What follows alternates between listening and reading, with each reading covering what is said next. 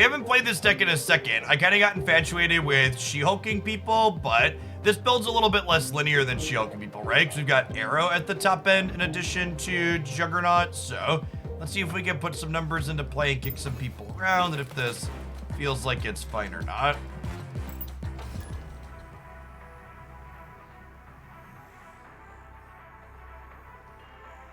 Yeah, Eco, usually don't talk about politics translates to don't talk about politics I don't like. It's the thinly veiled message underneath. Hey, 3 Deuce, thank you for the half a year, welcome back. A Sentry Null combo, those two are certainly a combo of sorts.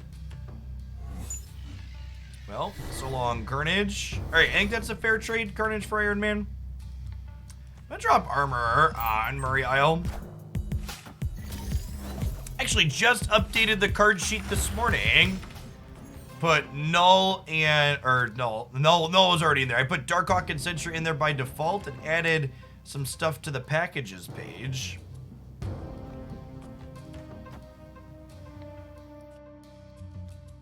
Okay, put Angela in Isle. Means I can only play 2 things after her, but she'll collect some bonuses here. This deck's probably not very good into Surfer, huh?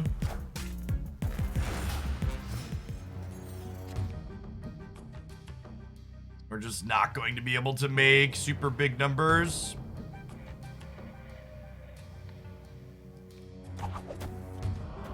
Can technically do this, but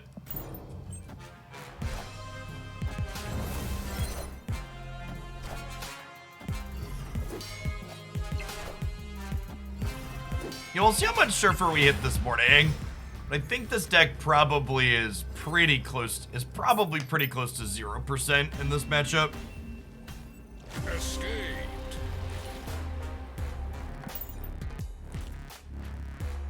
Which perhaps makes it a poor choice moving forward.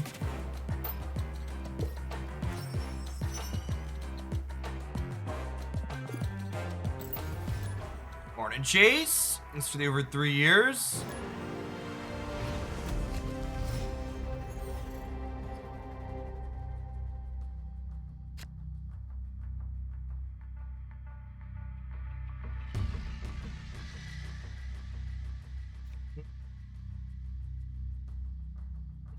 Iron Fist after we Angela, so we can get some more going. We've had the heat pump it all night, so it's not too bad. I do have a space heater. I came down and it was warm enough that I didn't hook the space heater up this morning, so hopefully it stays that way. I really want to draw a 1 or a 2 drop here so we can play that alongside Iron Fist.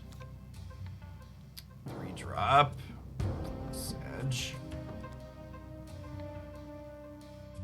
I guess I'm playing Tempo Carnage out here. And then I'll Iron Fist in here. And then next turn we'll get to Moon Girl. She'll kick from Iron Fist. We'll get a second Miles, a second Juggernaut. Maybe I don't want to put Carnage on the over here. I'd rather put things in here with higher stat lines. Yeah. Hey, Gopher. Thanks for your up for the 2nd month. Welcome back.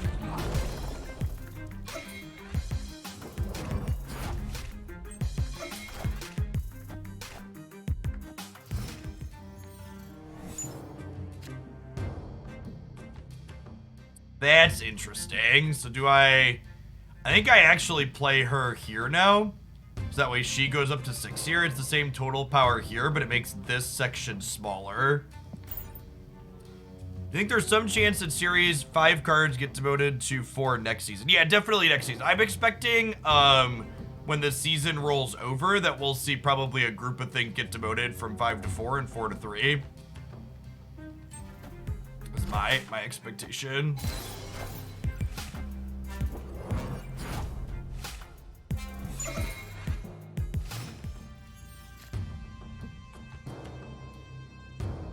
Okay, so we can go this.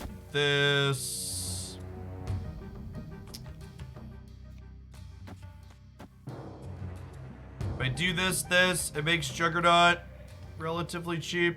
one of these Juggernauts cheap.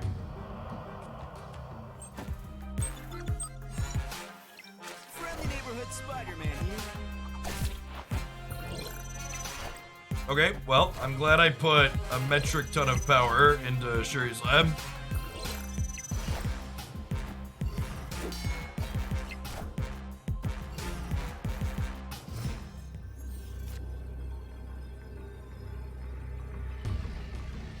Oh, there's 22 hold over there. It's up by 13, so I need to put 7 into there. The problem is, I don't have a big enough number to put into here, right?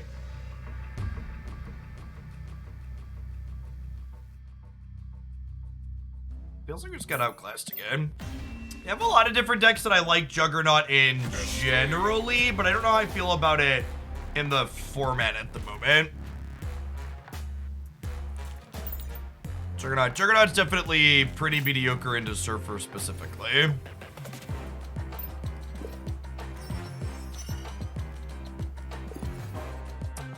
Yeah, no max meant we just didn't have enough big numbers to put into play.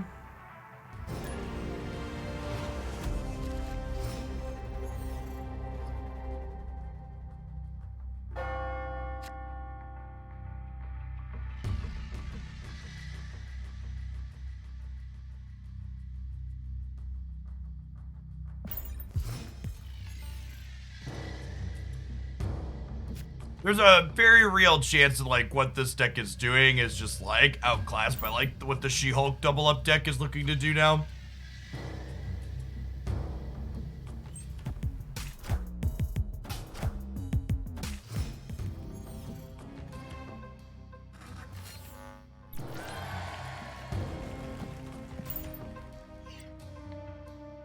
Okay, well, we're gonna get to double Max and Arrow and Spider-Man here.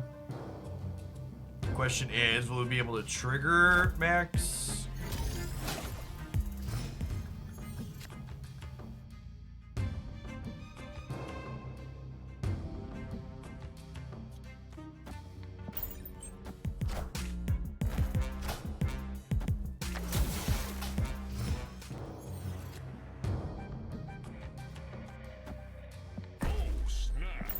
I'll snap them.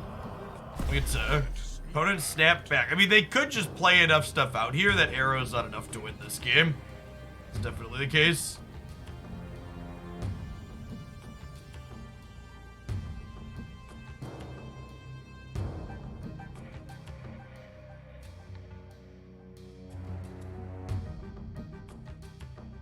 Yeah, I'm just not a fan of the Deathwave archetype in general. It's not a deck I'm a huge fan of. Nizen, thank you for the resub. Appreciate that. Happy Friday to you.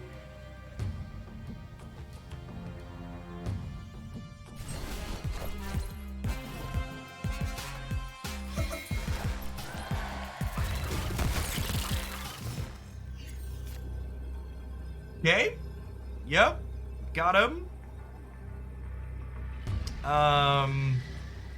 So we Arrow here and we Spider-Man here. And we could lose to them putting too many things into play or them double blue marveling, I suppose.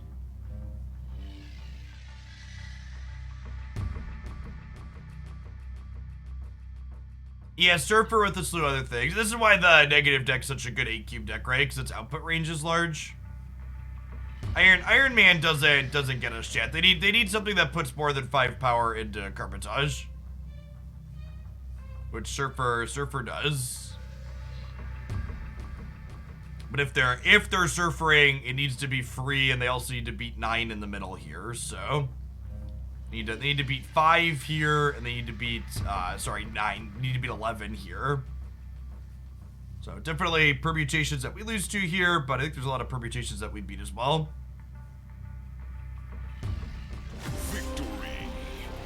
And they also know after they got arrowed here that there's likely to be an arrow here as well.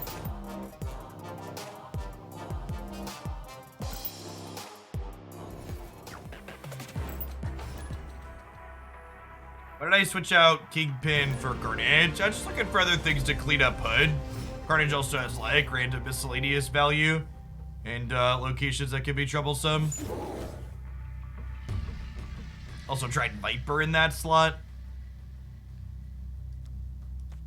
So I'm not playing Shang-Chi in my deck, so there's value in armoring the monster path. I also really like putting Quinjet under armor. Well, now we're playing for the Gamma Lab.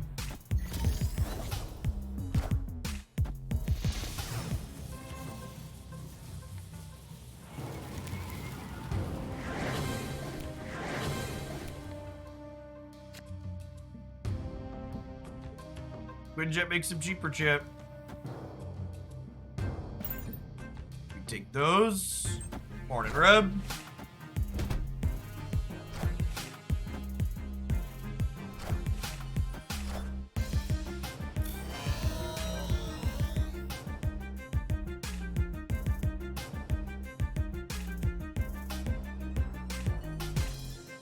Yesterday you rated a leader player. Chat, most people playing Marvel Snap are leader players.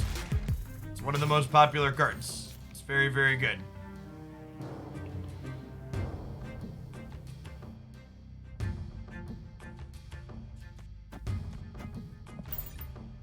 As I've mentioned plenty of times before, I don't really fault the leader players, chat. It's not the leader player's job to balance the game.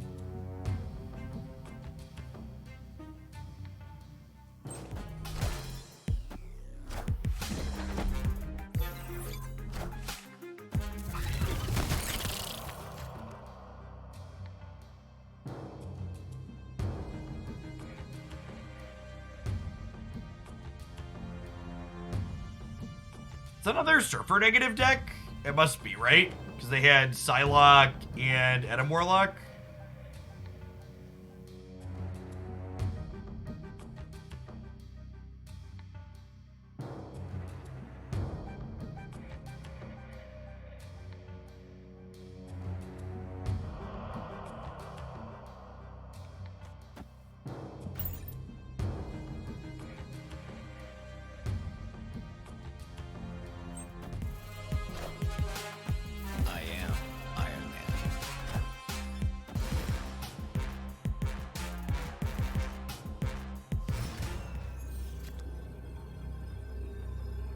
Okay, so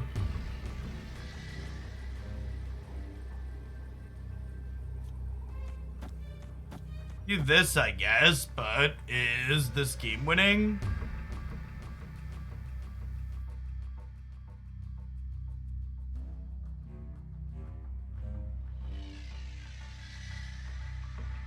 Definitely died a Mystique.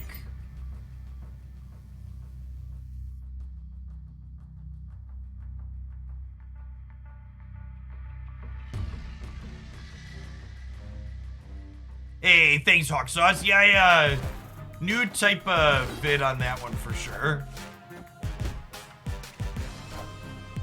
Yeah, did either way. Yeah, I definitely don't feel like I like this deck into Surfer decks. And I don't really know that there's anything I could do to fully adjust that.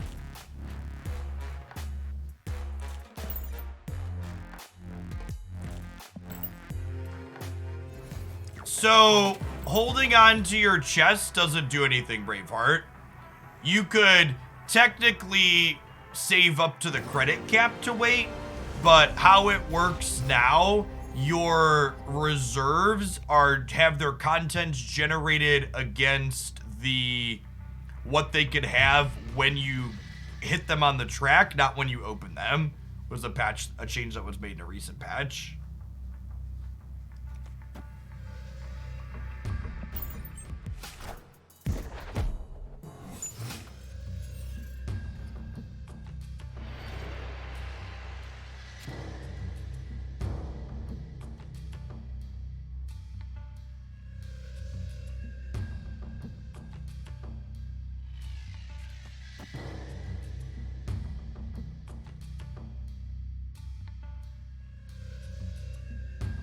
Leech is a good call out. Leech Leech on turn 5 would let us beat that. That's probably a good suggestion.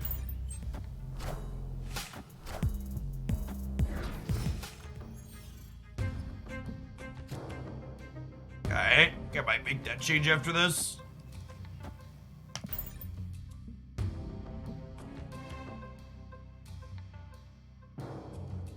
Leech and Leader are very different types of cards, chat.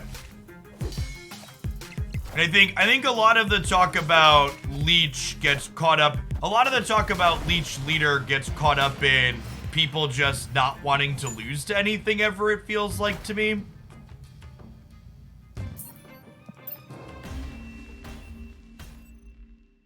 Escaped. Like, Leech is a card that's a lot more similar to, like, Shang-Chi or Enchantress or Killmonger in that it's a powerful hate card that looks to hose a specific subset of decks. It's also a card that, unlike those other ones, you always know when you've lost the game to it and can mitigate your loss by retreating. This Carnage hasn't felt great.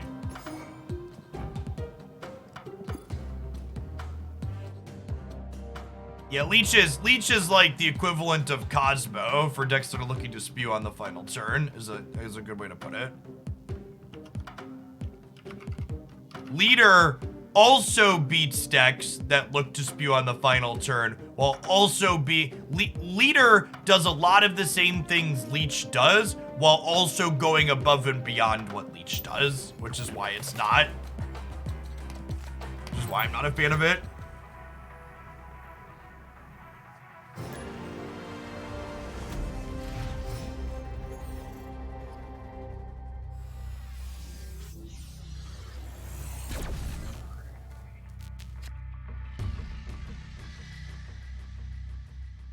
Yeah, Coulson's fine in Collector Dino Jet.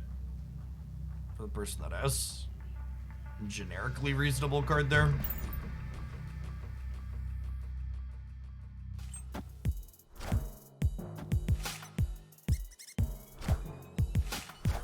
Any good Thanos decks? Yeah, you can find a couple different Thanos highlights up on my YouTube channel. I'm very partial to the Lockjaw Thanos.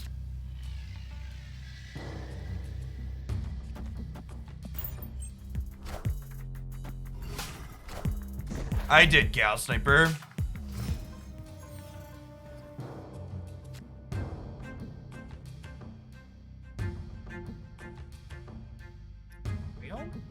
Like, I'm actually waiting on Nightcrawler for a second here, because I would like to be able to draw Moon Girl and copy Miles. You have to let your Prime sub lapse in order to renew it. The TLDR. Well, I guess we'll just die then.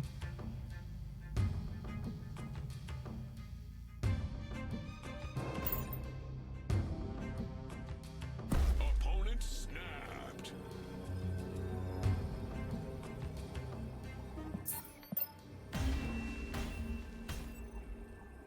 Escape. I believe this page has all my decks on it.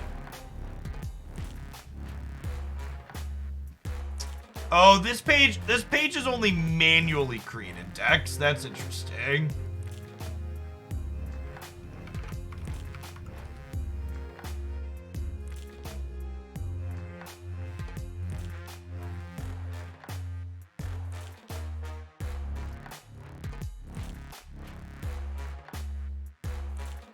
Okay, there's a second URL. Snap.fan really needs to clean up their UI in some ways.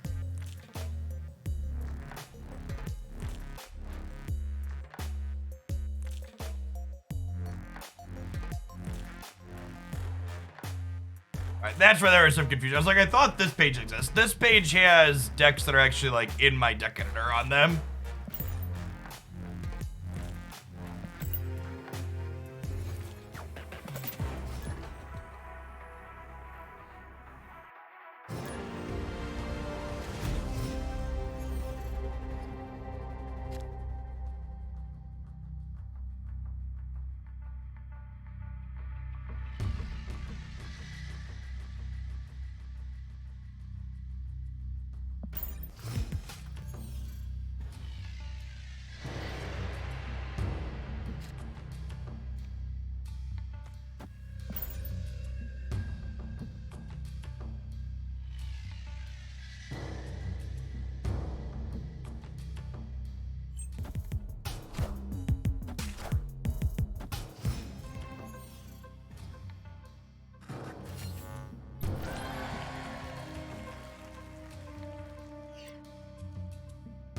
I don't know that I'm looking forward to the card Ghost coming out.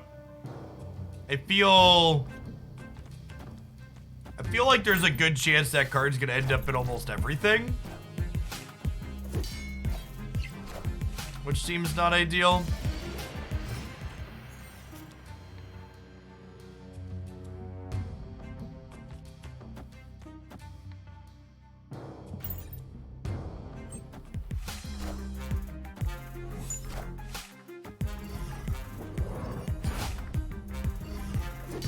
Then it'll just be a bad 1-2, but that's not how things like that work, Zombie Token.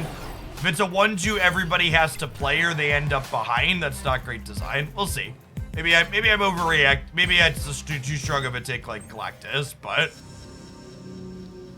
well, we'll see.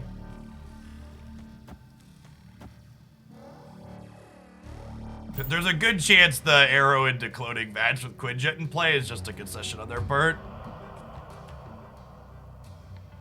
Yeah, Ghost effect seems scary strong. I agree.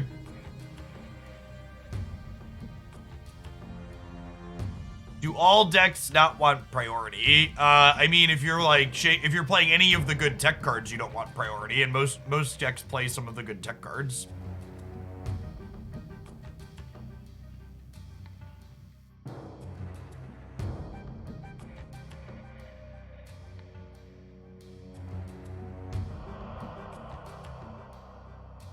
Arrow here also means their warpath gets turned off.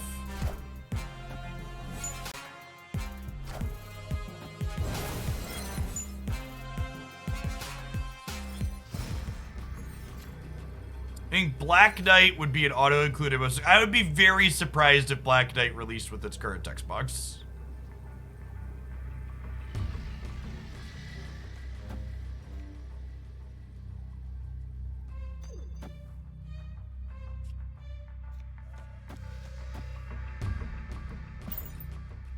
They could spew their hand here with Sarah.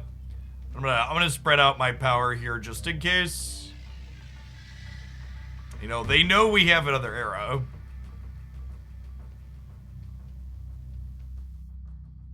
Snapping on the last turn's almost always wrong, chat. You need to raise the stakes before your strong play is made apparent. Realistically, I needed to snap turn 4 this game before Daredevil could see my arrow.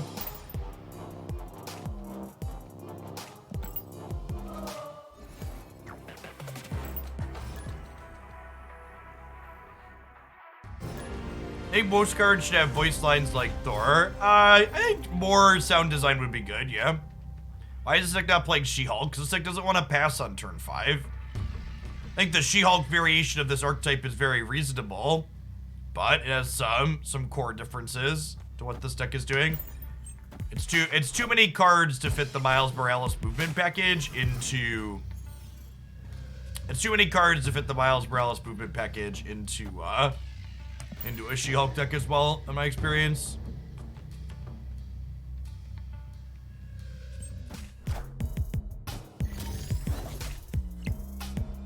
Find my Absorbing Man Surfer list. I don't believe I've played Absorbing Man Surfer.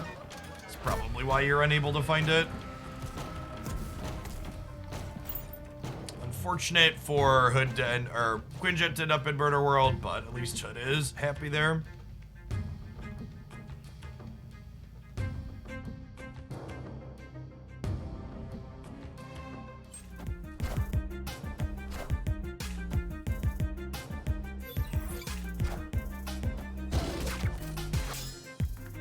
Got me. How does this play into Leader? Juggernaut's actually a card that could break Leader parity on occasion, which is nice.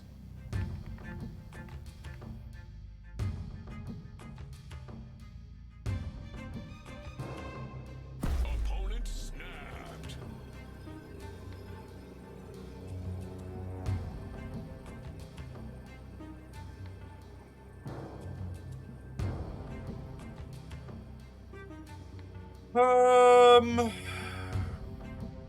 Leech for the final turn might do it for us, honestly.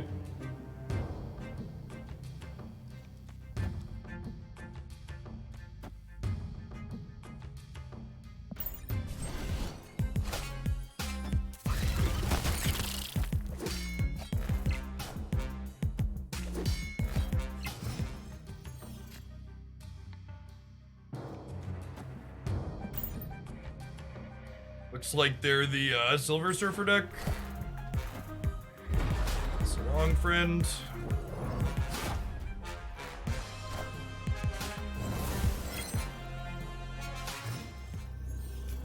Really want to draw Miles here. Juggernaut.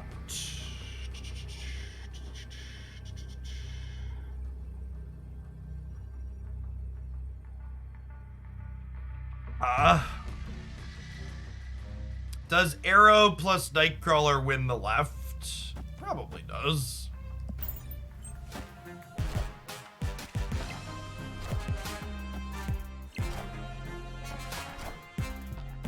Surprised they stayed. Probably just infinite. Yeah, Leech is and this is honestly like, Leech as a tech card to beat Surfer is what this card is designed to do to fight these turn 6 swing decks that were giving us a hard time. Very, very good at doing what it's intended to do. Hey, GG McQuick. Yeah, the Sarah build of Surfer is definitely tough sledding into Leech specifically.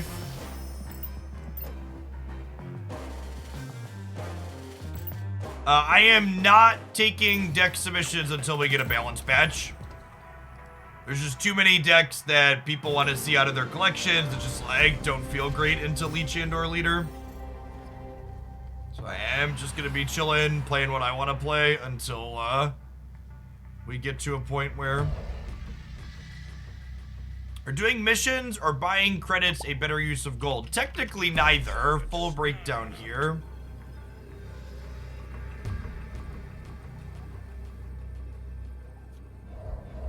I mean, I like doing viewer submissions. Escape. It's just, they're frustrating when, you know, it's gonna end up being a bunch of losing because people want specific things to happen out of their collection. What if the next patch doesn't nerf Leader? I would be absolutely shocked based on, so, what you need to understand, chat, is that in addition to actual power level metrics, public perception of cards does influence balancing. And even if every piece of data Second Dinner has on Leader alone says it's fine, by virtue of public outcry alone, they need to adjust it. Which is part of the reason why we make noise.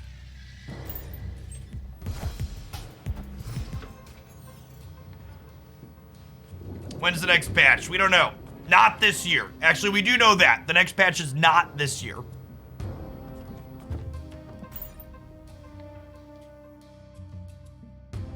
Hence a Galactus. I don't know about that. I really haven't seen any complaining about Galactus.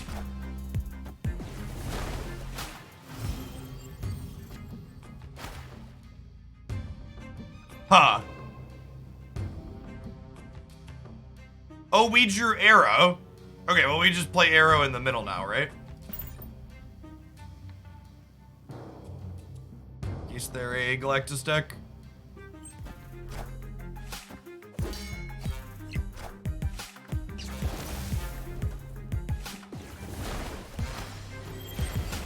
So I chose not to Arrow the Fist Tower, chat, because the average wave deck in Marvel Snap right now is a Galactus deck.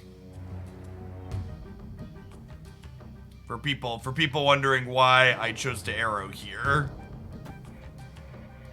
It's a metagame thing.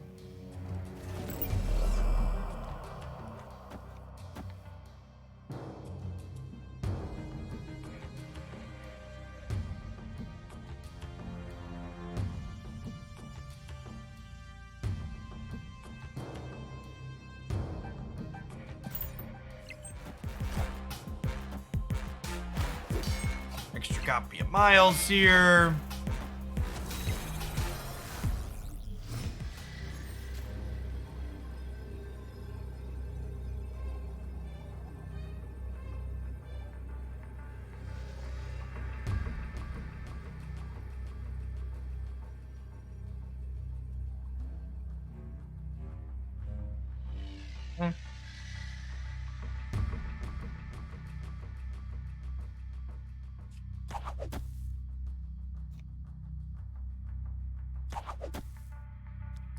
Is there any chance this wins it?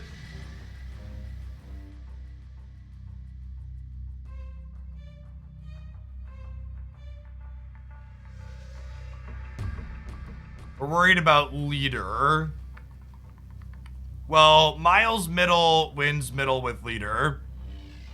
Being concerned about leader is a reason to definitely play Juggernaut here. And then if they leader and these get pushed from here to here, we end up winning over here on the right? So I think that's fine.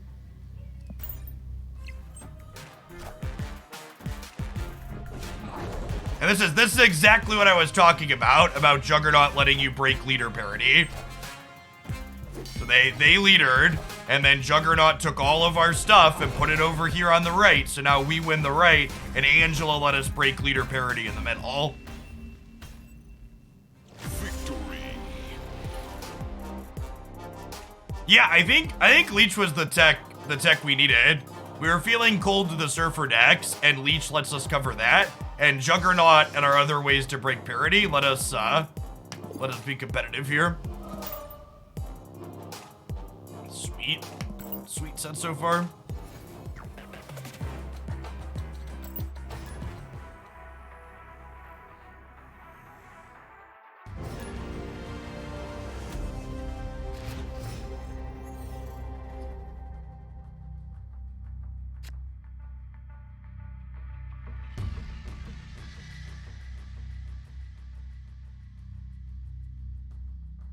I'd take notes to write that one down just in case we want to highlight this.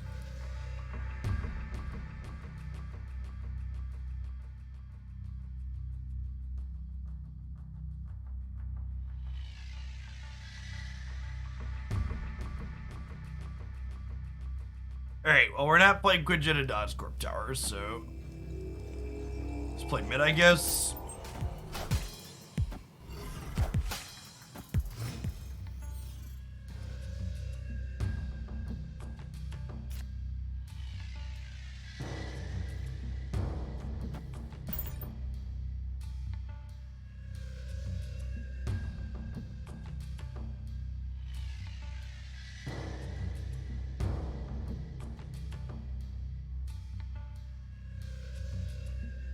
Nah, I haven't fired up Unite in a second, Squirtle.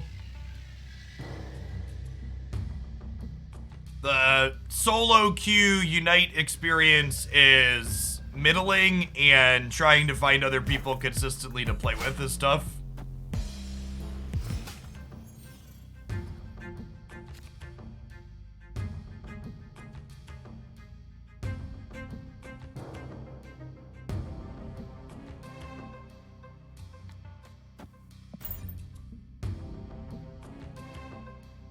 I did see they got detailed patch notes. That's good. And I was glad to see they announced a USC Season 2.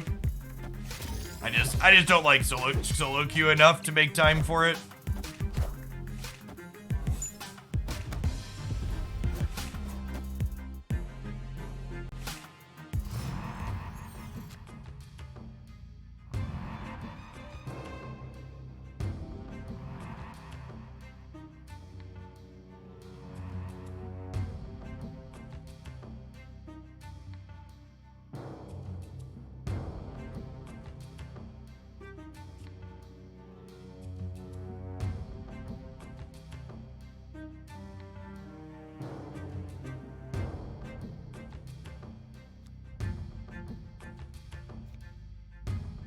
I think we're just doubling this.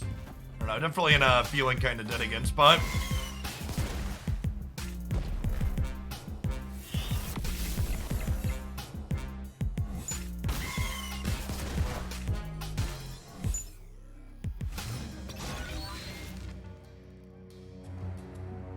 Can this steal us a win here? We've lost the center. I think I'm leaving. I don't think this is likely to get there for us. Escaped.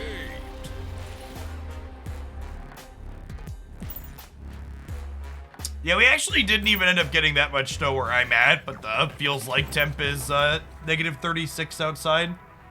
It's definitely chilly.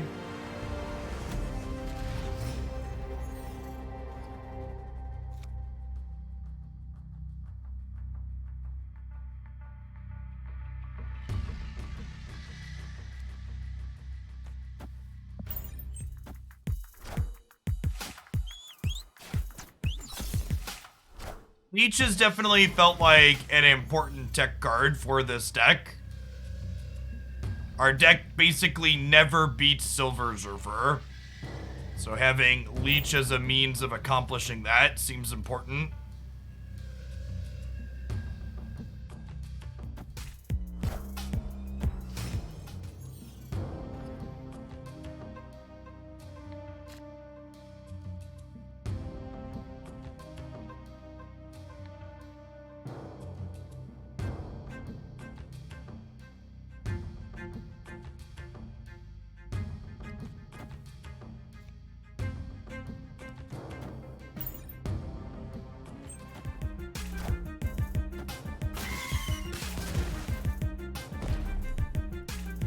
There aren't really a lot of generic card replacements in Marvel Snap, as is the case as I frequently find myself repeating because card gamers never seem to understand it. Context is key and the details matter.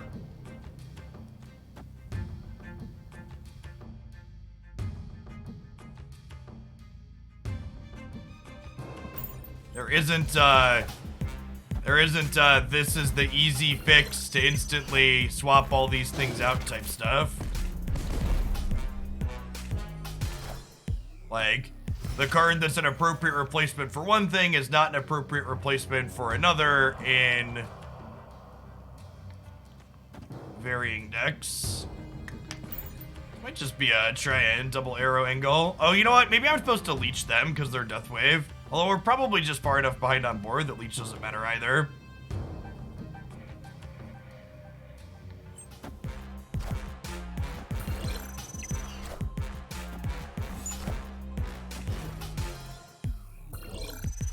All systems go.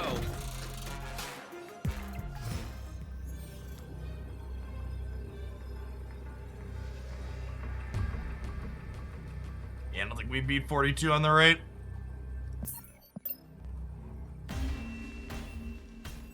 Escaped. It is sad we didn't have priority here. The carnage into the lab would have wrecked them.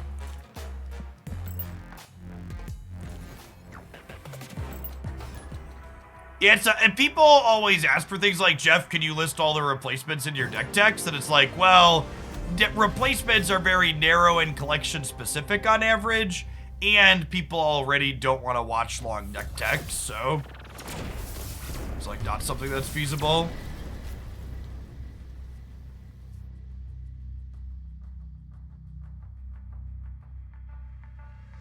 I think Arrow Demon left could have been enough, maybe?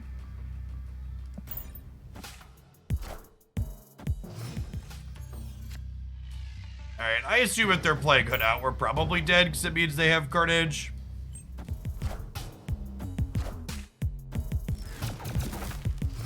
Okay, good shit. Escaped.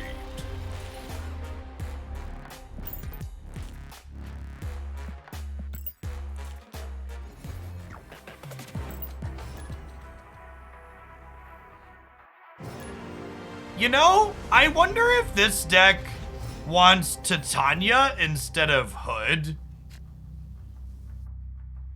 Not having a way to clean Hood off the board is a little bit medium. And Titania's a similar effect that doesn't have that drawback. It's awkward in other spots, but something to think about. I'm chilling on Iron Fist. Opponent snapped. Well, do I need to chill on Iron Fist with Bifrost? I don't actually, right? I can just play this out.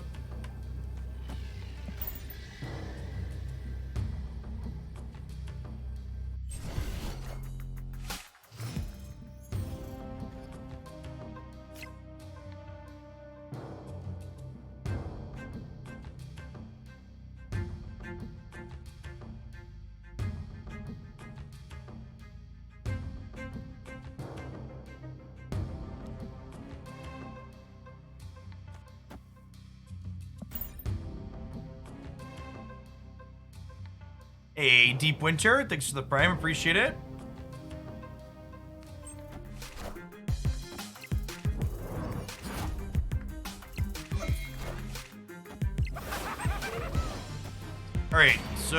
we're losing the sewer system. Need to play for the Bifrost and Avengers compound. Friendly neighborhood Spider-Man here. Or we're not playing for shit. I am shocked they didn't snap us. Clear for takeoff. We can deploy 15 power on turn 6 here, but... Yep. Oh, they snapped on one, you're right. Escaped.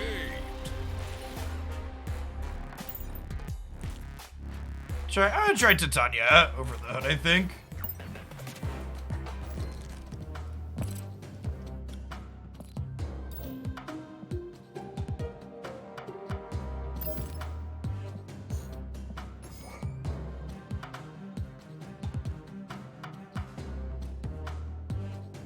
Hey, Sentinel, thanks for the prime, appreciate it. Yeah, we need to farm some boosters for my Titania variant anyways. Leech is almost ready to split, or get up to red as well. Yes, I should have moved Nightcrawler, is a good shout. I was already retreating in my mind.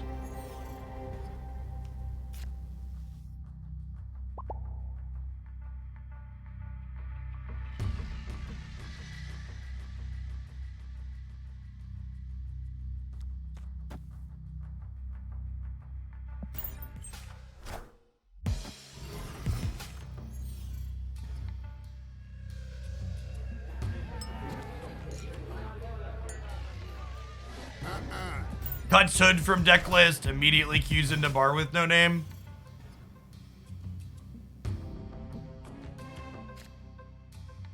Oh god, so this is about to be... This is about to be bar with no name or bar sinister. I'm shocked they didn't,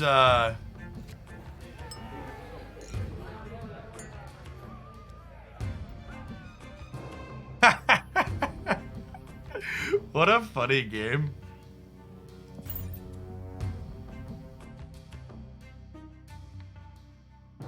Okay, so I can move Nightcrawler.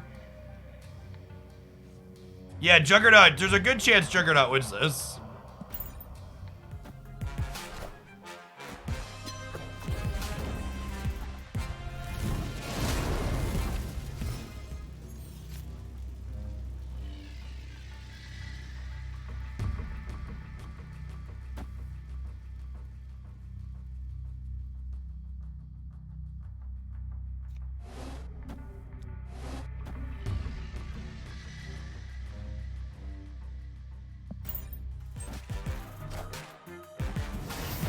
Excuse me? Oh god, what is this? This costs 2? Is that like Scorpion? Mjolnir, okay. Mjolnir, to me. Mjolnir, to me. Mjolnir, to me. Okay, so Juggernaut could still win this game though, right? Mjolnir, to me. Mjolnir, to me.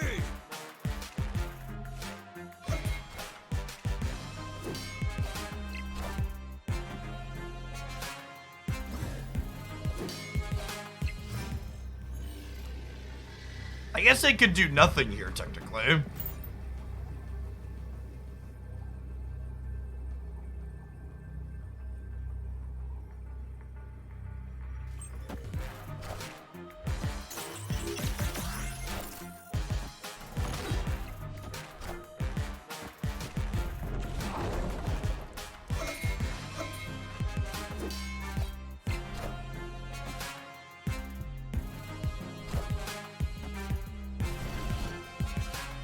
Funny game. Yeah, I don't think they can do nothing and lose to Shang-Chi.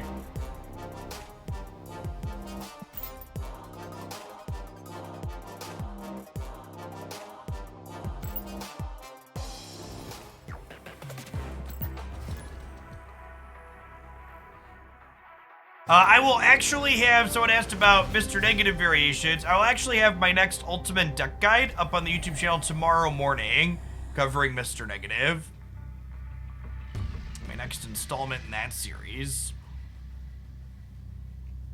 I think we're chilling on these until after Angela.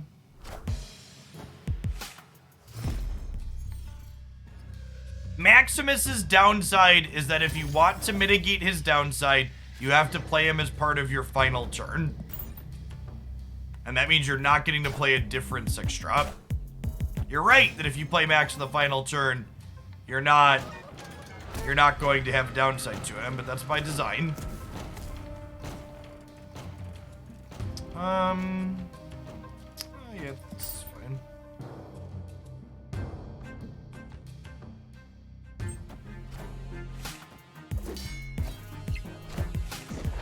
Someone asks, is it worth it to pick up Darkhawk?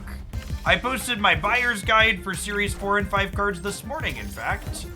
To answer that question and others regarding Marvel Snap's latest release cards. We have priority here, so I think I'm just gonna jug them in the middle. Stop them from getting an Angela trigger.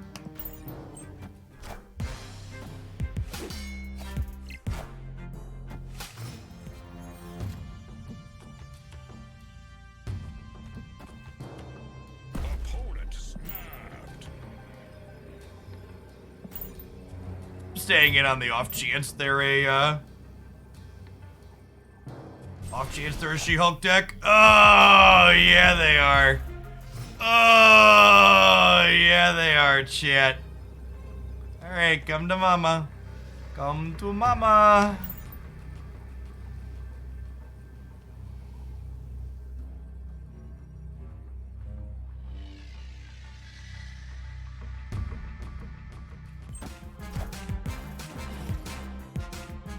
Oh, wait! This is full, so they take my Titania. Uh-oh. Uh-oh. Monka Titania! Monka Titania, chat! Oh, they had... Oh, man. That's a rough beat. It's a rough beat. I forgot they had Demon. We would have lost even if I didn't play Titania there, right? Because we would have been 13-13.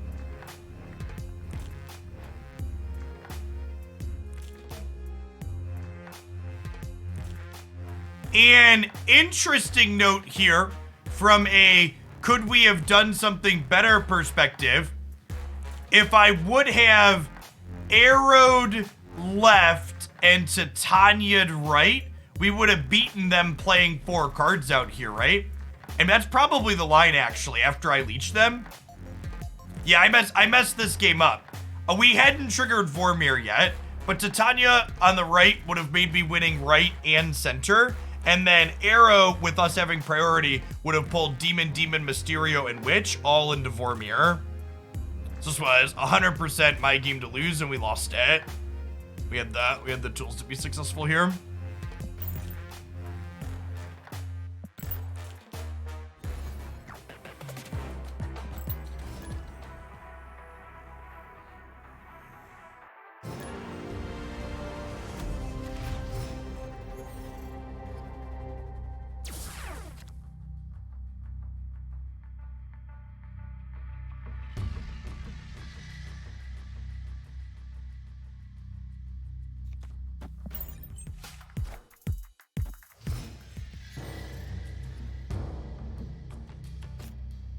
Yes, I am waiting for a Juggernaut variant I like. I would like the silver one.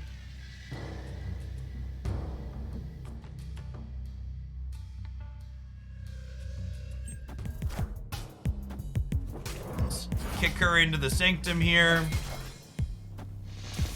Lets me play Spider-Man for cheap into the Gamma Lab. Okay, so this is a dangerous game. Because it could mean that we put something bigger into Sanctum, but I'm gonna jug middle. Yeah, my dojo does not contain fear. I would like to keep them out of my Gamma Lab.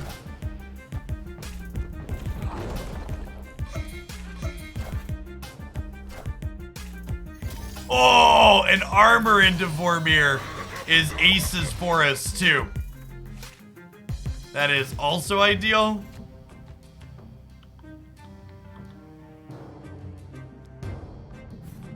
Okay, and I think we Moon Girl, and then the plan is just like double arrow over here, right? Moon Girl, copy your friends. Priorities busted, chat. Clean game here. And if they try to play here this turn and arrow pulls, we'll get to Miles plus arrow next turn. Edge. Alright, I'm just gonna run this back and hope they can't play 3 things.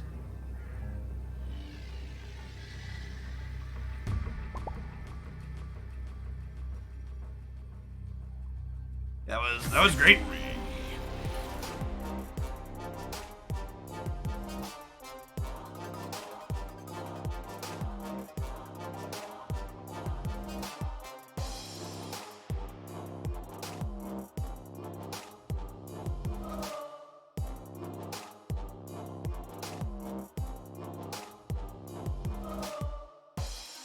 Hold on 1 second, chat. Messed my notes up.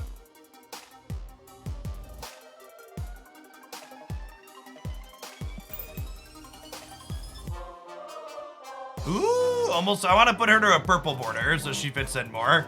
Although Leech is a little bit of a sore thumb at the moment too.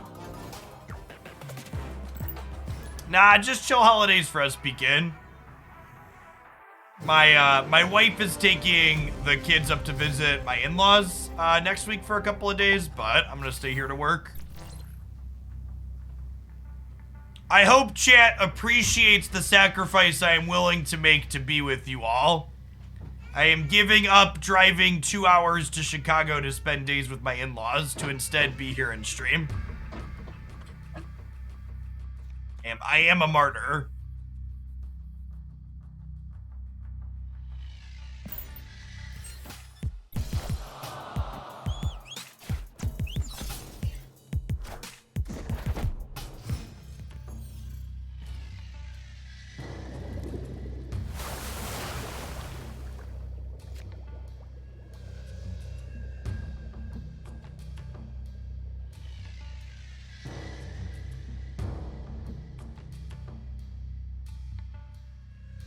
You did. Come here. Come here. Throw that sub gifts, Ricky Bobby. I had locked my door this morning, but there was a tiny creature rapping at it. Daddy, you locked your door. I did lock my door. Yep. You found another 3D printed dino? Daddy, I need 2 more dinos. Oh, you need your other dinos? I think they're upstairs on the couch. Can you go find them? Haley, we're big into dinosaurs shit. Okay, your Flexi Rexies. Oh, my finger. My finger. I think we're Iron Fisting into Moon Girl, and then we'll have 2 Max and 2 Miles. Dinosaur. Dinosaurs. Daddy, you get dinosaur. Need to find more dinosaurs. I hold this one while you go find your other ones. Okay, go get your other dinosaurs from upstairs. Well,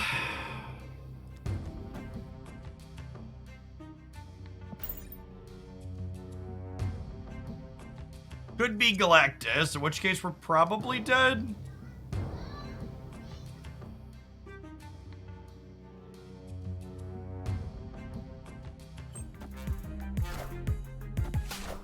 Oh, just death. Well, that's great for us.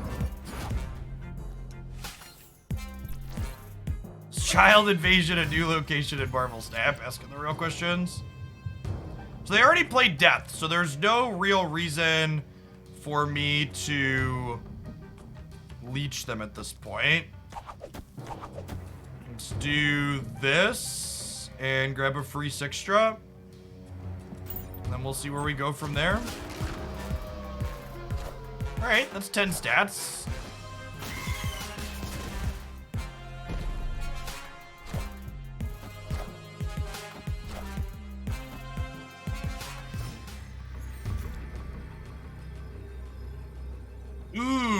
arrow.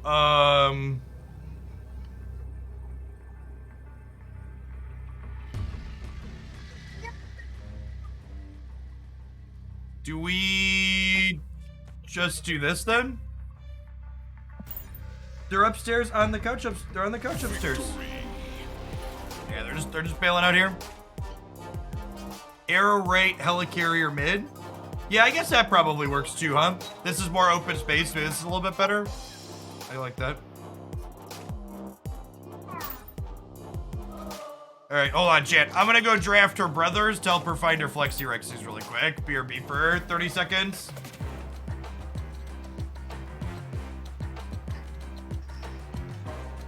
You want the boys to help you go find your dinos?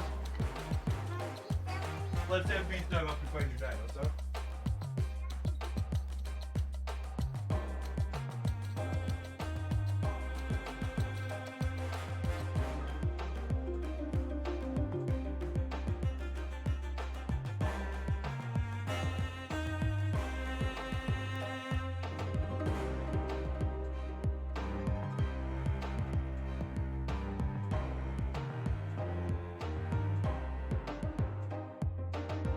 Maybe we should call her Moon Girl, chat, because she wants more than one dinosaur. Looking to double her dinosaurs up.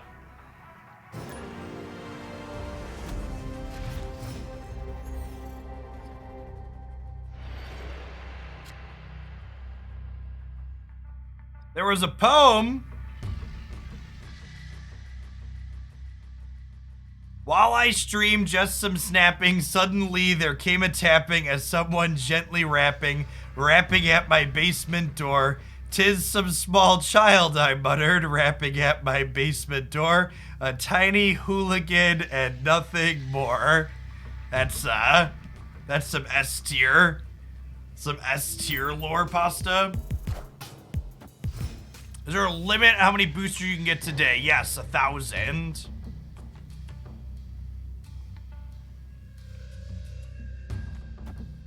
Bifrost coming up has been nice for our Miles Morales deck.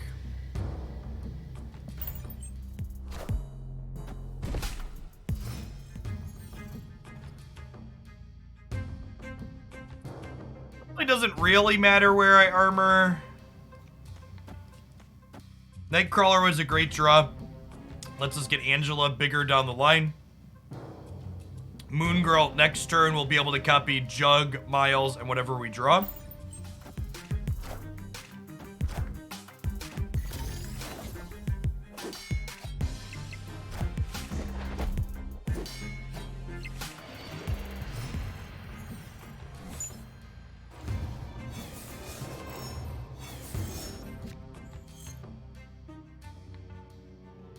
Huh. Man, I really want to copy Miles, but I also kind of want to arrow them this turn. Of course, if I copy Miles, I can arrow them the next 2 turns. Yeah, I guess it's gotta be the line. We just hope the Lockjaw doesn't get us. Face the might of Asgard. Mjolnir.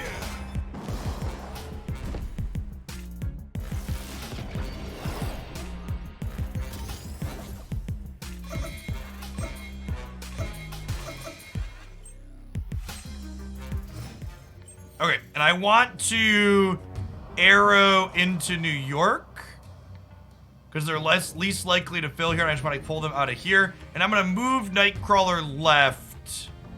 Well, actually, am I mostly worried about keeping them out of Lockjaw? Do I just Juggernaut them this turn?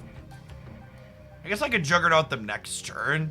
I'm gonna do this and keep my Juggernaut and where I deploy my Miles flexible here. Come here, friends. But like, filling New York also has value because it means they can't move into it on the last turn.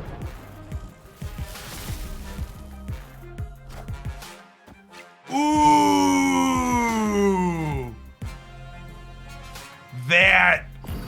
That was a tasty gotcha.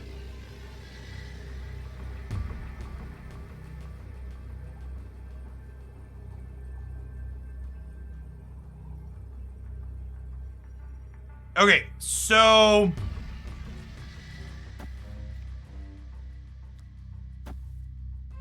assume they can put 6 more into here. It takes them to 22. This total is 16, 21, 25. And then we jug middle. Actually, I'm gonna move this here, and we'll go miles for the max here. We'll jug here to keep them out of lockjaw. We'll Quinjet on the left.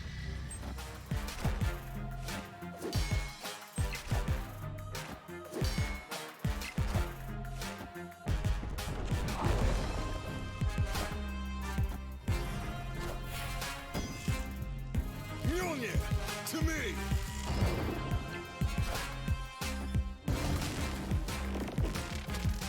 And even with Magneto here, we win, right? 'Cause we're just bigger. We actually won all 3. Sick game. Victory.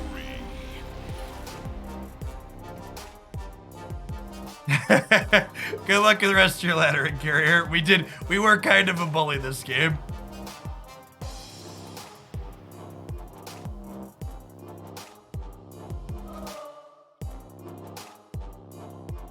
Yeah, this deck still feels sweet. Leech is good tech for helping us beat the Surfer decks that are good against us. Right, Titania. Titania is a cheap card that you can deploy alongside Arrow on the last turn. Think of her as like another copy of Miles Morales. We were playing Hood in that slot before. And Hood's fine, but it's a little bit awkward without a way to kill it. Titania's awkward in other spots, but the way we dictate where our opponent can play mitigates some of Titania's awkwardness, which is nice.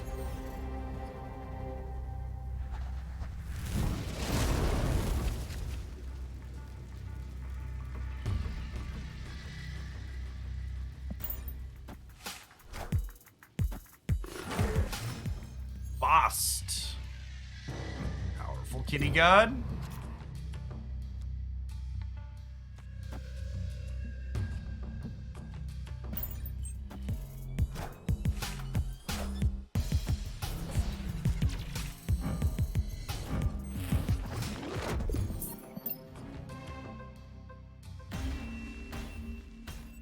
Escaped.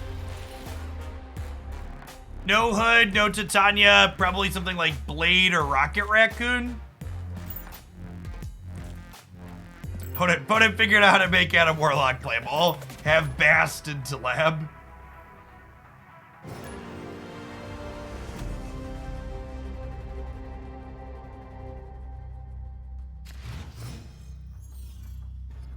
Is Galactus going to rotate down like other Series 5 cards? We don't have any information on any of the rotations yet.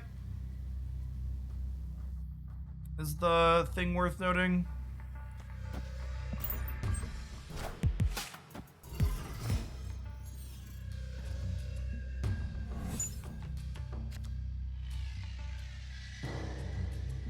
Not really interested. I basically, for people at home that might be new, once I hit Infinite, I basically never play District X or Real World games. I play them when I'm climbing for the sake of not giving up completely free cubes, but when I'm playing here on stream, I mostly want to be like practicing or optimizing or tuning my deck.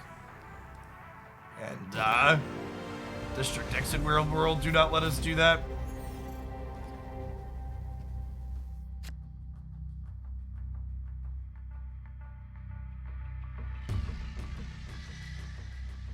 Six Pints Deep, thanks for the 2 months of Prime, appreciate that, welcome back. Does deck function without Quinjet? Yeah, I mean, Quinjet, at this point, Quinjet is purely for the Moon Girl synergy. I think I'm waiting till post-Angela for these. Maybe we Quinjet on one.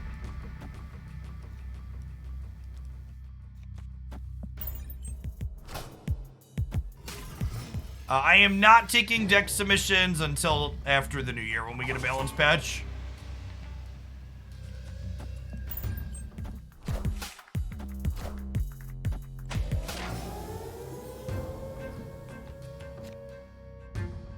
Oh no! What a disaster. Wanted to lay these here, chat.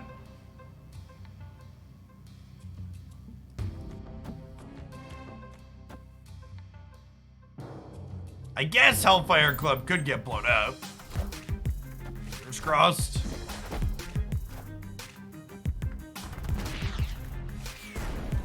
Nice. Maybe I'm supposed to save one of my 1-drops.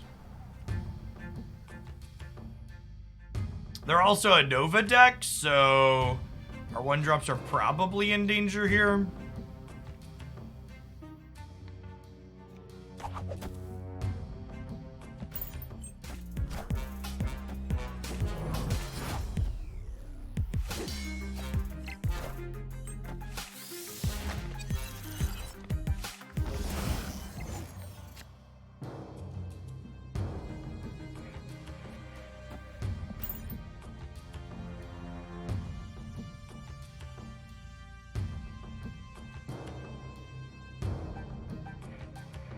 Going to leech each other here, but it looks like they're playing a Nova version of that deck.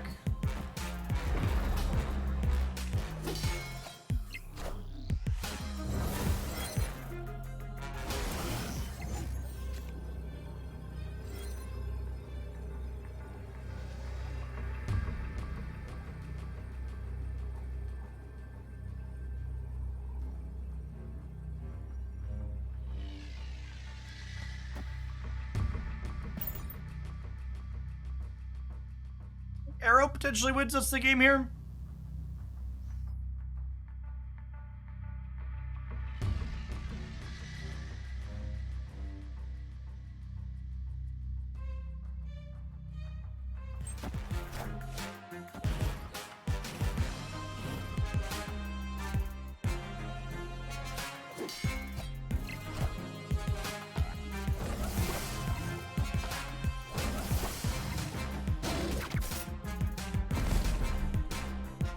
Are we good? I think we're good still, right?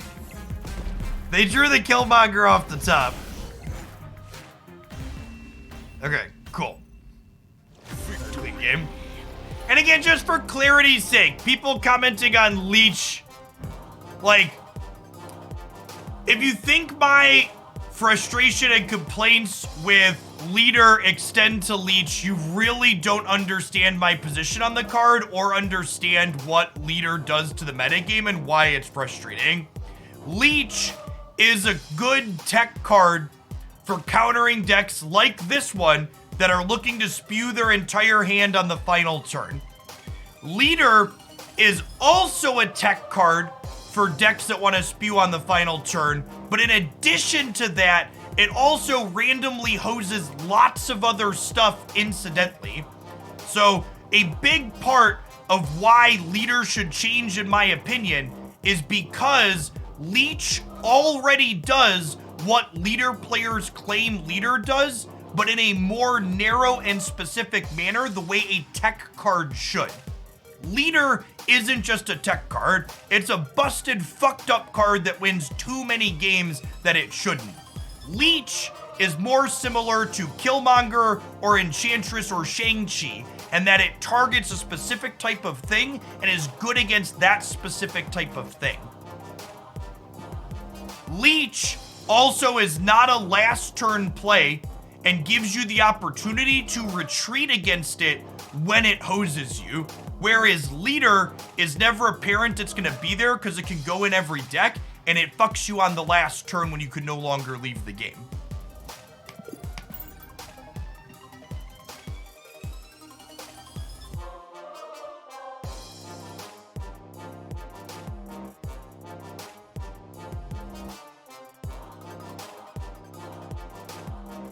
For people saying, how would you nerf Leader? There is a video up on my YouTube channel from last weekend titled 7 Ways to Fix Leader. Pick your favorite from the video and run with it. Zippy Clearo, thank you for the 2 months of Prime. Appreciate that. Kaladin, thank you for the 4 months. Appreciate the 3rd of the year. And 6 Points Deep, thanks for re-upping for the 2nd month.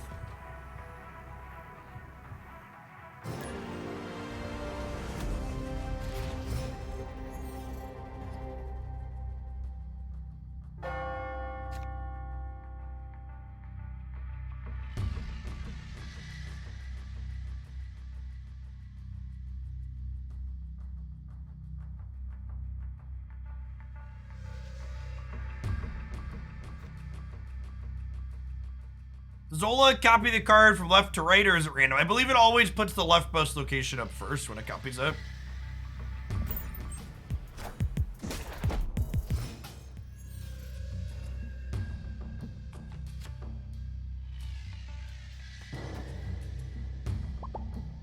Do I move the Nightcrawler to get a cheap Miles this turn? I think so. Because if there wasn't a cloning mats in play, I don't think I make this play, but with cloning mats, I'm gonna go ahead and make it.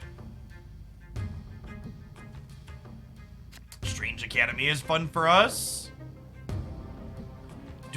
Do I copy Titania?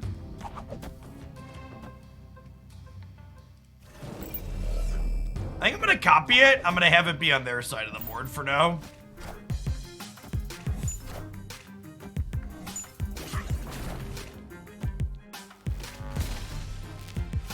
Ooh, okay, so this is extra funny then.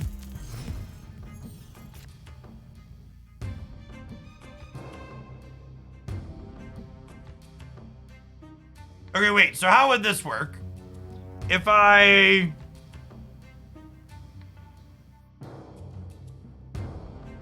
So if I Titania, she jumps across, then I play another one, these jump across, they'd play a card, they come back to me, they play another card, they go back to them.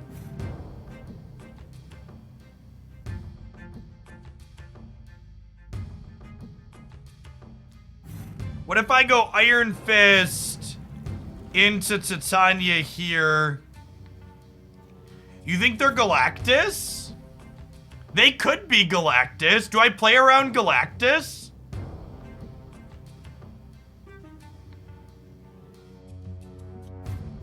This plays around Galactus, right? Okay, sure. Yeah, I think they could be Galactus. That's a good shout. Let's play around Galactus.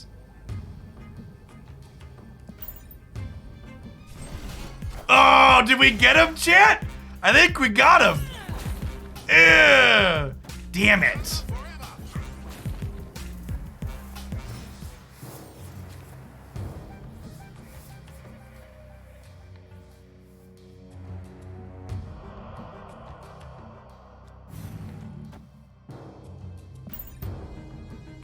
Okay, and now we arrow mid to keep them off of Zola-ing this, and it gives me another arrow for next turn.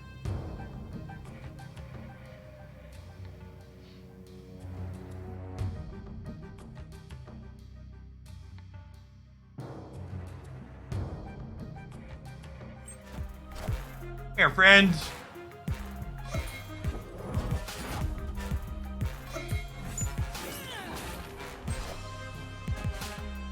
Oh my god, chat. That was so great. That was unreal great. Like, whoo, lordy. I am hot right now. That is, ooh, whoo. This has been a highlight reel set for sure.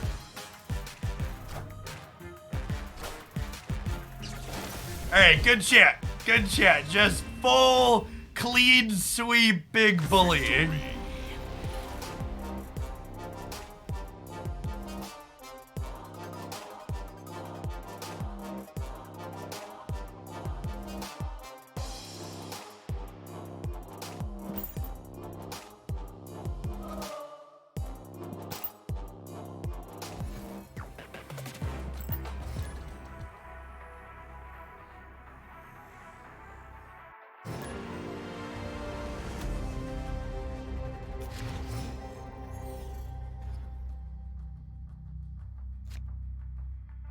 Hey, thanks for the video, Isabella.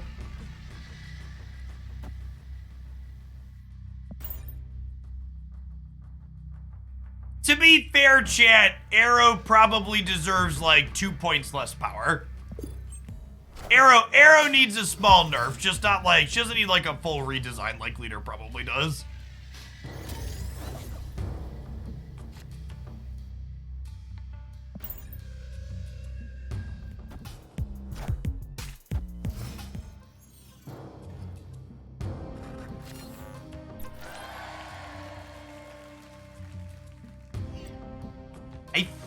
think I need to max here.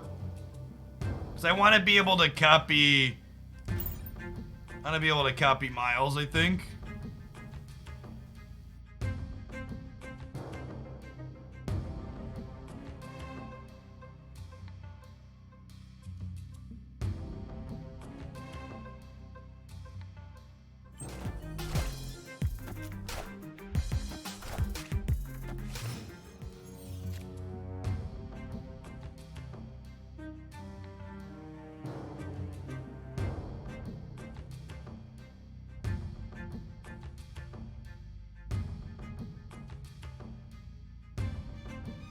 Are we leeching or arrowing on 5? Yeah, I'm kind of feeling Jug left here, chat.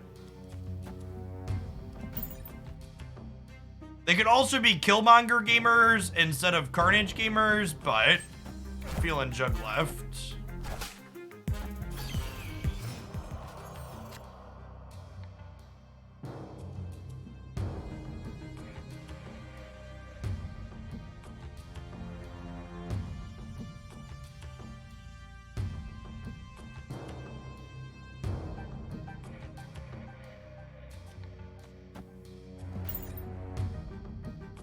Destroyer? They could be Destroyer. I don't know. Destroyer doesn't usually play Hood and Nova. Yeah, I think I arrow right here. And then our last turn could be Moon Girl, Miles, Nightcrawler.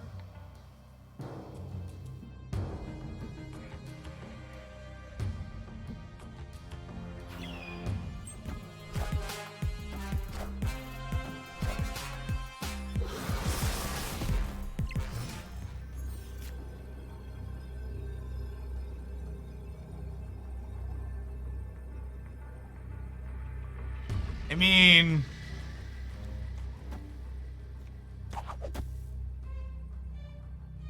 This loses to Killmonger +1 here.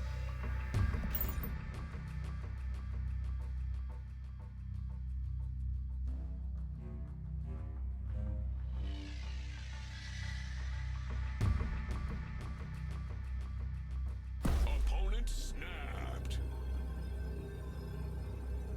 And I give up some cubes. I don't really care where we're at on the ladder. I want to see what they're doing. Their next weird collection of things. I'd like to see the game play out.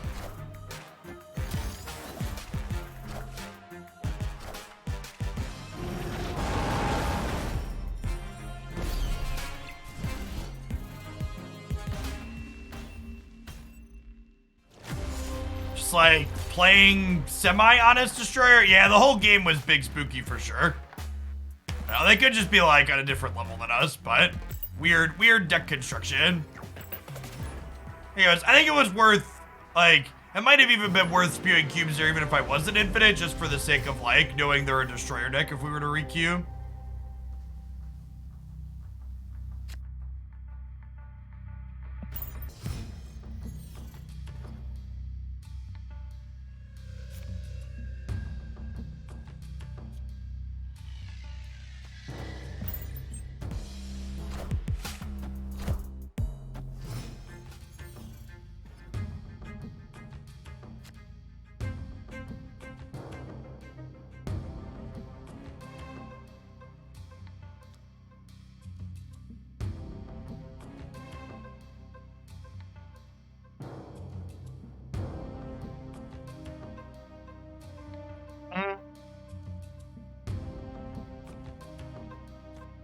Max plus Jug probably wins Kiln.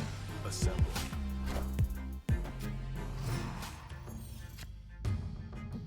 And I could even Iron Fist into Jug here and get Jug out of here. Although, do I even really want to do that? I'm making Miles cheaper next turn could be appealing. Actually, what I want to do is let's Jug into Iron Fist this way, and then I can leech them on 5 and play Miles cheap on 6 is the plan, I think. They could also be the Destroyer deck again, though, is noteworthy, which makes Leech a little bit worse. Clear for takeoff.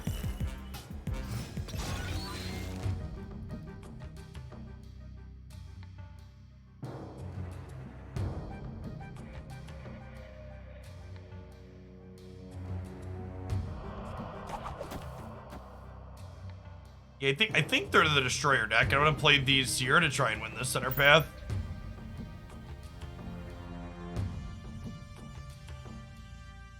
Oh, I guess this fills for Mojo though, right? Which is not good.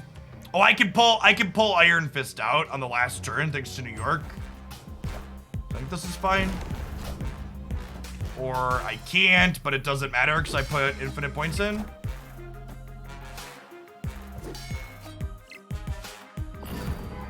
Well, thanks, Professor Cheese, for keeping our friend in there.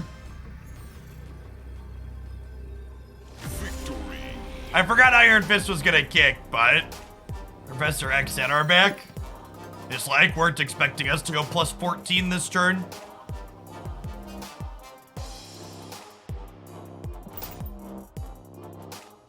It's definitely an upside Titania has over Demon. Demon people know is there and can account for, and Titania they could not.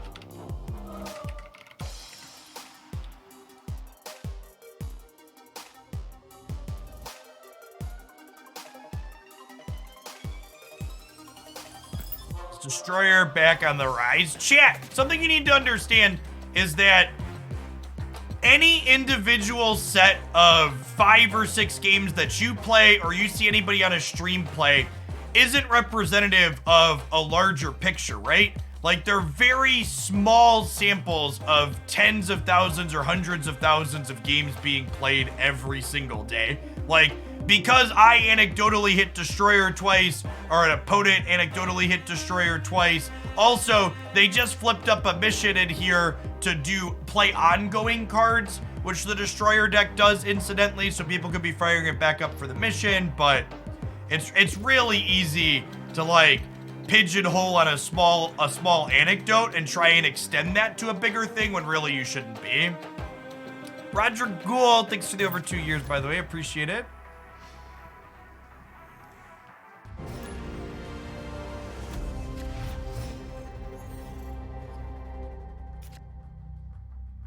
By the way, as a general plug, if you didn't see in the stream title, I posted a new video series I'm going to be doing once a month up on the YouTube channel called my Buyer's Guide. Basically, I'm breaking down all the Series 4 and 5 cards currently in the shop after having played with most of them or watched a lot of content with them, giving my thoughts on what are the best Series 4 and 5 cards to be considering picking up and why. One of the things I would love feedback on if you take a second to watch that video is the format. I didn't just rank the cards S tier to F tier. I tried to organize them into groups in a way that gives you context as to how these cards work and why and what they're ideal with. I would love to know if that format seems good, if it seems bad, what you like, what you don't like, and why. We're gonna try and hold Titania to copy with Moon Girl here.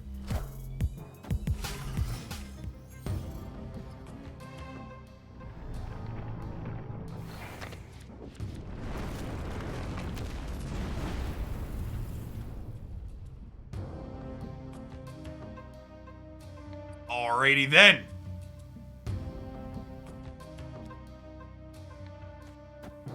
We have 7 turns. I think I'm snapping them. Our hand's kind of absurd into Lamentus, right? Like, I have Moon Girl to copy stuff. I have Leech to take away their cards.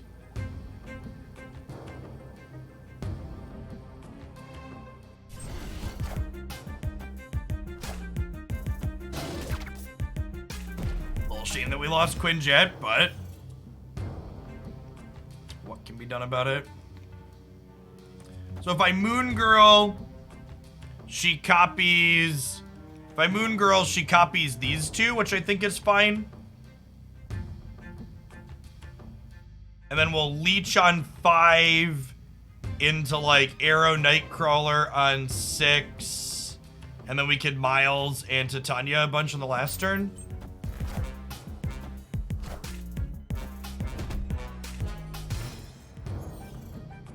The format of your list was much better than a typical S to F video since it gave specific definitions for tier.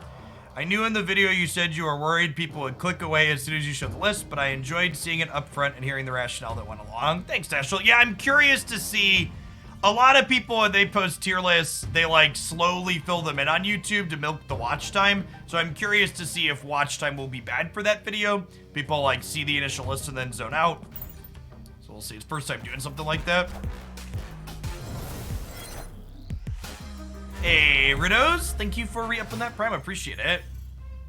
Yeah, for people asking, this card is not considered moving across the board when she's played. Or when she jumps. Okay, where are they likely to play to, chat? I feel like they're unlikely to play left, so I want to play there. And even if they do end up playing here and I don't move anything, I can still Titania Miles, which is great.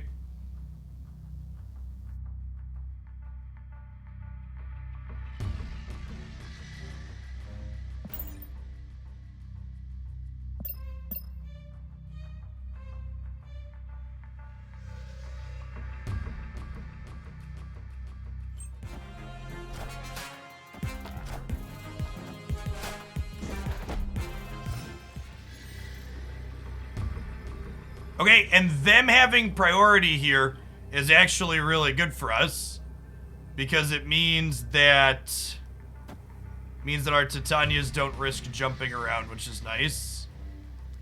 I think I'm gonna play for all three here. Which could get us in trouble, but we'll see. Oh, fuck, chat! Oh, okay, I'm done. I'm done.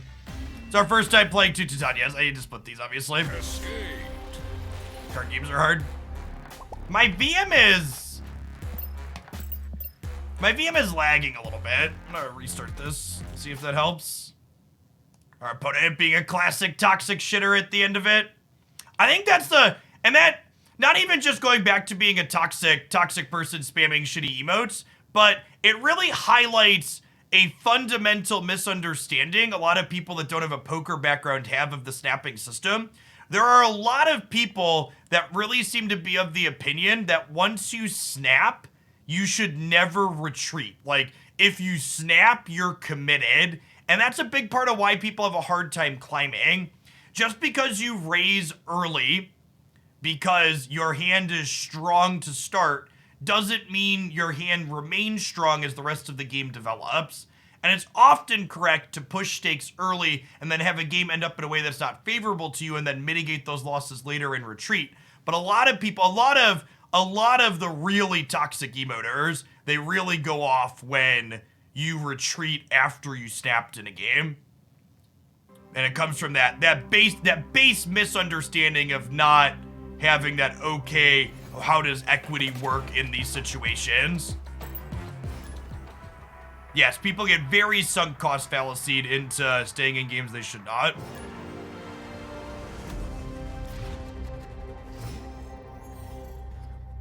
I have more information, so I changed my position on this thing is also a valuable skill outside of games. That's true. Yeah, that's a good way to think about it, honestly.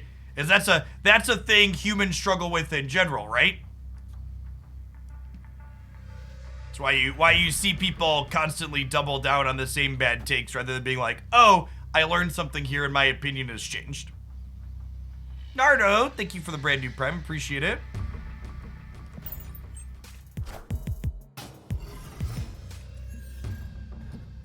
Hey, Tomash, thanks for the prime.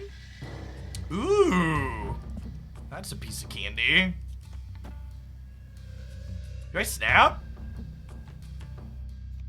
I don't know, Chad, if I snap and then I have to retreat later, it's embarrassing.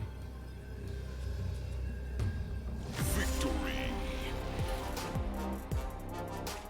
There's a lot of leader hate in this chat, but not a lot of arrow hate. That's because I think arrow is a reasonable design that offers far more counterplay than leader does, while also acknowledging that she probably needs a stat reduction.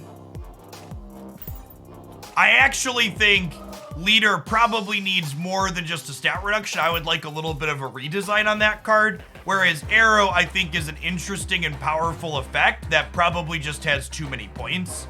It's not even about being a lesser of evils. So come on, all right, people that are new to Snap, people who've been playing for a couple months, come sit on Papa Jeff's lap for a minute. Let me tell you about the good old days. So for a long time, almost the entirety of the closed beta, Arrow was not a good or playable card. And that wasn't just because she only had 6 power. She was buffed to 8 power when we went into open beta. Arrow today would still be good with 6 power. The reason why Arrow was bad during the closed beta was because Mr. Negative and Khazar and other decks that consistently filled the board by turn 6 make Arrow awful. And those were the types of decks that were popular and powerful during the closed beta metagames. And in a metagame like we're currently in, where leader decks are regularly leaving lots of board space open so they can fill their shit with their leader on the final turn, Arrow is really powerful to like an absurd degree sometimes, but she is a card that is explicitly countered by lots of things that want to fill the board in different ways.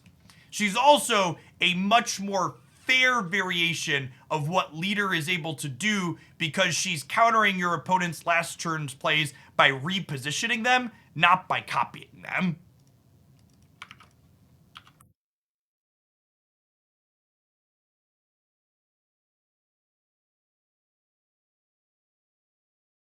Okay, listen, to the person that I just banned for saying Arrow is played in almost every deck, leader is not. This is not a Republican safe space. You don't just get to make shit up and make a strong claim that should be data driven while showing me no data. You don't just get to make up your own reality and pretend that it's the truth. Victory.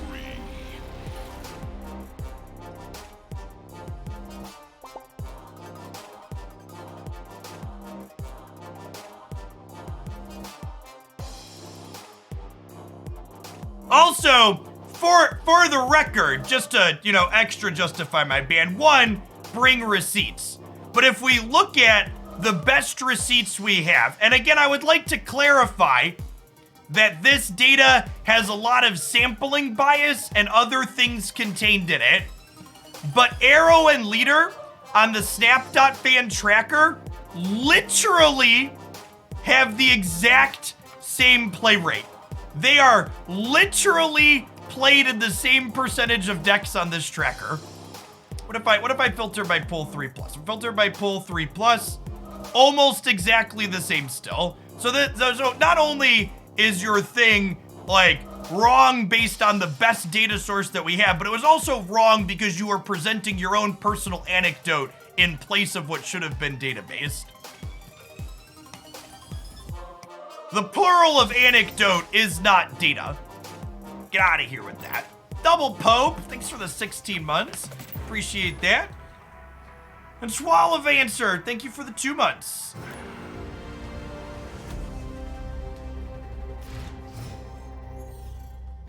And again, I like, that data has a lot of issues with it that I'm not going to get into today because it's a complicated question to answer that I don't want to take 20 minutes on stream to go through. But your anecdote is bad based on my anecdotes and based on whatever data we have, it's also wrong. So it's just like doubly so.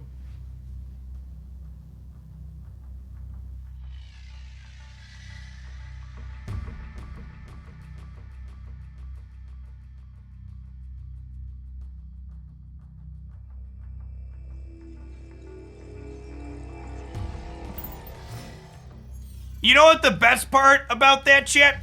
And some people ask why I make the Republican safe space joke and stuff like that. When I made the Republican safe space joke just now, we chased out a bigoted person that was belittling and dehumanizing trans people in my chat. And making offhanded occasional political comments like that chases out assholes from my community that will make other people feel unwelcome because of who they are. So there is value in my offhanded comments like that for the sake of purging shitters.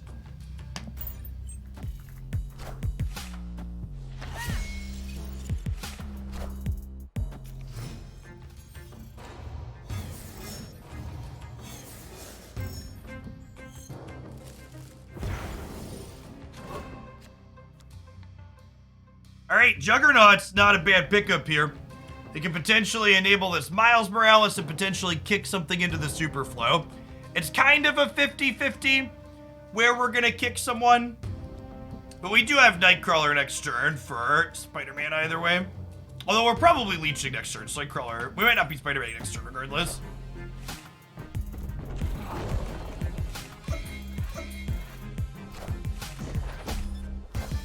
This is my favorite, just to continue to be political here for a moment because people are fucking stupid. But Jeff, you're making Republicans feel unsafe for being who they are. Chat, being a bigoted fucking conservative is a choice that you make as a human being. It's not your race, your ethnicity, who you love, where you're from, how you speak. It's not a disability that you have that you can't get rid of. Being a Republican's not a protected class, just like being a fucking idiot isn't a protected class.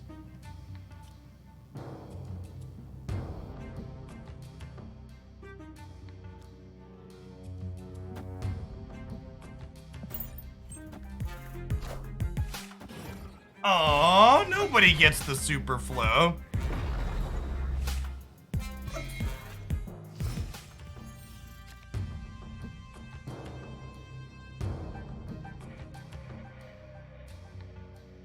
Not every person who's a conservative is a bigot. That's true. But do you know what you call? Chat, if there are 12 people sitting at a table having a discussion with one Nazi, you have 13 Nazis sitting at a table. The tolerance of the intolerant is where tolerant societies go to die. And again, just to show the receipts, if you go and look at things that have happened in the United States recently, and you look at the marriage equality bill that just passed through the House and the Senate, there were 200 votes against marriage equality in the United States in 2022, and every single one of them was a Republican. So you're right. Not all of them are bigots, but also every bigot is one of them. You see how that works? You see how those two things go together? It's 2022, chat. Things like letting people marry the person that they love should be an easy win for everybody, regardless of who you are, if you're not a massive bigot.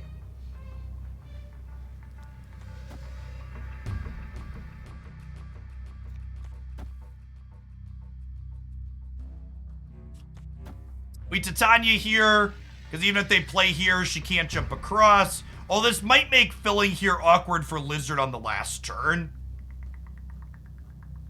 Maybe we go armor, Titania here. Our hand's a little awkward. Let's do this. This game could go either way. Oh, this is the last turn. You're right. My brain is bad. I think this is still fine though, right? Because we're tied here. We're putting a ton of power mid. We're shrinking their Lizard, and we're up 6-6 on the left. Little dude, thanks for the prime, appreciate it. And Exatech, appreciate the Bezo bucks. You too, Aaron, John, and Caldrin. Thank you for the almost 3.5 years.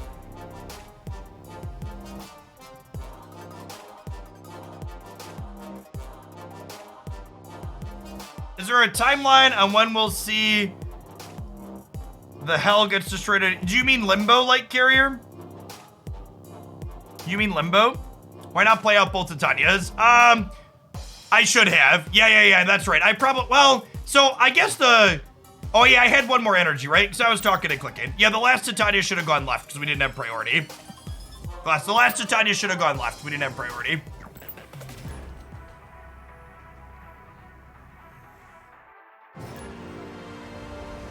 The folks that make the Magic Arena deck tracker are working on a deck tracker for this game. The Untapped folks. I've been chatting with them. I think Snap.fan is working on something too. And Cozy had published. So hopefully there's gonna be a variety of deck trackers for people to grab for Snap here at some point in the next few months. There's a few different things working on it.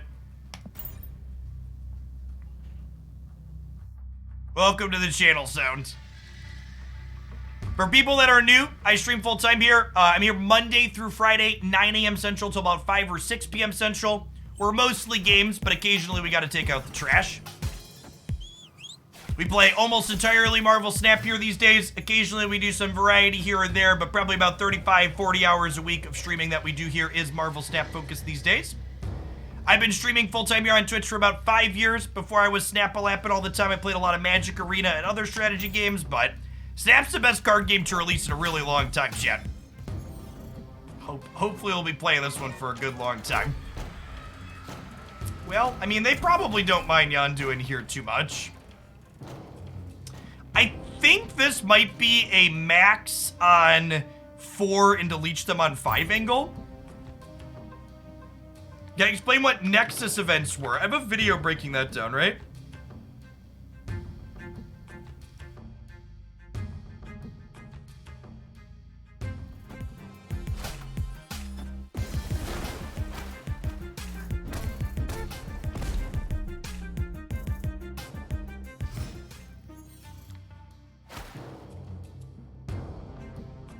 Cave, huh?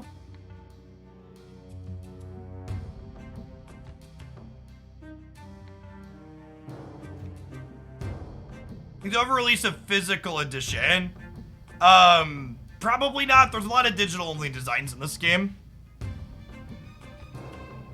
How does Miles interact with Wave? Miles wins, actually. Miles always costs 1 if something moved. Cannot go up or down. Did I pay to reach my current collection level? Yes. Every time Marvel Snap puts up anything I can spend money on, I spend money on it. And I will continue doing so until I have every card in the game again. I am currently missing 4 Series 5 cards. By my rough napkin math, if I continue buying everything they put in front of me, I'll probably have every card again by the end of January or so, give or take. Arrow doesn't really prevent Galactus, right? Because they have priority.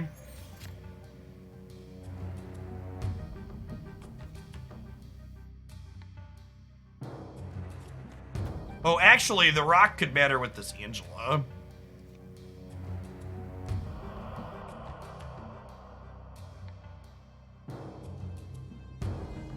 Do I arrow for the sake of making Miles cheaper? I'm gonna arrow for the sake of making Miles cheaper here.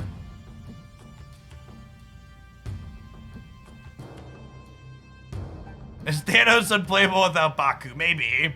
Baku is quite powerful.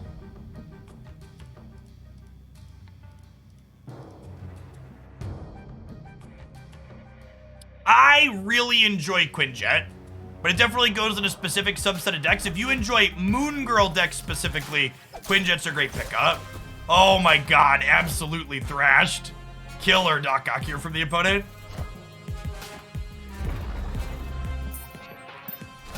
When you say Series 3 complete, won't that be a moving target for more collector's tokens as Series 4 and 5 cards move to 3? Kind of, but also no. So remember, once you hit Series 3 complete status, you'll like be slightly un-Series 3 complete when things get demoted, but you'll also pick those back up pretty quickly.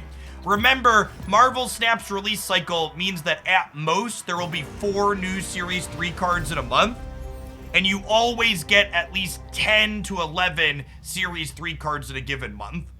So even without spending money, you will perpetually be Series 3 complete, and you'll always be able to catch back up to all Series 3 cards regardless of when you stop or start.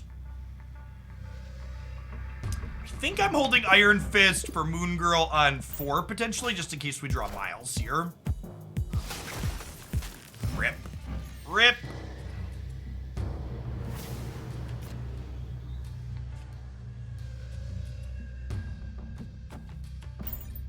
Could you intentionally not open caches to try and get them down instantly also? So no, they changed it in the most recent patch where, what's the word I'm searching for? They changed it in the most recent patch so the contents of your caches are determined when you hit them on the collection track, not when you actually open them, is my understanding.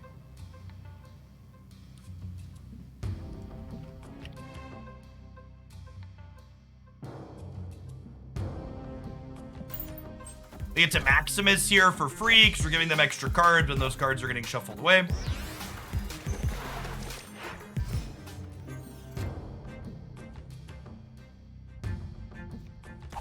This is just miles per full cost, then like Leech into Arrow Crawler.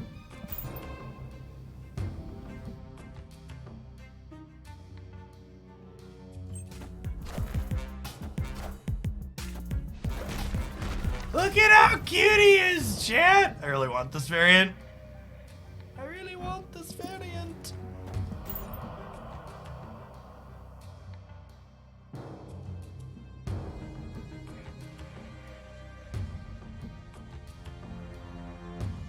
I don't have Sarah Metsu fam built, but I'm really pumped to get my Rosaria spec'd out for sure.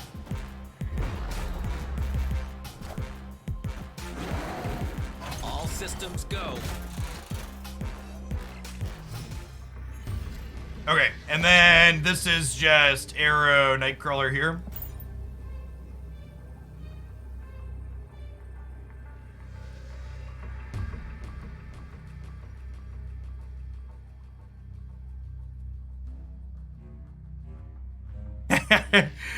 Oh, the bird, thanks for 17 months. Welcome back. Appreciate it.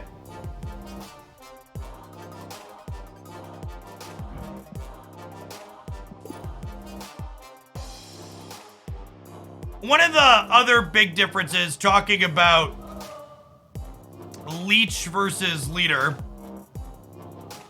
is, or sorry, Leech versus Leader, Arrow versus Leader is Arrow actually requires you to be ahead in 2 spots, right?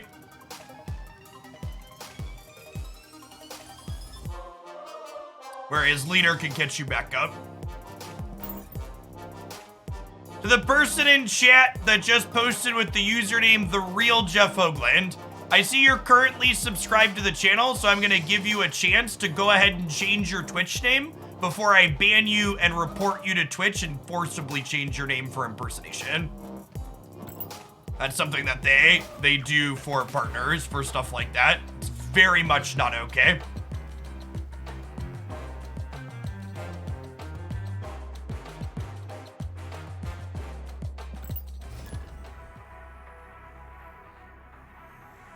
How's Genshin on the Z Fold? I really like Genshin on the Z Fold. Genshin's part of the reason why I bought the bigger phone, so I wanted to play on a larger screen on the go.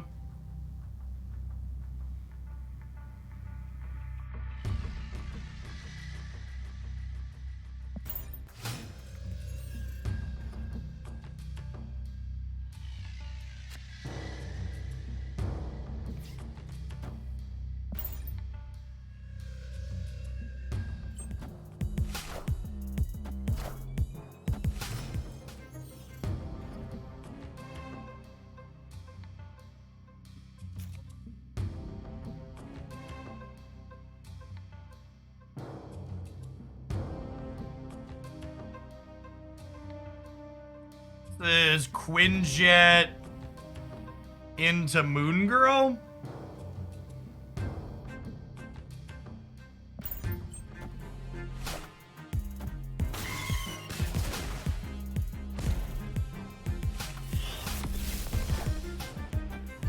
We'll get extra Juggernaut, extra Titania, and then obviously extra Leech doesn't matter.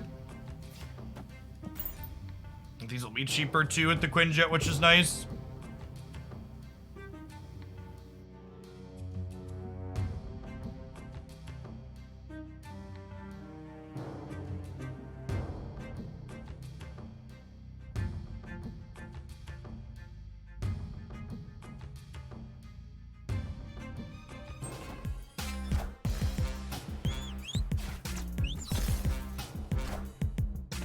So they're setting up to death wave us here, right?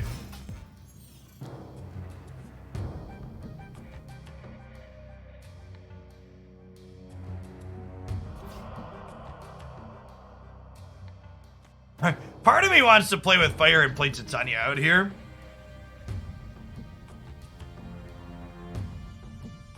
Do we?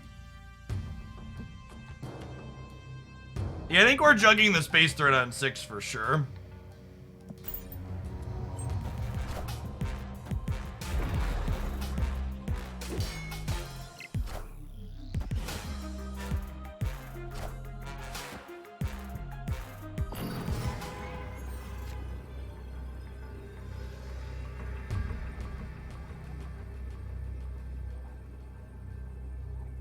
Man, the question is, are they...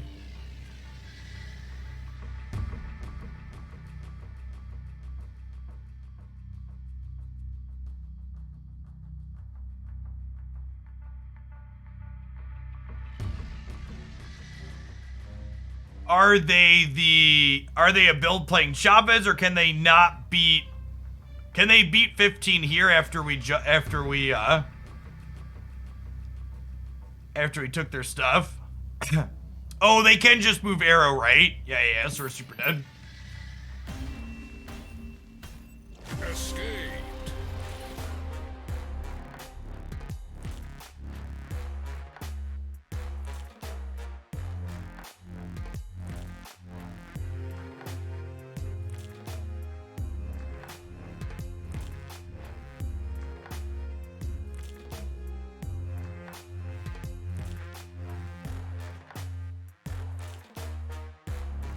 All right. To the real Jeff Hoagland username, you are now blocked and reported. Sorry, I took a second to do that before I forgot. Thanks for the tree fitty to get blocked and reported, I guess.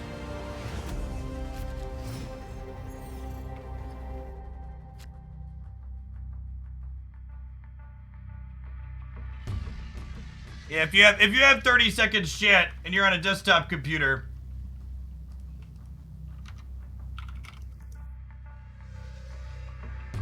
feel free to go click there and then click the report button.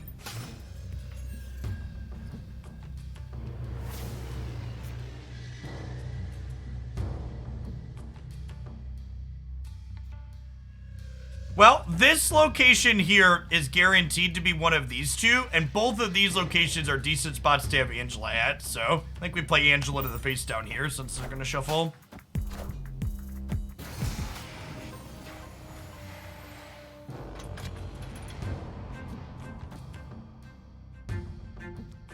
Armor, Quinjet here. I want to put Quinjet under armor in case of Killmonger. Nice, good stuff.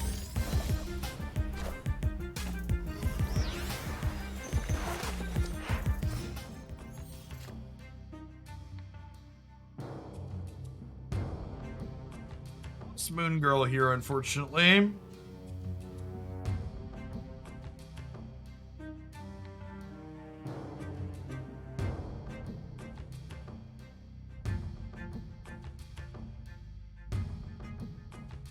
Part of me almost just wants to pass this turn. I don't really know where they're playing for yet. It could be important just to spend my resources though. Like Iron Fist plus Titania.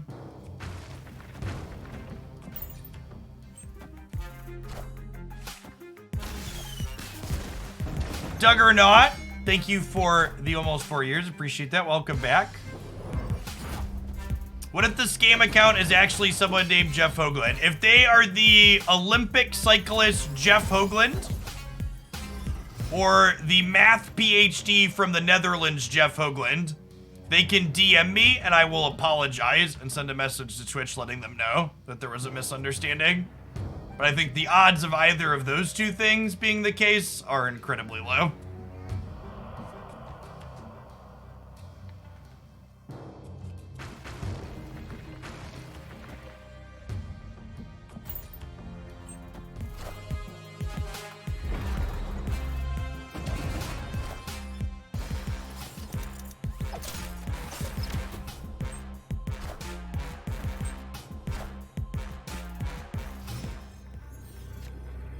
Yes, I apologize to anybody who was watching this stream thinking I was an Olympic cyclist.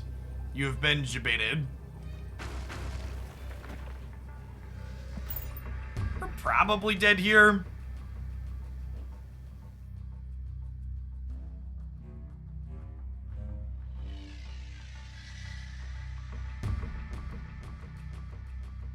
I believe the cyclist goes by Jeffrey, though. Usually when I see things come up, it's, their full name everywhere.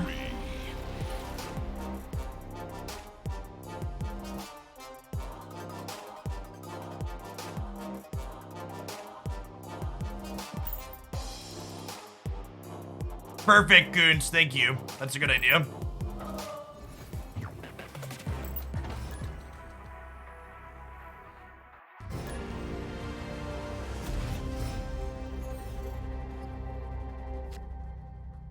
When is the winter variant event going to end so I can open my caches again? Again, good misunderstanding or for people to know.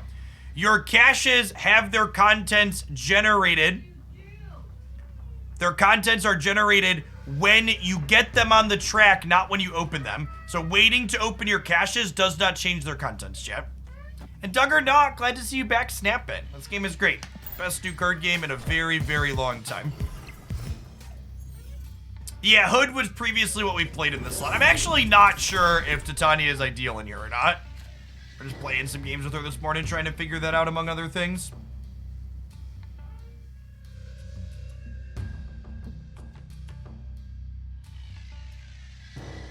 I always assume we only see you from the shoulders up because you're frantically pedaling. LOL. I'm chilling for now.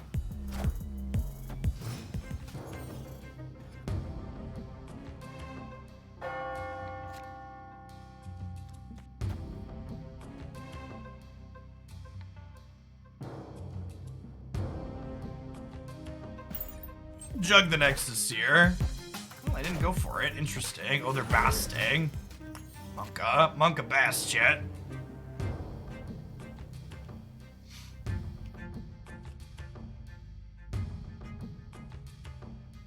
I don't know that we're gonna be able to compete with that. We'll see.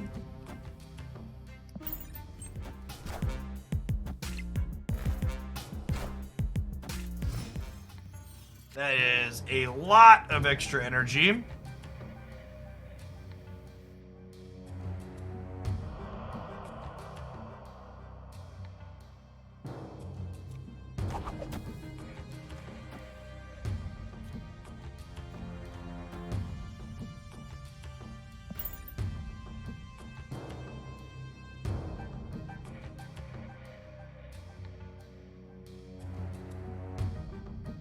My favorite card in the game, probably Juggernaut, honestly.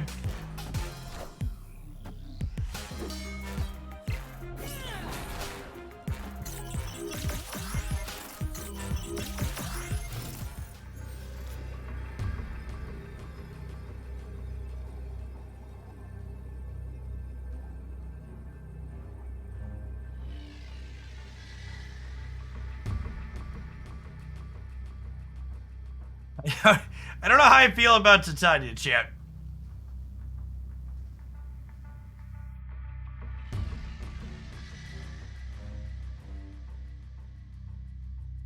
So if they play one card center, she jumps back to us.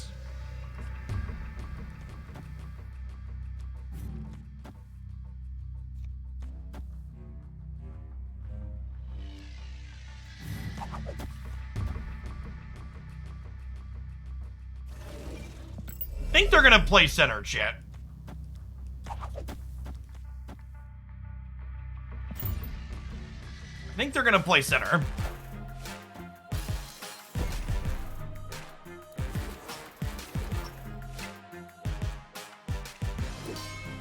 Guys, gals, and non-binary pals, we got him. Ha! Got him!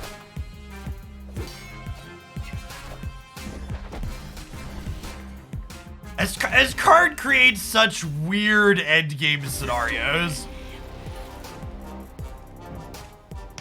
I trusted her to come home, chat. And she did. I trusted. Well, so like they played center because if I played center, they would, if I played center, she would go back to them, right? So we just like trusted that they would send her home and they did. God bless. Why did they earn him, though? I have no idea. That's a good question. Moonbreaker's on sale on the Steam store. Sweet. Yeah, Moonbreaker's great.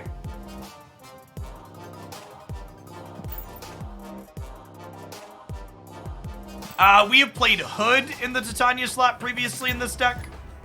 I think I'm enjoying Titania. Dopey, thank you for the 14 months. Welcome back. And what's the sale on Moonbreaker?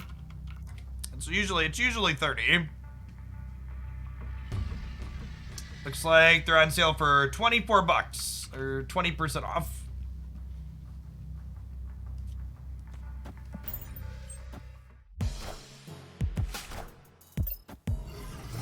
Anime freak, I'm outside your house. LOL. We don't have priority here, so I'm not gonna... If I had priority, I would snap this armor. There's a chance it gets them anyways. Okay, yeah, sweet. Monkey Fletcher, thanks for upping that Prime for the 2nd month. Welcome back. You have Nightcrawler that can slide mid. They're done. Got it. Victory.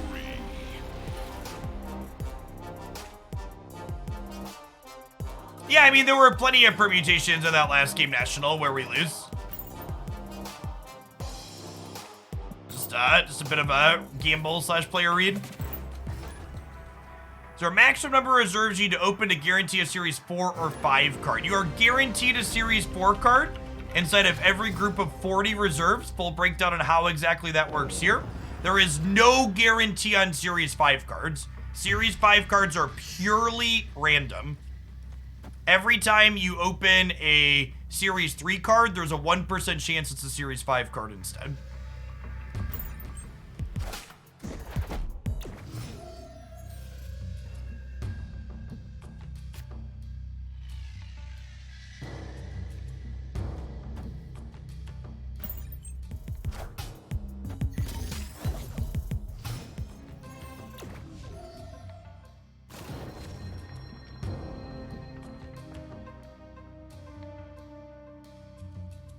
Reserves are every 12 levels.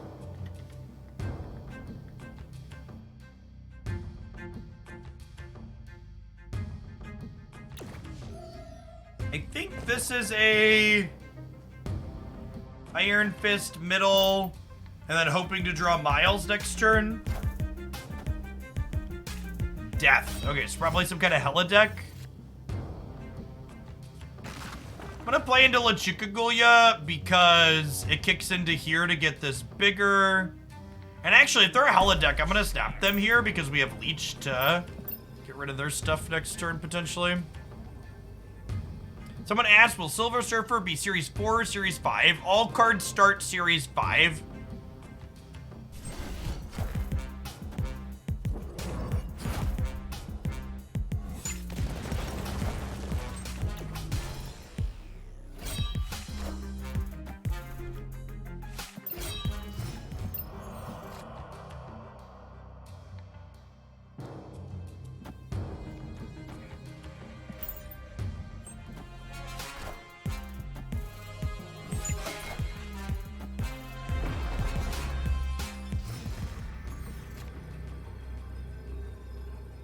If they peel Hella off the top, they obviously could get us here.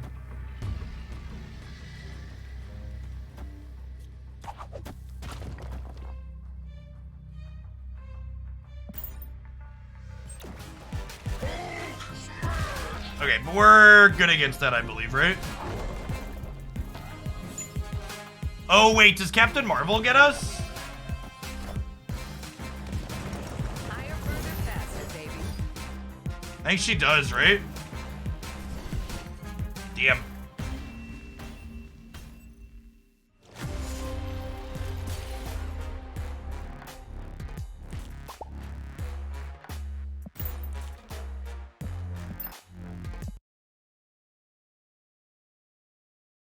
What? Please select the reason you're reporting this user. Profanity in username.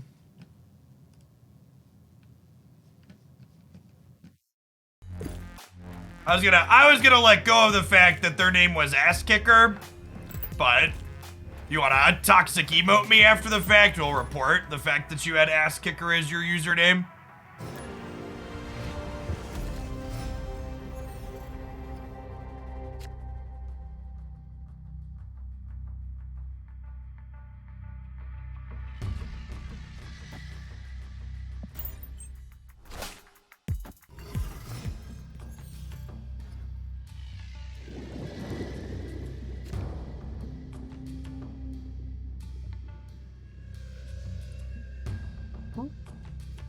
Probably playing this out. I'm gonna chill on Titania for now.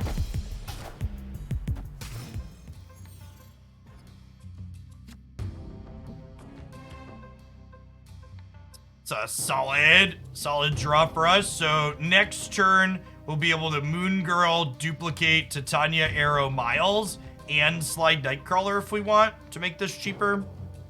I think we're just doing nothing this turn.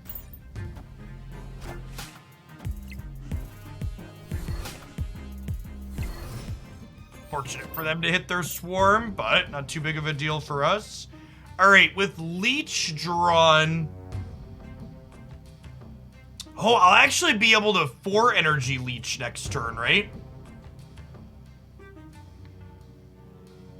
If I'm 4 energy leeching, do I... If I'm 4 energy leeching, do I want to move Nightcrawler and also Miles? I might.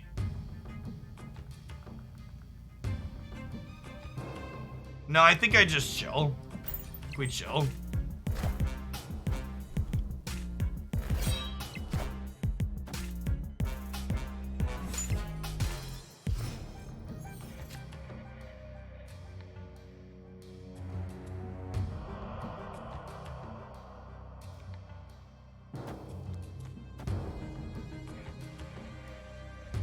And then with this, next turn, I'll be able to Arrow plus double Miles potentially, although they have a bunch of swarms. So it might not even matter.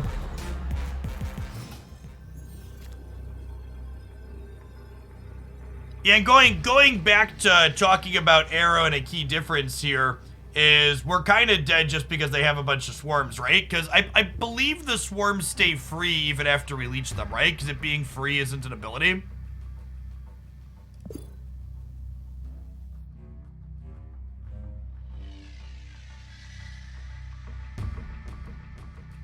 Pretty sure that's how that works. Let's double check for the sake of science. I don't really care about our cubes.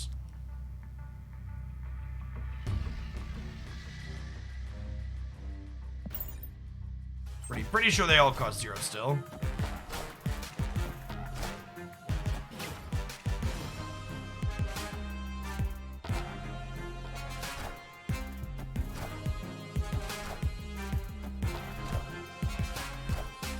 Yeah. Amusing to note that because of the way these pulled, if I would have gone Miles here, we'd have actually won this game, huh? We could have pulled Chavez, but...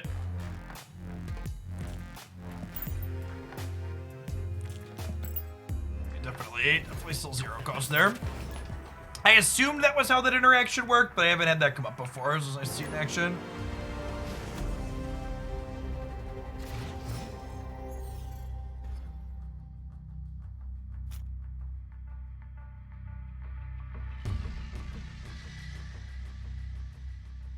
I think we Nightcrawler post Angela to make Angela bigger here.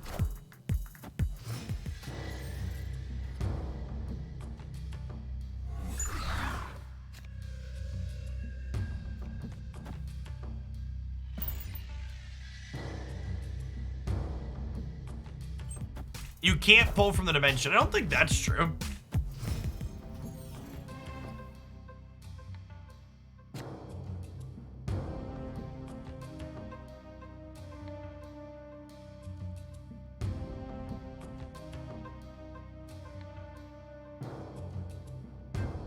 The tempo max? Might be a tempo max, chat.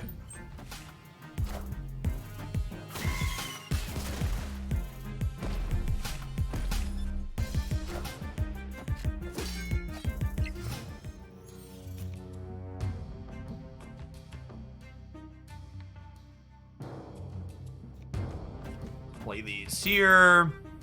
Then we'll get Leech on 5 and Arrow Titania on 6.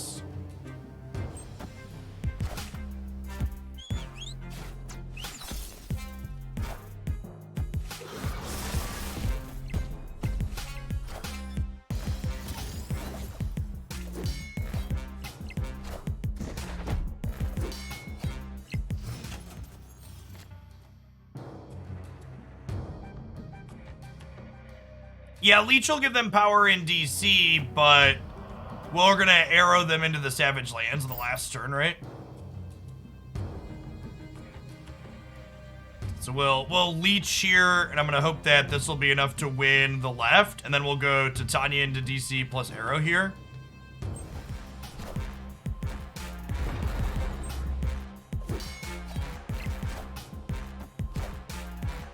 All systems go.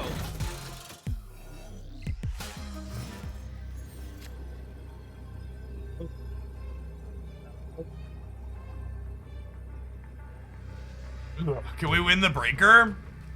I don't know if we can win the breaker, chat.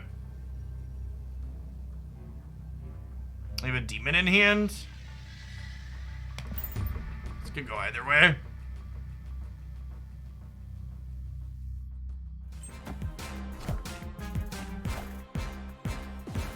I think we're good on that, right? Because we put way more power into play than they did.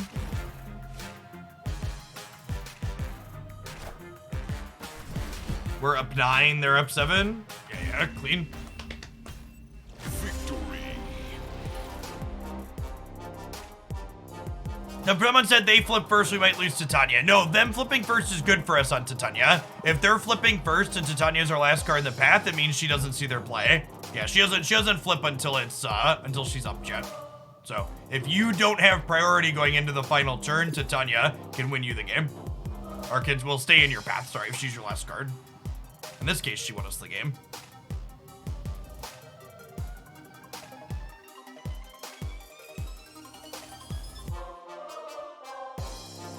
What was it? Someone said, how are they going to handle characters with multiple names? I assume they're just not going to repeat characters, is my assumption. Chat, there's like 8,000 Marvel comic book characters. I'll have to start digging a little bit deeper as more cards release, but there's a big pool to go without needing any repeats. Yes, and if you have priority, Arrow and Jug can also save you with priority. Losing your Titania is also accurate.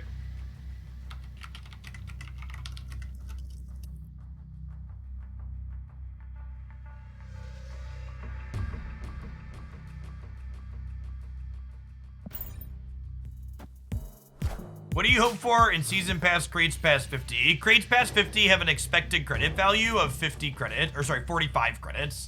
So mostly just additional resources to level up more. Armor in the middle.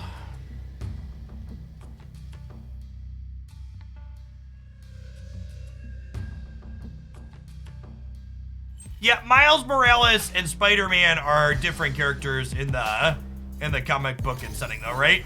That's different than like having there be two versions of Peter Parker.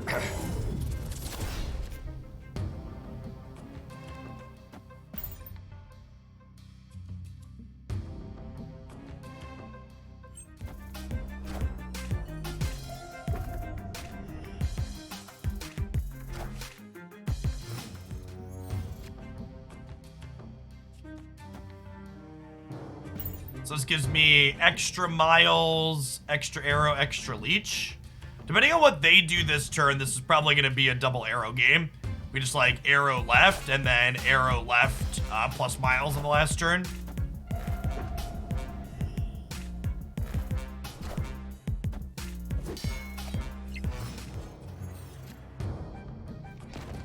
And again, small thing to note here. The arrow created by Moon Girl says that when you click on it. My opponent sees this information as well, so it's important that I play the arrow that they don't know about here.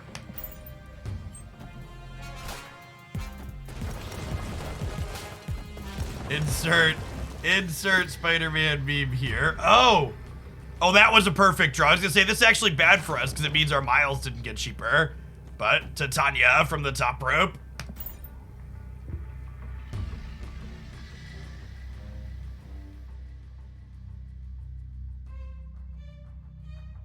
Coming in clutch, looking way better than Hood would look here, right?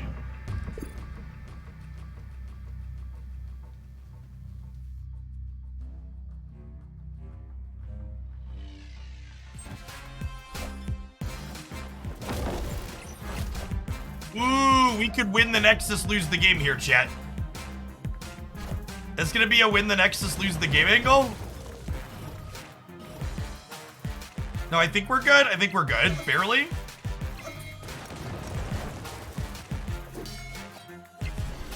Okay, by the skin of our teeth, sweet game.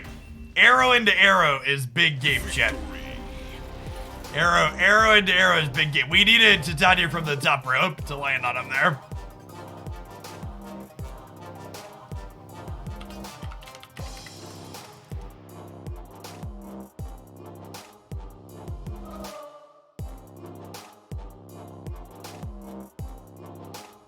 Alright, we've been playing this deck for like 2 hours. I'm glad we did some tweaking here. Titania feels like she was a good addition to this. Although, do I have enough Titania boosters to split her yet? Maybe I want to keep playing this until we get 5 more Titania boosters. I'd like to purple border her.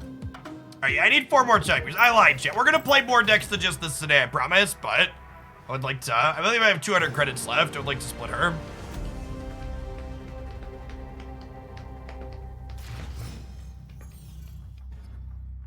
Yeah, I agree, Ghosted. These feel like solid upgrades here.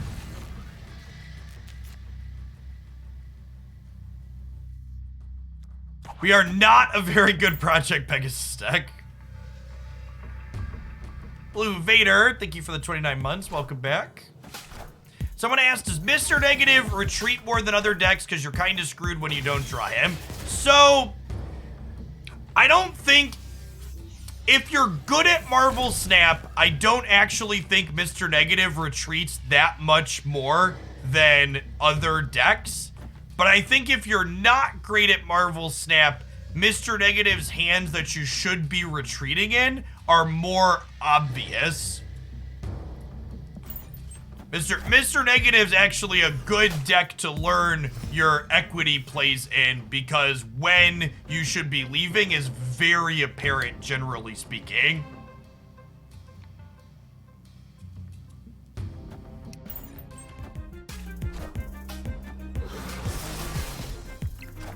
What's Armor for? Armor is an anti-tech card against Destroy decks. And it is protection for our Quinjet against Killmonger and Titania as well. Armor is just a generically good Marvel Snap card. Clear for takeoff.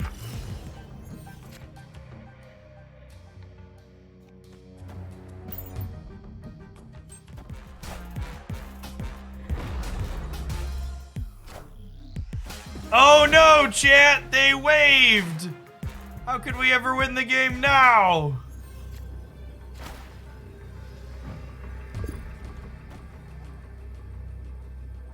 We do lose to Chavez or Magneto here, is worth noting.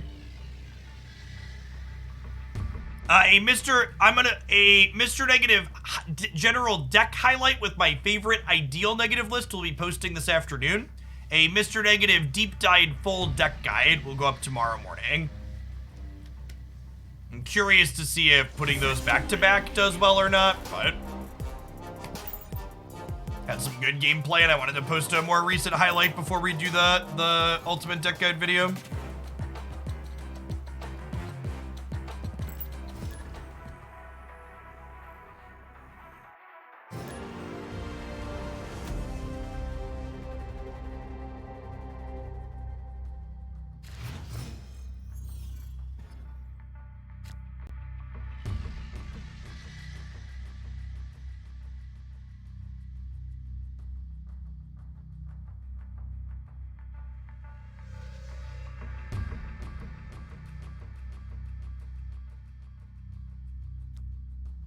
I really don't want to fill my hand with Moon Girl, so I think we're just Nightcrawlering to the right.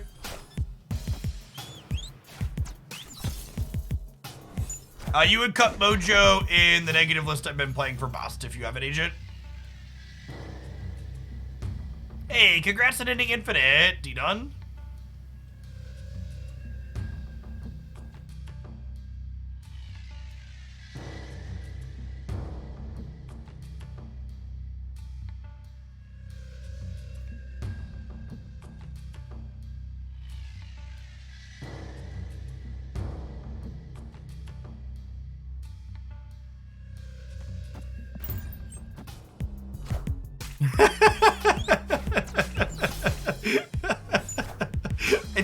I think this is good for us.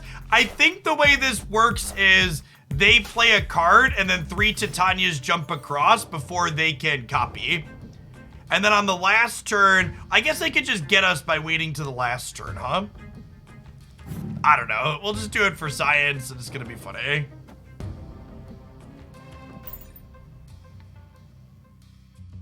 Are you not entertained?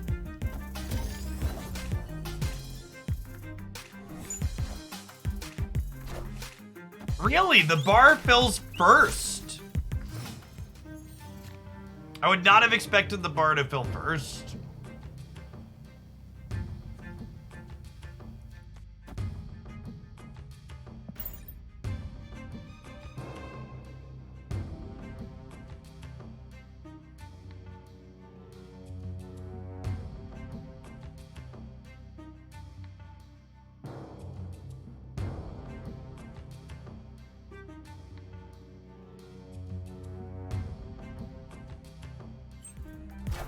I think Venom is a fine, mostly playable card that is good in exactly his deck and basically nothing else.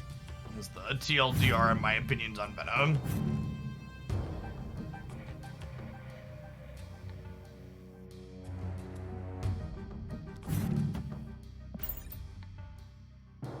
I'm gonna Leech here to turn off their Death Wave, because they can wave because they've Yondu'd 3 times. Okay, good shit. And then we have priority, so Arrow wins the game. And again, this is why, just such a good highlight of why I think the people saying we need Leader to beat Deathwave. Leech already beats Deathwave. Leech is a tech card to have counterplay here if you want to have counterplay here. We don't also need Leader to be a tech card in this matchup. There don't need to be 2 powerful things to host the same deck. Because I get it, the Deathwave deck is strong. There needs to be something that gives counterplay here. Victory. Tanya boosties?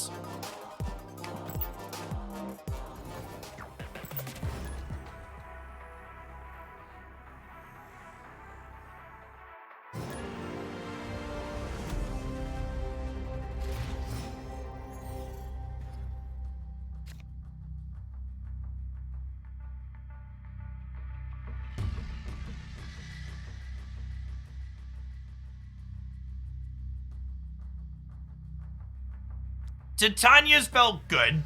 She's been better than Hood in a number of spots, and she's been awkward in some spots as well, though. But overall, I think I'm a fan.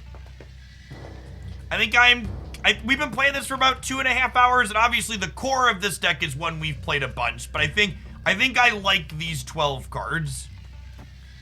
This deck is very bad against Silver Surfer, and Leech solves that. And honestly, our Deathwave matchup was never very good either, so Leech also solves that problem.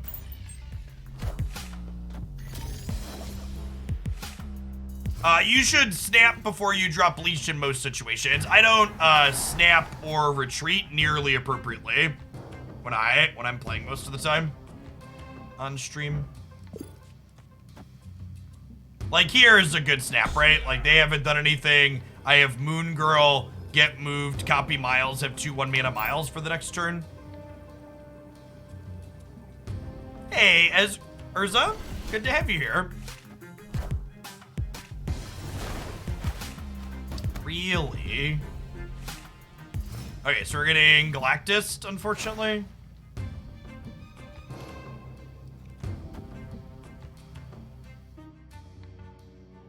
If I expect to get Galactus, I wonder if I'm supposed to Leech them.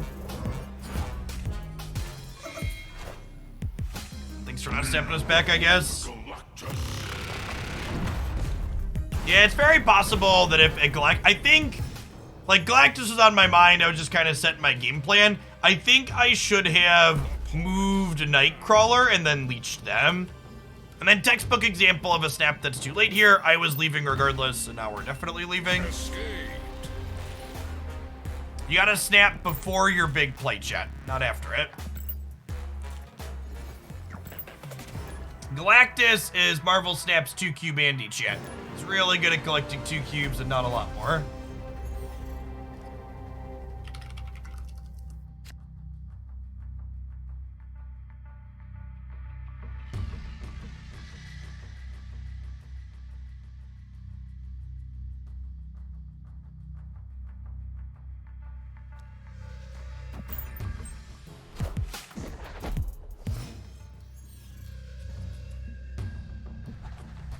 Is sending snap question mark when you win a game considered toxic? Yeah, definitely.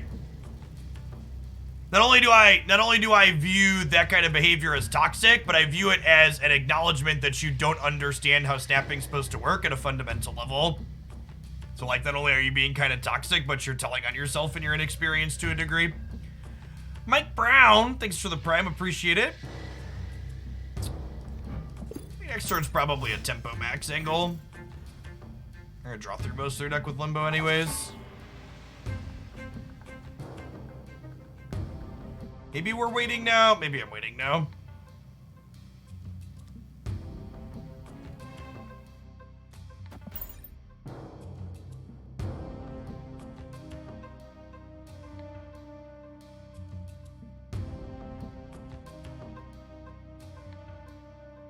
Yeah, I think the fist bump at the end of the game is a very reasonable sportsman-like thing to do.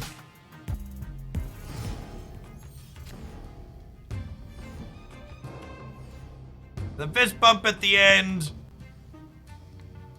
The Spider-Man pointing emote when you both make the same play. Those are fun ones.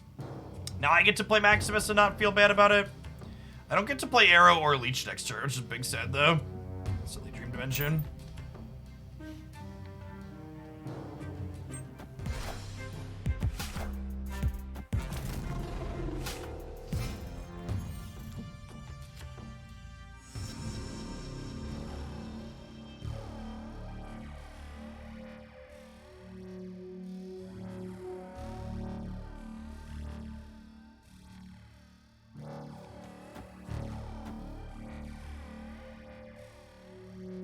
I feel like I want to set myself up to not give them any free pads with Professor X here.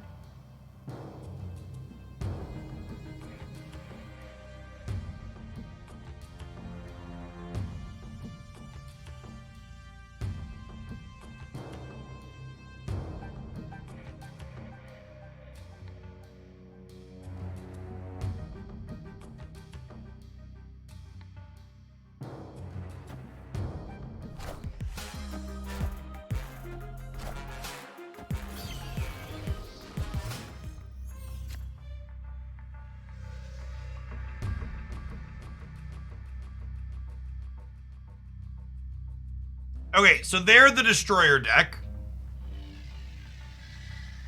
So I think we Moon Girl here. And then no, I think I want to Moon Girl into Arrow double Miles on the final turn.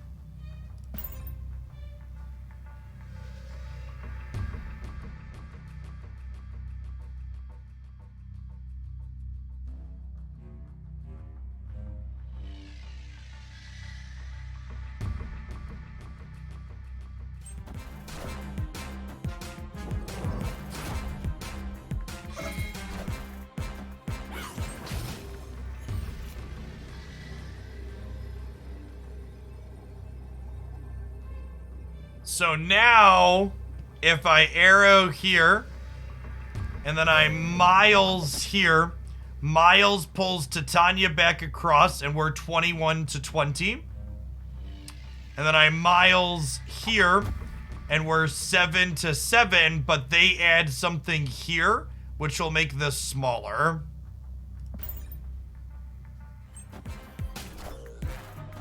Not Professor X, not Professor X. Does that get us? No, I think we're good, right? Because we lose they lose the Warpath bonus.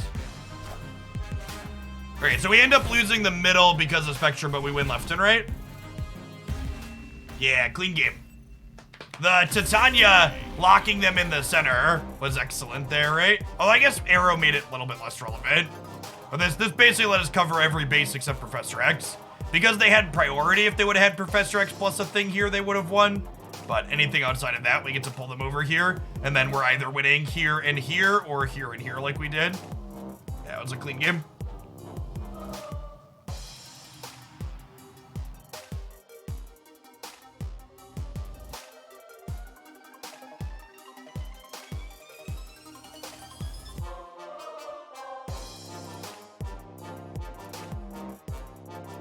If they Professor X, don't you win middle and left? Oh, yeah, we would, wouldn't we? Yeah, they would need to, yeah, we'd be 21 to their 20, and we'd be 11 over here still. Yeah, you're right, we did be Professor X there, too. Thank you for the correction.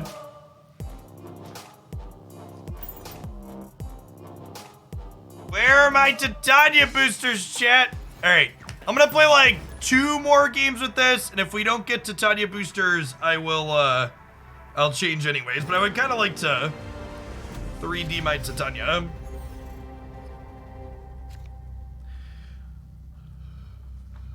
I think Sentry plus Valk sounds great, Kraken. I just don't have Valkyrie yet. I actually have Valk pinned in my shop, wanting to try that. There's a few different things I want to do with Valkyrie.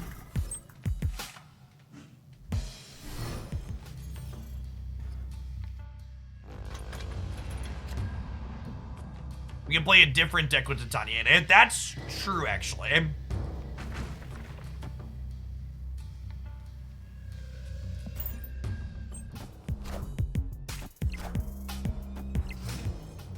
Oh, you got a second Series 5 card from the track? Yeah, I'm never lucky. Ever, ever, ever. The discard matchup seems hard for our deck.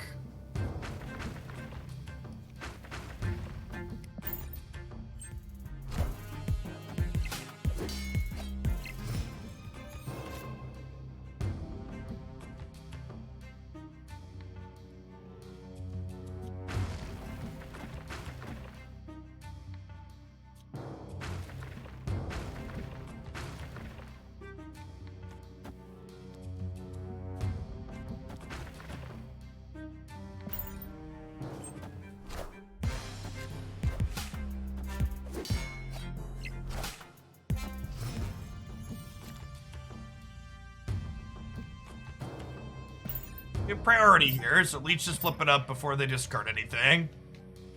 I think Null is a competitive card in the current format without Galactus. It's like a B tier card. Null Deadpool is like fine.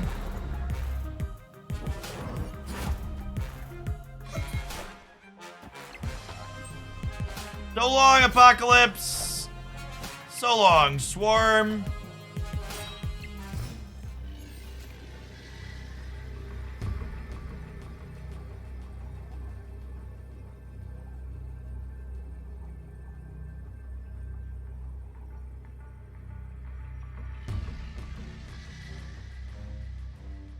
Last step for the Leech Sharks. I'm not sure that we're winning.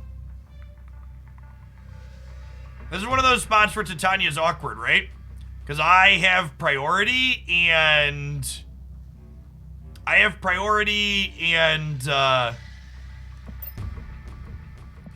don't have anything that moves their stuff.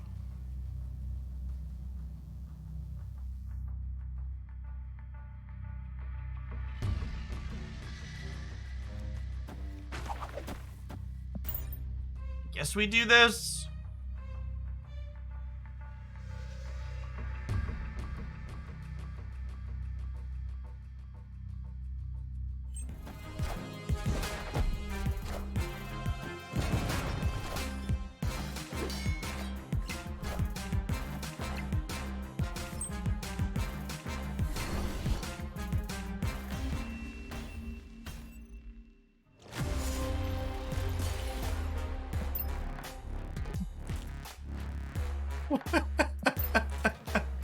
They had 3 cards in hand, chat.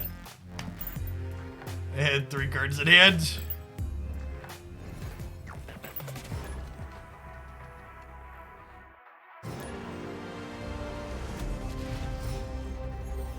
Yeah, when does your Dracula hit the right card? Never. When does their Dracula hit the right card? Always.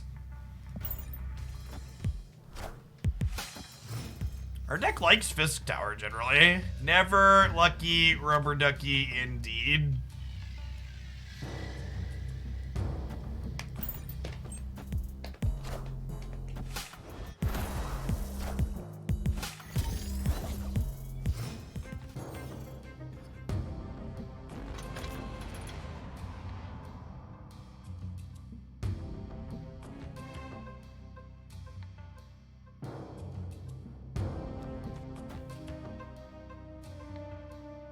Am I playing Titania out?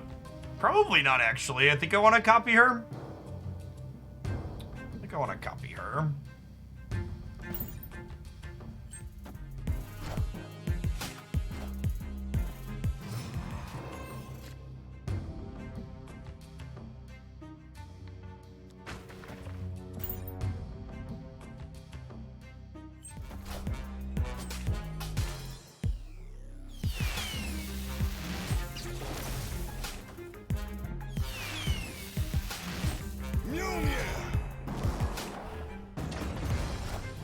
Oh, I think we're dead. Clear for takeoff. With them having Lockjaw here, I really needed priority going into this turn.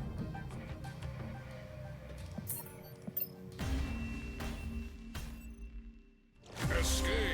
Yes, 70 is the highest you could start. You could start a new season.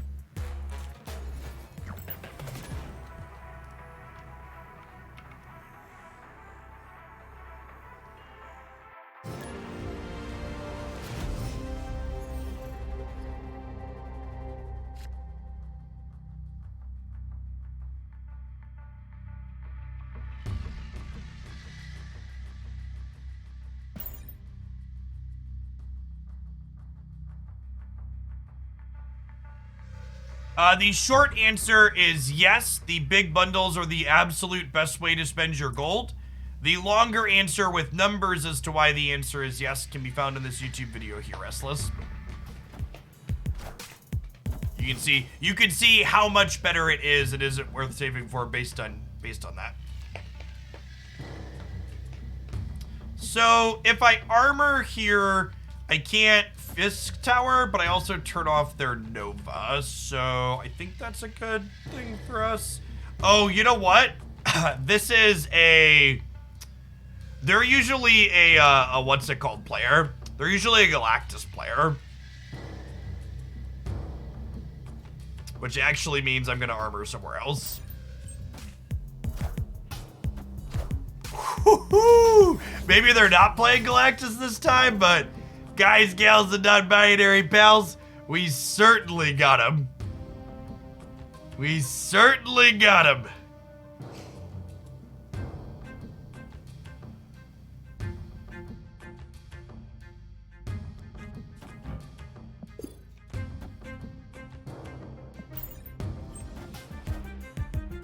You explain how priority works. Yes, whoever is currently winning the game will have their cards flipped first.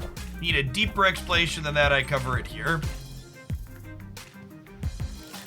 Time's up.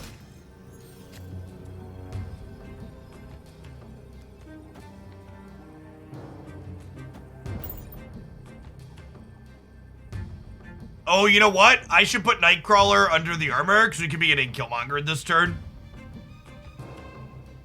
I should put Nightcrawler under the armor, because we could be getting Killmonger this turn. We have Beast in our build of Null Deadpool chat for exactly this reason. Being able to pick your friends up for under armor is really good.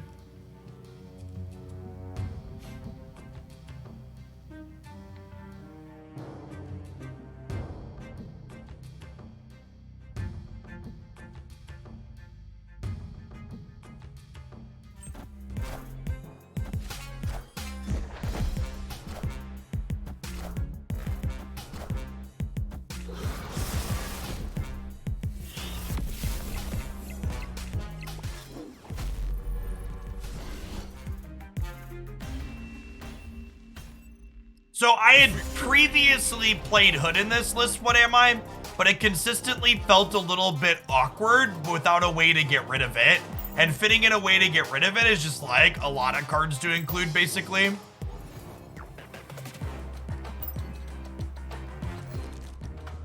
I've enjoyed Titania more.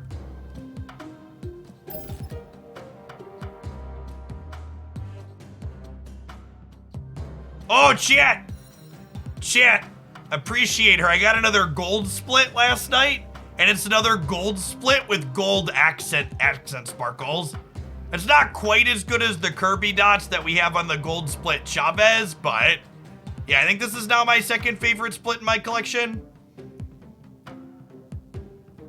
Such a great cosmetic. For people that haven't seen our Chavez, I think she's my number one. Where is she? There she is.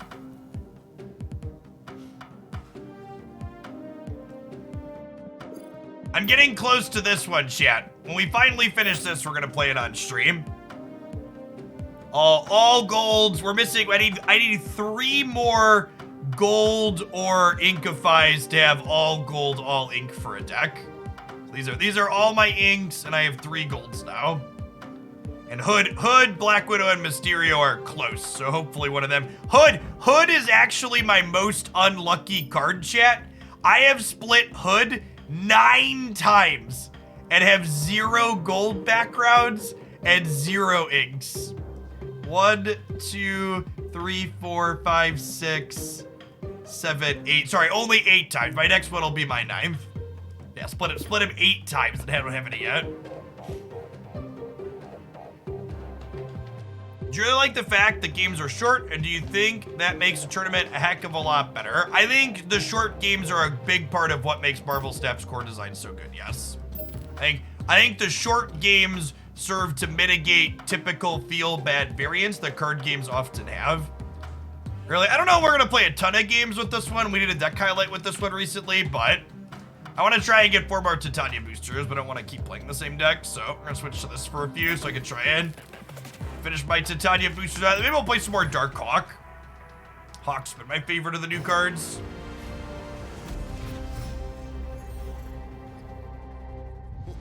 This land is always For the odds of getting an ink split, all right, I mean, well, they gave us their hood for this Viper. Your first chance to get an ink split is split number 4, and your first chance to get a gold border split is split number 5, gold background. Roller, thank you for the 2 months of Prime, I appreciate that. Yeah, KM Best is a great player, but I never really like their, like, Sarah put stuff into play decks. My experience playing with them, I tend to like them a lot less than like other decks that put a lot of numbers into play.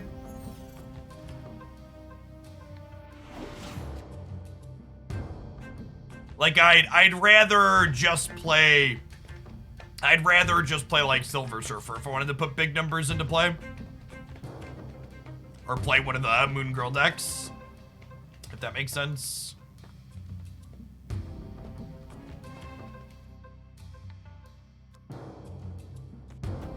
What if I do this, and then we, like, Storm Demon Weird World on 4?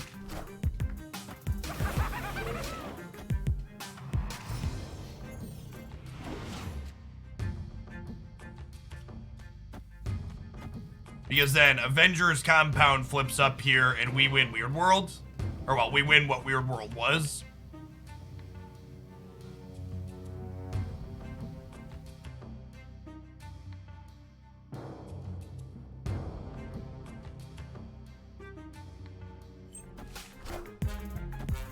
Wind, aid my. Yeah, links are enabled in chat, Victor. We have enough mods here for links to be fine.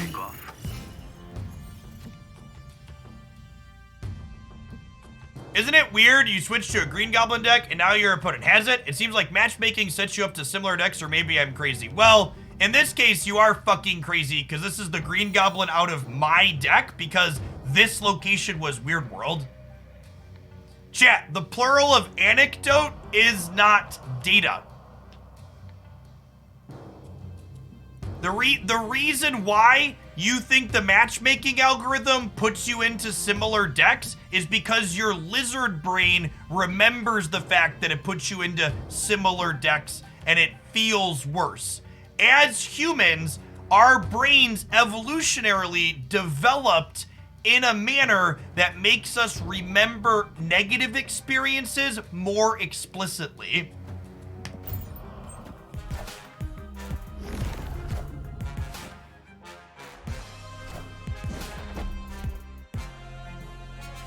So I know this Professor All X. systems go. I know this Professor X seems weird because we're likely losing with it, but I want to just Gamora here this turn. And then plus 12 when we're up 5 should be good, he says, before getting Shang-Chi'd.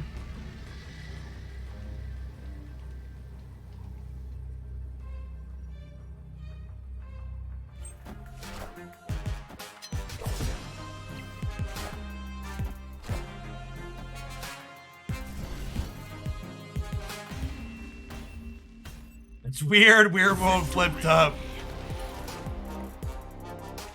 And now they have our cards. Titania boosties? Nope, never.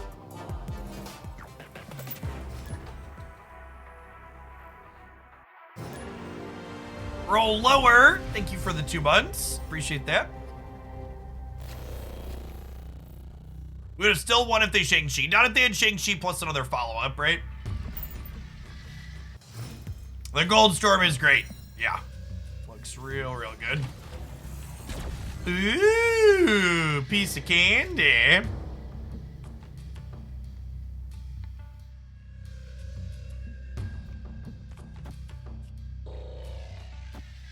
Gamba? Gamba. Gamba. Can I get some Professor Cheeses in chat, please?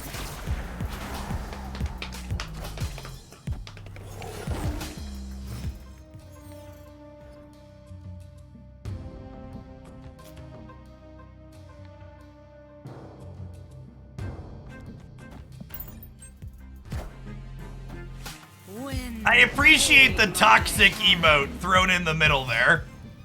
The toxic emote amongst all the Professor Cheeses is deeply appropriate.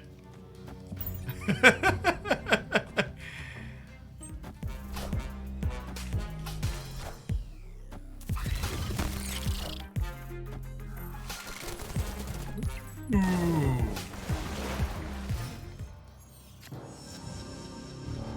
And now we get to know, will this Green Goblin lock them out? Otherwise, we get to Gamora.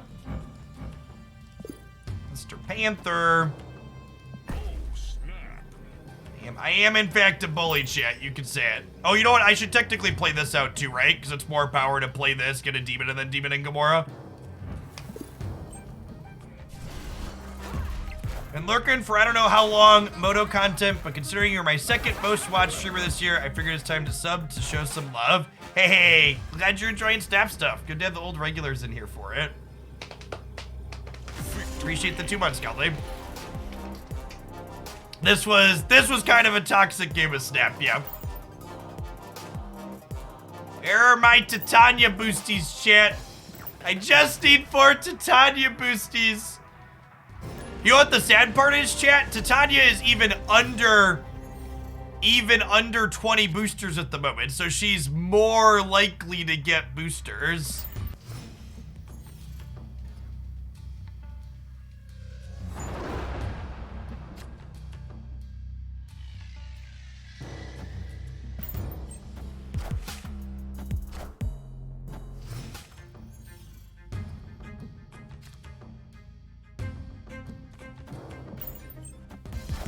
Hey, Shrever, thanks for the entire year.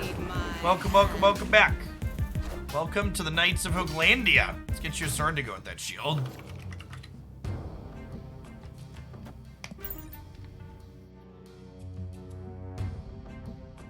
What deck would I recommend to climb? I have the secret to climbing for you hidden in this video right here. The real secret to climbing in Marvel Snap no one else wants to tell you.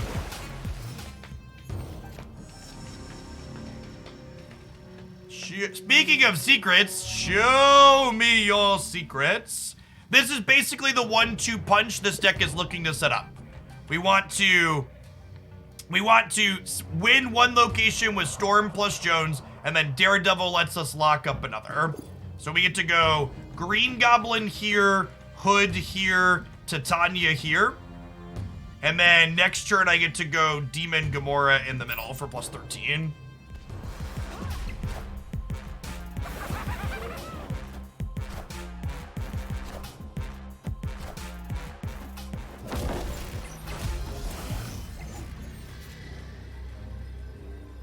So someone asked, don't you like Juggernaut in this list? So Juggernaut with Storm is a double-edged sword in my experience. So Juggernaut is good at pushing things out of the flooded zone on turn 4, but later in the game it can knock them back in. Oh no! Alright, are we good? I think we're good, right? Yeah, cool. That's true. They could Surfer buff the middle. Things could have gotten a little dicey there with Surfer. How do you feel about snapping on Daredevil? I think it really depends on your opponent's position. I think in general, if you think you're going to have a good Daredevil turn on 5, you need to snap on 4. Jake, thanks for the 3 months in advance. I plan to be here snapping. Thanks for keeping me around. Ah, yes. My 400th Daredevil booster, not my 20th Titania booster. They're basically the same thing, chat. 400th Daredevil booster, 20th Titania booster. Can Miles replace Titania in this deck? No, you don't have anything to enable the moves. You could play Rocket Raccoon is like a budget version of this, but it's a good chunk worse. Yes, Titania, as you see here, is generally a turn 6 play in this deck. Some amount of the time, you could like fill their board up and play her safely earlier like we did in the game before this one, but usually she's a last turn play.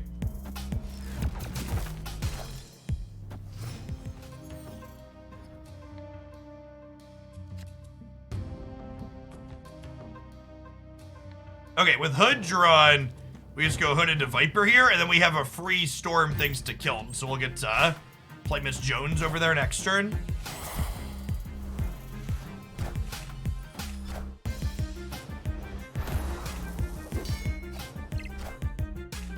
Chat, if you're missing cards from playing this deck, I would really encourage you to build your own deck, not rip cards out of this one and make it worse.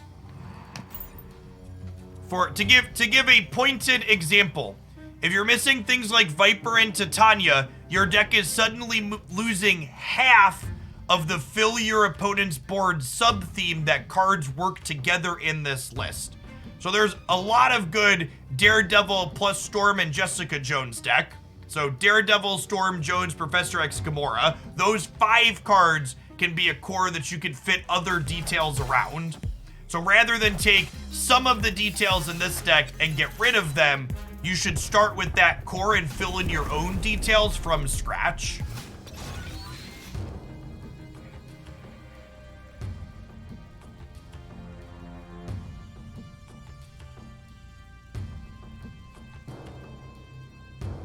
Nova means there's a Killmonger coming.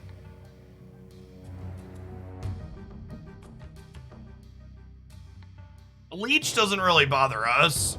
I'm gonna Gamora on the left.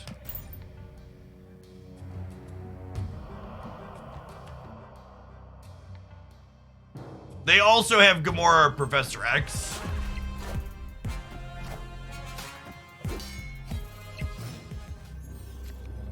Oh, they have Vision to win kill. Yeah, it's a good one. Escaped. Jeff is trying to teach us how to fish. Yes, I know educational content doesn't do well on the internet. People want to be spoon-fed the direct answer, but learn. Chat, Marvel Snap is the worst card game on the internet if you want to copy a deck list blindly and just start playing it. You will find way more success in this game if you understand which cards group together and then build your own decks with groups of those cards. And again, to call out groups of cards in this deck, Viper plus Hood, that's a grouping. Storm plus Jones, that's a grouping. Professor X, Gamora, Daredevil, that's a grouping. All of the good decks in Marvel Snap are these groups of cards mixed up together that all work and synergize with each other.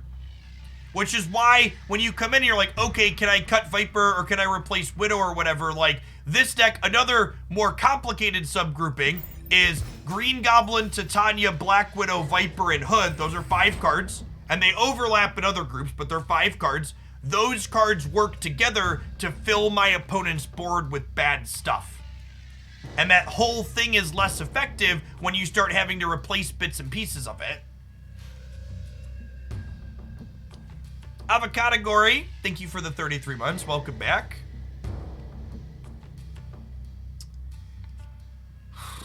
We're daredeviling. I think we're daredeviling.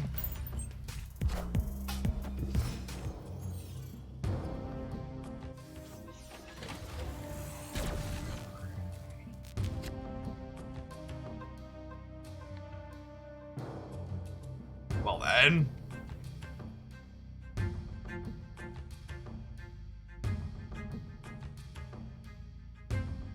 Yeah, Rescue into Professor X is a good synergy for sure.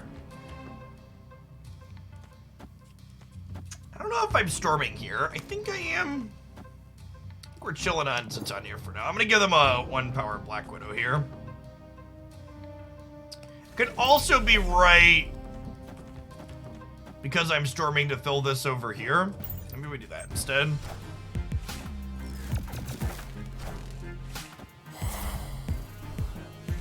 If the theme is to fill the opponent's board, why not Big Goblin instead of Gamora? That's a good question. So there's 2 reasons why. Oh, they have the Inkify version, chat. I'm so jealous. Our gold background looks good too, but that is just a gorgeous piece of art. That's a good question. When it comes to, what's the word that I'm searching for? When it comes to playing on 5, the fact that everything else in our deck is gumming up our opponent's board already makes Hobgoblin harder to leverage. And also, if you watch this deck play out more, Gamora is often our turn 6 play. The reason why Titania is so good in this deck is because she's part of a strong turn 6 play.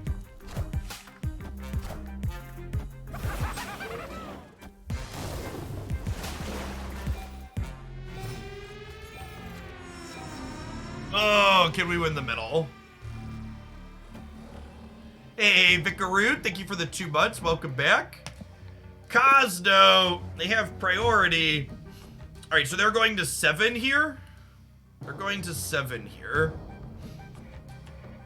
Well, we can beat 7, right?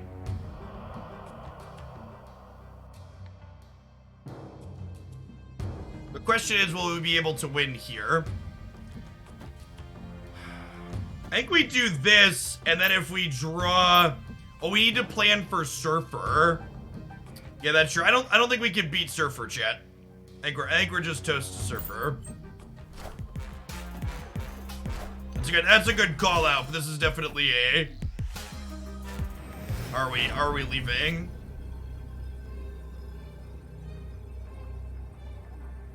Yeah, so we can win here by a lot. But Surfer gives them +9 here, right?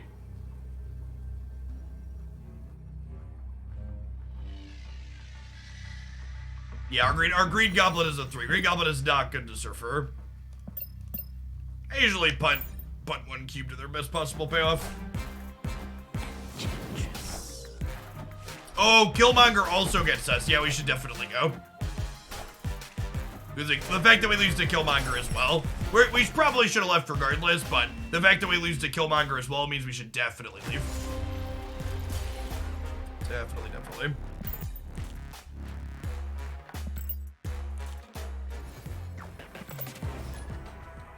Man, we've been playing Titania decks for 3 hours and haven't gotten 4 boosters. That's such a tilt. Green Goblin into Jotunheim is a combo. Johnny California, thanks for upping for the 2nd month. Welcome back.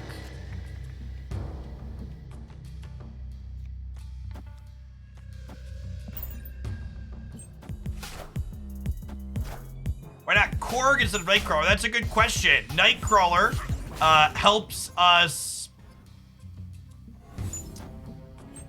That's unfortunate. Watch this be like their Carnage here too. Nightcrawler helps us play extra power into the flooded zone after the fact.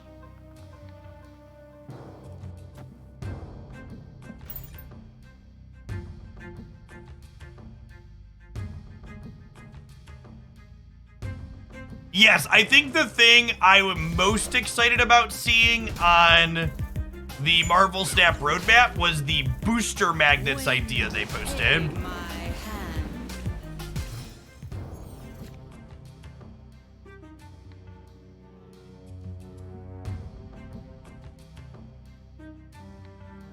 I think we play Miss Jones here. What are booster magnets? They didn't give any details yet, chat, but I can only assume they are a way to get boosters on specific cards. KM Best is the player that has like infinite 500 in one of the seasons. Just went super crazy farming bots.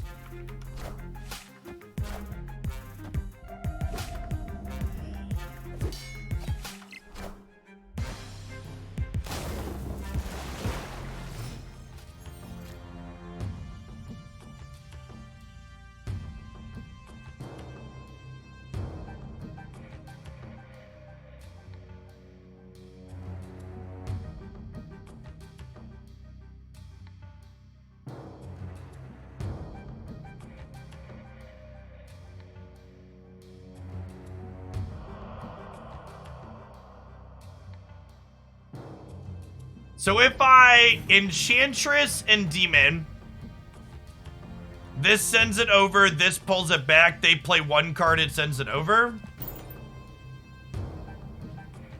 I assume there's a Killmonger in our future.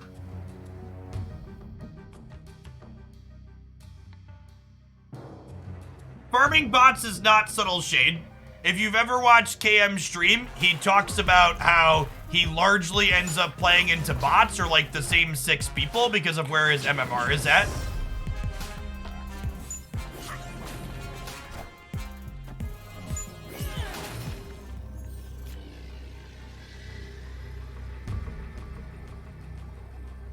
Okay, so because we Enchantress Mr. Fantastic, Nightcrawler actually lets us tie here, right? He says before getting Killmongered.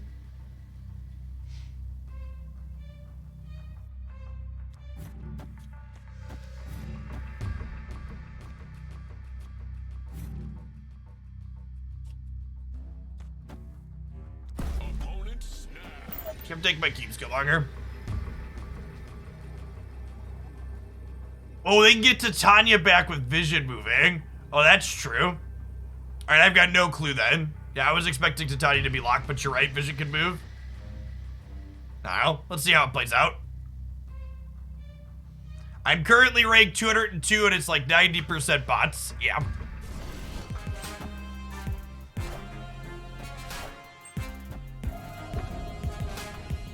Is this one Killmonger then?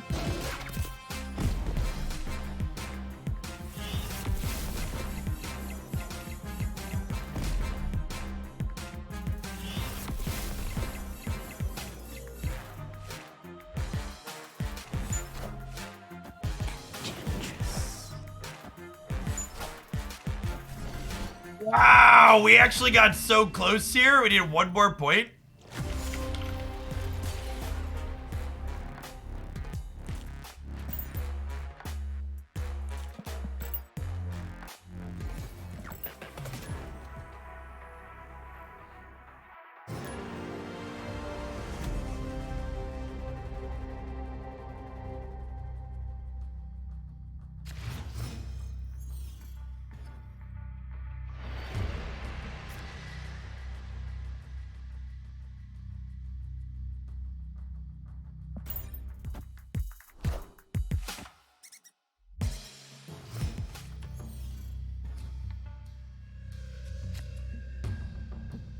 Yeah, the key thing you need to know about bots in Marvel Snap is that anytime you're playing against anyone on the ladder and they made a single mistake, they are automatically a bot. I didn't make the rules, but that's what they are, okay? Ordinary Harry, thank you for the raid. Hope you had a great stream. Chat, if you're looking for another excellent Marvel Snap content creator, Harry's someone I often watch in the mornings before I go live. Should check him out.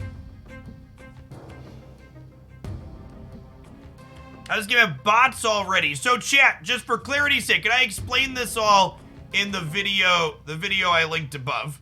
But when I say bots, I am not talking about, I am explicitly not talking about human or player-run bots. They are bots that Second Dinner puts in the game for the sake of making the queue time shorter for players.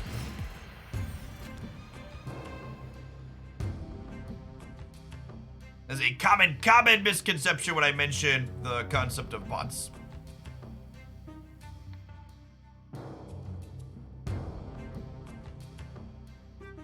I like this deck a lot. It's a ton of fun. It's got good disruptive elements. It gets to put some decent stats into play. Plays a lot of my favorite cards.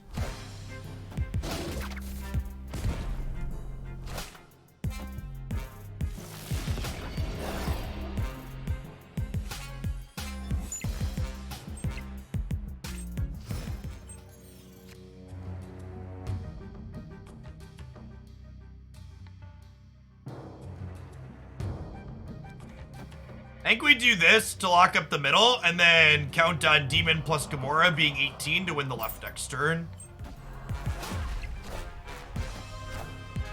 Monka Shuri, chat! Monka Shuri. Whoo! It's a large lass. I think we gotta go on Shuri. I think we gotta bounce out. 18 power is enough. Narrator, 18 power was not enough. Escaped.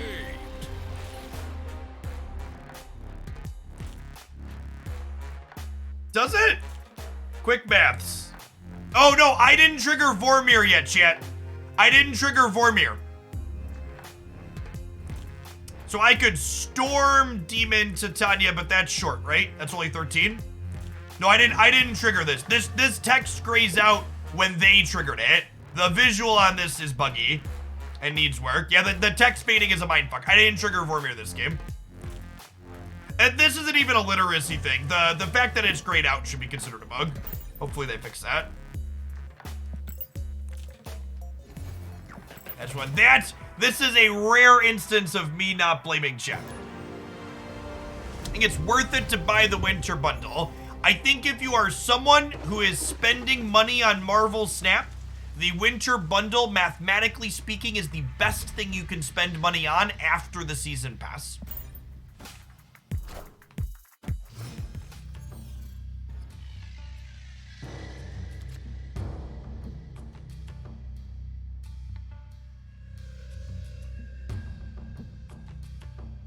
I think I'm storming the raft, because they're going to beat me to it. Oh! Brutal, savage, wrecked. Wind, aid my hand.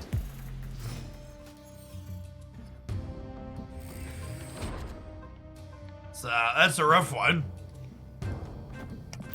Okay, we have Enchantress for Patriot here, potentially. Yep, that's a Kazar.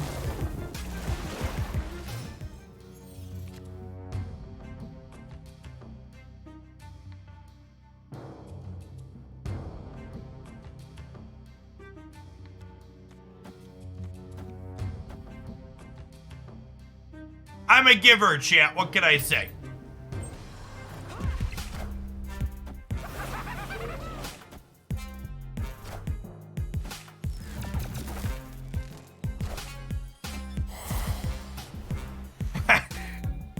Yeah, Reach, my general rule of thumb when I do stuff on stream is I just try and do things on stream that would make my experience better when watching other streams. And I really hate streamers constantly verbally answering the same questions constantly. So having video topics teed up to not have to repeat myself nearly as much helps a lot, I think. Hey, Perno, thanks for the brand new prem, appreciate it. We unfortunately have priority here, which means that we only get to tag the Khazar. Probably be like Patriot plus Mystique and then they get us.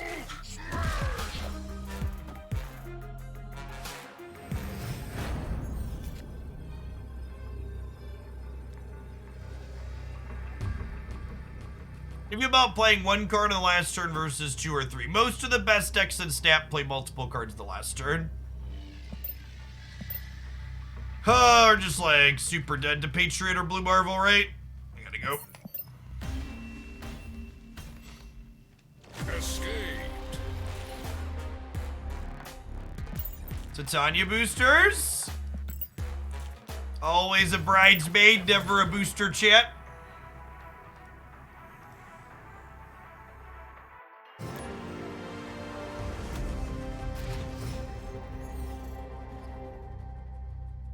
Is there an app where you give it all of your cards and then it returns optimal combinations? Eep, thank you for the sub gifts. That's super generous. We have a Google Doc here that we maintain in our community. Oh, that's the wrong one. Card sheet. Where if you fill in your series 3 cards in the checklist on the first page, there's a packages tab at the bottom along with links to decks on my YouTube channel that contain those groups of cards. So, good way to kind of get a feel for what's in your collection and what you can build.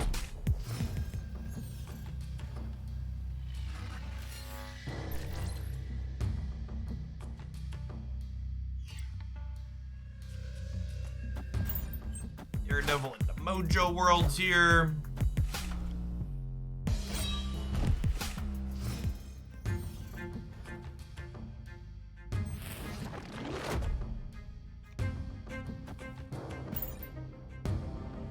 So Blade, discard Infinite. Definitely a hella angle here for our opponent. No Enchantress in sight yet for the Morbius. This is a Jessica Jones to the left.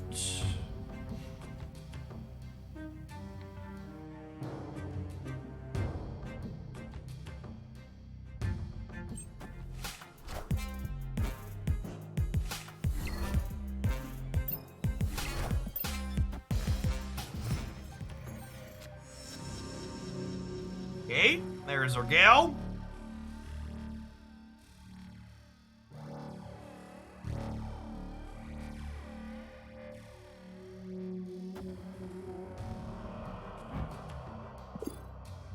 Well, this is about to be a very high variance Ghost Rider.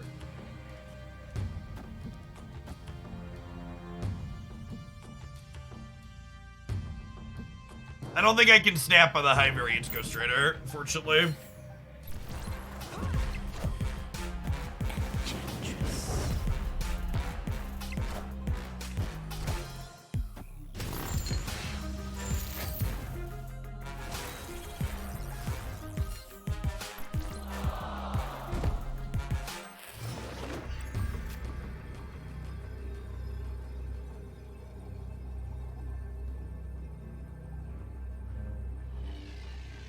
We wanted to pass Titania over. Oh, that's a good call. If we passed her over intentionally, we could have gotten it back with our last card. Yeah, that's a good that's a good call. I missed that play pattern. Good shout. That would guarantee us the win here, and then we could easily win here. We might still be able to win this game despite that mistake.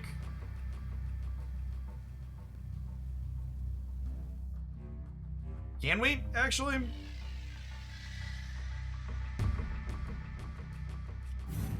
It might not. Yeah, our deck definitely wins if we...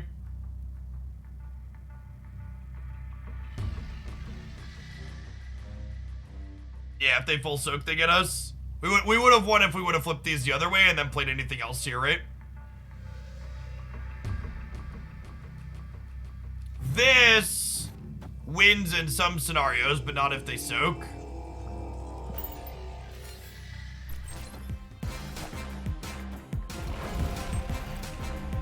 God bless us, everyone.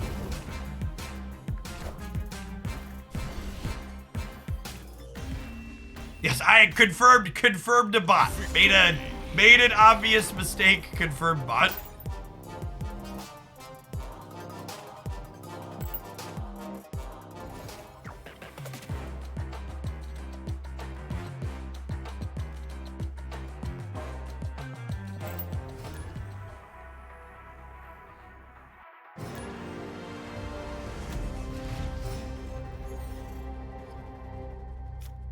All right, chat. Will we get a 3D version of Titania before 1 o'clock?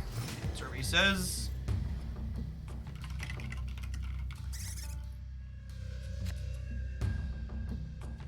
I would love to Viper a squirrel over to them, I think.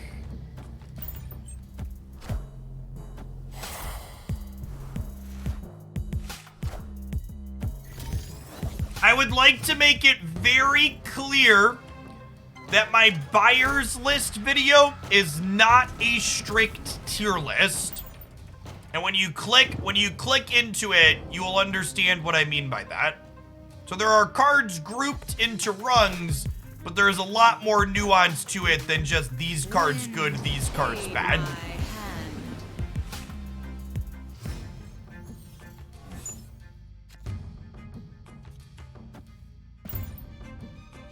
So, fun, interesting, weird, awkward interaction. When the mirror dimension copies the flooding zone, I can still play cards here next turn, chat. So this one closes, but this one doesn't.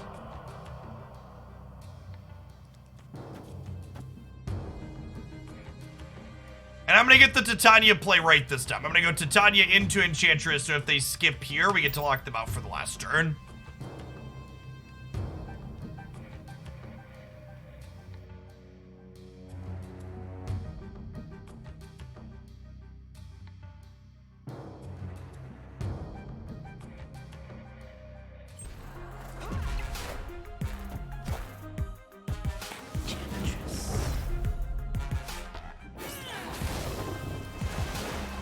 Look at her go, chat. Look at her go. Look at her jump to the other side of the board and just crush hopes and dreams. Victory. What a beautiful game.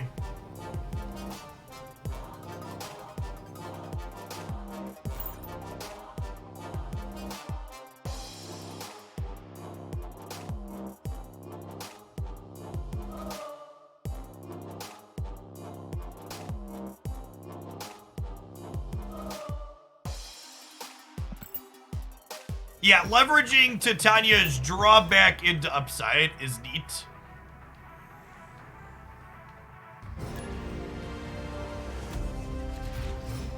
To use the Excel spreadsheet, you need to read the instructions on the right side of it, which tell you to make a copy of it, not request edit access. This is the best deck for Titania. I like this deck, and I also like the Moon Miles deck we played earlier today. They have both been fun and interesting for me.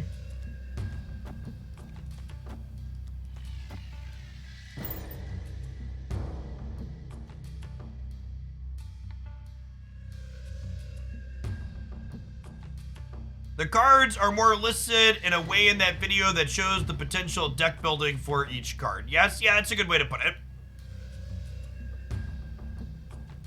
I want to swap Hawk for Jessica Jones in this deck. I think I would need at least Korg to make that work. And I don't know that I want to give up Nightcrawler for Korg.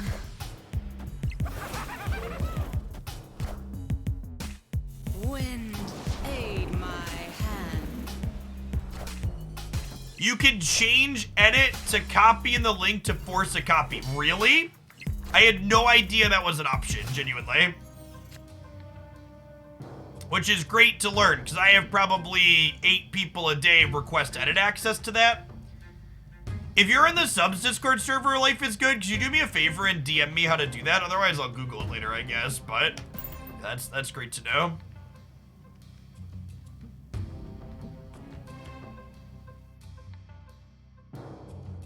Appreciate you. I have 3 winter variants now. I have Abomination, Ebony Maw, and Patriot. Hoping to get Rock Slide before the event is done.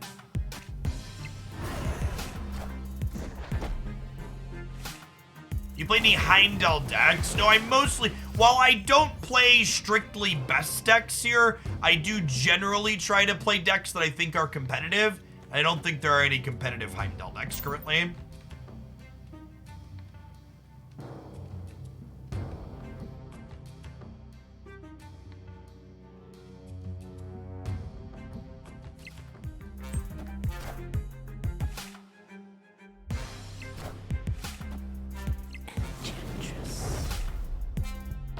Marvel Snap to date has done an excellent job, in my opinion, of making sure that cards are still playable when they get nerfed.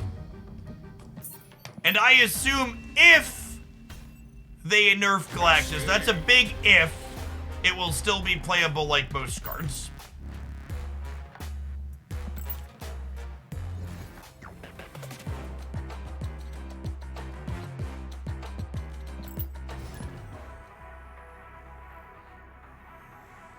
Well, I play competitively if they announce official tournaments and such. It depends on what the details are.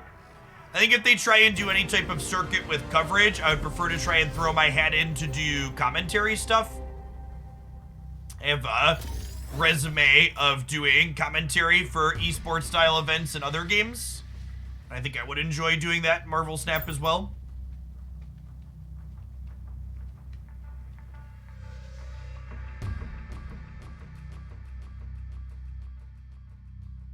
I think people are worried about them mentioning Galactus on the watch list, but we'll get a heads up if they're actually coming for Galactus, chat, because they'll nerf Neil first.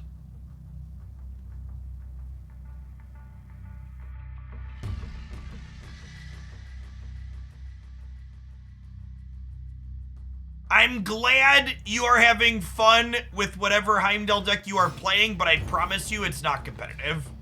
It's not an ideal deck. It's not something that sees play among people playing towards the top levels. Who's Neil? You kneel before Galactus, chat. He literally says it every time you put him into play.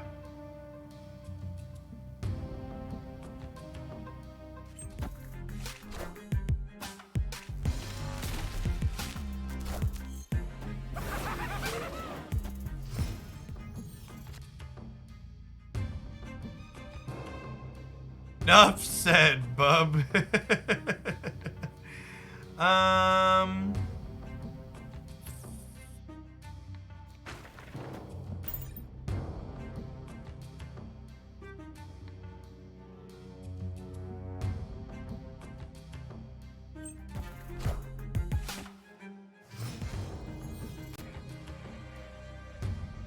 Oh, it's not a setting in the dock itself. It's a... Okay, perfect. It's something in the URL. That's interesting.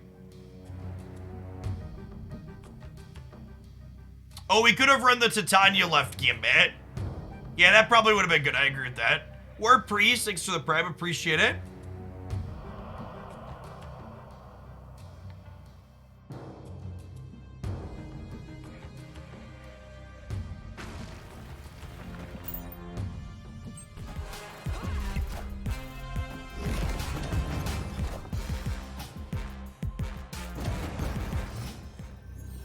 Well, shit.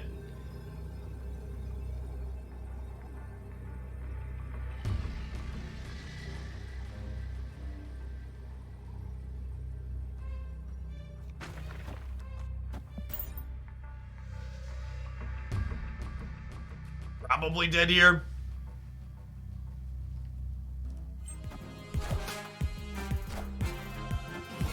Yeah.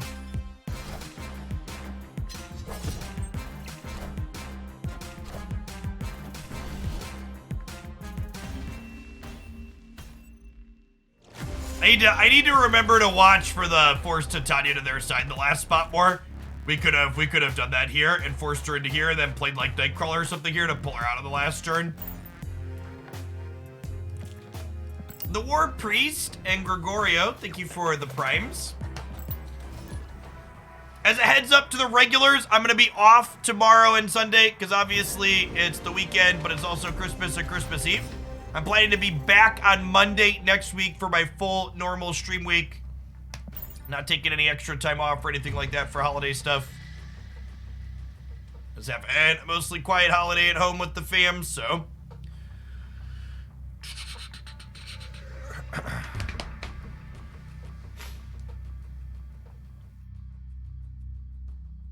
Kabloey, thank you for the prime.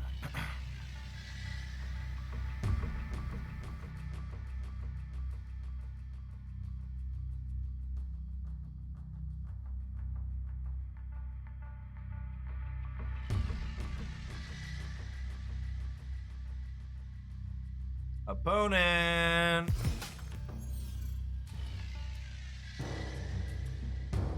Let it flow. Let it flow. Do do do do do do do.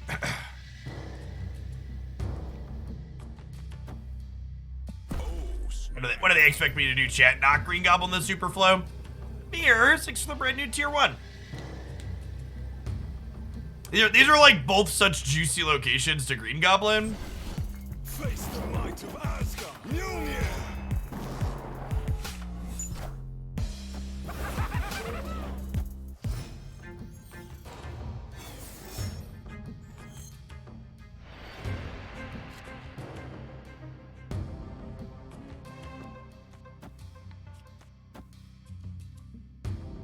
I don't know if this is good, but it's potentially great, so let's do it.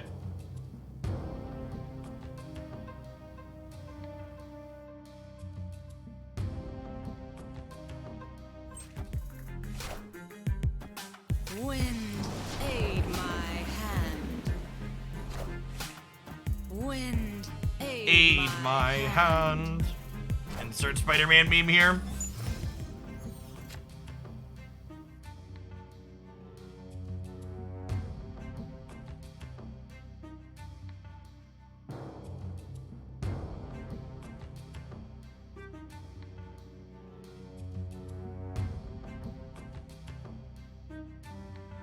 So,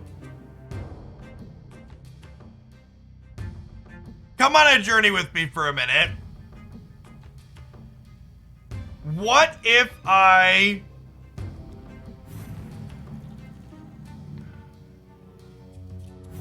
do this, it kicks this one over. And then I do this, it donates one, and then they both come back to my side. And then I Professor X on the final turn, assuming I'm still winning one of the floodings. I don't know if this is a good play, but it's a content play for sure. I'm pretty sure this works how I want it to. But it also depends on... It also depends on us still be winning one of the floodings. This is a 1-drop, how big is it? Wait, we have priority going into this turn? So long as we're up by at least 4 here, we win the game.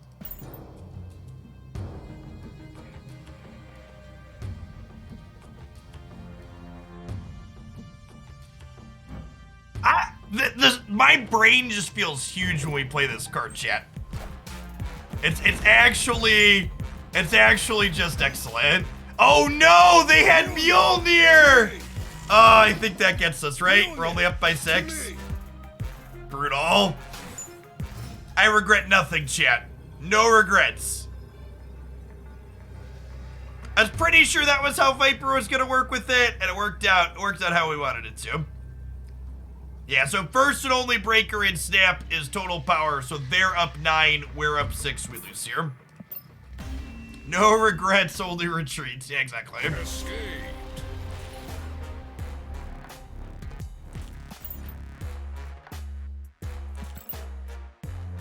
Yeah, drawing a hammer right away is kind of like worst case scenario, right? Because it let them. It added 12. They added 12 power on turn 5. We do not know the next non-cosmetic bundle. That is correct. We do not know what is coming after the current one.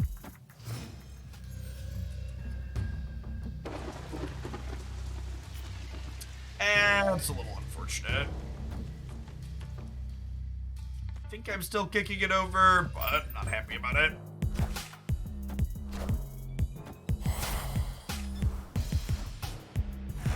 I guess I could storm the center now?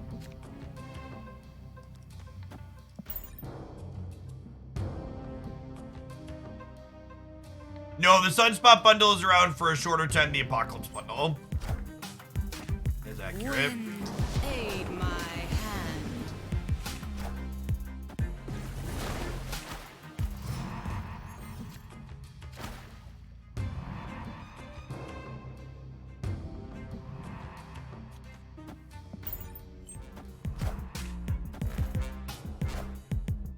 Did I do my stream overlay or did an artist? An artist did.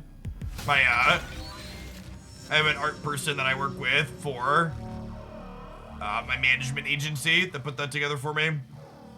Okay, so we're down on the right by 7, but we're up in the middle by 4. We're losing to Dr. Doom is noteworthy.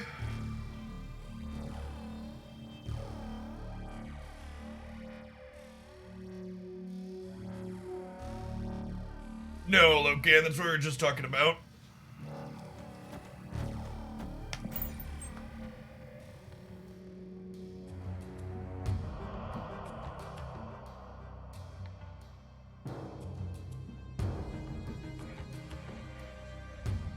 Ebony Maw definitely doesn't fit in this deck. I would play Rocket Raccoon if you're missing Titania.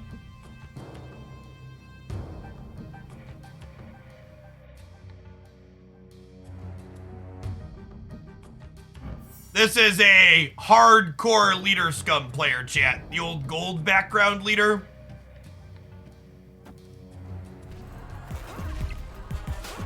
Jeff, leader is in my store. Should I buy it with tokens? I don't know. How much self-respect do you have?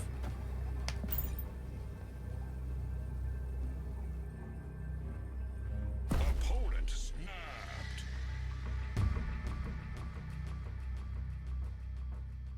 Can Daredevil see the cards that are played in the Dark Dimension? It can, yes. All right, Dr. Doom, come take my cubes.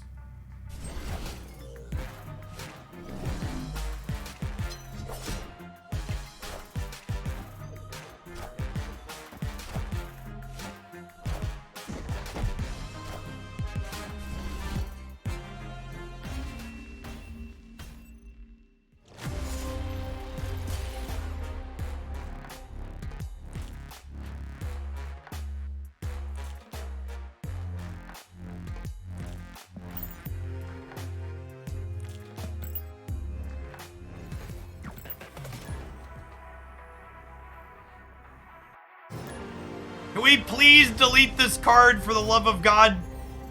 For the love of God, can we delete this card from the game?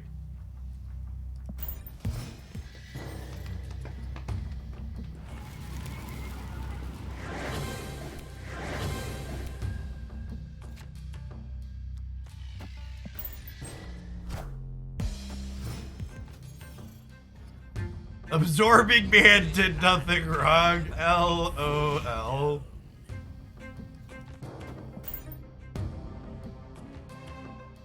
If it wasn't leader though, wouldn't it always be something else that people were mad at? That's a really fucking low IQ take that fundamentally doesn't understand the problem that leader puts into the game. Fuck off. The idea that leader is comparable to every other card and something else is always going to be something that people are upset with is nonsense and shows a fundamental misunderstanding of the entire situation. You're right that some amount of people will always complain about whatever just recently beat them.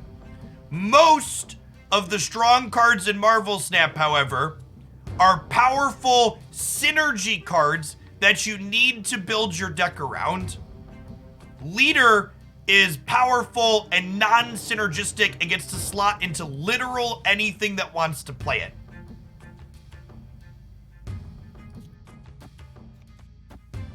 think we're probably dead here. I'm gonna play a 4th turn so we can get another booster, but... Oh gosh. Oh gosh.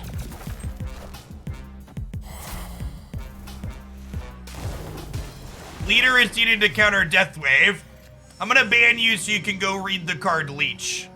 Let me know when you've come back and I'll unban you. Let me know once you've read that card and familiarized yourself with it.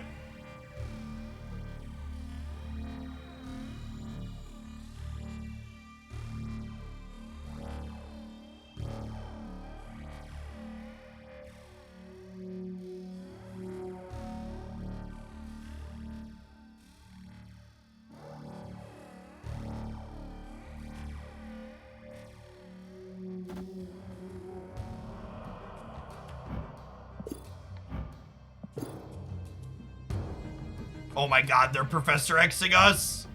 Well played. Well played. I was like, oh, they're giving me a free Professor X path. They are not.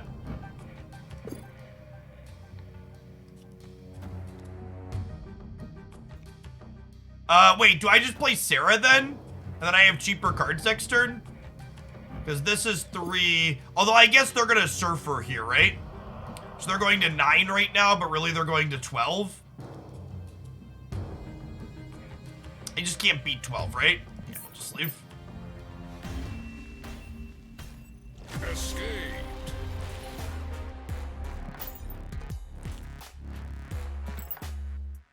Can I please just get 4 Titania boosters, chat? Alright, if we don't have Titania boosters by 1 o'clock, we're gonna switch to a non-Titania deck.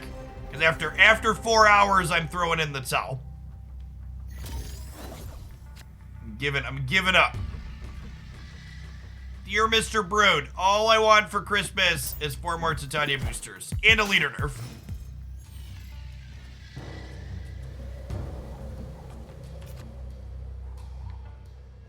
How close am I to Valk? Not very. I think I have like 2,000 tokens. So boosters are supposed to be pseudo-random, with the pseudo being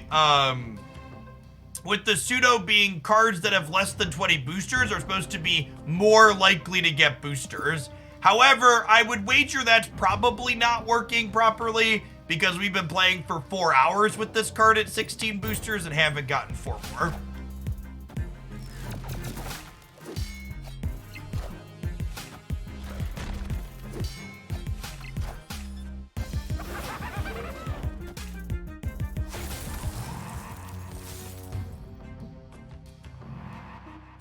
I think Leader as a card just is far too strong, and the only legitimate discussion about the purpose that it serves in the metagame is basically entirely covered by the card Leech already existing. So I don't know why people feel the need to be like, oh, we need Leader to exist, when you listen to any argument they put after the we need Leader to exist statement, they're describing why Leech is fine and good for the format. Is 13 enough to win here? Probably not, right? Probably need to save these for somewhere else. I think I'm just storming Jotunheim.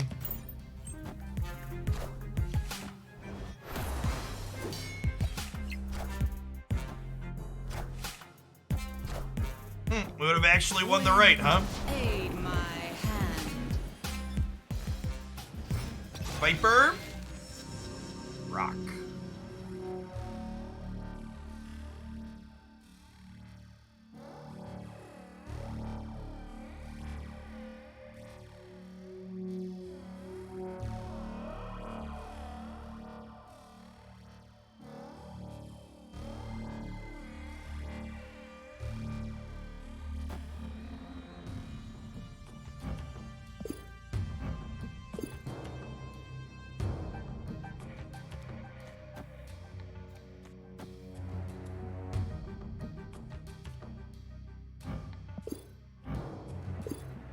So we win, right? Snap. Right? Math? Damn. I thought maybe they'd stay because they have Goose. But yeah, we get to tee up the Titania, fit Titania in the one spot, and then pull her back, right?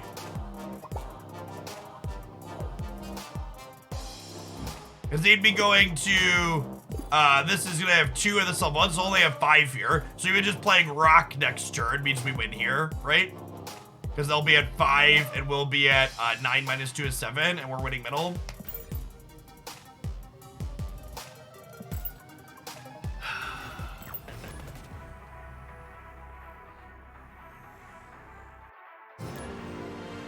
Why did I give them the right? Because they could have played something large there that I would have been capable of beating. We had no way of knowing they were only going to play a 2-power thing. Titania boosters don't exist. Yes, accurate. They are a lie.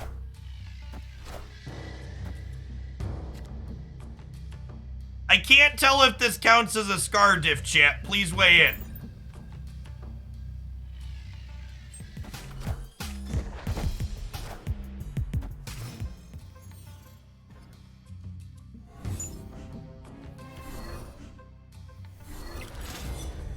Oh my god, they just got their Apocalypse Sokovia? Are you kidding me? That's a hard diff right there, okay? I don't know if this was a Scar diff, but we definitely just got big diffed on the Sokovia.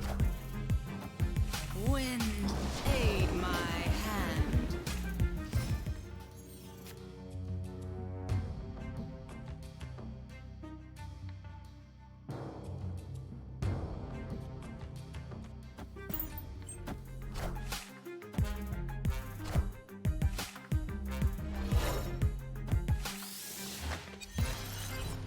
Ooh, they have Argamora.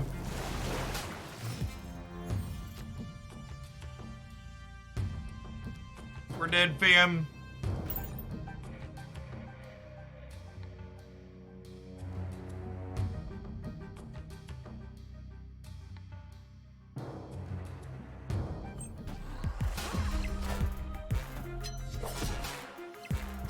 Alright, we need to draw Titania here. So you can put 17 power in the middle. The one card that can make me spew a cube here. The one card that can make me spew a cube. Oh, it's just barely not enough, chat. It's just barely not enough. Was this it Agent 13 Apocalypse? Was this actually just RNG's City? Oh my god, it was Agent 13 Apocalypse into Sokovia, discard the Agent 13 Apocalypse. Alright, my opponent didn't win this game, chat. Ben Brode won this game. That was Ben Brode's game to win, and he won it.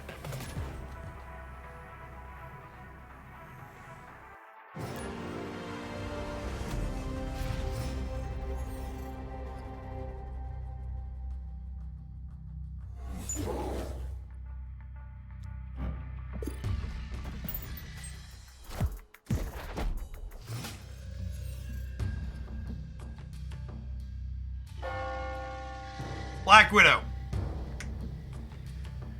Well, we'll get to Jones and Carmitage at least.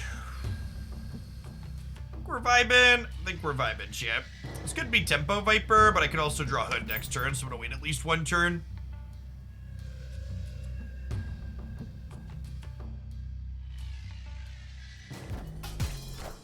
Something that frequently gets asked is, Jeff, how could you not get tilted or laugh after a game like that? And the thing you have to understand, chat, is I spent the last decade of my life making content for Magic the Gathering, which is a game where you frequently spend 50 minutes playing and then lose your match because you missed your third land drop. So you may think variants like that is tilting, but it doesn't even scratch the fucking surface of the shit I've experienced. Wind, aid my hand.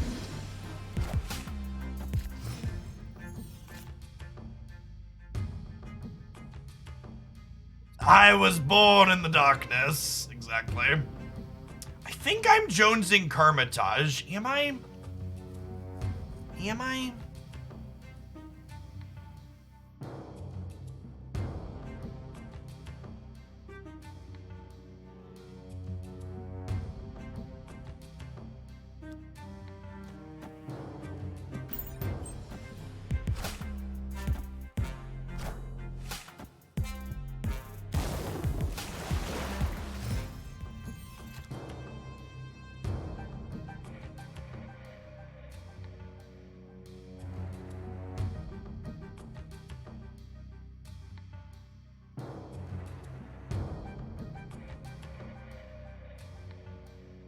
Coming from Magic, I feel tilt-proof for this game. Yeah, it's really, I mean, sometimes, like, repeated bad beats can get me, but, like, various one-offs, it's just like, yep, that's just how this works.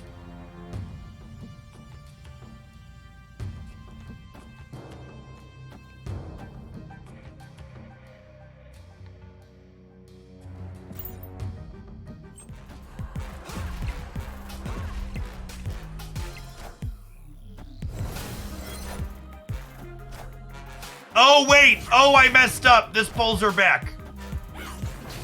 I forgot I was pulling her back. Oh, my brain is bad. All right, I punted that. I wanted to lock them in. I keep missing the lock-in, and the one time I see it, I mess it up. Maybe it would have been right to Gamba the green goblin on the left, actually. So I'm not talking about the paper tabletop Magic experience. I agree with you that playing Magic the Gathering as a social game allows the social components to mitigate the fact that Magic has a shit ton of really unfun variants in it. I'm talking about comparing me playing Magic Arena 8 hours a day as my job here on stream to playing Marvel Snap 8 hours a day for my job on stream. And both of those things are completely devoid and absent of any social component. You know, outside of me yelling at chat.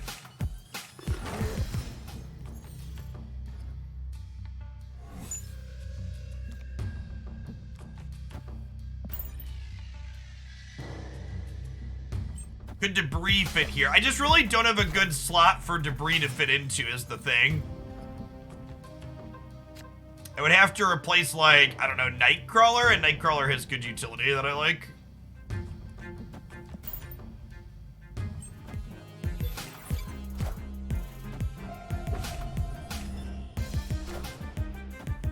Wind, aid my hand. Yeah, you'd have to cut, like, our interactive card to Tanya. I agree with that take. I think I'm punting the flooding since they played a Sentinel there. I think there's a good chance they play another Sentinel there as well.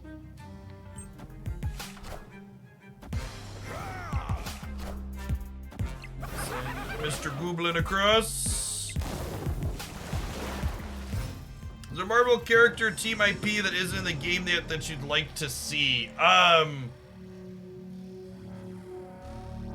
Is there, what was the... I just caught up on a couple of the MCU movies. What was that? The new group, the Eternals, I think was a fun one. Did you just Professor X into my Daredevil? I mean, this is like a Chad play respect, but like also, what are you on?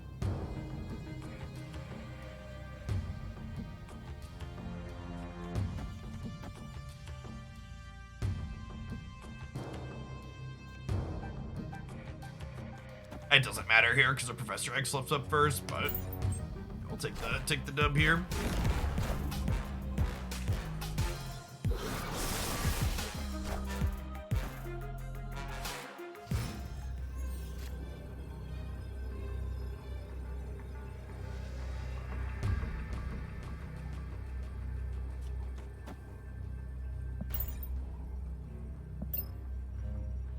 All right, it's 15 enough to win the left.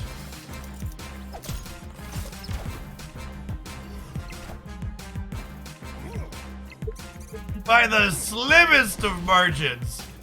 By the slimmest of margins, 15 is enough to win the left. Victory.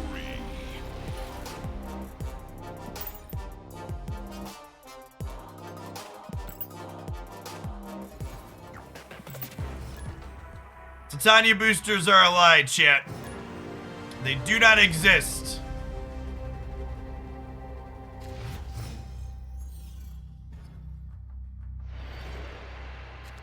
We've been live for over 4 hours now, and not a Titania booster in sight.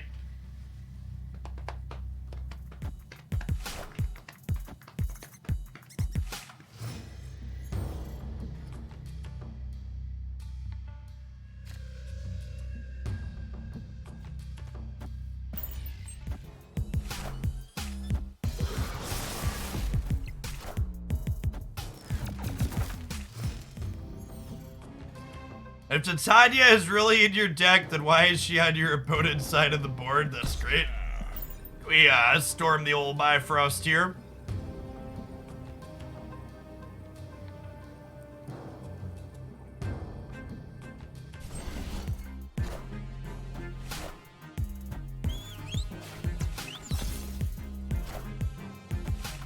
Wind, aid my hand.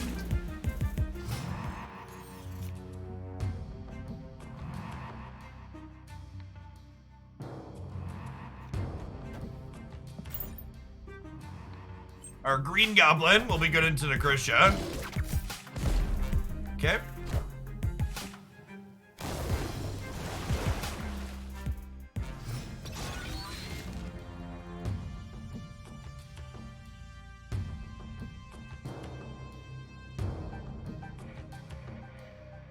Opponent snapped.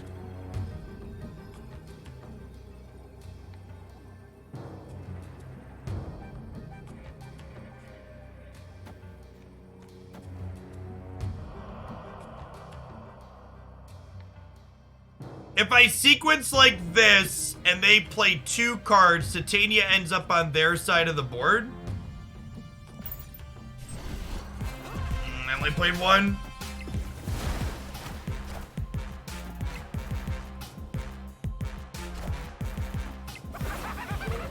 No, wait, this ends up on their side of the board anyways, right? This is perfect? Because I had priority. Yeah, never mind, this is great.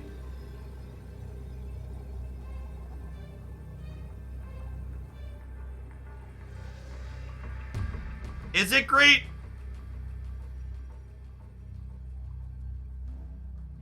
Can we win though? I needed my, well, even if I hit Gamora, it doesn't work out, right? Because Gamora sends it back. I can only play 1 card. Yeah, Gamora got you on, dude.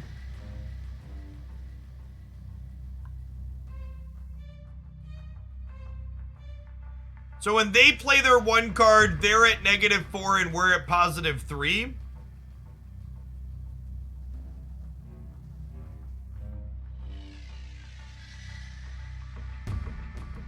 Chad, if I Professor X, Titania stays on their side of the board.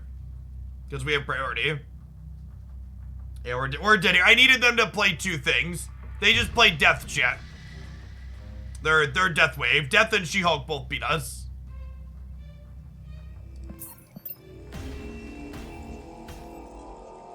Escaped.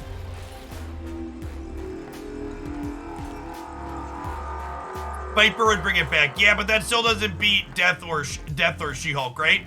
Their Death is +9.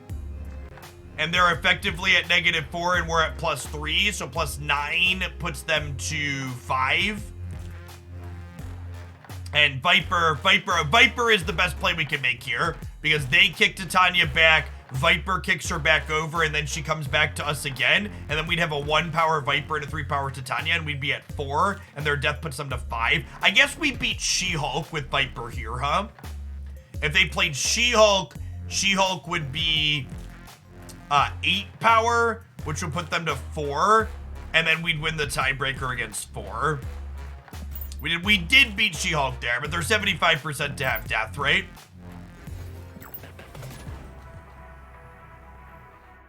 Oh, we had priority. Yeah, nothing works. We're good. Nothing works if we have priority.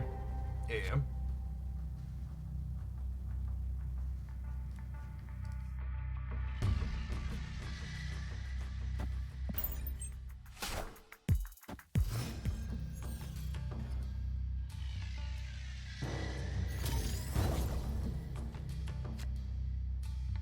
We don't want to play Black Widow the same path as Hood because we want this to be open in case we pick up Viper. I'm gonna replace Mojo with my negative deck, Bast. Or Scorpion.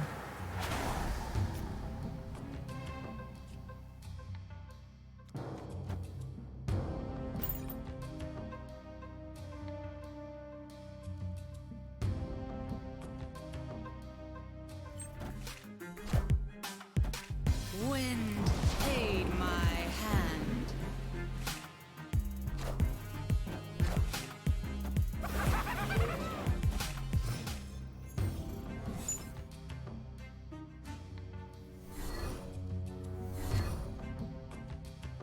Am I punting the flooding?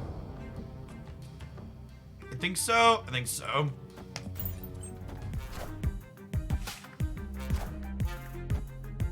Forcibly so.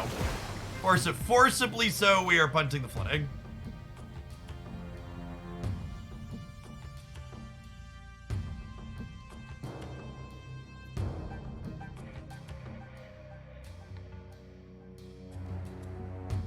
Have you thought of doing a concept video on how to manipulate priority to your advantage? A topic like that likely would perform very poorly on YouTube because it's educational. And it's also a topic that's like, it's complicated and you can't really do it. It's not like these are 5 simple tricks to manipulate priority, right?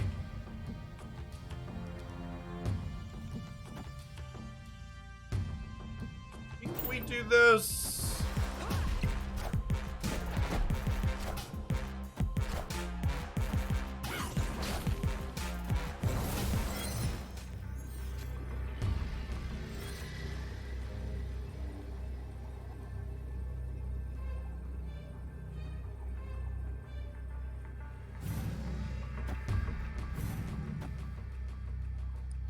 Okay, so if they play 2 cards, Titania ends here. If they play 1 card, Titania ends here. The other question is however much we have here, this is what, 9, 13 enough to win left? 13's probably not enough to win left, right? So it's like, it's not even worth playing for this percentage play because we're not going to win this here. Escape.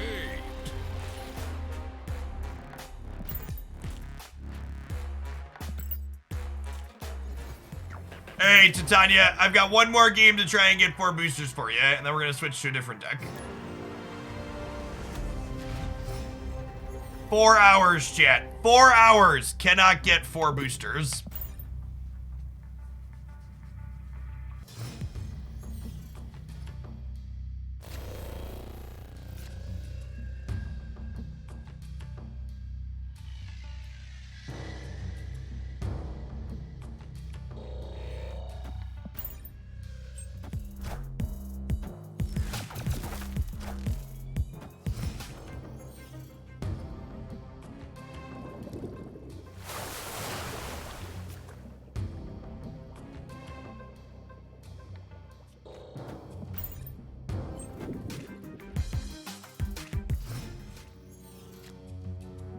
We vote on the next deck.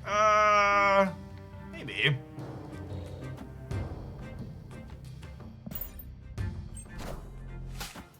Wind aid my hand. Upgrade level effect booster drops. It does not.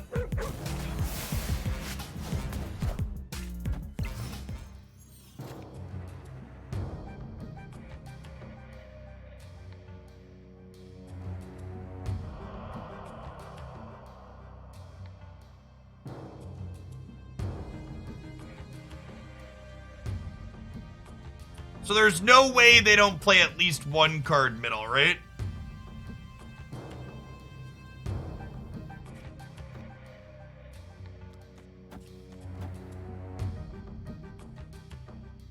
Seven enough to win here on average?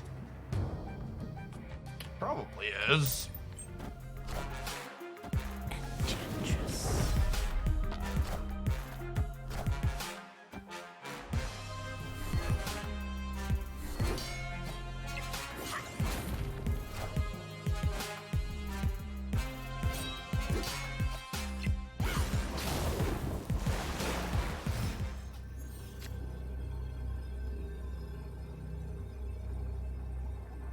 Okay, I think that's our best possible play then, right? We get into trouble a little bit if they play two things on the left, but they haven't discarded a swarm. And obviously their Dracula could high roll the Infinite. Oh, they have no cards in hand. Okay, good shot. Was this a bot? Victory. Because it was actually more power for it could have been a human making a mistake, obviously. It was actually more power if they hold Chavez and discard its Dracula. It's actual 4 hours with no Titania boosters.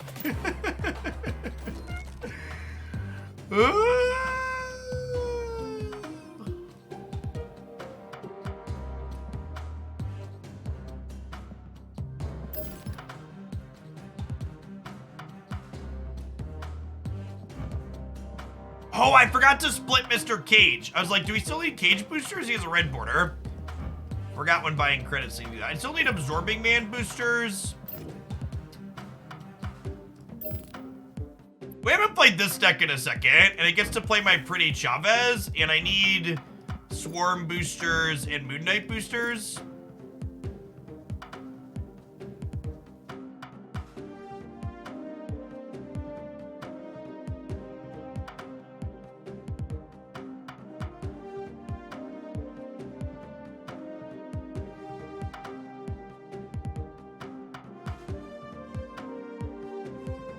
The Inked Enchantress does look great. Yeah, I'm leaving the inked cards at white borders for now, I think. I like them. Simple, but... Yes, chat. You can tell these are all the cards I've mostly played the most of. We have very, very honest game preferences.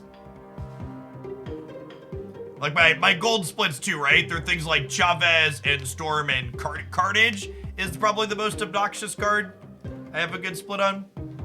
All right, let's stand up, Chip. Let's spin the wheel with some discard lockjaw.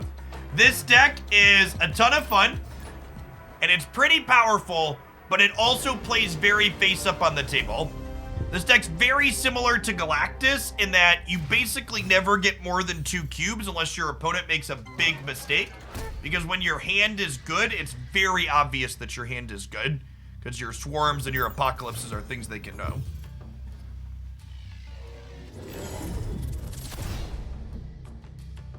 Orbius. Speaking of swarm, chillin' for now. Why don't I try and get a gold variant from Agatha? Because I want to build an all gold ink deck, and I don't really want to put Agatha in that.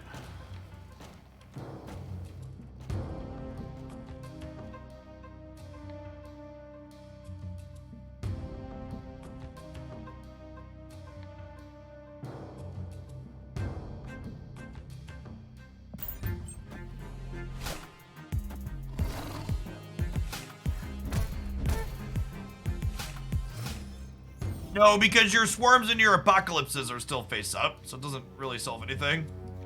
Let's go Colleen Wing here into Blade here. Colleen guarantees discards our lowest cards. Then when Blade flips up, will be 40% to be able to hit another swarm. Is Blade on one a bad play? Yeah, unless you have a couple of cards you want to discard. But like, see here, the way I set my Blade up to play, we're 40% to discard something we're happy to be discarding.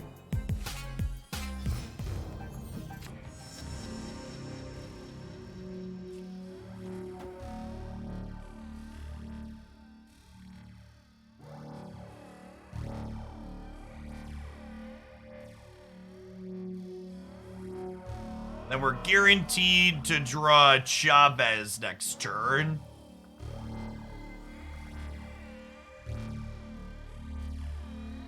Or may not be good.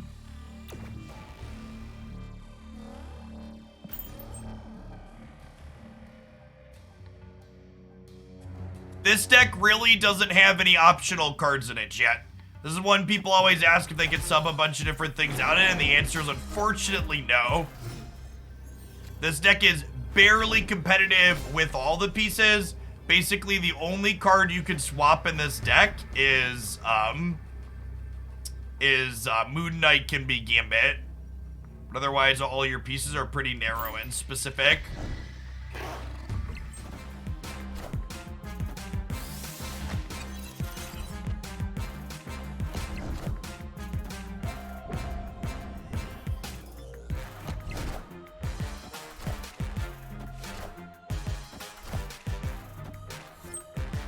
Oh my god! Wait, what? Oh my god, if we were 2/3 to win at the end there too, chat. Brutal. Absolutely brutal. Unlucky. Remember when our opponent hit the 1 in 3 Infinite earlier today on their Dracula chat? This isn't a Dracula channel like that. Our Draculas never work.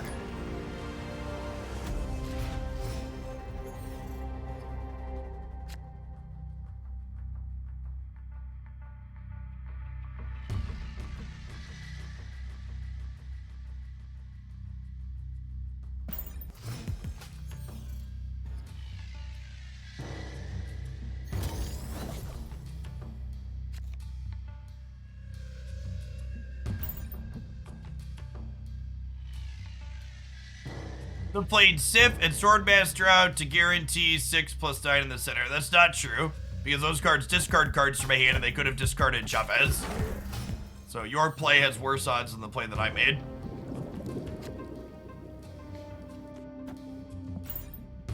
So we'll Sif, bin the Apocalypse, and we'll Dracula right on 4. Is there a rank system? In fact, the only way you could currently play Marvel Snap is via a rank system. Unranked. Unranked will be coming next month, but as of right now, it does not exist. Oh, they're just full punting Atlantis here, so probably didn't need to commit Dracula.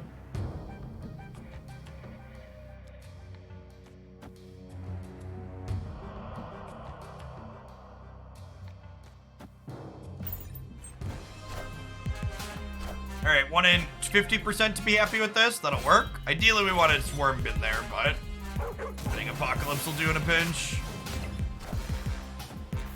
Swarm bin time.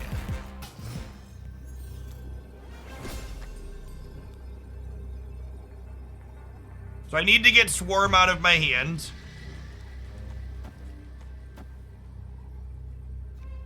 I guess doing this is guaranteed to discard Swordmaster, which makes us more likely to get a big thing on Dracula, which is ideal.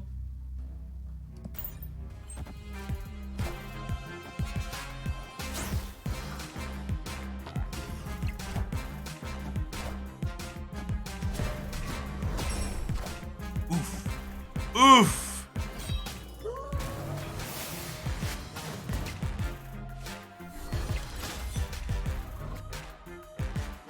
Man, we'd have actually won the game without Rogue in it, huh?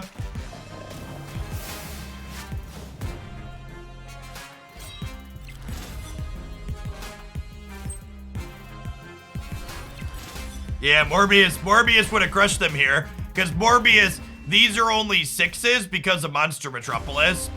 So our Morbius would have been like 15 here, and they would have been minus 12.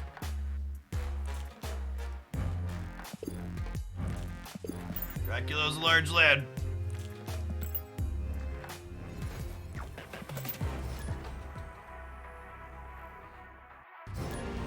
Rogue is a very good card. Agreed.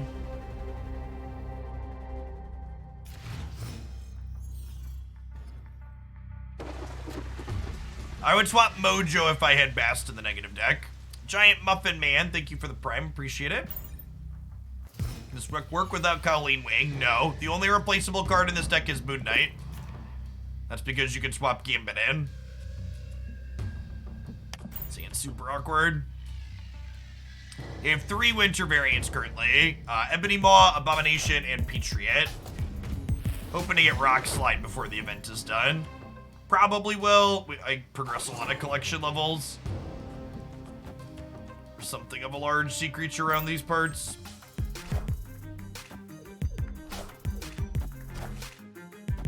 You're had success playing Hela and Dracula. Hela and Dracula have anti-synergy with each other.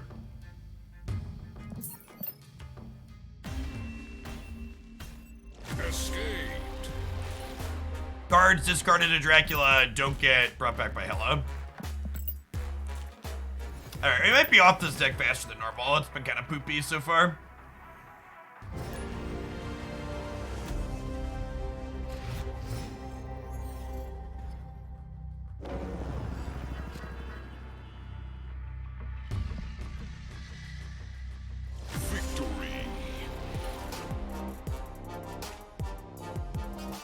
Do you think Marvel Snap will eventually have so many cards it'll be impossible to balance the game as a whole?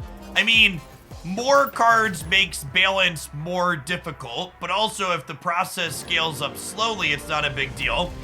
You should also keep in mind that other card games release literally thousands of cards per year. In an entire decade, Marvel Snap will still have fewer cards than Magic the Gathering released in 2022 alone. So, long run, if they take a proactive, what's the best way to put it? The current length it has taken for them to address leader in the current format, I think is too long. But it's also the end of the year and the holidays, and software developers are humans who deserve PTO as well. So like, I give a little bit of extra leeway at the end of the year.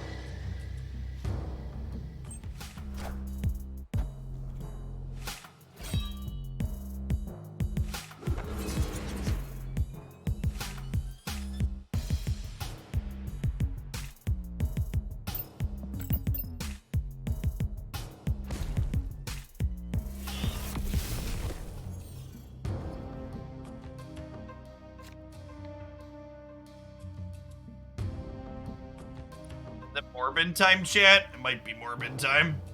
I think I'm going Lockjaw into the center with no fear in my dojo, and then next turn we'll go Morbius here, Swarm Swarm.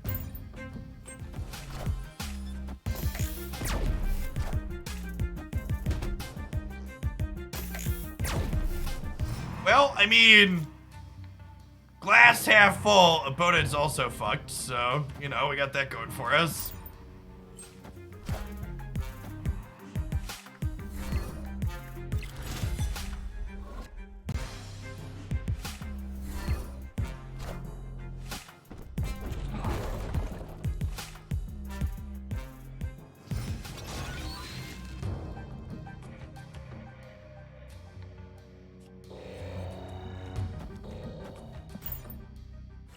Lady Macbeth, thank you for the quarter of a year. Welcome back.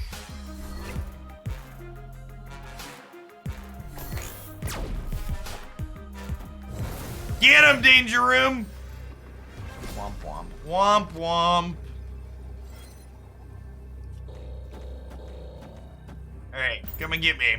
Come and get me. Lady Macbeth, thank you for the quarter of a year. Welcome back.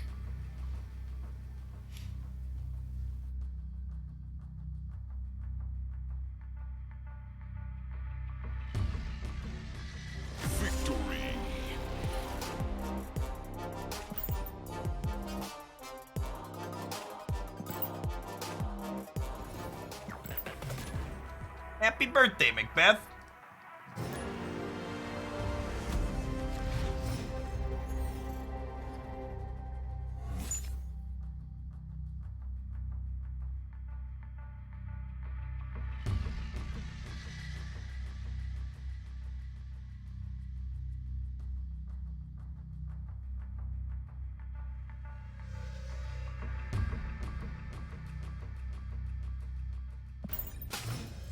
Hey, what's going on? Barmlad, appreciate the prime.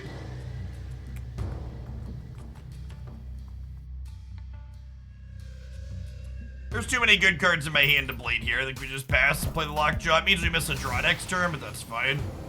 Well, I guess we're losing our hand to Adelan, huh? Should pay more attention.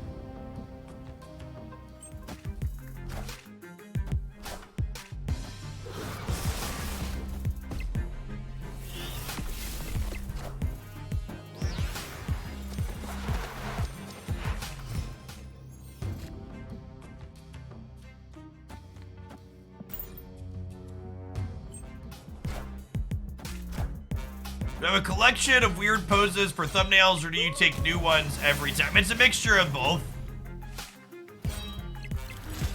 When I feel like I need a new one for something like today's video that went up, that was a new pose I took for today's video. But there's other days where it's just like, oh, I want this, and I know I have that, so I have a folder just full of things like that.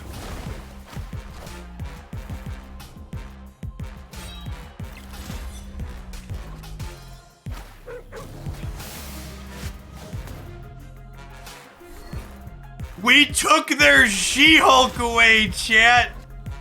That's exciting. That's exciting. I think we're still dead though, right? 28 probably still loses.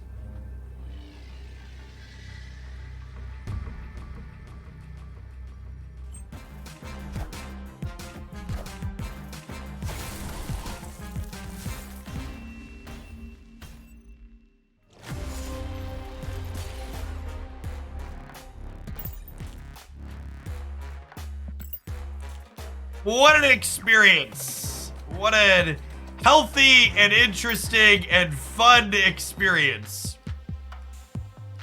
I built my entire deck to do a thing. And then we managed to do the thing, and it very much did not matter because my opponent played a single card.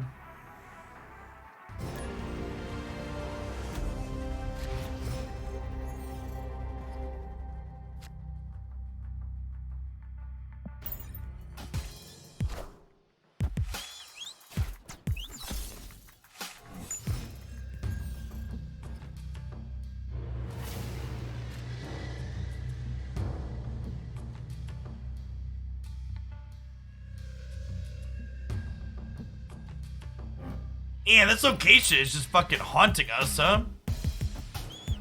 I guess with them blowing up our deck, we're more likely to redraw into the good cards in our hand, which is just nice, I suppose.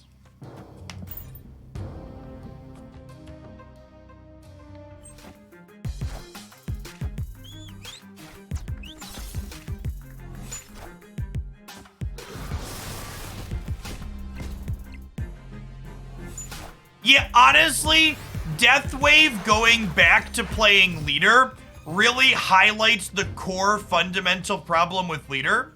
I've talked about this before, but Leader is very much like Teferi Time Raveler for Magic the Gathering, for people that live through that. The best answer to Leader is to play Leader most of the time. Yes, Haley girl.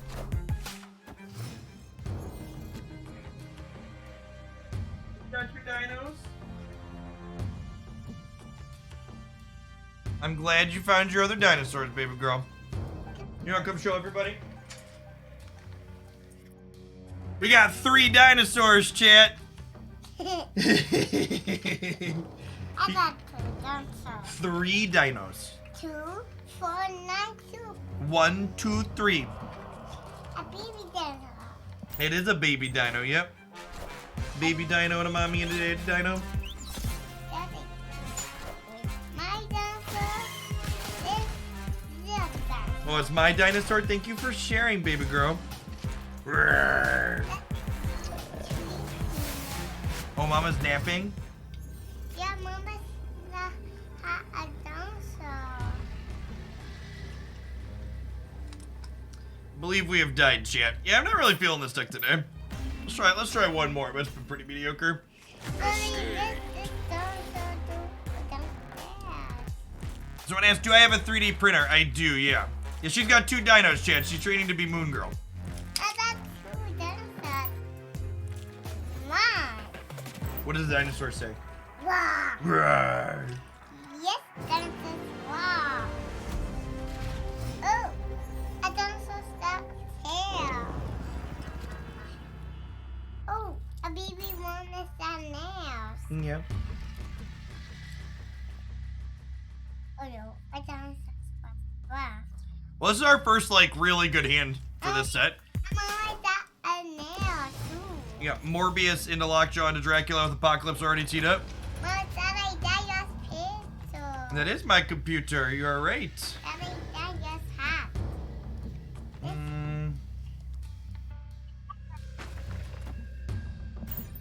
That's my phone, yep. Wait, what do you put these up? A button up and there. Okay, why don't you go upstairs and see mommy with your dinosaurs, okay? I got your dinos. Don't worry. Here you go. Take your dinos.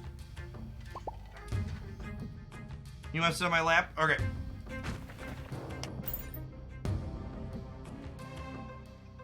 Put this down. Press the button to bring it down. Put that for me down. Face the might of Someone asked for any Patriot Doctor Doom gameplay today. I really don't like Patriot with Doctor Doom. My preferred Patriot deck list at the moment is Patriot Surfer. They're really stacking a lot of stuff here. I might just Dracula here to match. Yeah. And the other question will be is, can I manage to win another path if we stack Dracula here, hopefully? Dinosaurs. The Merc with the mouse, thanks for the prime, appreciate it. Dinosaurs. I'm glad you like your dinosaurs. That they do up there. I put a picture up there. Okay, them getting a copy of our Apocalypse before it's grown at all is pretty good for us. Picture up there. No, we're gonna keep the computer down here, okay? I'm leaving a picture down. I'm gonna Moon Knight to try and hit with the disruptive element here, I think. Daddy, daddy, daddy. Daddy. Yes, Haley. It's baby dinosaur. Baby dinosaur. Mom dinosaur. Mommy dinosaur. It's a daddy dinosaur. Roar, roar. Wow. Wow. Oh, we might Moon Knight their Apocalypse, that's true. Wow. Wow. That's a fight you. What type of printer do I have? Actually, don't know what the model is offhand. I love those fight you. My brother is super into 3D printing and gave us one of his extra ones as a gift. I got baby dinosaur. I got a sweet about your dinosaur. A sweet a baby dinosaur. Yeah. It's your So we're probably winning here, but there's a question of can we win the right side? Probably not. Yeah, I think we're just done here again. You just I probably needed to just suck it up and play the Dracula middle, but then we probably can't win Baxter Building. Yeah, let's swap decks. This deck's real bad. I don't really like any of the discard decks currently in Snap. They're all just varying amounts of like aggressively mediocre. 2 4 9 dinosaurs. Let's do some Patriot. Wow! Wow! Roar, roar. Two dinosaurs, two. Oh, Daddy, Dude, let's do a little bit of Patriot, and then we'll play some more Dark Hawk, huh? it's new space. You. You this. This. Oh, this. Oh, Daddy, this. Daddy, you do this side. Yes, I pushed the buttons. Daddy, you need first this side. Well, it's unfortunate that one of our few 2 drops got hit by the ice box as opposed to the extra 3s. Dinosaur. Oh. Oops, a baby dinosaur. Oh, Mommy won this first. Oh yeah, I subbed my. We need Patriot boosters anyway, so I need to split this one. Daddy, oh, Mommy won this first baby one. Yeah. Mommy won. That be nice, dinosaur. And then a baby one. Ma. This I think we want to tee up Patriot and Mystique to start, get them in under Leech. Ideally, we draw Mysterio next turn to let us go Brood plus something else. That baby tail, that mommy tail, that guy's tail. A baby one. Yeah, I preferred the Saraless build into the Leech Leader metagame. Daddy, Yeah, Haley. baby one and mommy that tail. Right. Take the bat. Oh, uh-oh. And mommy one. Take the bat, oh, away. Are you singing Jingle Bells with your dinos? Take the bat, away. The Surfer still procking a card that has cost change. It does, yes. Surfer looks at the original cost of a card, just like Killmonger does. I can't eat my baby. So, take a bear, oh, away. Goblin as well here, huh? Take the bear, oh, away. So all of our Mysterios are 4 here on the back of Patriot and Mystique. Take the bear, oh, away. The bear, take the bear, away. Oh no, oh no. Oh No! Thinking oh no's, I think Daddy's game is lost. Well, is it? I think so. What if I jug here? We're gonna lose to Juggernaut middle, loses to leader, but other than leader, it probably wins, right? Alright, I believe. Jug middle, Copium. Wait, does this beat leader too? Because their jug will only be 2 and then we'll win? Oh, it does beat leader, chat. Look at that. Get out of here, bud. Nobody loves you. Alright, chat. I am going to hit an ad roll really quick, and I'm going to step away to run the toddler back upstairs because she's a little distracting, even if she's adorable. You're not going to miss any gameplay. I'll be back in about a minute. BRB. We need to go back upstairs. You want to bring your dinos up with you?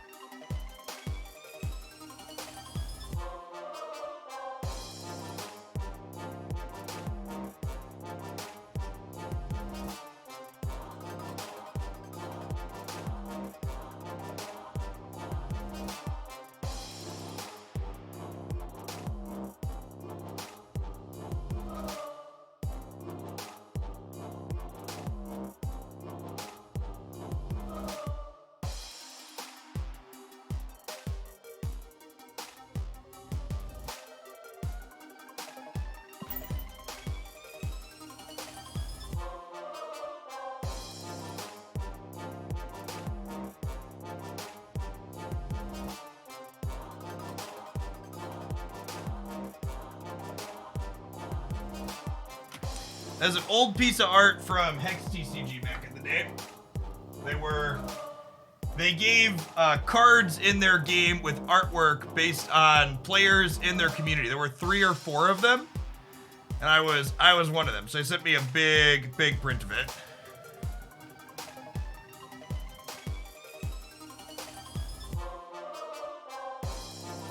Rest in pepperoni, Hex TCG.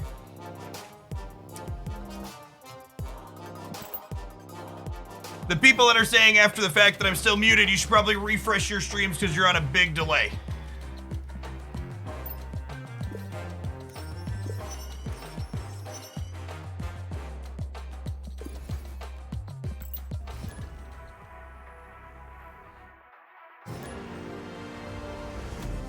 Yes, Wizards of the Coast litigated Hex TCG into the ground.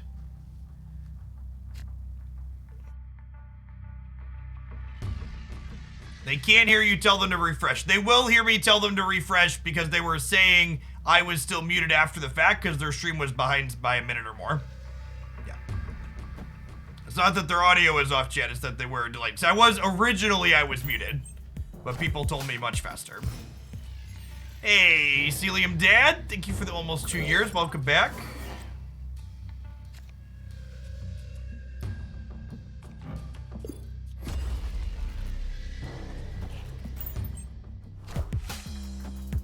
Space Cadet, appreciate the new Prime.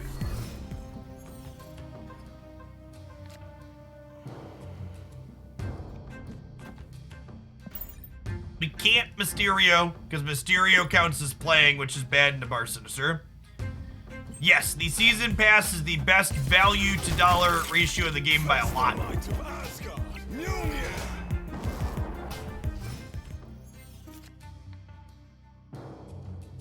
No, I just don't think the negative Surfer deck is very good.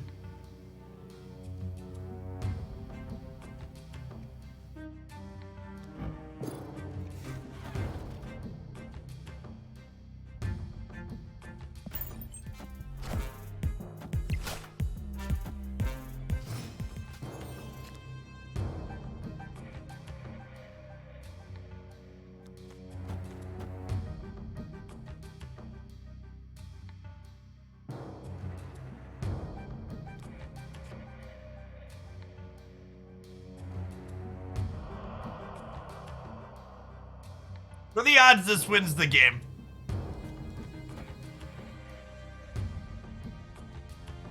Non-zero? We could also just wait and Surfer. But that's less funny.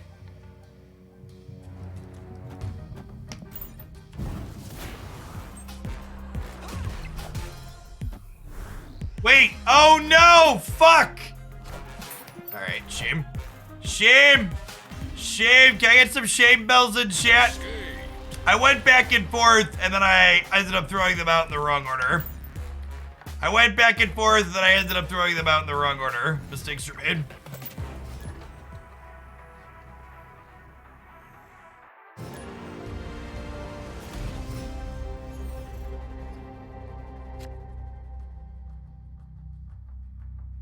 Yeah, whatever other 3 or powerless thing you want to play for a card you're missing, this list is fine. Juggernaut's definitely a tech slot.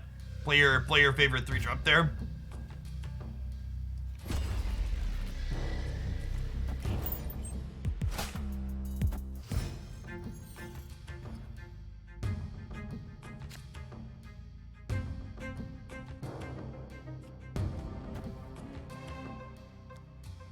Maybe we hide Brood. They don't know we're gonna have that much power. Confirmed bot. Yes. That is exactly correct. Confirmed bot.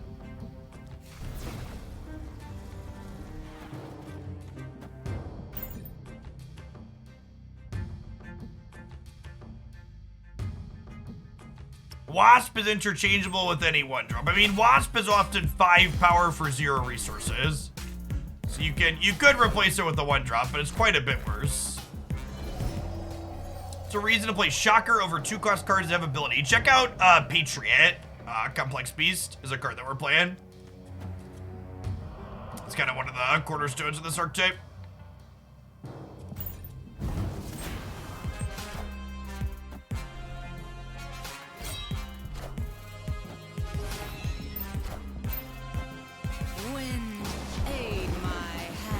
Play Daredevil or Spider-Man in your Spectrum Destroyer deck. Definitely not Spider-Man. Daredevil's like fine over Lizard, if you're into that sort of thing.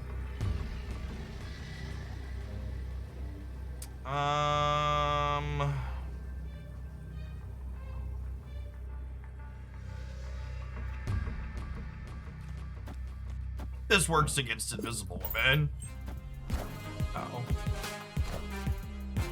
Oh, I forgot Debris gonna give us 2 less power mid.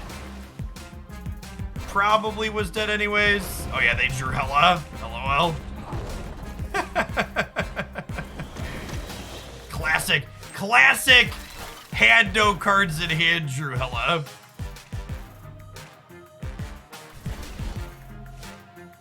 Yeah, this is my favorite Surfer deck currently.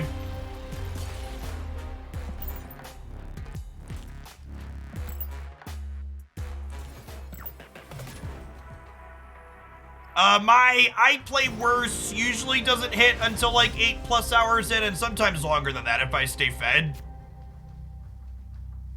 Like a lot of the times, Christy will drop me like an actual meal midday if she's feeling around or has time to do it, and then that helps me go for much longer. And down 32 to 48 ounces of water every stream. Stay hydrated, stay fed, stay focused.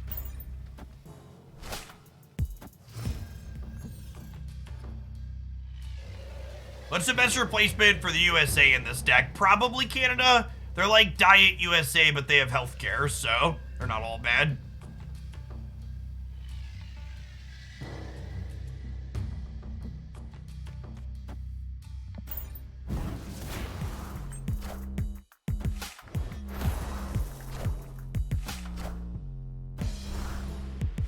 Stand up to move around. Yes. Yeah, I mean, y'all see me use my sit stand constantly, so that's definitely a part of it.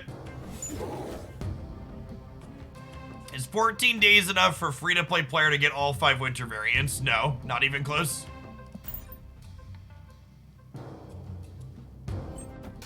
Face the might of Asgard. Mjolnir. It's been a second since we played Streamer Destroyer, actually. Wind, aid my hand. Maybe we should do that today. You have an idea? Rock Slide versus Yondu. Solid expansion diff. That being said, Jug in the middle here is looking real good.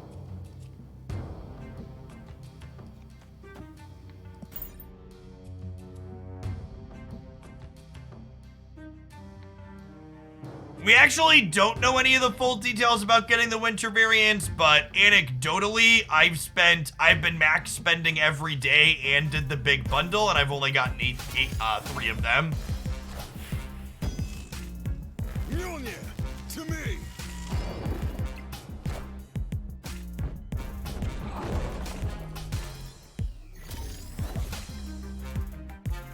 Now, it is worth noting the fact that they have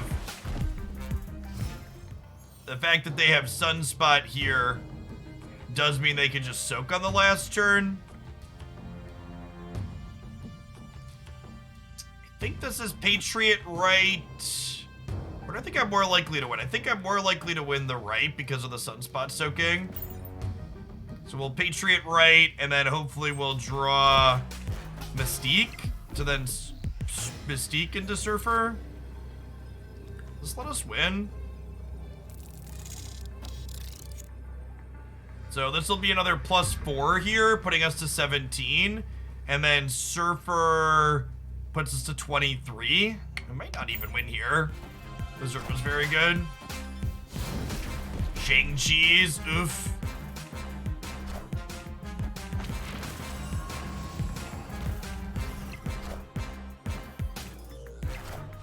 We consider Debris to lock them out, right? Yeah, maybe that's a better play.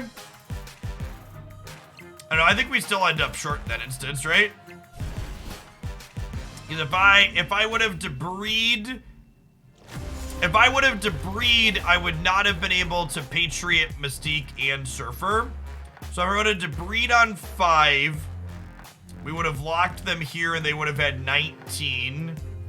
Do we get there with just Mystique and Patriot? I don't think so, right? Well, I guess we would have had a Rock, right? We'd have had Illusion for 4, Rock for 4, Monster for 13. Yeah, that does it actually. Yeah, I think you're right. Debris on the left on 5 would have been better. Patriot boosters do exist, Chad. Okay, that's a good start. Titania boosters do not exist. Patriot boosters. Patriot boosters are coming in clutch.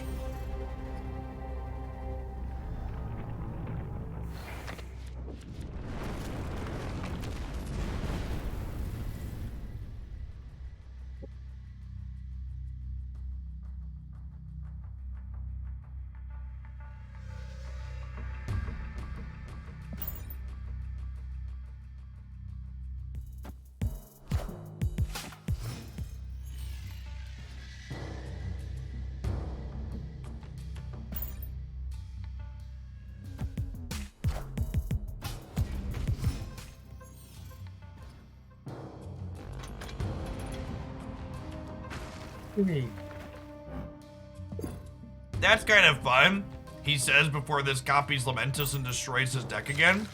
Avengers. Assemble.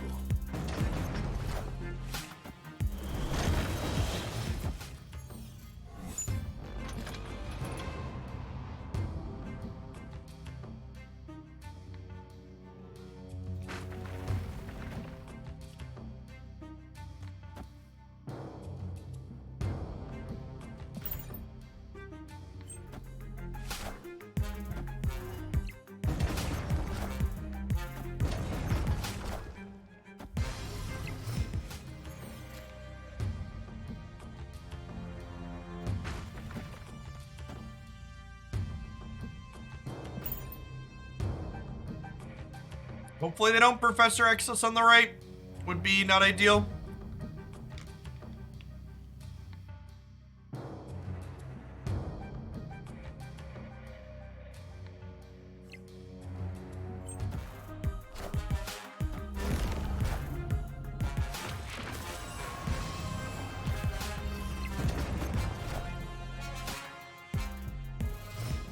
So close to winning the left.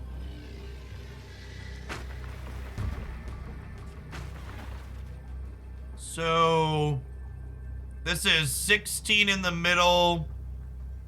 If they destroy our right, though, they'll have 19, and we're only gonna have 12, 17.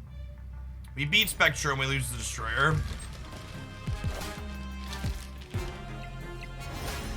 I think we beat Spectrum. Oh no, the Vibranium are ongoing. I forgot the Vibranium were ongoing, chat. Ugh.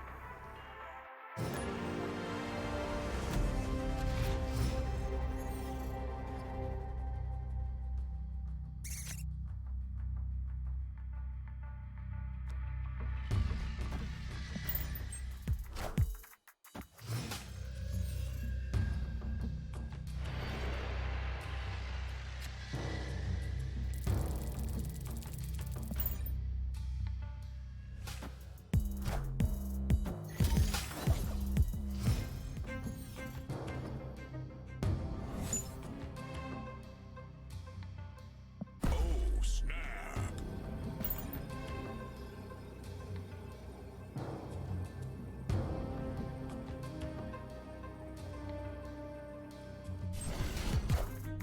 You can definitely replace Wasp in this deck. Just be prepared to get less things done if you do.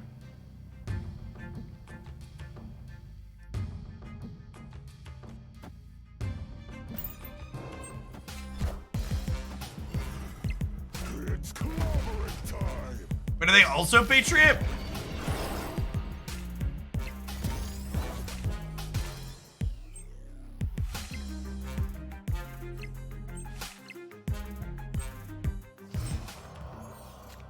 They are, in fact, also Patriot.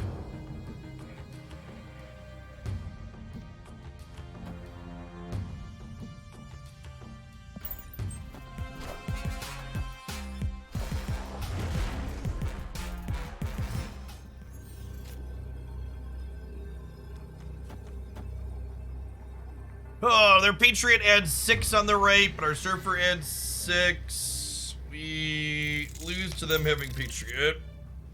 They also got Subterranea, so maybe they don't have it, but they also stayed when we snapped Subterranea, so they could.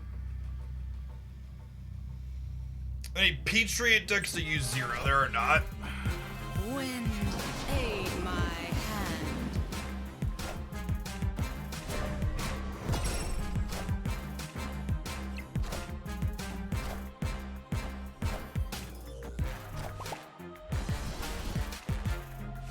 Okay. They just didn't think we get more power into here, I guess. Victory. Although 6 on the left is a little ambitious.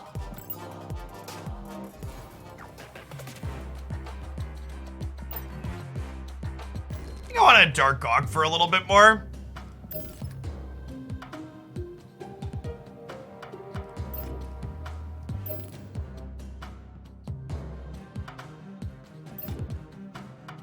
Do I? There haven't been that many armors in Cosmos, Copium. And I haven't split my null yet. Let's null until we're sad. Let's null until we're sad. I want to try this deck with Wave in it as another way to null Zola.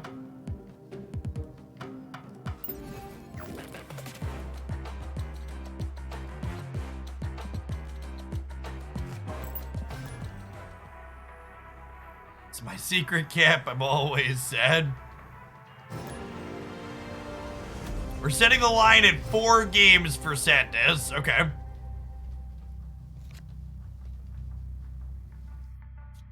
The bar's been set at 4, Chip.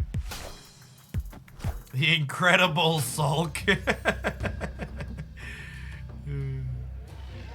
think Wave is problematic in her current form. I think the explicit way in which Wave interfaces with cost reductions is probably problematic.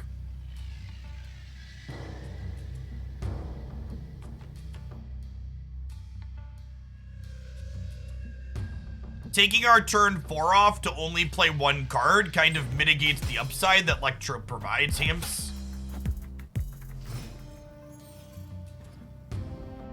Nova's our best draw here.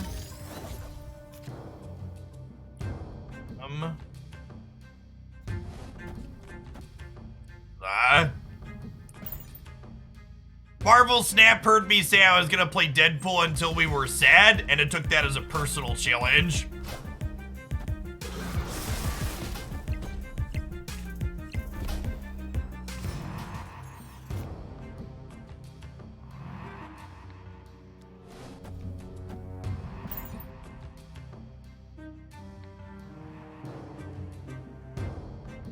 Favorite card art? I like the Captain Marvel variants, like the Goose and the Mystique and her black suit lightning bolt one, the classic one.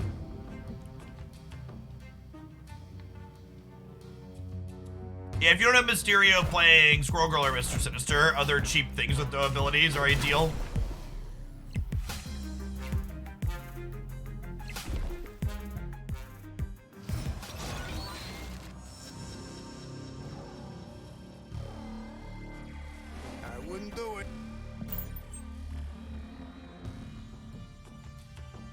Or a time limit for all you get in the card pin of the shop. There is not, but there's also apparently some kind of bug that randomly unpins things on occasion.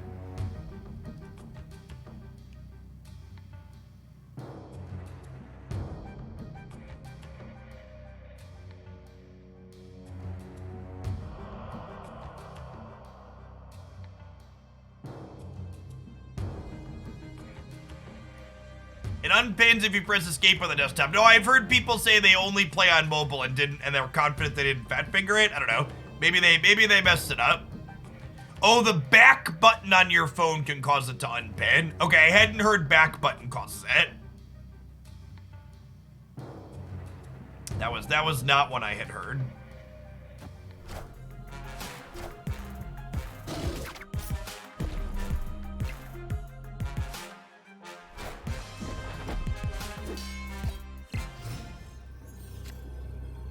My Bass got unpinned, but it'll probably be back by the time I have tokens anyways. Mood.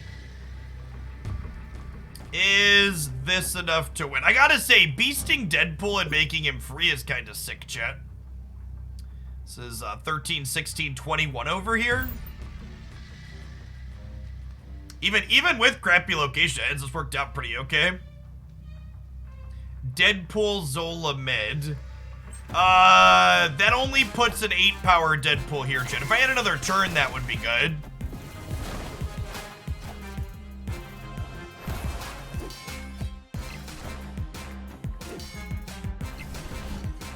Yes, the free persists when he dies. Was that a really solid game? Like, those locations were not great for us, and we managed to work it out. Things you love to see it.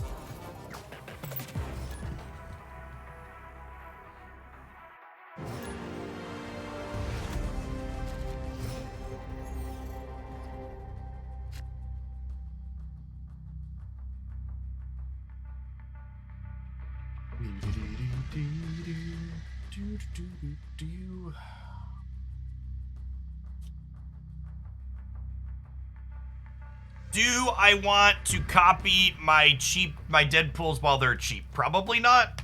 Probably want to wait until they're bigger to copy them, right?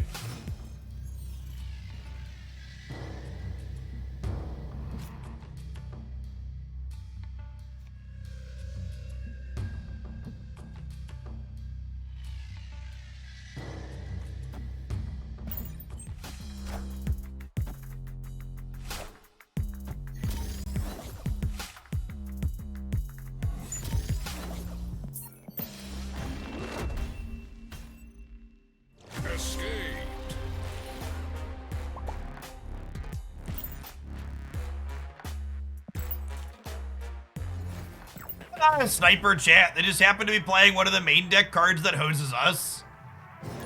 Imagine thinking your brain is huge and emoting me after you happen to be playing a card that turns her deck off. Like, I get it. You won. Go away. Oh, is this the same person? Let's just preemptively mute them.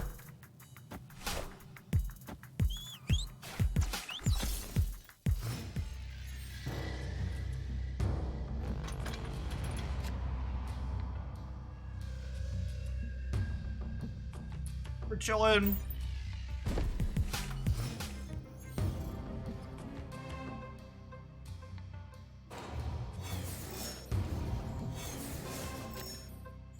Yeah, this is certainly a set of locations. The priority here, so when they armor us, it's gonna be sad, but...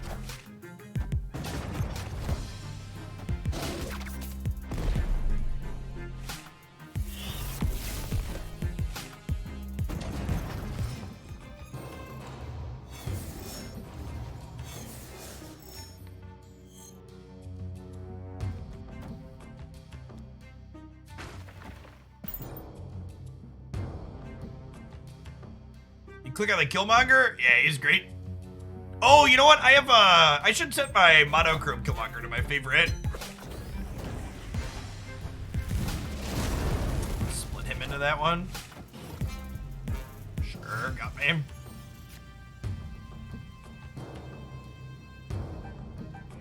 Ooh, this is actually kind of fun. So I get to... Well... Yeah, okay, so I picked these up. And then I could Deadpool plus Killmonger again next turn.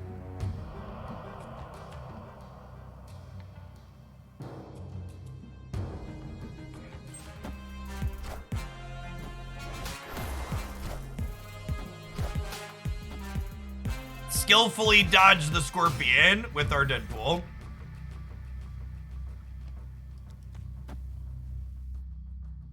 Oh, I guess we just don't have another turn to get going, right? Yeah. The June Bug, thanks for the Prime. I really feel like...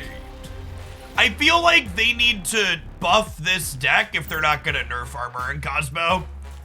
It definitely feels like this archetype doesn't have enough power inside of its cards to make it work in relation to how strong the hate cards are for it and how common they are to be played.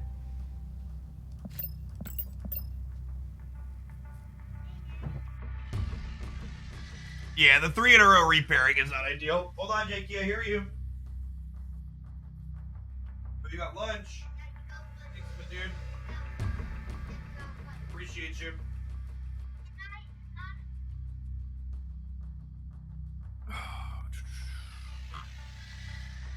The children have delivered me food, chat. Being able to fetch things across floors is a real big upgrade.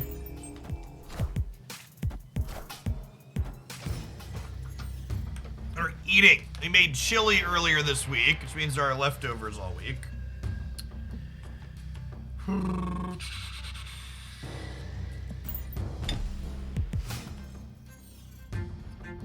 We originally had Bucky in this list, and I've been more impressed with Beast. The one card I'm not very certain of in this deck is, the one card I am not super certain of in this deck is, Wave. Is a card we added recently. Face the might of Asgard. Union. Oh, if we Nova the Shuri's Lab and adds more to Null when it dies, that's a good shout out. I wasn't thinking about that. Null's a newer card, not immediately in my play patterns.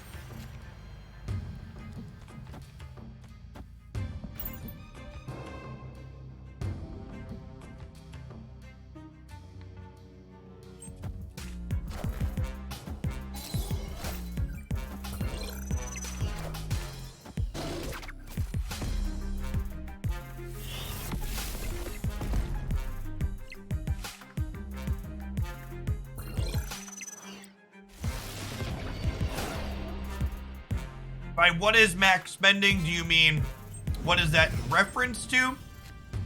Or do you mean what dollar amount is max spending?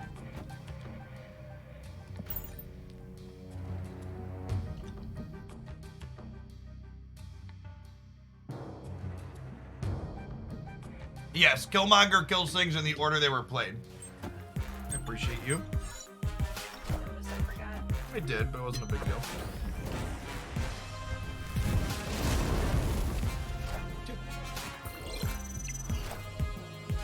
She forgot to send the children down with onions, chat. So she delivered the onions after the fact, because she's a wonderful woman. What do you put in vegetarian chili? Sour cream, cheese, beans, crackers, onions.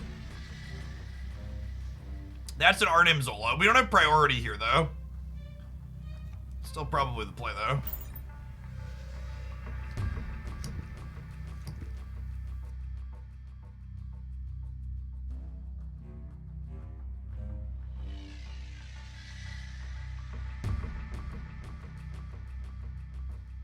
Am I vegetarian for health or moral reasons? I just don't really enjoy the taste of meat.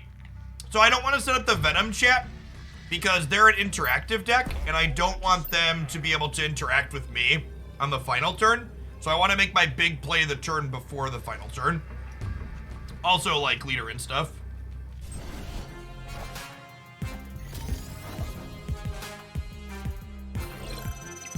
I'm certain while the opponent was taking a long time to pause there, they were just like toxic emoting us based on what they've done in the other games.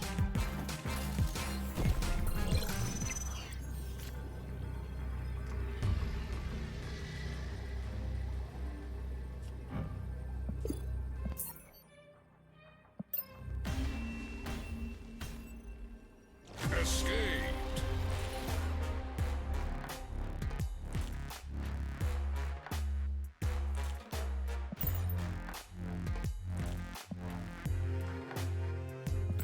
Pretty sure they're sniping. Yeah. Yeah, the person that we queued into 3 times in a row was emoting constantly. Like, good chance. I'm gonna wait a second, hopefully, for them to queue into someone else, but I might also just be sitting waiting to queue into us at this point. Well, aggro, combo, and control don't really have, like, full direct translations in this game, right? I usually like playing decks that play to the board but are also a little bit disruptive. In Magic, we would refer to those as mid-range decks. Like, I refer to disruptive decks kind of generically as mid-range in Marvel Stat, but it's not like a pure one-to-one translation. Junebug, thanks for the prime. Are Cerebro 2 or Silver Surfer playable without Brood? No.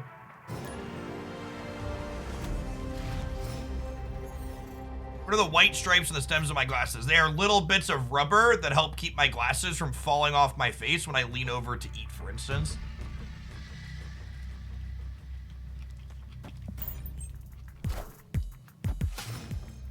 Or little grips.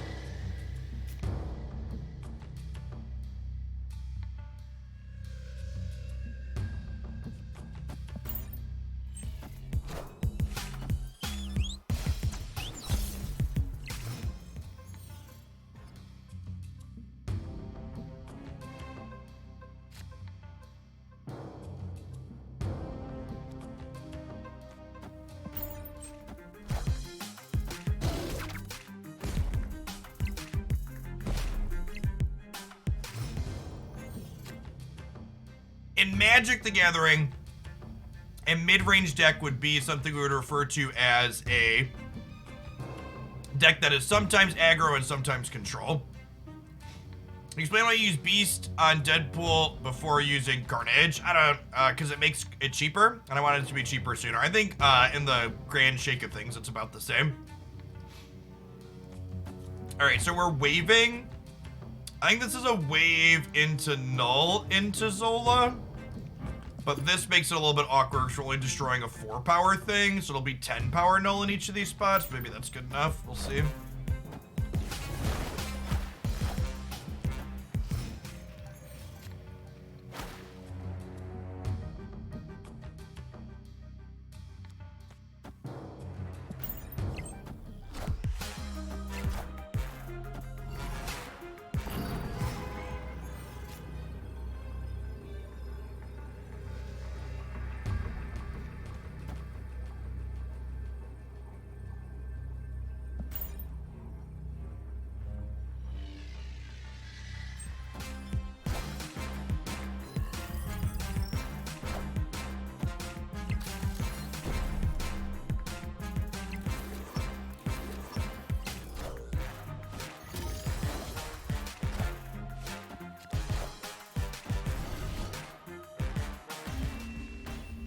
For people asking about my shop, I have Valkyrie pinned right now. She's gonna be my next S5 card. I think loose math says I can get enough tokens to buy Valkyrie, buy Bast, and then still have enough tokens for the first weekly release in January.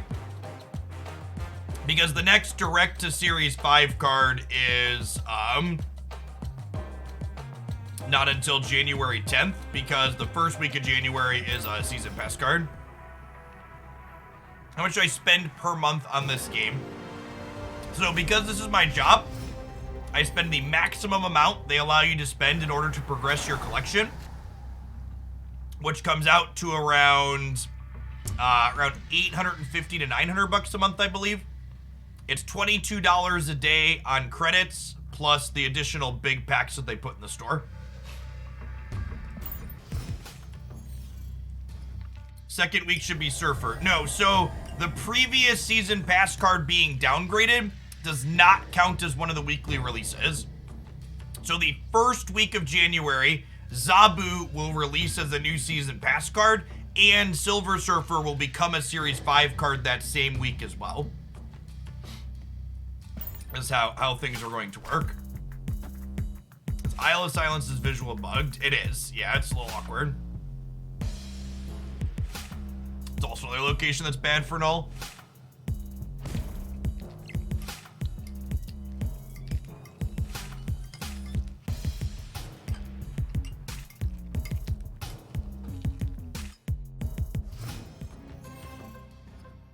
And then Black Panther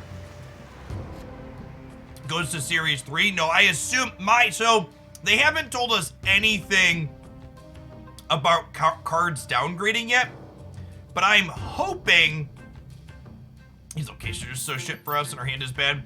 I'm hoping that when they downgrade Surfer from Season Pass to 5, that they're gonna move Black Panther to 4 at that same point in time, as well as other Series 5 cards, then 4 to 3. So I am hoping that the first week of January we'll get a bunch of series downgrades between 4 to 5 and 4 to 3, or 5 to 4 and 4 to 3.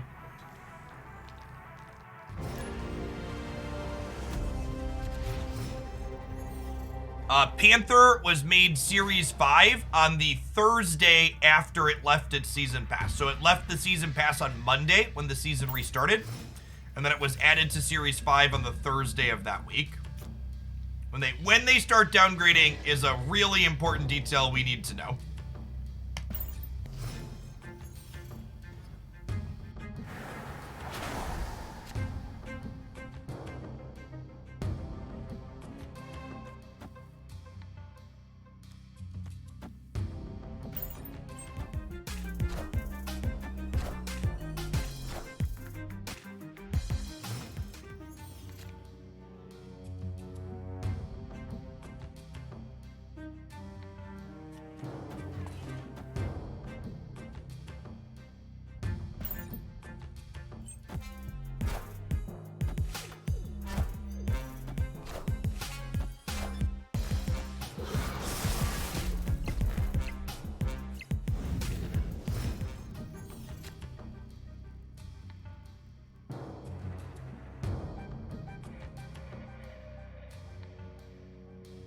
Huh? So I can't null Zola Hellfire Club because of Cosno. So I think we're just playing Magic on Luke's farm.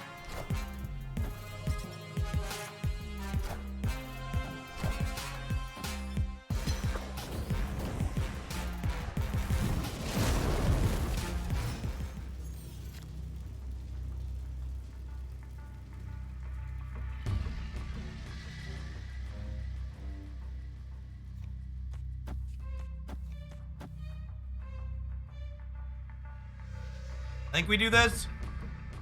And we have 4 power Deadpool and a really big null in the last turn.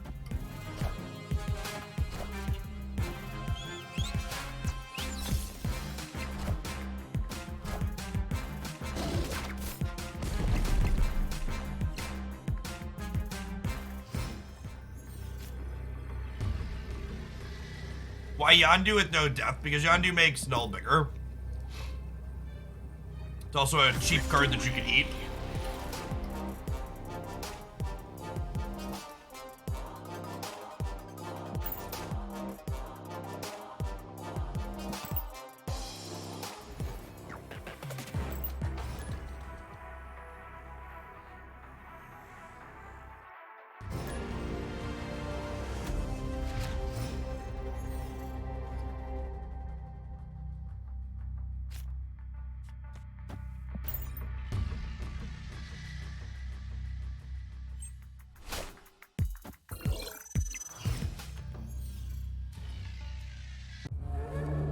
I'm not sure I am ego. if Wave, god damn it, My domain. obligated to Snapchat. Sorry, legally obligated. I'm not sure if Wave is good in this deck, but Wave gives us a way to null into Zola. But it might just be too awkward. It's an idea I wanted to try.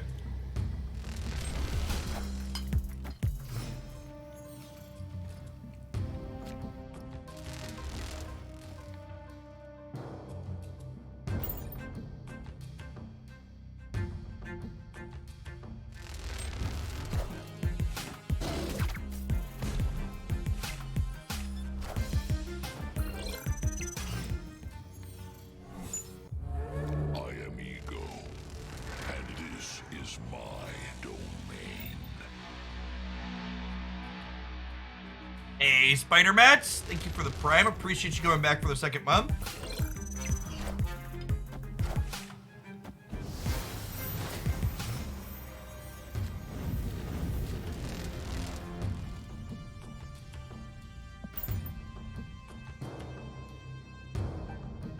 We needed double Ego, chat. Ego tried to off himself.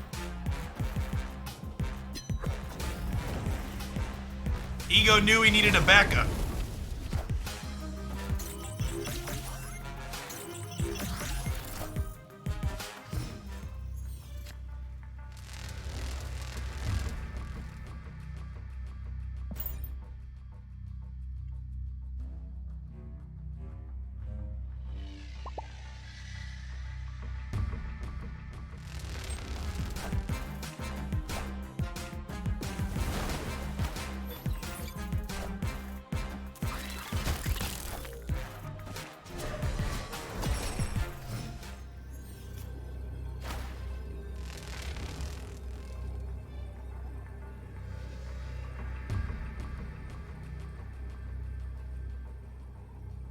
Yeah, I think we gotta go, chat. We gotta go. Sedge. Escape.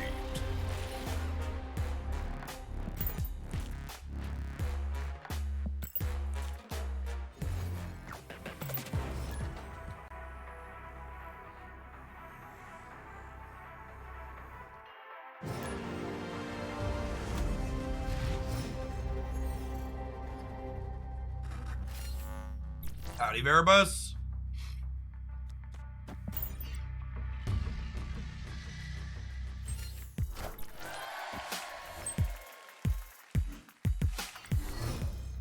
Stay safe up there, Patches.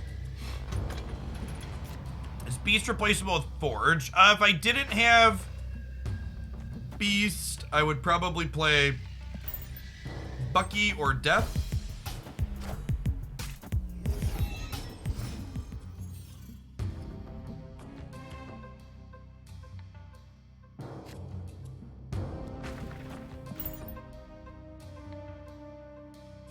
This is not the order you want Nova and Deadpool in, but we drew Nova after Deadpool. Ideally, you want to blow up Nova first, so Deadpool goes to 2 and then doubles, but I definitely need to start blowing up Deadpool this turn to have a chance.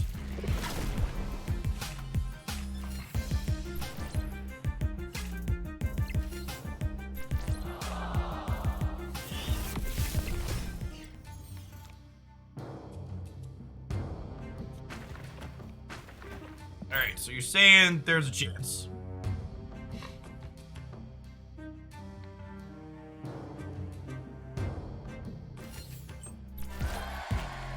Wanna just pass?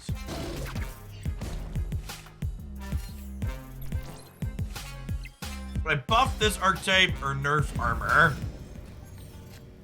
I was chilling in KM Best stream last night. I think I agree with the point that he made, that you could probably take 1 point of attack away from every tech card in Marvel Snap, and they would all still be some of the most played cards in the game.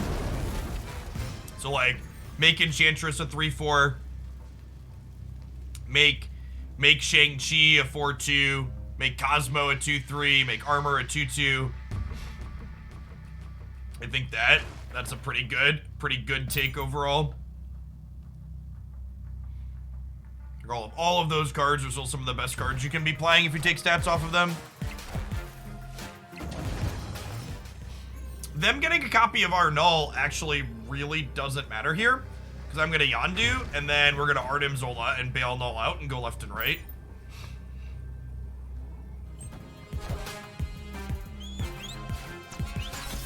I agree, says the Cerebro 2 player. LOL. Okay, and then blowing up the Null here means we get 22 power Null left and right.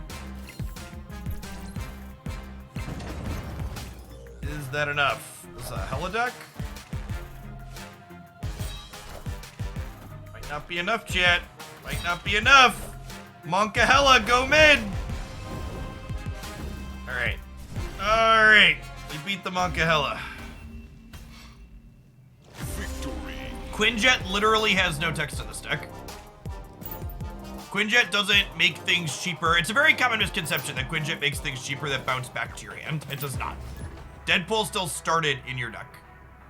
Why did I Yondu and not Deadpool? Because Yondu made our things bigger, our Null bigger. Yondu killed a 6 power thing, which made our Null 11 power. Yondu synergy with Null is the reason why it's in the deck.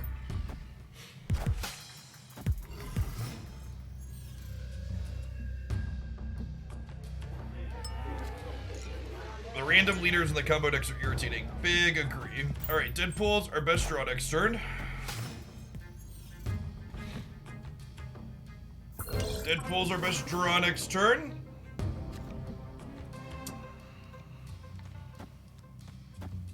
I think we're just doing this to play on curve. Hey, Joe Manny. Thank you for the prime, appreciate it.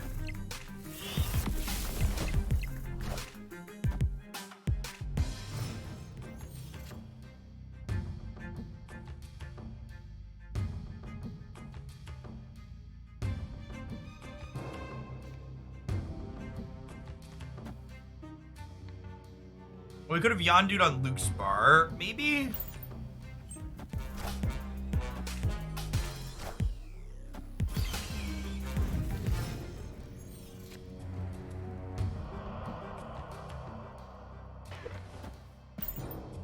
Give us an extra turn here. I still believe in heroes. Okay, rewarded. Well, I guess this means they have. I guess this means they have extra cards to play for Mr. Fury. Still worthy.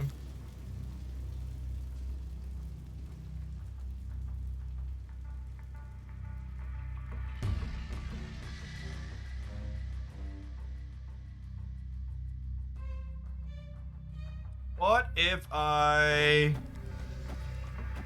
do this? Fury didn't bounce back because their hand was full, chat. Can 13 win right? I guess I don't have to win right either, though, right? Because we're winning the bar with no name. And Null's gonna be a large land next turn.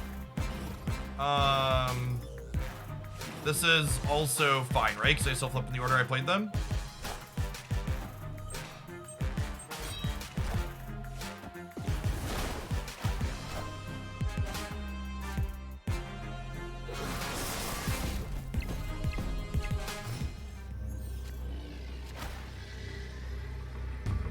They have priority here. Get out of here.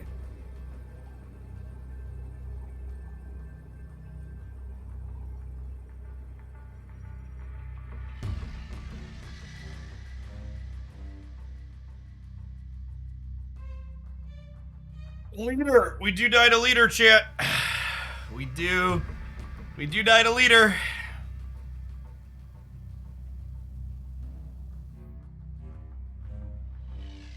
Imagine spending the entire game setting up a powerful 6-drop that your entire deck is constructed to synergize with. And then your opponent plays fucking leader. Never in my Marvel card game would such a thing happen, chat. Never in my Marvel card game.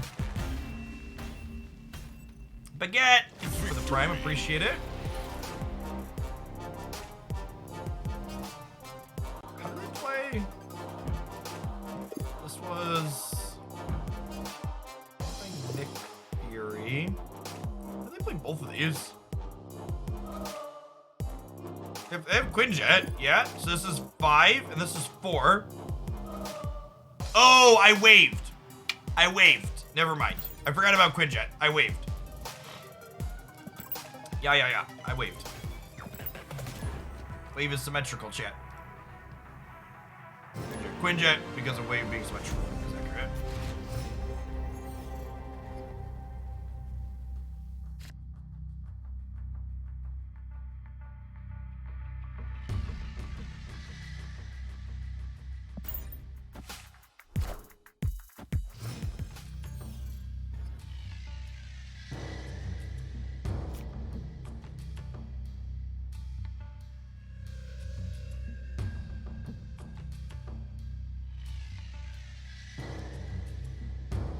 We're chilling on this for now.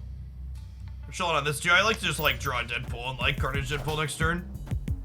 There's like Leader or Professor X more. Professor X is a cheesy card that I am personally not fond of the play patterns of. Leader is bullshit and a bad design.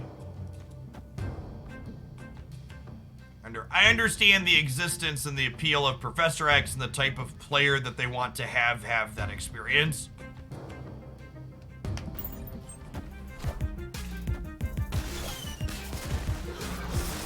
I can separate my personal dislike from a card from being critical of the actual design that the card has.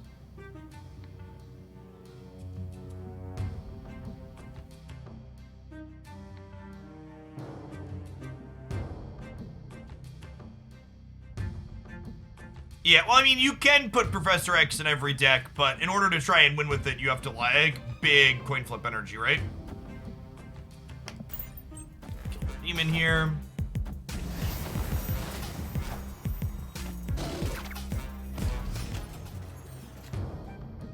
Leader placing copied cards at random locations is one of the changes I suggested for Leader, yes.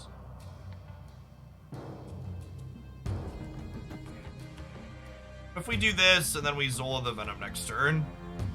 Is that real?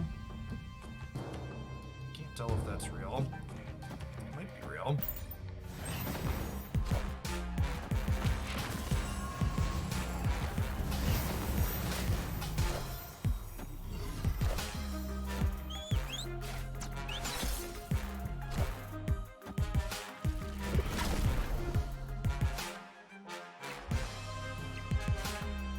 Oh, this is a hazmat Systems deck. go.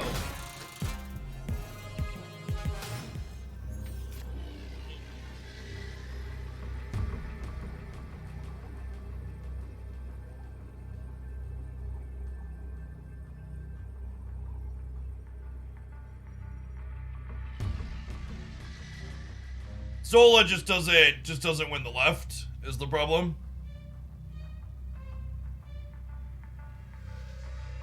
They have Mr. Cage Jet. I clicked end turn instead of clicking retreat. Oh, we would have lost the right anyways, even if we stayed in. We actually would have won the left. -4. That's whatever, we're infinite. Keeps don't matter.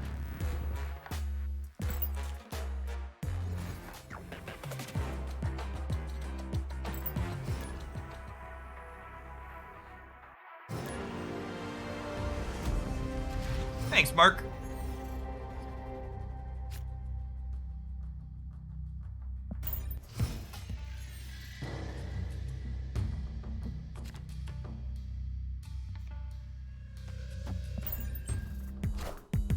Think Dark Chalk is overtuned compared to other 4-drops? No. It's not been my experience with it at all. What if I wave into magic into Deadpool Deathlock? I think I'm into that.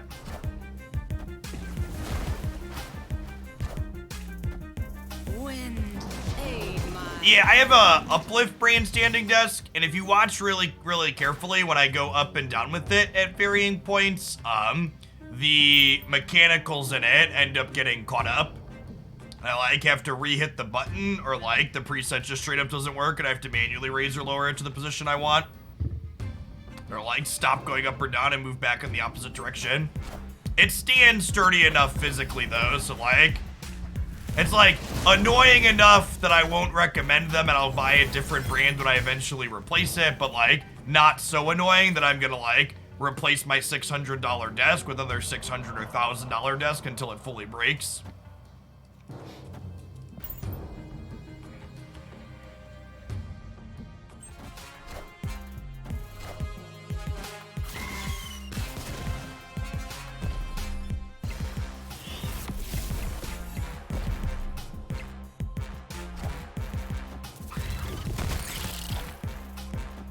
All right, God bless priority. I'm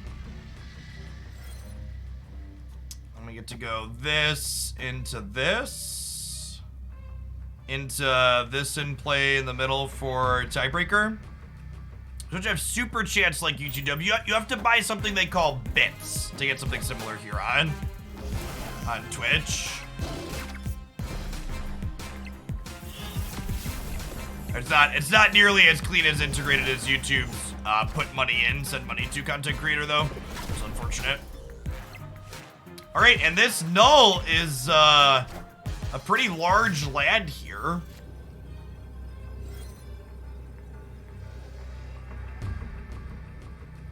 Is Deadpool enough to win the right? Probably not. Could win the left though. Oh, does have Yondu energy too, because this is 5 from Titan.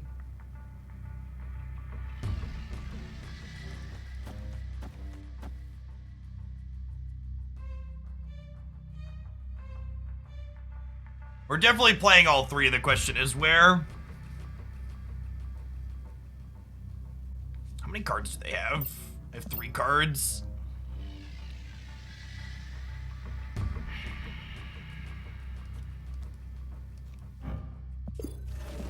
I don't know. I think it doesn't matter. Their numbers are just bigger than ours. No surfer chat. Easy game. Easy game.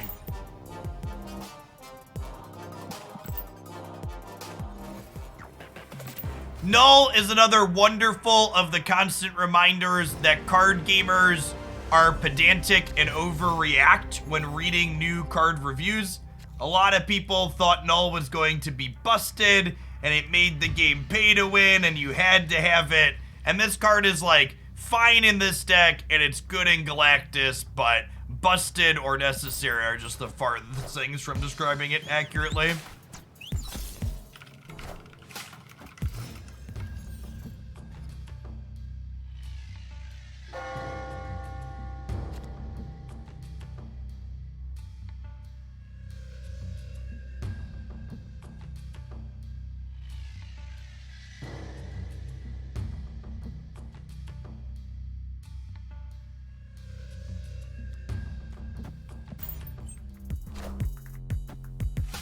Think we're snapping? Nah, I don't think. We don't really have any of our payoffs yet. I had to like delete a bunch of cards out of their deck here, but that doesn't necessarily accomplish anything.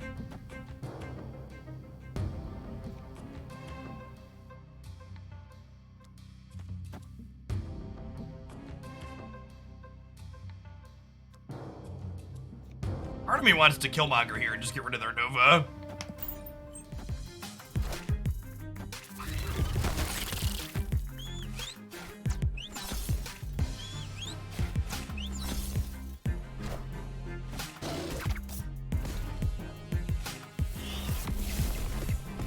You play anything with Human Torch, not any competitive things.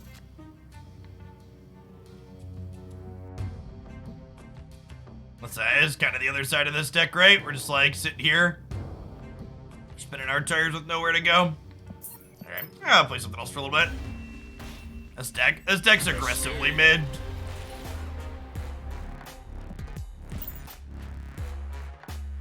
Dude, let's do some Hawking shit.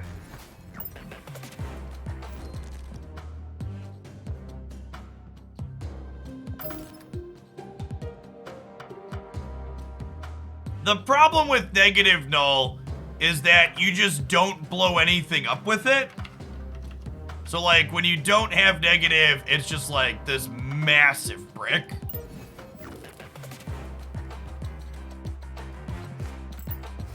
Yeah, I think Lockdoor's a great deck. Yeah, Null and Venom need some love, or the format needs some massaging to make them potentially better. Negative, Null, Galactus. Yeah, I think that's worse than the other Galactus variants, though. It's like cute, novel, but...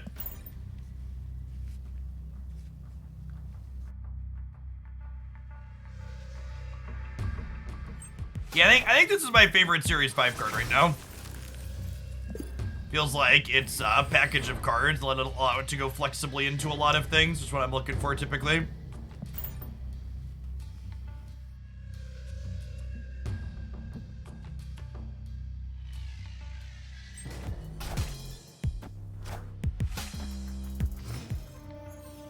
For people who are snapping midway through, and you think you've got them figured out, do you snap them on the last turn, or do you just take 4 cubes? I don't know, it depends on if you think they'll leave or not. That's the big thing you gotta read.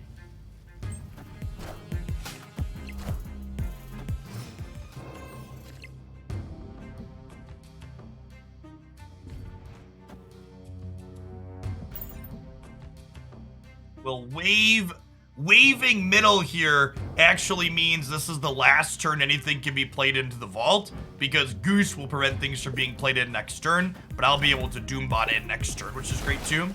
Booked, thanks for the prime, appreciate it. Why did they Mr. Fantastic right? Were they planning to play 2 things here this turn? If so, that works out great for us. Oh, that's true, the vault will open on 7. Yeah, good shout. Forgot about that.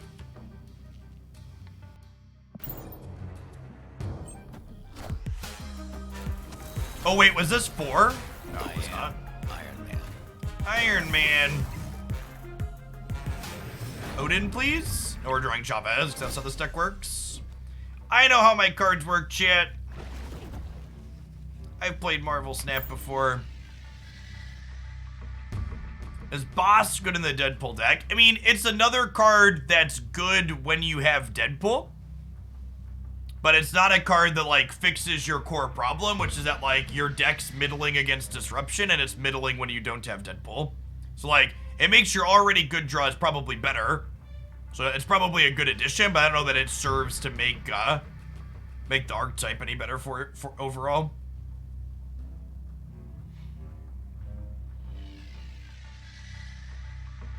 Variants are rarer in the token shop. I am Iron Man.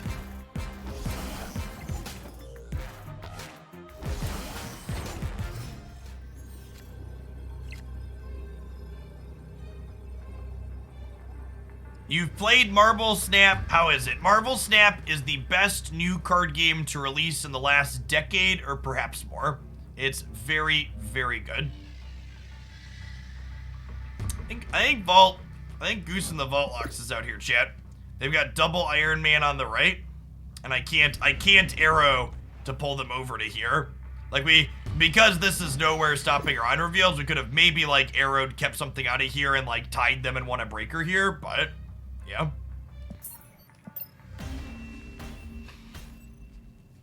Escape. The problem with arrow right, widow mid is if they play more than 1 card, we still lose the mid to bishop, and we can only pull 1 card into the right. I'll never play Flesh and Blood TCG because the company that makes it is really shitty. The company that makes Flesh and Blood TCG is far more interested in printing lottery tickets and generating artificial scarcity for collector value, rather than actually just producing a game that people want to play. And for people that aren't familiar with that space, like, the Flesh and Blood people at one point literally posted a video on Twitter of them running promo cards through a paper shredder to help investors and collectors feel better about their cards being artificially scarce long term.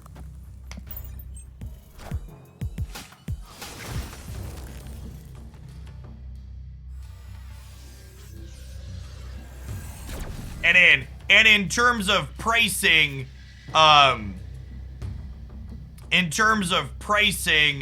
there are like single cards in their game that are mechanically unique. So not cosmetic or fancy versions of them that cost like, you know, $100+.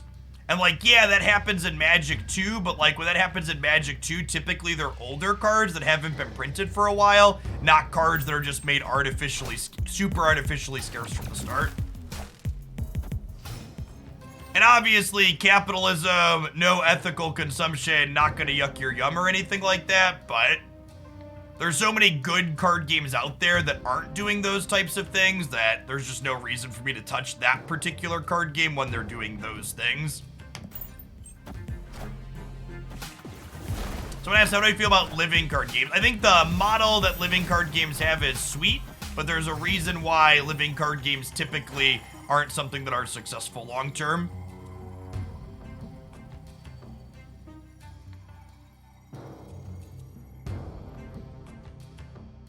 Hey, Astro the Lad, thank you for the sub gifts. I appreciate that. Does matchmaking dictate the higher collection level MMR opponent than your? We actually don't know how those things play into it, Astro. Yeah, I kind of want to arrow to Bully Wong, but I don't know if I want to pull it to here or pull it to here. There's a chance whatever we pull in here could be bigger than arrow because we waved, so this is a little scary potentially.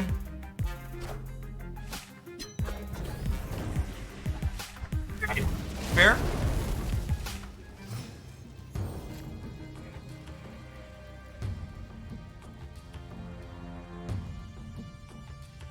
Your information is based on old thing. Flesh and Blood pricing is the same as Magic now. Well, Magic pricing also fucking sucks and has always fucking sucked. But it's a 2-decade-old game, or 3-decade-old game, so it gotta pass for nostalgia reasons. But like, for example, if I were to go look at Flesh and Fight, you can prove me wrong based on information. Go find the last Flesh and Blood Pro Tour or GP or whatever. What's the single most expensive price on a card that's mechanically unique? Not a promo version, the base version. How much do they get up to? You said my information is wrong. What's the recent one? Do they still run promos through paper shredders to prove a point? Or is that also not the case? Well, like, I'm willing to change my opinion with new information. Provide the information. Don't just tell me I'm wrong. Magic players are broken individuals. Pricing like Magic and calling it fine. I agree. Just biggest LOL. What's the chance of getting a Series 4 card from a reserve in Snap? You get a Series 4 card from every group of 40 reserves. Full breakdown here.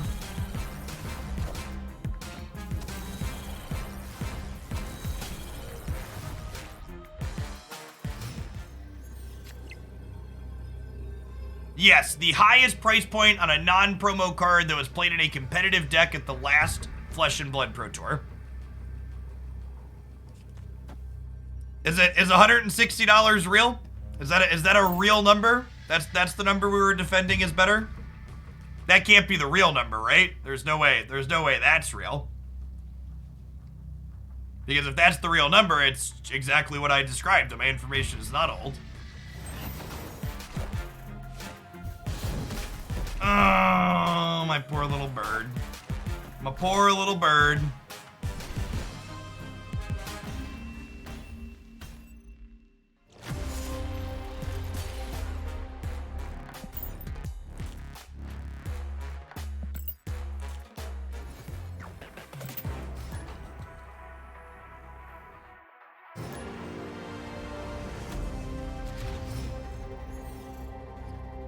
A deck that won Worlds. I didn't ask the deck that won. I asked out of the entire tournament, because cherry picking the best deck, or the deck that finished first, TCG player has one of their decks listed for... Wait, is that a single card or an entire deck?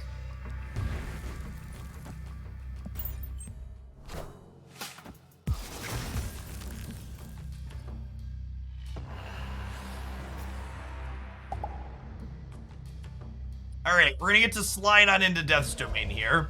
I think this is a Psylocke into turn 3 Rock Slide.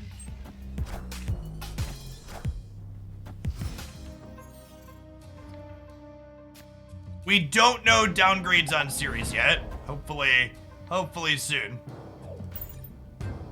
I am expecting we'll get information on series downgrades the first week of January. Is my hope.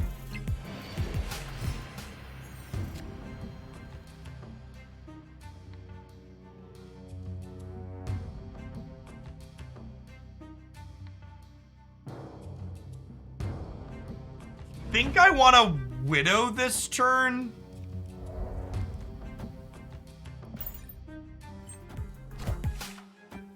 Are they storming Death's Domain? What are we? Jubilee, sure, okay.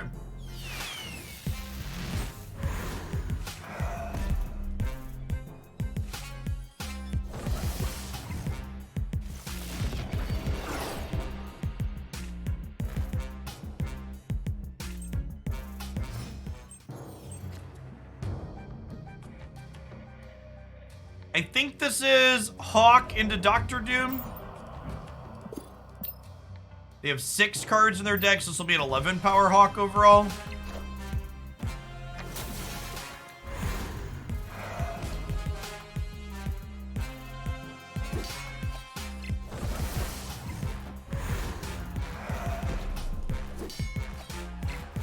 Yeah, but like, so I'm not new to card games, Triple AG. Pointing out that mono red exists and there's one budget deck doesn't change the average pricing of the thing or adjust what the norm that players can expect to get into, right?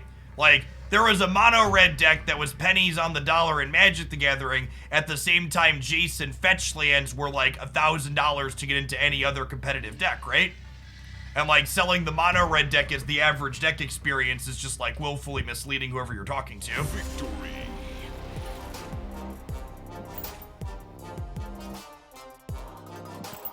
I'm not talking about average price points. I'm talking about the price of individual singles inside of what is a single card.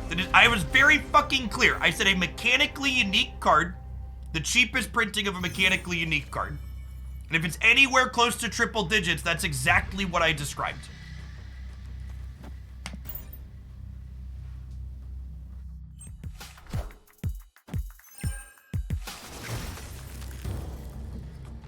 And if they fix that and they no longer shred promos, great. Maybe they fix their things.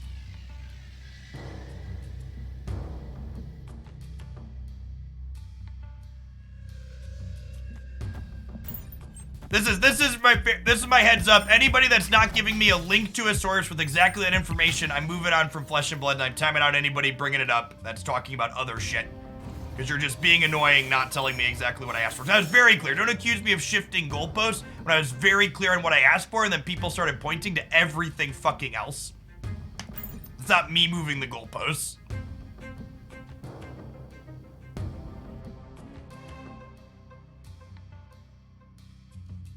I think this game would be more popular if it wasn't from Marvel. No, not at all. The Marvel IP almost assuredly is in a big part related to Marvel Snap's success.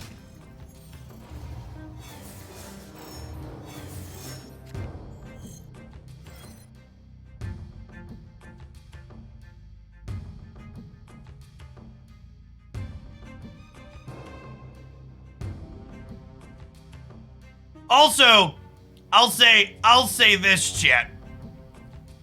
I am so happy that Marvel Snap and other games like it don't have stupid secondary markets. It's such a wonderful thing to not have to deal with that.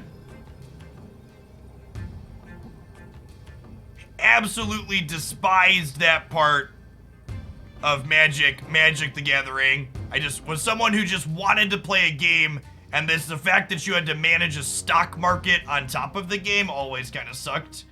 No idea what we're doing here, chat. I think I'm Dr. Dooming.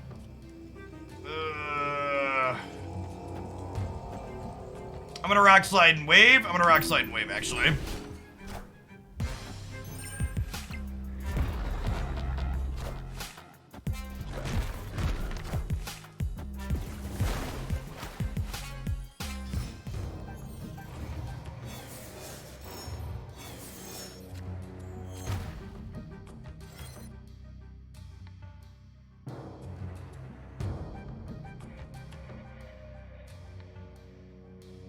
We've been leeched and we're dead. I think we've been leeched and we're dead, chat. Yeah, I guess it's just like if single cards still cost $150, I don't know how you can say that my point isn't the same. And like, if they're working to change their model, or they claim they're working to change their model, that doesn't but it hasn't actually happened yet. It's like not something you could really accuse me of not understanding. Because it's exactly what I just described. I don't know. I don't have anything invested in the paper card game market anymore, chat. I'm not taking this personally, outside of the fact that people are telling me I'm like shifting goalposts or something.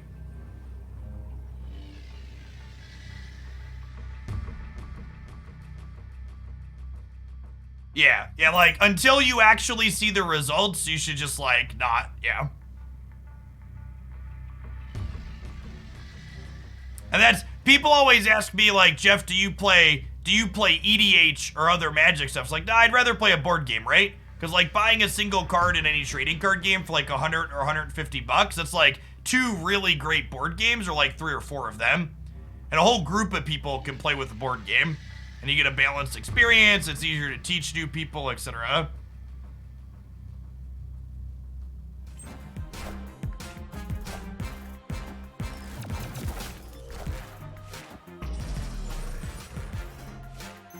How big is this thing? We have a wasp on the side here. This is 3. Small margin. Needed the widow there. Victory.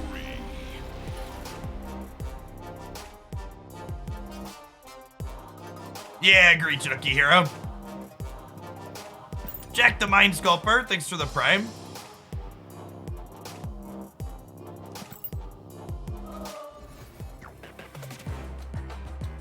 When folks ask me about Magic, I say I enjoyed playing it for years, and then I sold my cards to buy a house because that's how much it cost.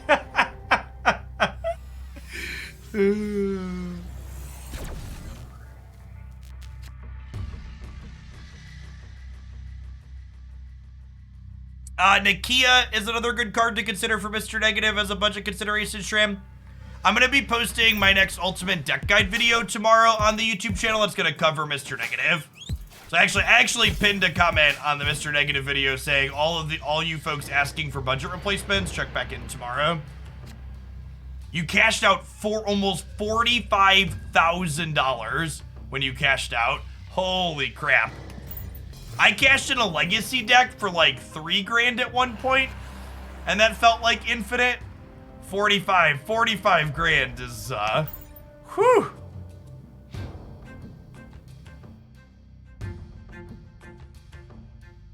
It's a lot of green.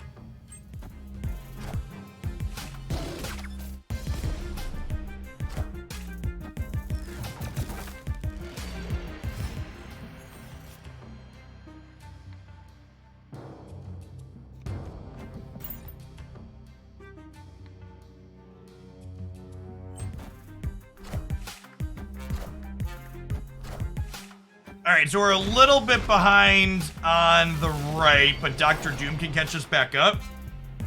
We've put 3 extra cards in their deck effectively, which is 6 extra power on Hawk. So this is going to be 13, 15, we'll have 20 over here on the left.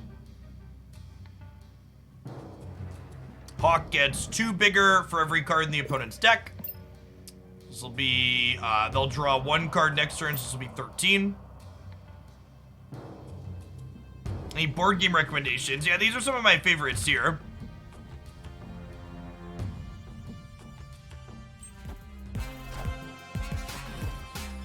That really doesn't matter, right?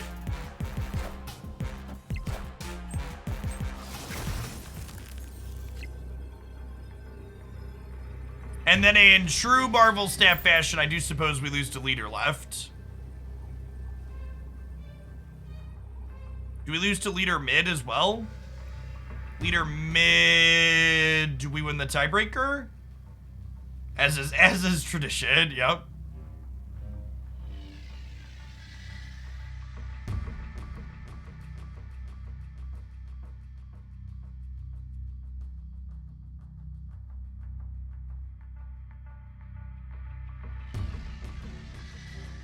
You tried Oceans. We have not, actually. What's Happy Pigs about? Happy Pigs is a resource management game where you are a pig farmer.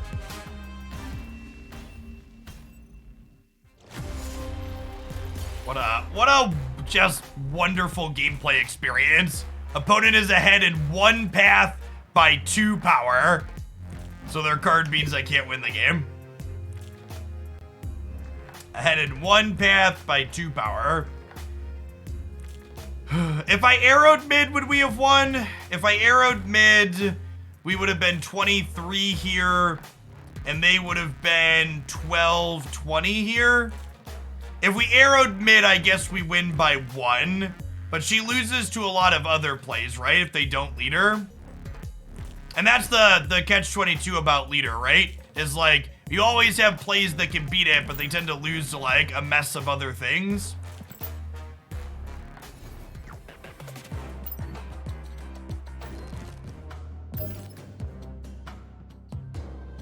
I like this build better. Howdy, soul.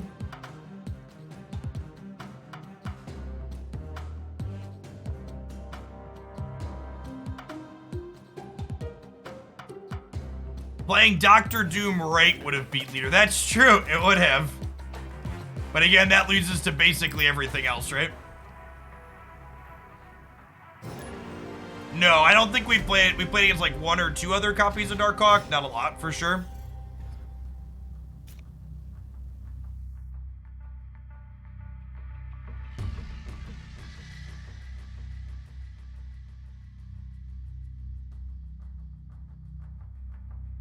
We mostly wait on Rocket Raccoon till later with this deck.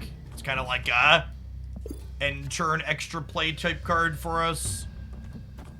Crimson Cosmo is a little annoying for Mr. Fantastic.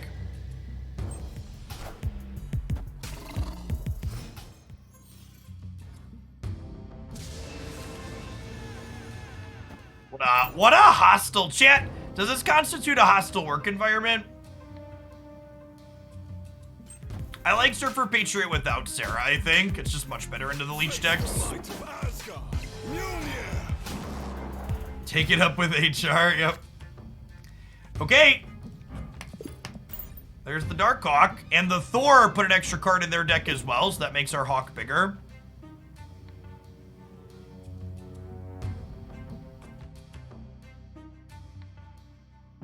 Next turn, we can go Rocket Raccoon into Hawk, and the final turn we can go Mystique plus whatever we draw.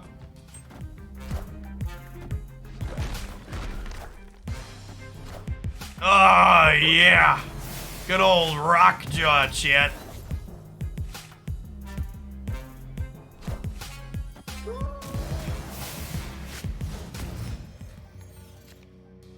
Never a lucky rubber ducky.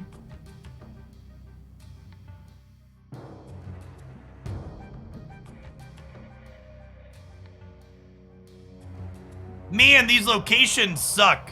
With this draw, I could have actually gone Raccoon into Widow into Psylocke, and then Hawk plus Mystique next turn. But because the locations are awkward, I actually can't do that.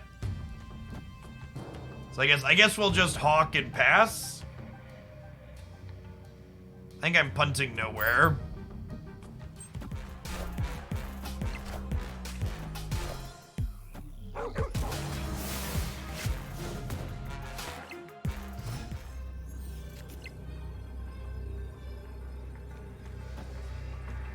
Rocket Raccoon here, and then we'll play Black Widow out for breakers.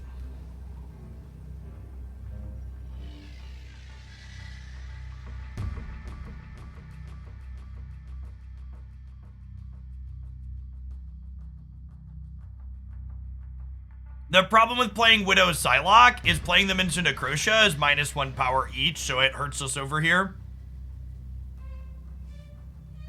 Hey, nice OP. Mystique is an excellent pickup.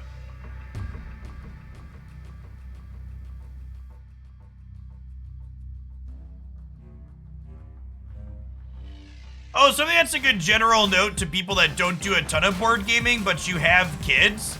Something to be aware of is there are a lot of great board games that kids are able to play that don't explicitly say they're for kids. Ooh, that shrinks our hawk. Oh wait, this means they can't move Marvel over though, right? Okay, how big's this other one? Why did they play the rock out? I guess even if they didn't, they wouldn't have gotten to move, or she wouldn't have won, but still, they should have saved that.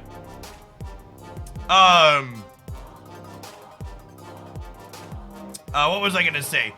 So something to note about board games is that the amount of extra testing board games typically have to go through to put under 8 years old on their box is a lot. And there are a lot of board games that, like, we've been playing with my boys since they were like 4 and 5 that say 8+ on the box. Because they don't want to, there might be like a little piece in it or some other thing where it can't get classified without jumping through extra hoops or having to change something silly. Yes, testing board games for younger children costs a lot of money, is correct. So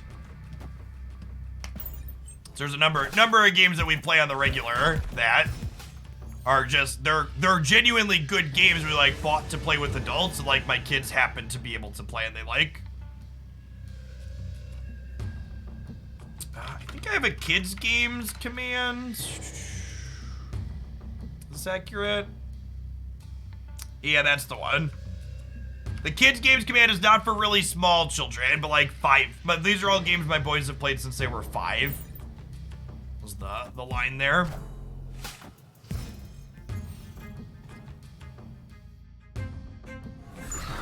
I played Dice Throne. I have. Marvel Dice Throne is sitting on the shelf behind me, in fact. It's the big box in the middle. Wanted to put some more Marvel stuff back up there to supplement the Pokemon.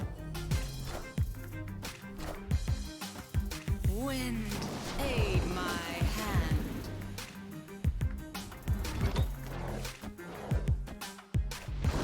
Jeff, I've been enjoying your YouTube videos a lot. Your budget disruption deck has been playing Leech. Leader has been closers for me. Yep. That'll do.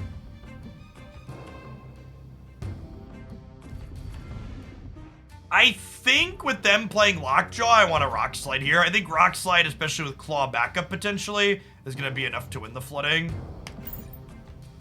Actual only place we can play it and get the trigger at this point, since Expansion Cosmo does. Victory.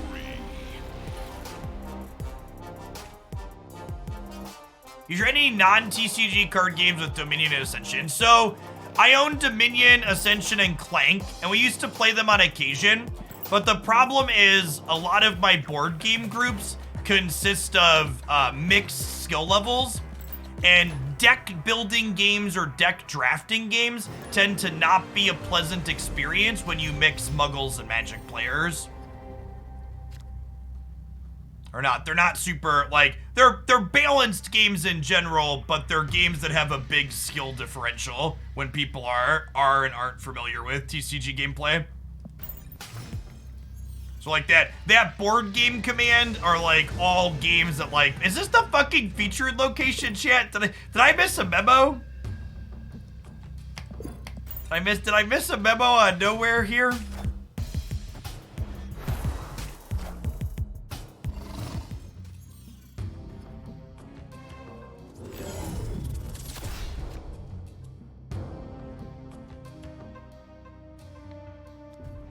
Oh, chat, it could be a double Nexus game.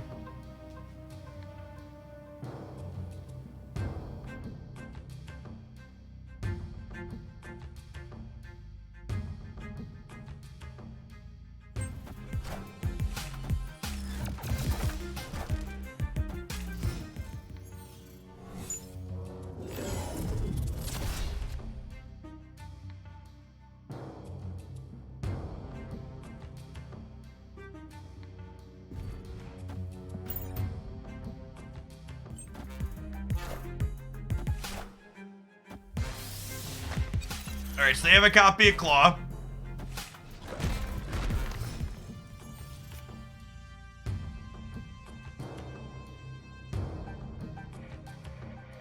So how does this work here?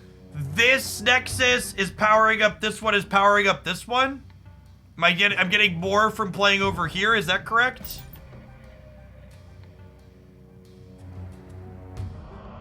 Anything I play here is doubled effectively?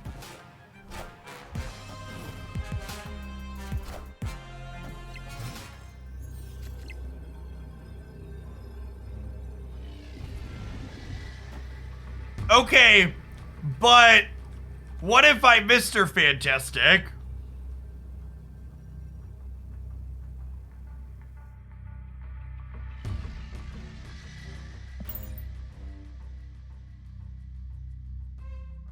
He's worth a ton of stats here, right? The locations go left to right, they don't double back. Okay.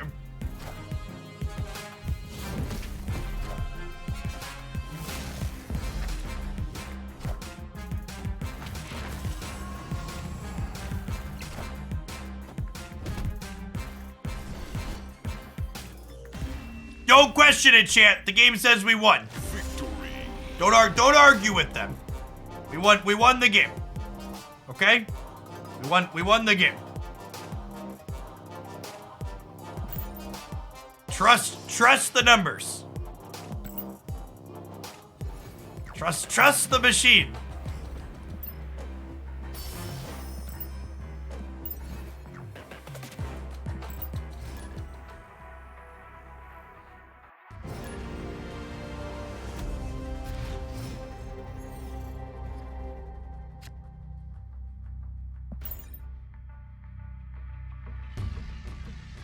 Yes, Mystique will copy your ongoing thing after it's off the board. She will not be able to copy ongoing if you get Enchantress, though.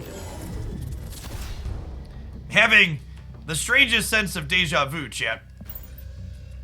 The strangest sense of deja vu. Ricky, thanks for repping for the second month, by the way. Appreciate it.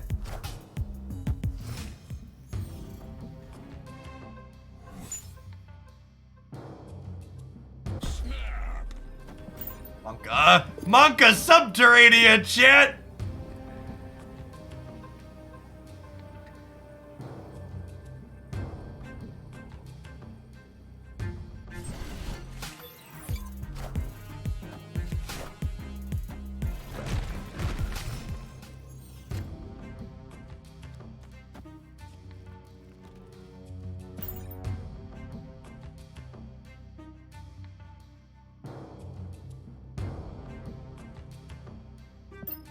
$12 cards in their deck. They're gonna draw 2 more. This is a 21-point Hawk.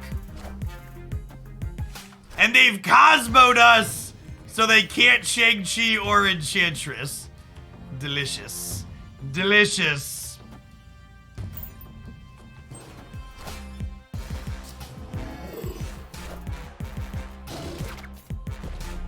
Hey, Apostlistic. Thanks for ripping for the second month. Good to have you back. The club. Victory. This deck's a pretty good Nexus deck, chat. Mr. Hawk is large.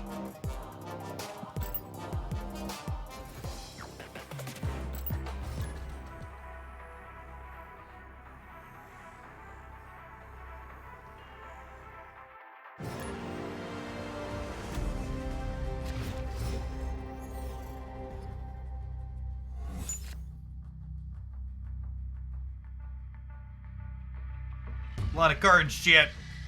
I think we're vibing on the Raccoon, though. This is mostly an end game play for us, not an early game play.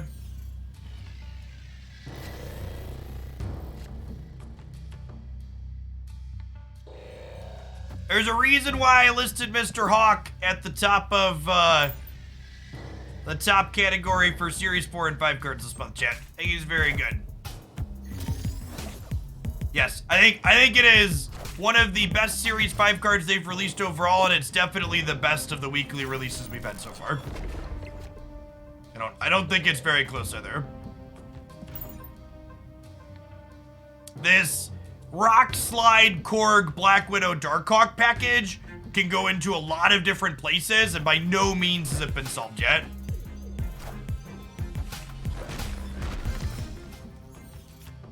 Best is in strongest or most fun? Yes.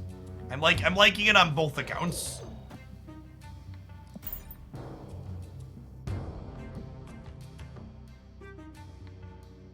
I think this Disruptive Hawk build is my favorite, but the Dino Hawk has also been pretty reasonable. I think this is my preferred though, that I've found so far.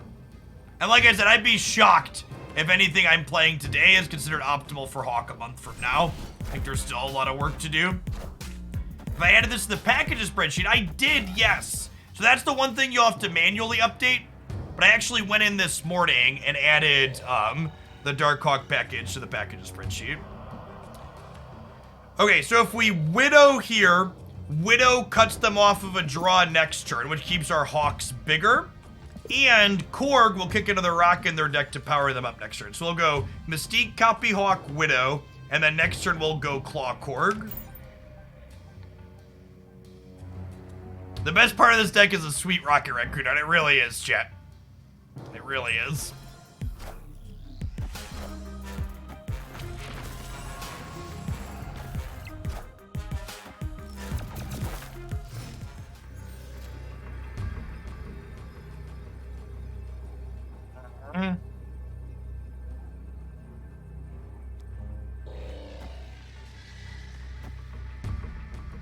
I don't know if this is right.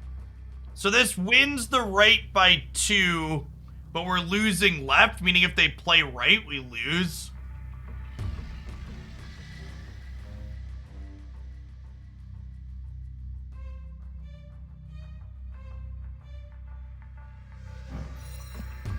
Can I play for all 3 here? What if I go Mr. Fantastic here, Korg here, Rocket Raccoon here? This wins the right by 2, and it ties here, so it can come down to a breaker somewhere. So you'd have to put 3 power here and any amount of power here. I think I like that better. I want to play for all 3 a little bit. Okay, yikes.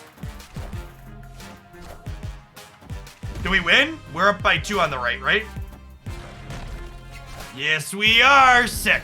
Cool. Rewarded. Victory.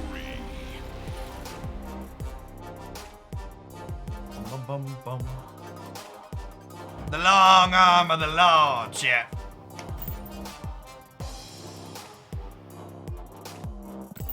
I really want a Rock Slide variant, chat. Christmas Rock Slide. Hopefully we can open Christmas Rock Slide over the weekend.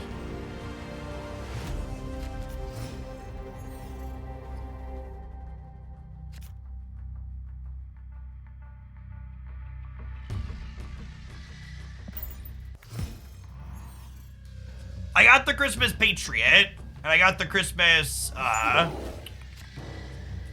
we got Christmas Patriot, what other? Okay, I think this is just the sequence again, right? I think this is kind of our best curve, huh?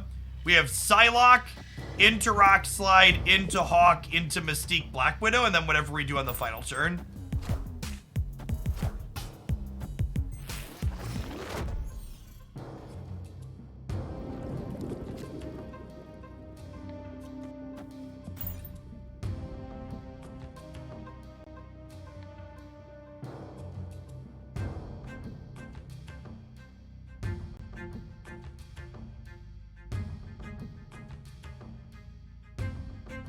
I could probably snap here. I mostly don't snap or retreat appropriately once we're infinite. I just want to see my big numbers play out. I play like it's a casual queue once we're back above the top. I also know I'm not the only one to do that too, which is one of the reasons why you hear me talk about Marvel Snap data a lot. That's again one of the many reasons why Marvel Snap data is kind of sketchy to a degree. Because even players playing at the top, like I am, a lot of us just like don't care and are just like playing games to do missions and for fun once we get here, right?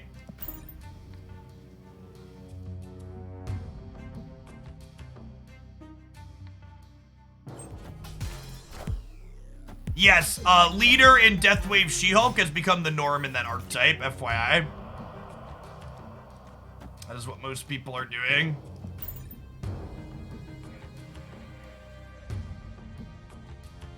So Mystique will copy Hawk. She'll be 12, and she'll stay 12 because Widow's gonna bite them, and then Korg will kick her up to 14 next turn. What's our best draw here? Lizard or Rocket Raccoon? So we can go like Korg, Lizard, Mr. Fantastic.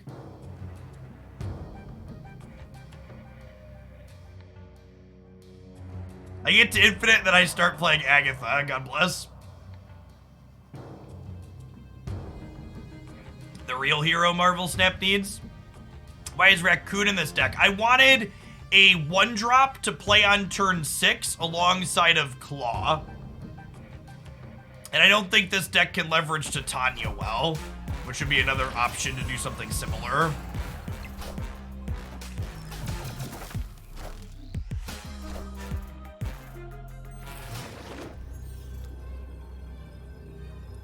Perfect.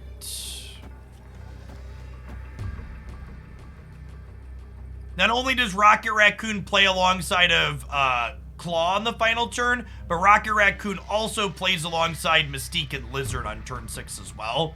It's a part of a like build our own 6-drop type play, like you see here. Victory.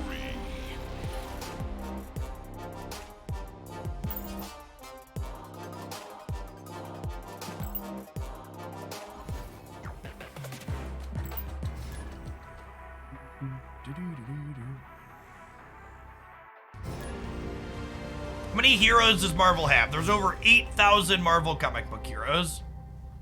You said why you don't run Taskmaster with Darkhawk. You know, I've actually been meaning to do that. Let's build a Darkhawk Taskmaster deck after this, because it does work how we want it to. Taskmaster will snapshot Hawk's power. That sounds fun. Oh, Rock Slide was the perfect draw. I have a sick Taskmaster variant too. I haven't played with recently.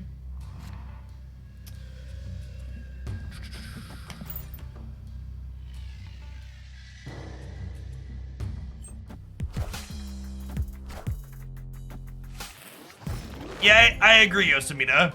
That's one of the reasons why I took to Marvel Snap as much as I have, is because it definitely feels like I learn from a lot of my losses. Whereas like in Magic in recent memory, most of my losses are like, well, shouldn't have gotten mana screwed.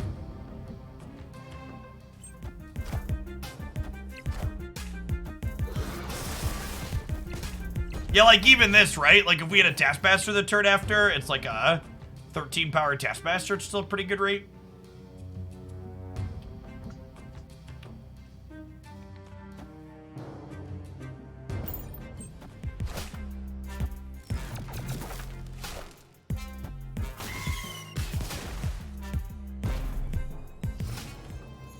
Ever played Yu-Gi-Oh? I have not.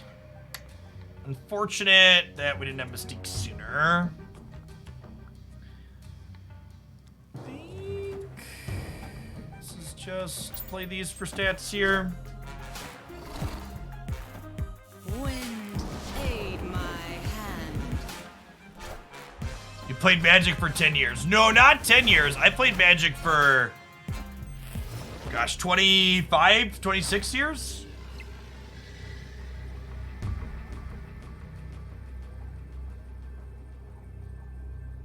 Super dead to Deathwave. Let's bounce. Escaped.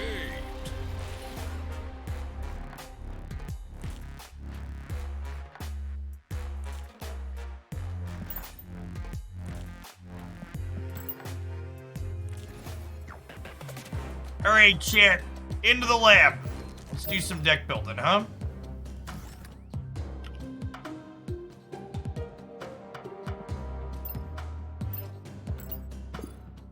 All new cards start in Series 5 and will be downgraded to other series over time.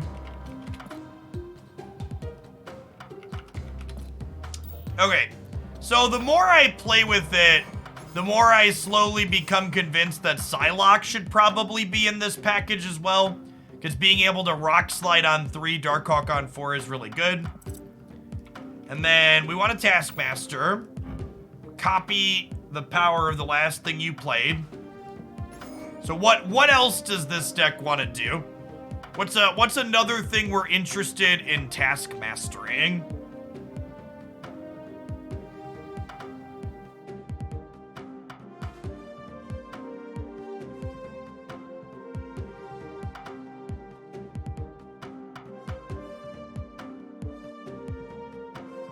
We could Red Skull. Yeah, that's true.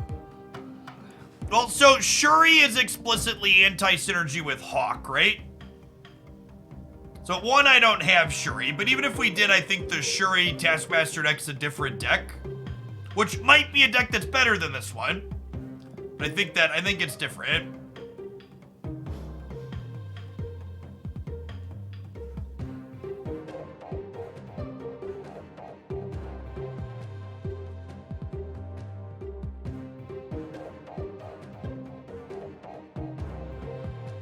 We could Dino.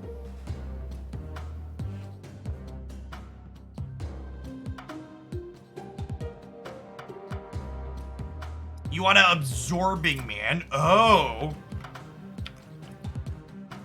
Is this the Absorbing Man rock deck we've been waiting for, chat?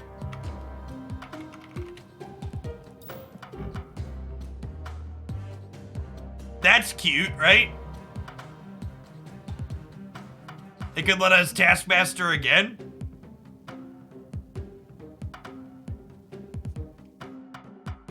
And it also like re-rock slides on occasion. It could let us like go lock into rock slide into rock slide. No, that's horrifying. What?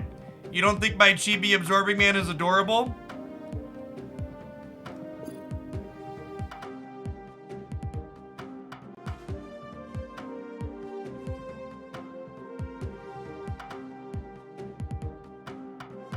Thanks, Elka. Do you want Beast for Korg and Widow? I think I want other 2s that I can play proactively, probably. Lizard sounds great here. Because Lizard, if we curve Hawk, Taskmaster, Absorbing Man, I want a 2 to play with Absorbing Man on the last turn, right? I did play Keyforge. Their card distribution model is super awkward. So if I'm mistaking, I don't know. I want like a second thing to Mystique usually. I don't know that Ronin's good enough. People always suggest Ronin alongside Darkhawk, and like people just play the rocks out, chat. Like, I don't think Ronin is good with Hawk. And like the card that's really good with Ronin is Maximus, and that's anti-synergy with Hawk. We want a Sarah? Well, then I really want to play a bunch of things on the last turn, right? I kind of want another big thing. It could just be something like a Tuma, huh? We could play like a Tuma and Armor.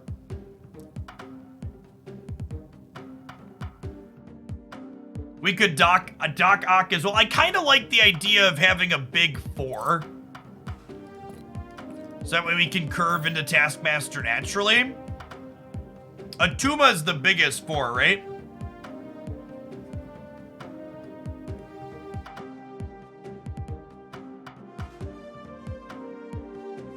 Clearly Sentry.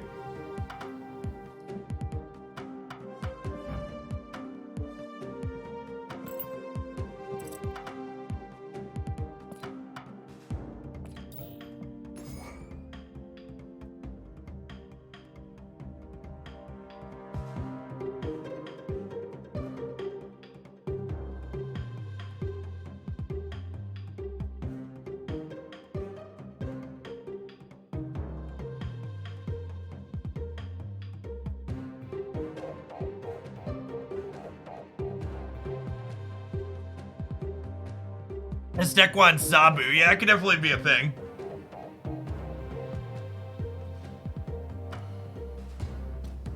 Ooh.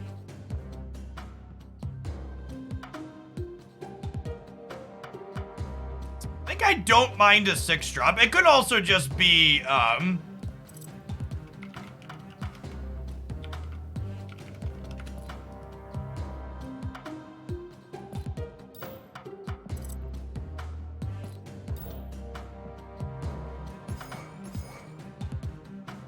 We'll just call this deck Creepy Chibis, chat. What if we round out like this? And play Red Skull and Enchantress?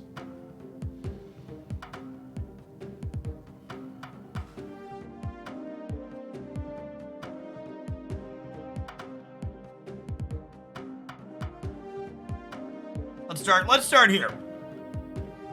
That's true. Armor is a less creepy chibi.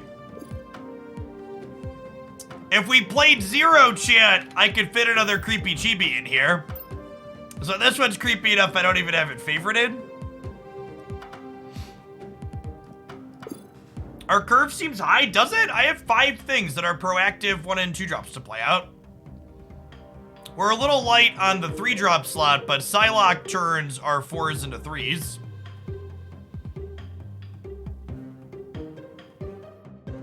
Why is Atuma bad against Disruption? We have armor to work with Atuma as well.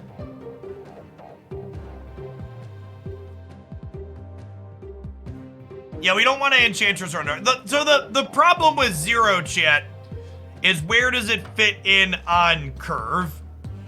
Because if I'm looking to zero a Red Skull, I can't play a 4-drop on 4, right? Shuri does not double Darkhawk, no. Which is why she's not here. I'm gonna start here and let's play some games and we can make some adjustments.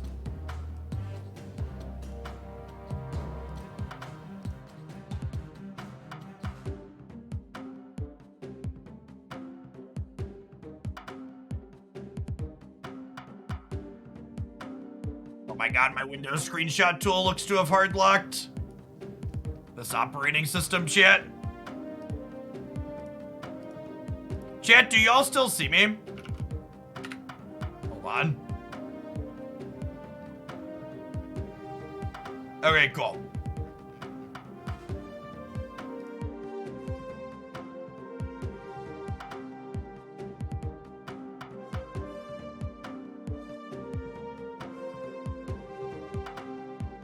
Well,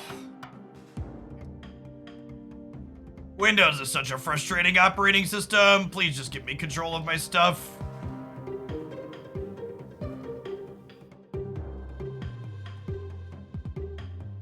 Am I? Okay, well, I don't know that I'm going to be able to actually take a... If I hit print screen, does that work? And then I can tape it into Paint, I guess? To update the screenshot? Holy crap, this is awful. Okay, well, I guess that's what we gotta do. Hold on one second. What a wonderful, wonderful operating system.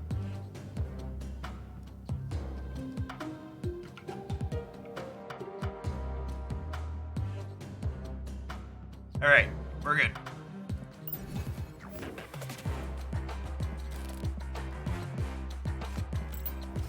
It just like crashed mid-paste.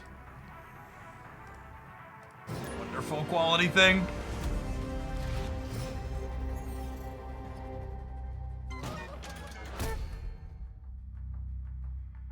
Yes, I'm using Windows Shift S, chat. For the love of fuck, for the people that are coming in acting like I'm your boomer parent you're about to go see for Christmas, I'm using Windows Shift S and the stupid Sketch and Snip software crashed when I clicked on it to pull it up.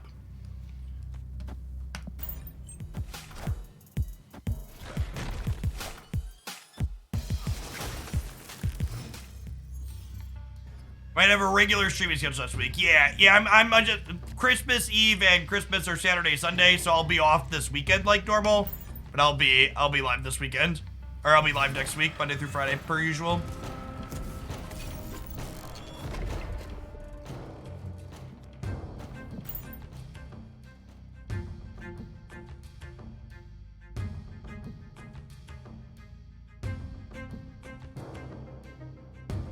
I did hear that the Windows file manager in the Windows 11 finally has tabs in it, though. Is that true, chat?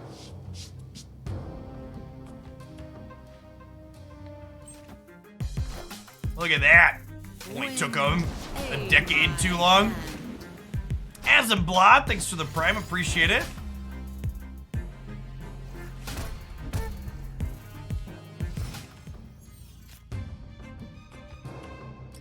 a terrible draw. We'll go... I don't think I can contest Storm in the middle. I'm gonna go Widow here, Lizard here.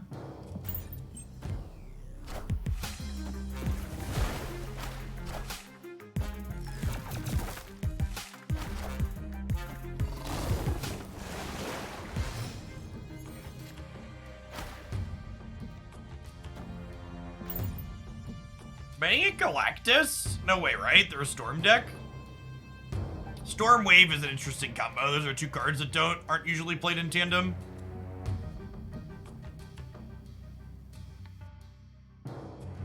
Yeah, whatever the default Windows snipping tool is what I'm using, chat. What's it called? It's called Snip and Sketch. Yeah, it could be Doom Odin, because the wave lets them Odin or Doom and then into the Odin.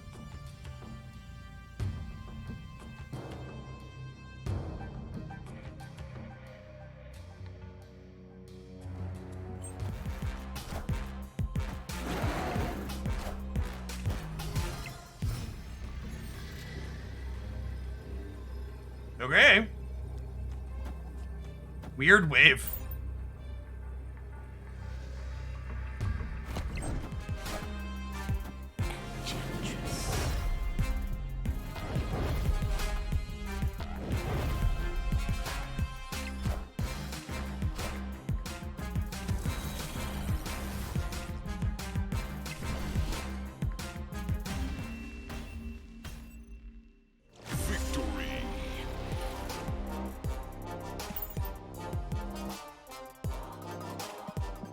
Alright, well, we won our first game without Darkhawk. This deck's also an excuse for me to collect Atuma boosters, chat.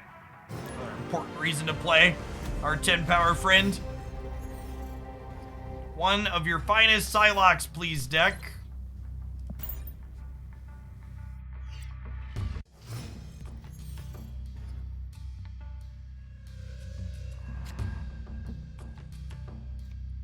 Nice, nice. A little Atuma over here.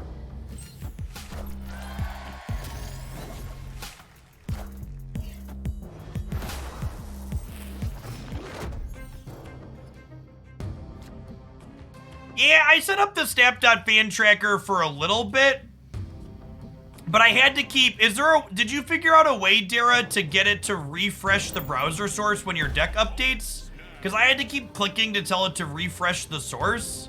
So I was like, if I have to click anyways, I was like, I might as well.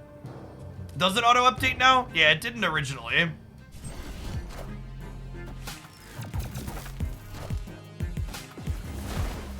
I have to give that a try again. Because it mirrors some of your cosmetics too as well, right? I think I saw they did that.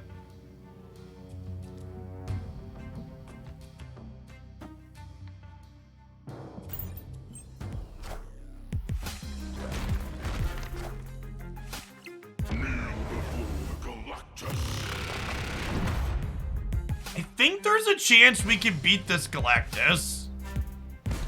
Because our Darkhawk is huge, right?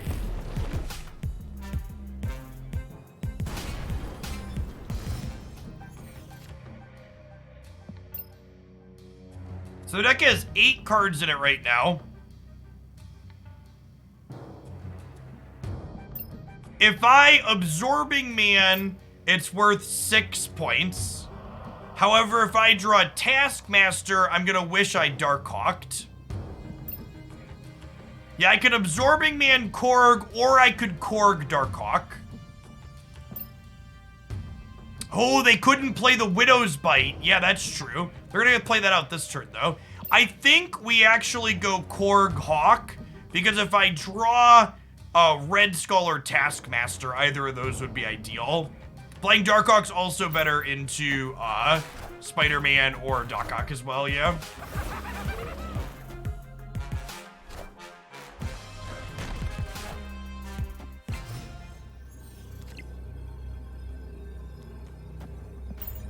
Alright, Shang-Chi me daddy.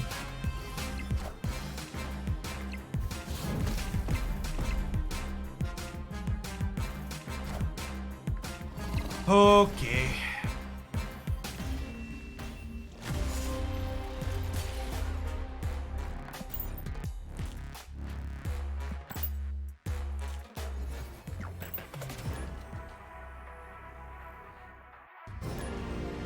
Yeah, Shang-Chi being an innovation in the more optimal Galactus licks definitely makes them much harder to play into.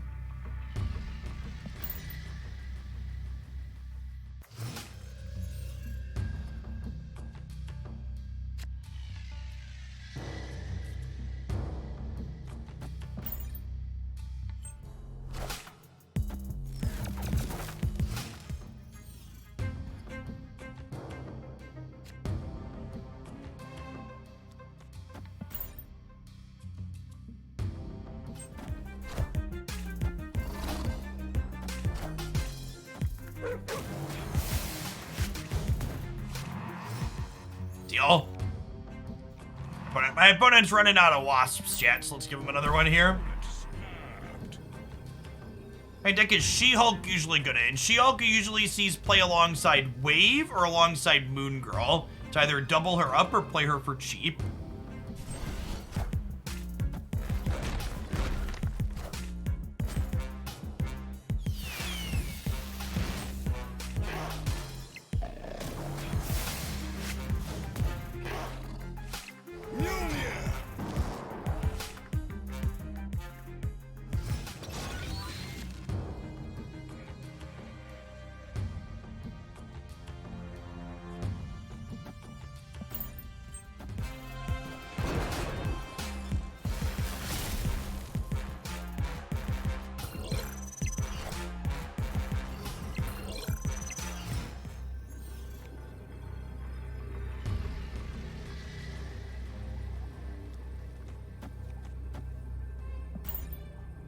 Could lose this. We're only going to 34, and their deck plays a lot of chunkers.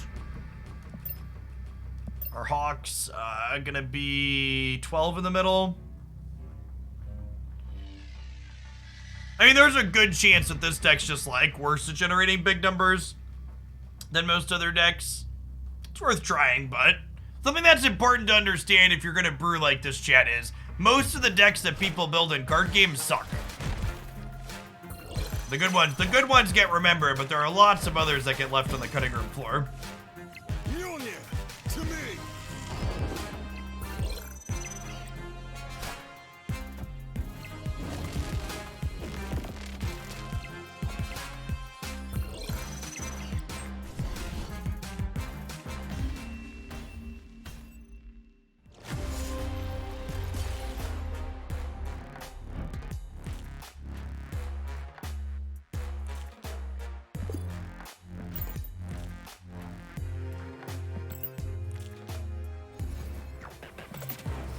Yes, Captain Marvel takes Lizard into consideration when it moves. Yes, new cards either start in the series, the season pass, or series 5. If you are someone that is still collecting series 3 cards, you should focus on finishing series 3 before worrying about new stuff in 4 and 5.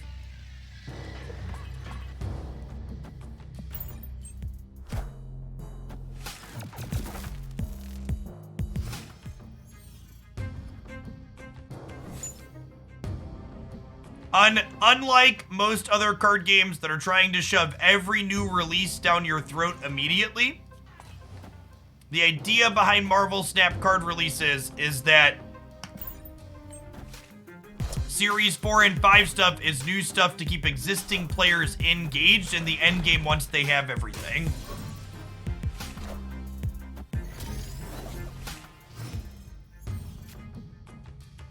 Chat, if you don't have all of the Series 3 cards, there's a ton of cards in Marvel Snap that are new for you to collect still. I already got to experience all of those other cards. And eventually, once you have all of Series 3, you will get to have everything fairly quickly, just like you do now.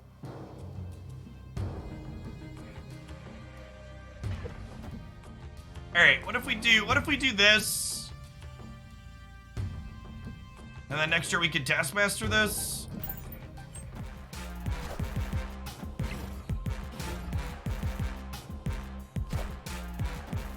That's actually really unfortunate because I can't Taskmaster under the doggo.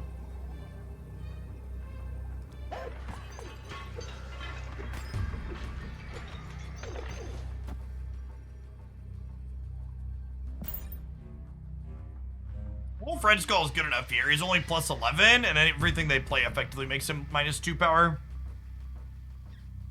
Oh, you know what? Atuma plus Lizard was probably better, right? Because we have the armor here. I was thinking Atuma couldn't play, but it totally could have. Yeah, Atuma Lizard was more.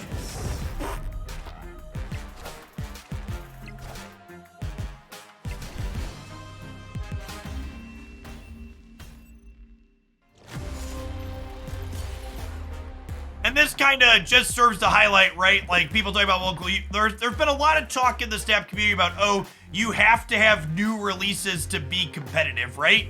And it's like, well, you have all of the cards that you need to be competitive. They give you all of those tools. I think Venom is more of a necessity to destroy decks than Null. They both seem like win more cards. I don't think any of the dedicated destroy decks are good, Prodigal Cow. Even when you have Venom and Null and all in, all I want to do is destroy my things deck is very mediocre. The payoff is low, and you are easily disruptive by commonly played cards.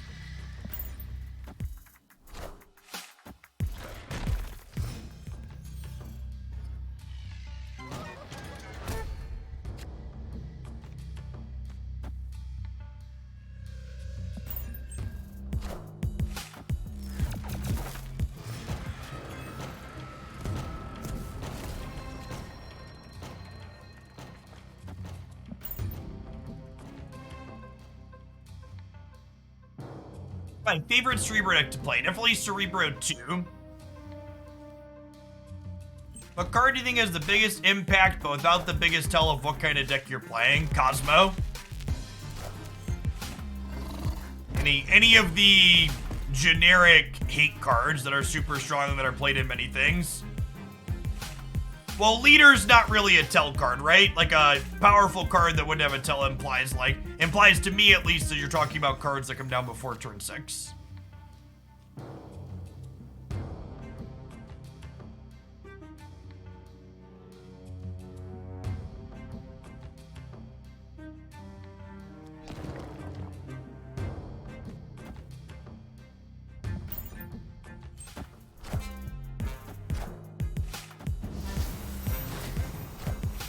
Oh no, chat! I played Atuma. Oh, which means I can't really Enchantress this Wong without losing it. Maybe we'll draw armor next turn, and then I'll Enchantress into armor in the middle before they get to use their Wong. Would be ideal, right? Armor, please. Armor, please. Psylocke. I think I have to turn off the Wong or there's a good chance we die. We could lose this game regardless, though. Oh, Atuma. We actually just, like, lose to Dr. Doom, right? Yeah. LOL.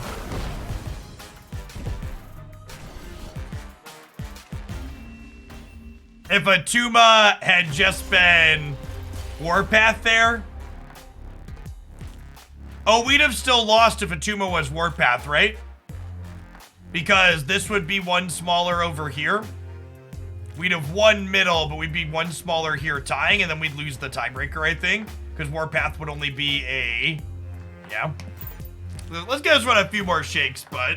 I think there's a chance we flip back to the Clawhawk deck.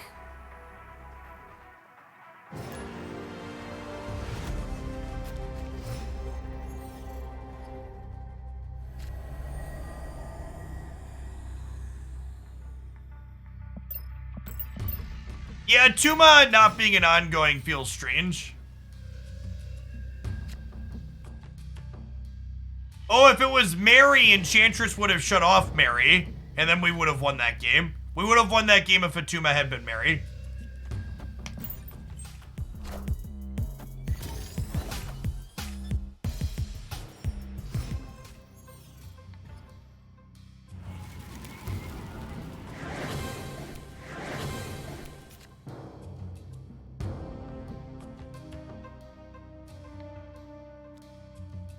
Alright, well they have Wongers. So our Enchantress is hopefully going to be great here. Probably Surfer here.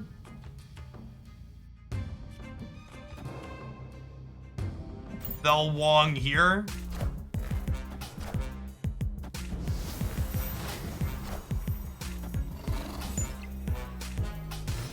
Oh, hold on a second, chat. Phone call. Yep. Mm-hmm. All right. Are you sure? Yeah. All right. Apologies, chat. That was the fun police. And they dictated that we have to turn off the Wong here.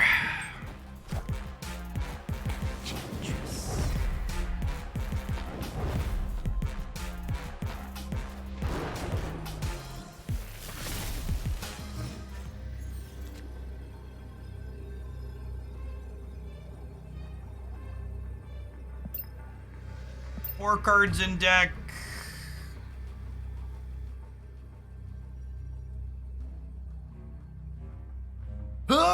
I think even with Enchantressing the Wong, our deck is terrible and we probably can't win, huh?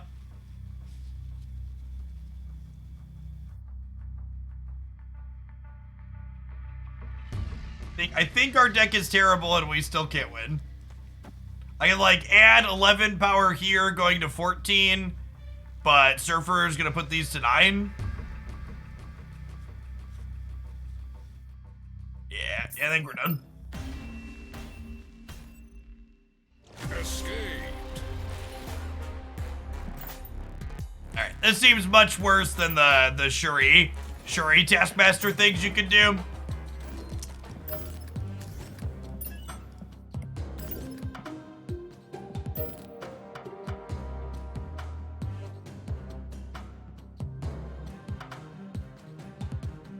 Play some more Thanos Sentry. I haven't split my Thanos variant yet. Would like to do that at some point. My Sentry doesn't even have a purple border yet.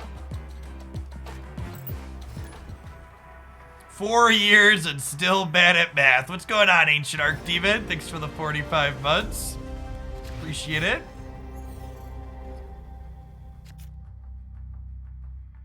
Why is Sentry with Thanos? Well, Carnage not only helps you clear out stones that can clutter your board, but it can also clean up the -8 thing. You could also just fill your right side path so the thing can't tap in. Got my first Winterverse skin 10k credits in. Oof. But yeah, loosely, Thanos is good at filling space. Is the idea.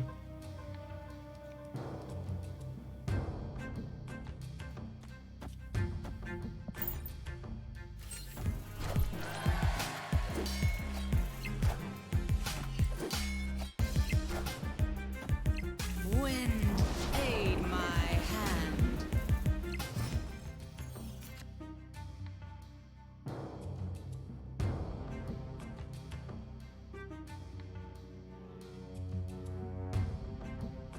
So they have a free 1-drop currently. I think I'm punting the flooding and playing for left and right here.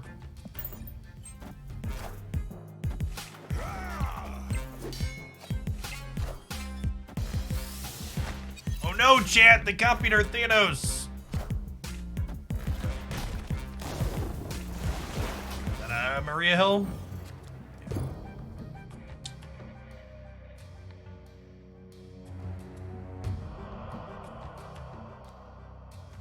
Opponent snapped. I think I'm staying in here. Decent sized Carnage and a free Demon next turn. I'm gonna hope their Quinjet Maria Hill deck isn't playing Killmonger.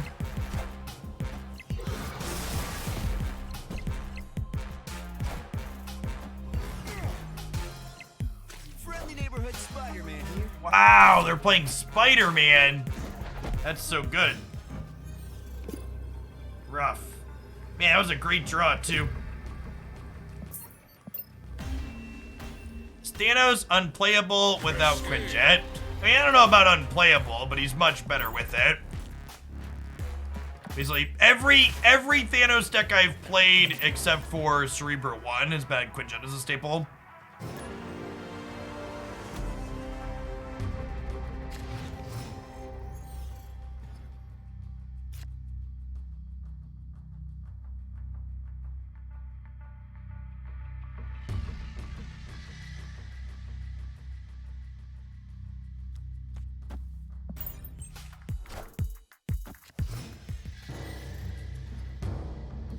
With Thanos and Cerebro 1, do you just not play Thanos? Correct.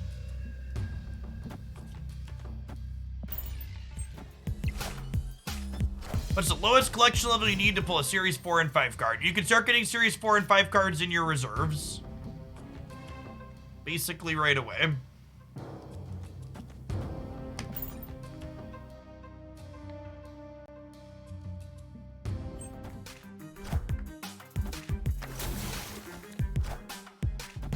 So, part of the problem with the token shop right now is the fact that there's no established average to know how long it's going to take you to get to something, because technically you can get I don't think I want Clintar to merge these, because technically you can get repeats of Series 4, 5, and variants endlessly. And it's a bad system, and hopefully I'm pretty sure they know it's a bad system, and they're gonna change it, but it's not a great experience at the moment. Let's go disruption deck to rank with. I actually posted a disruptive deck over on the YouTube channel this week. It was yesterday or the day before. Wow! Man, chat, fuck reality sometimes. That's not big 2022 energy. I don't know what is. Fuck reality. I guess their things got real small too. I have Blue Marvel into Khazar. Maybe we can salvage this. Let's see.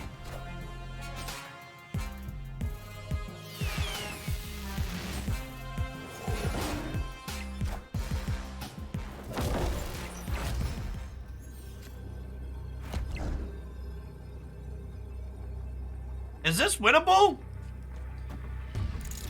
They played Mr. Negative, which is just like terrifying, but like I'm putting a ton of power into play left and right here. I'm gonna stay. Let's see how we can do. Twitch Grenade, thanks for hooking up that Prime, appreciate it. And Knacker, thanks for the 3.5 years. I think I'm staying, chat. This is a 8-power Demon, a 6-power Ant-Man, and a 5-power Khazar. So that's 8, 6, 14. We're adding 19. We're going to 22 here on the left. He says before getting Iron Man. Woohoo! We have one if I played middle. We don't one if I play. Wait, what if I played middle? Would have been close, right? We would have been. This is what did I say? This was 18. Yeah, we would have won playing middle. Sedge. This is 14, 19, 16. Would have been 22. Rough.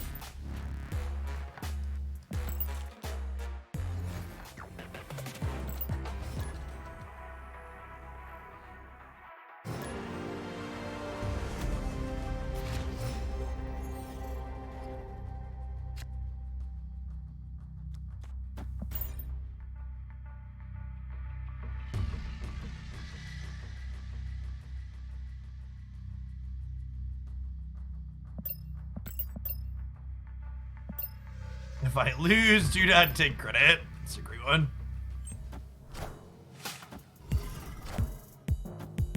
Squirrels! Hopefully they're Patriot squirrels and not Killmonger squirrels, chat.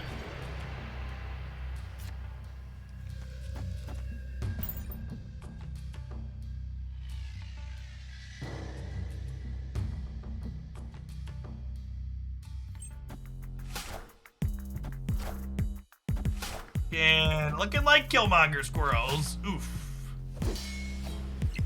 Made it to 80 thanks to your snapping video. Awesome, Cineru. Hope you're having fun with that. I mean, maybe if they Killmonger, it's okay for us.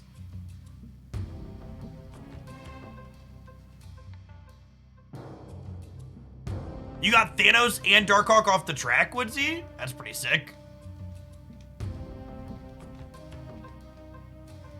Shuri seems like the best Series 5 card right now. I think it's Shuri or She-Hulk. She-Hulk. She-Hulk's pretty good. Okay, well, I mean, if they don't Killmonger, things are going to be a little dicey for them. So that's good for us. Oh, She-Hulk is 4. Yeah, that's true.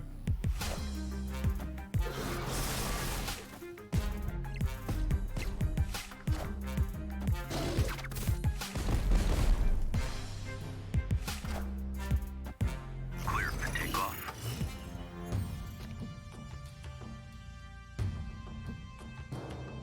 I'm gonna play this Blue Marvel and get waved and concede.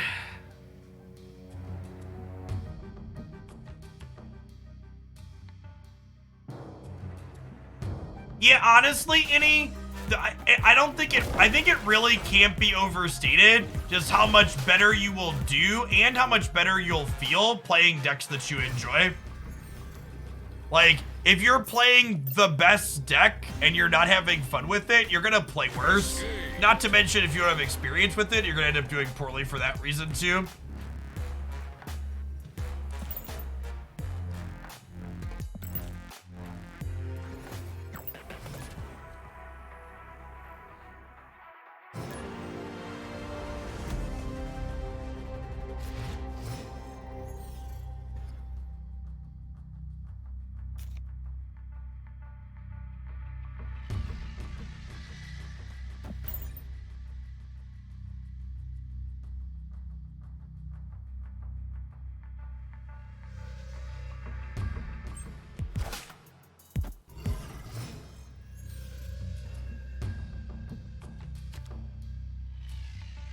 Just add leader to your favorite deck. That's true, you know. It goes in everything.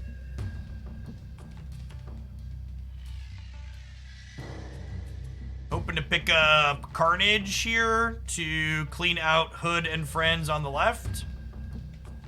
Also wouldn't mind drawing Khazar or Sentry to play into the Dark Dimension with our extra energy from Time Stone.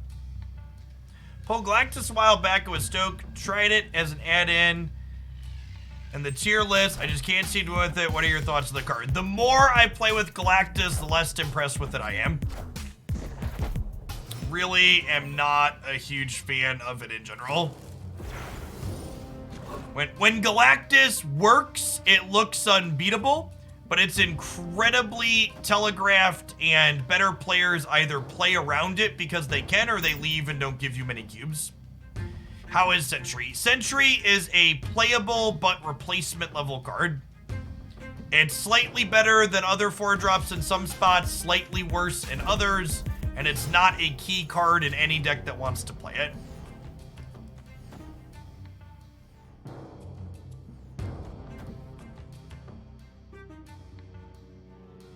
Would you buy Death? I think if you like explicitly the idea of the Death Wave deck, Death is a great pickup, but otherwise Death is also a kind of narrow and specific card.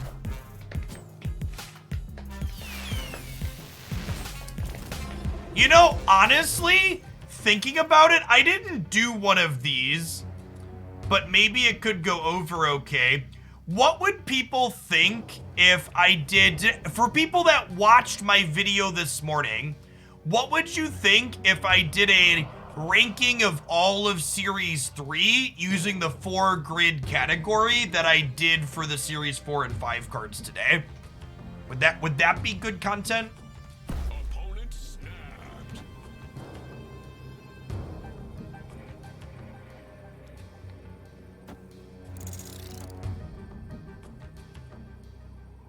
I really hate all of the, like, I hate the generic tier list people do for card games. I think they're misleading to the point of borderline being, they're bad and borderline misleading. Really not a fan of how they end up playing out and stuff. So if you didn't watch my thing today, it's not an explicit tier list. It's more of a ranking things based on the number of decks that they go inside of.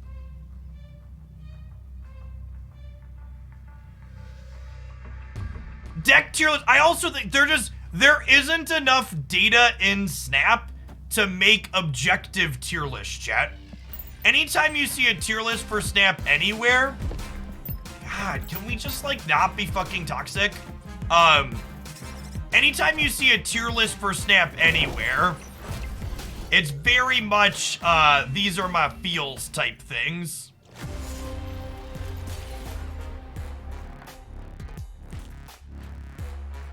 Like my Friday favorites video from last week is like I think the closest thing I want to make to a tier list.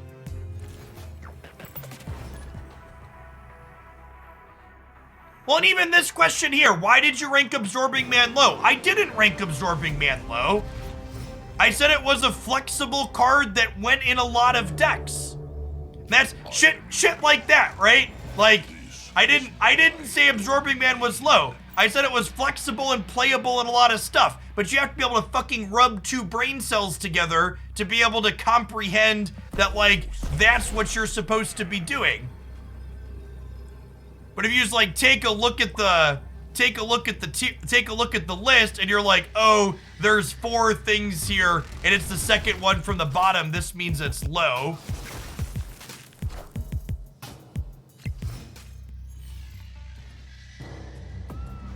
No brain cells only leader, yep.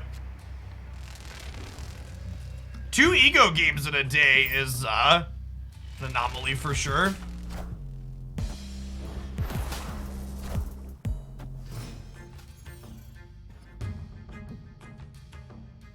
Yeah, but how do I present my point, Scumlord, without making it look like I'm ranking them? Like, what does that look like? You're saying I didn't present it in a way to accomplish what I wanted. What does accomplishing what I want actually look like?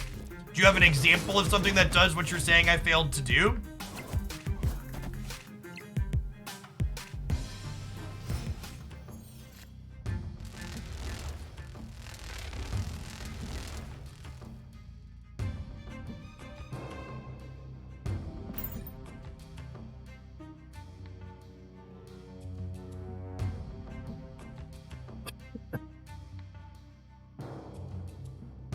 Yeah, is it supposed to be like an XY axis? But how do I fit cards cleanly into that with a big group of them? Stoic TV, thanks for the prime. Opponent paid off the Zigo, maybe.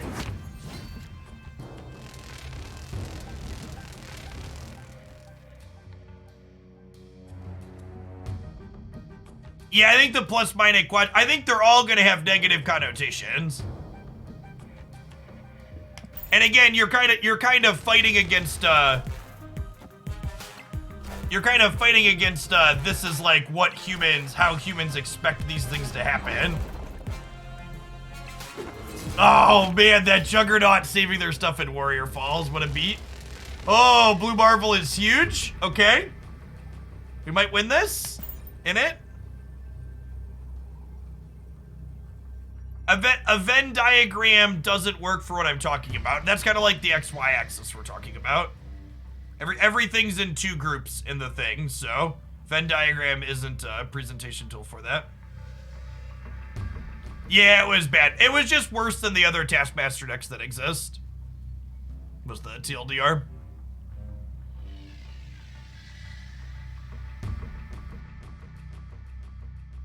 Blue Marvel doesn't die. Reality Stone is going to change Warrior Falls.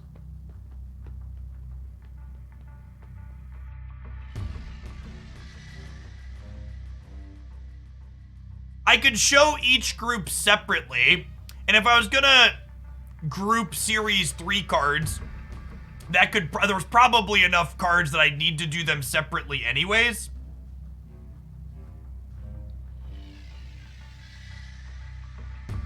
That's probably the solution. Just don't put them all on screen at the same time.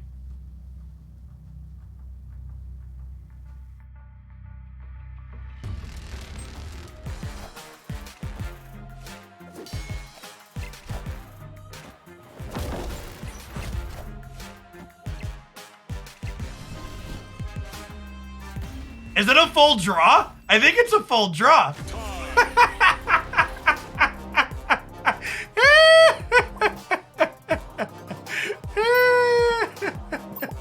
What? The fairest ego game in the land, chat. The fairest ego game in the land. That's my first ego tie. That is my first ego tie experience.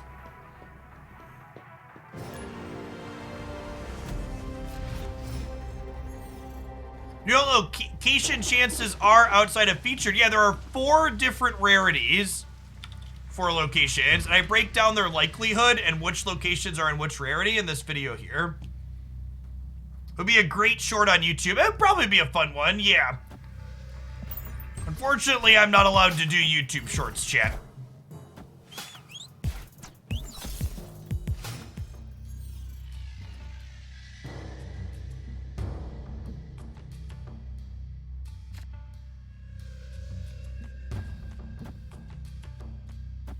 Why am I not allowed to do YouTube shorts? So, I'll be 32 next month, chat. And as someone over 30, it's actually illegal for me to make videos in a vertical format. So, while I think they could perhaps help my content, I'm not willing to go to jail over it.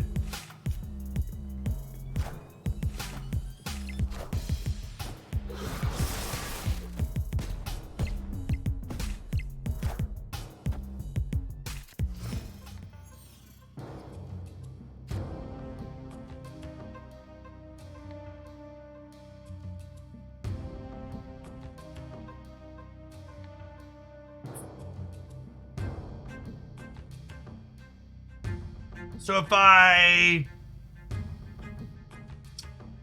Nightcrawler, Space Stone, Time Stone, Heimdall, yeah.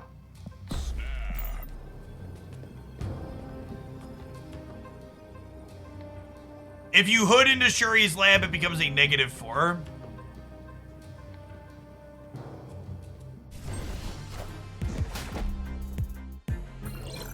When you get ahead, people quit and you get 1 cube. Well, that sounds like you don't understand the basics of when you're supposed to be snapping. The key to snapping appropriately is raising the stakes before you show your strong play, right? And this here is a good example of that, where I've made this big play, but I explicitly made the decision to raise the stakes before my opponent saw my big play happen. Is the TLDR. Okay, move Heimdall here. Yes, once you feel like you're a sure thing to be winning the game, it's too late for you to snap. A lot of people that play snap, in my experience, incorrectly view the snap button as a I'm winning, so I press this now button. When in reality, optimal use of snapping needs to be a I'm about to be winning, so I press this before I'm about to be winning.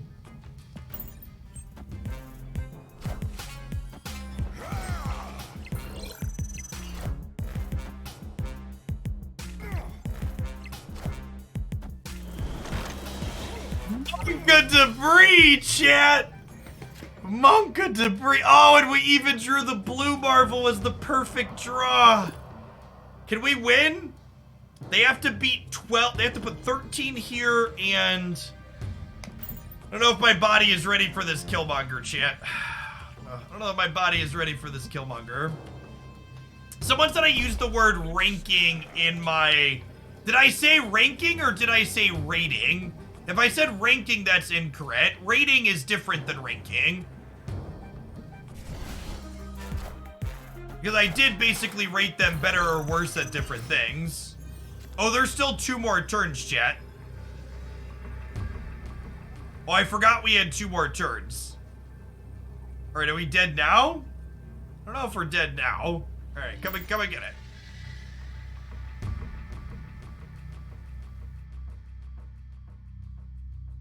I'm gonna go back and listen to my verbiage.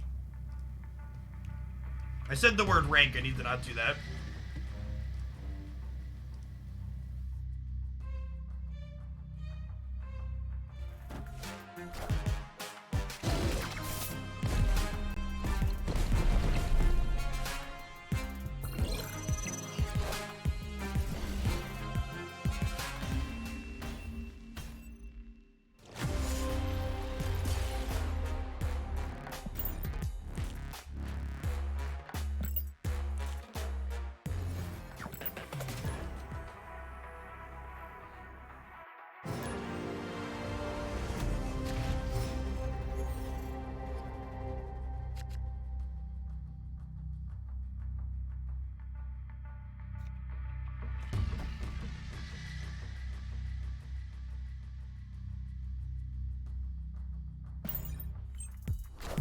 You're right. I did say loose rankings at the start. That's not ideal. It was not my intention to communicate. We will do better on that in the future.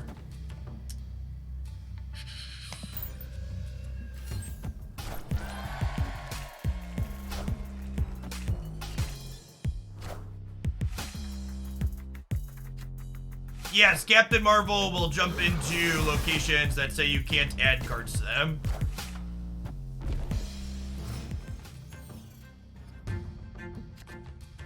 Viper Sentry is a solid combo. Less solid now that Sinister London has appeared, though.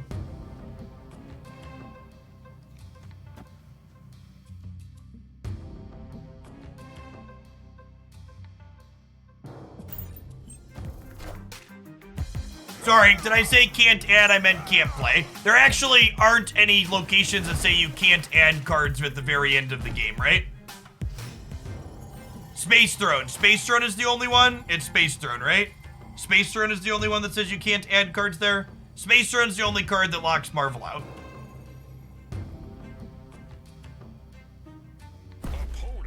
Miniaturized Lab is not locked at the end of the game.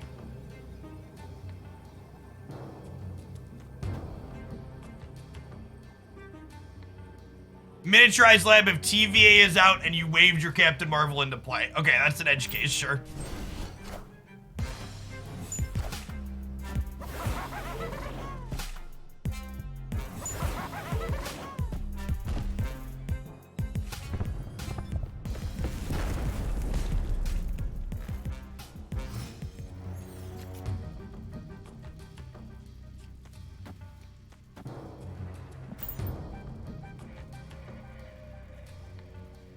It could be about to get Galactus here, that's true.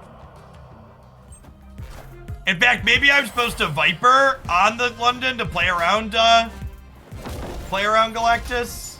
Oh, but they don't have a ramp this turn, right? So this is fine.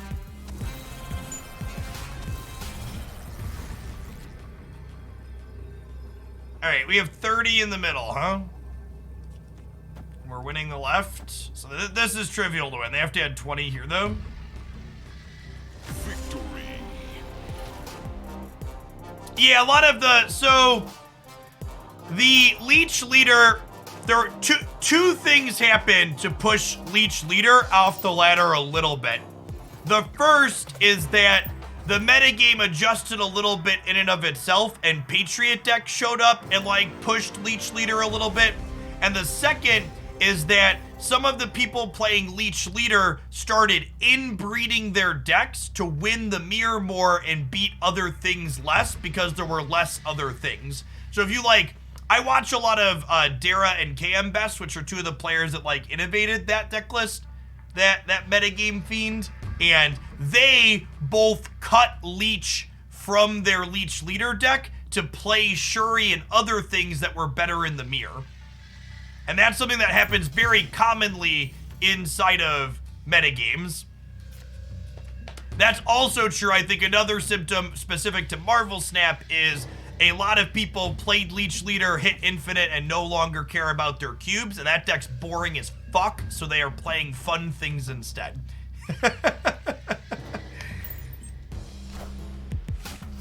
Iterant Wizard, thank you for the 2 months. Welcome back. Appreciate it.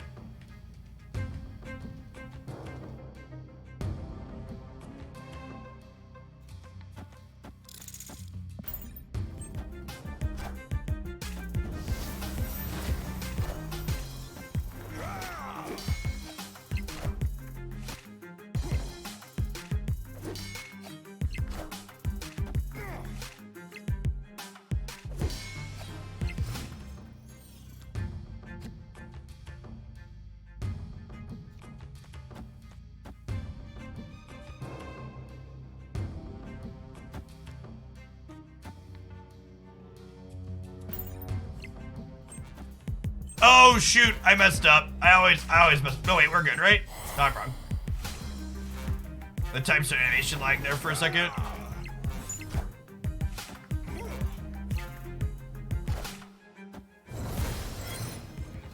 Shuri's gonna need a nerve. I think Anybody thinking they know whether or not Shuri needs a nerf already is very silly. You should take a deep breath and we should wait and see.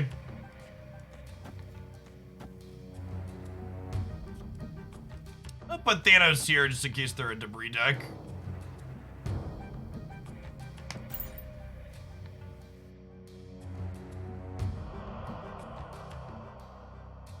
There's still been a lot of leaders, Ardinator. There's been a lot less leeches for me, though, personally.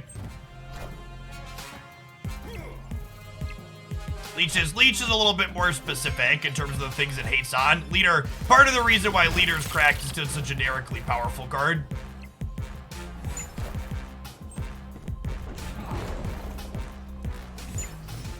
You have moved my friends into the middle. Sure have. All right. If we go this here and this here,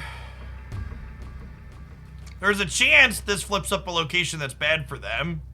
It could also flip a location that's bad for us, though. All right, let's do it. Opponent snapped. All right, come get my cubes, bud. They're all for you. Yummy, yummy, Jared.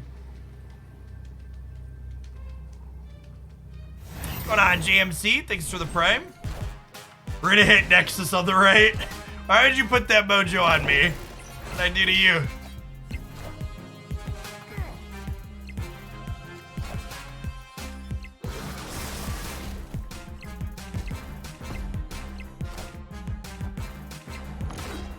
Ooh, double Wolfsbane lets them win the left. Oh, maybe?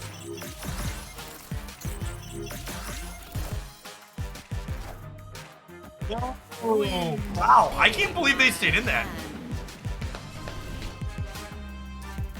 Hey, thanks for taking the time to drop that off, JMC. Folks like you make my job possible.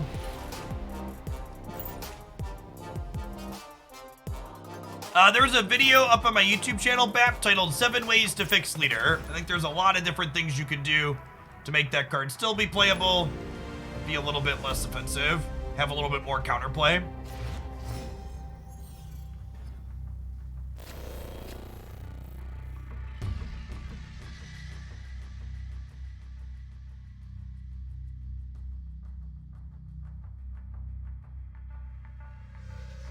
Or just delete him. I mean, I might have offered that as one of the options.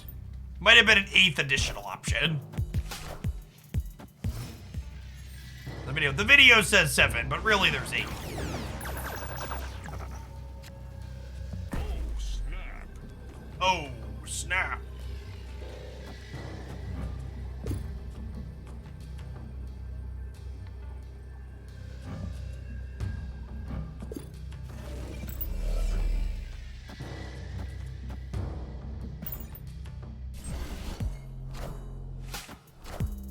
They got a free Dracula. Dracula Sunspot. What are you doing, opponent?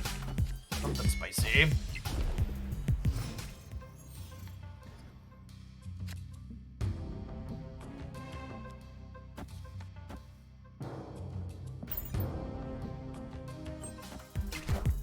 Yeah, probably some kind of lockjaw with Dracula, I'd have to venture to guess. Face the might of Asgard. Mjolnir. Mjolnir to me.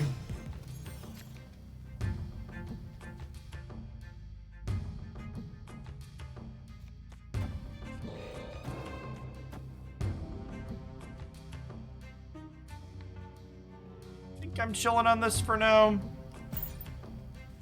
Could Wave be nerfed and still be playable? Yeah. I think they should probably just change Wave to interact with, Wave should probably just interact with, what's it called, differently.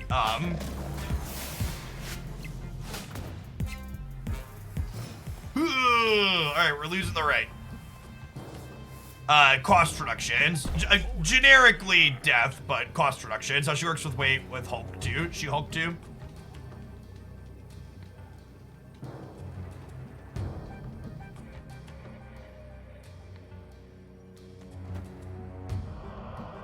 I think we're dead shit.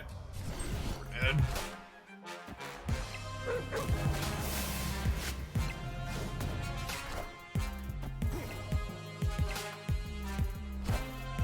We can't win the middle, right?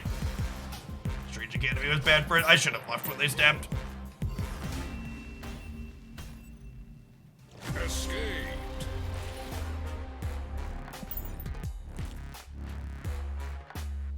All right, chat.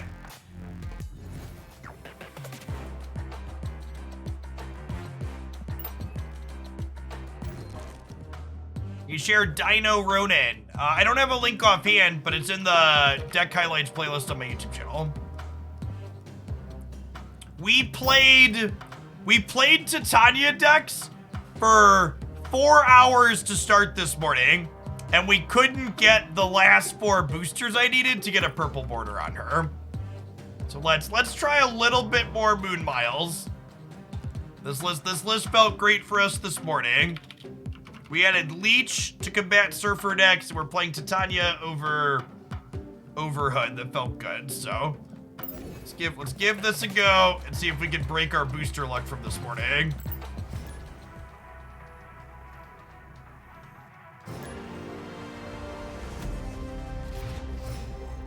Thanks everybody for hanging out today, by the way. My little Twitch tracker here, so we had almost 300 new people follow the stream. For anybody that's new and not familiar with me, my name is Jeff Hoagland. I stream full-time here on Twitch. I'm here Monday through Friday about 9 a.m. till about 4 or 5 p.m. Central. I've been streaming on Twitch for a little over a decade now, and it's been my full-time job here for almost 5 years. Before I started streaming Snap all the time like I do now, I played a lot of Magic the Gathering, their card and strategy games. Thanks for the Prime Epsilon. I also make a lot of Snap content over on YouTube. You probably heard me reference that. I post deck highlights, other tidbits there 7 days a week. I think we're sliding Nightcrawler for the sake of playing Miles next turn. I'm gonna chill on Iron Fist though. I don't have anything I necessarily want to kick yet. In a former life, before I was doing content full-time, I have a graduate degree and undergraduate degree in mathematics. I spent some time teaching math at the high school and college level. But these days, we're just here playing games for fun. So, Van, thank you for the Prime. Fisk Tower. That's a fun one with Arrow down the line. I think I want to Iron Fist. I'm probably not going to have another good place to play this on Curse, so I'm just going to get it out here now.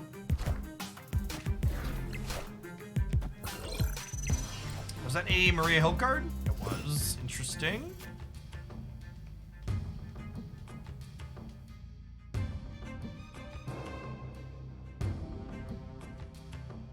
Don't love playing Max on Curve to give them cards, but I don't have a lot else to do with my resources this game, so I think we do it.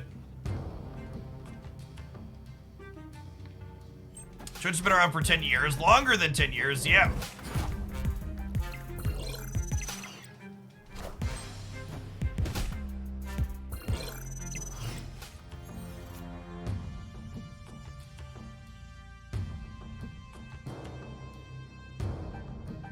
Little Leech them angle chat into Era Titania, I think.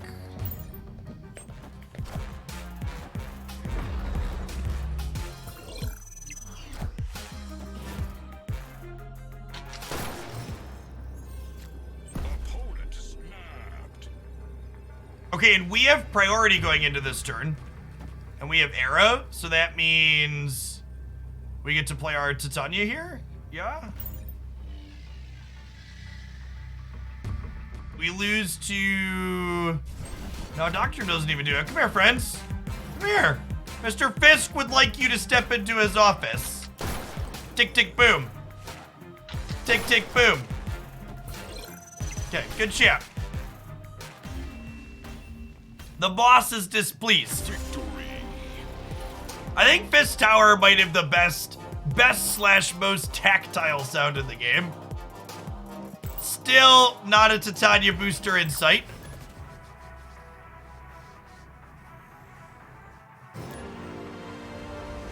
Hey, what's going on, Creepy?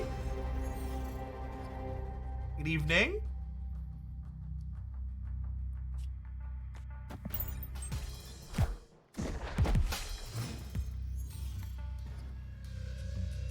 Is this my favorite Quinjet deck? Maybe? I don't know. There's a lot of good Quinjet decks out there, chat. Fist Tower doesn't beat Spider. That's true. Spider-Man's webs are very tactile sound.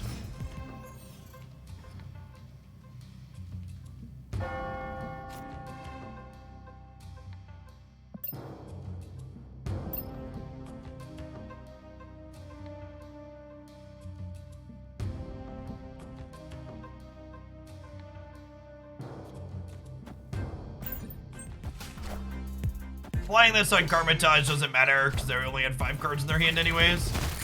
Interesting that they're filling New York. Probably want to leave Carmitage open for Wolfsbane and Silver Surfer then, out of Brood. A nice list with Galactus. There's a few different things that Galactus plays in. I've got a few builds posted up on the highlights channel. I think I'm going to Iron Fist into Juggernaut here.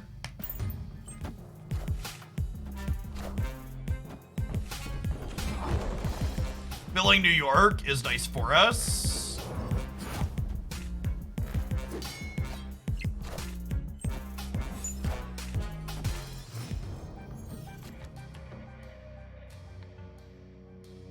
Okay. And then we'll play Mr. Leech here. Next turn, we've got these to go with. Actually, do we play Mr. Leech on the left to combat Mr. Warlock, potentially drawing them a card? Yeah, ideally. Oh, you know what? I'm probably supposed to move Nightcrawler here, too, just to have the biggest chance of keeping them off, because they did Forge as well. I mean, Infinite with the Galactus Null deck. Congrats, Battlevan.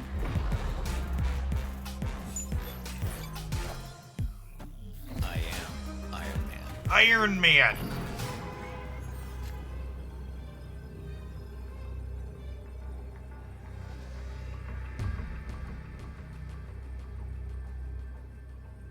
Ugh.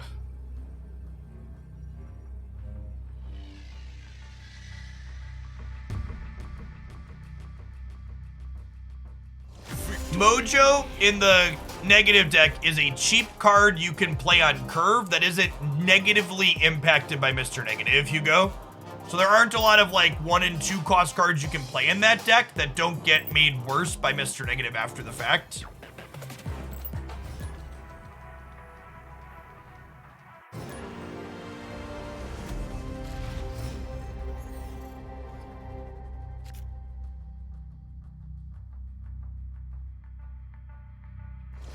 This will be the game where we get a Titania booster, because it's only 1.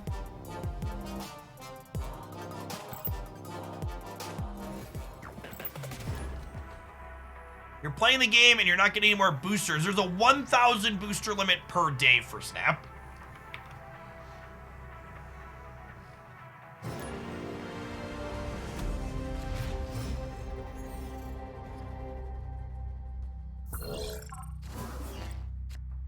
I waited so long to get that Arrow variant, chat. It's my favorite.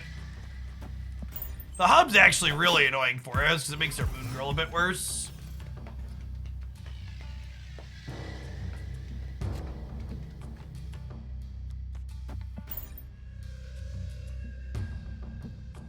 We're definitely getting a snapless unranked game mode.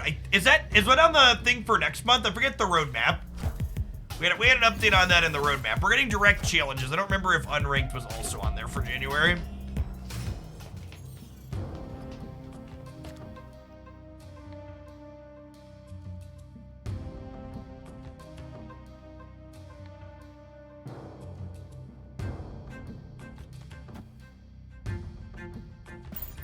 Extra Titania.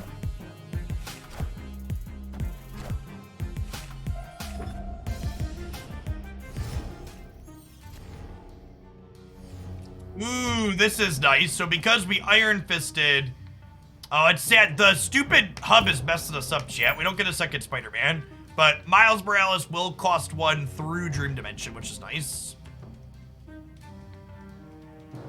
Miles here basically always wins. If something moved, he is exactly 1. Quinjet doesn't make him cheaper, and stuff like Dream Dimension and Wave doesn't make him more expensive.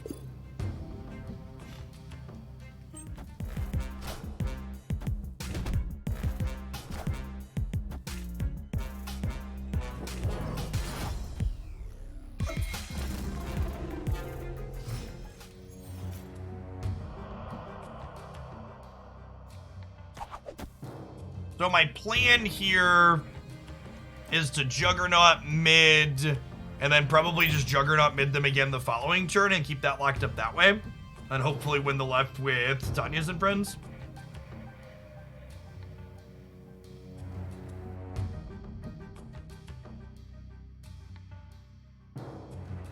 So you could actually play around the weird Miles Moon Girl bug if you move your Nightcrawler after you play the Moon Girl. So you could just sequence different, but it is definitely a bug and it's definitely still in the game. But I realized after playing with it more I could sequence it in a way that made it not matter. Alright, so this is a 1-drop here in the center. Yep. The Quinjet's actually a little scary. It means that there's a good chance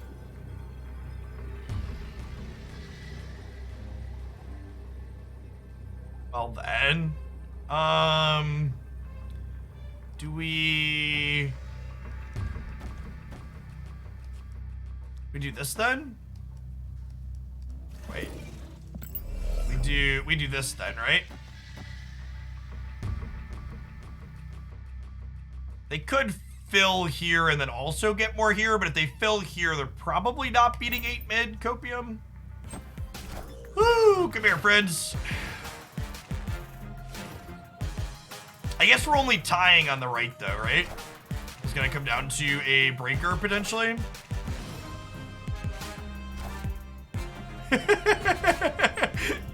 Alright. Big Spider-Man meme energy.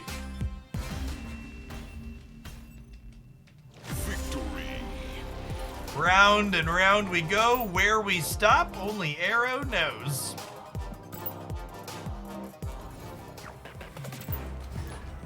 Just like we drew it up, question mark. Galactus without death makes no sense, right? Correct. Generally speaking, death is a must-play in Galactus. Generally gonna be blowing up enough stuff for it to be very cheap. I'm gonna chill on Iron Fist here until after we play Angela. Same thing with Titania. This is a card we're basically playing in the final turns of the game.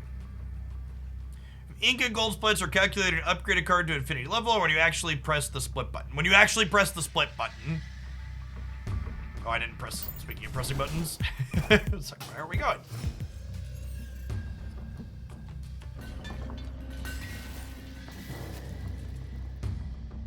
Okay, and that's perfect. So we'll get to go Iron Fist this turn into Moon Girl, kick her over, double Miles for 1-on-5 if we want.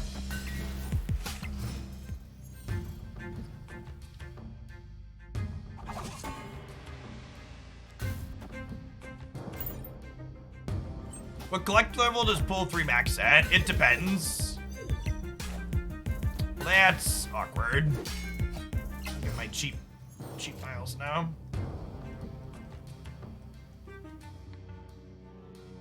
Huh?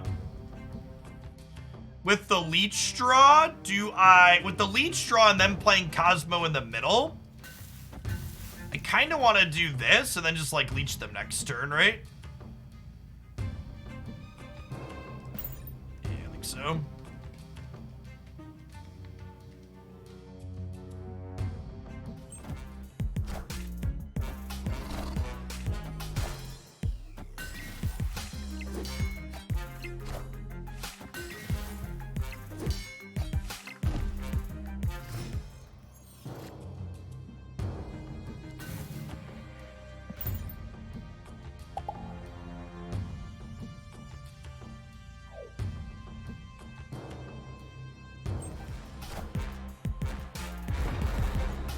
Oh, they passed. Are they?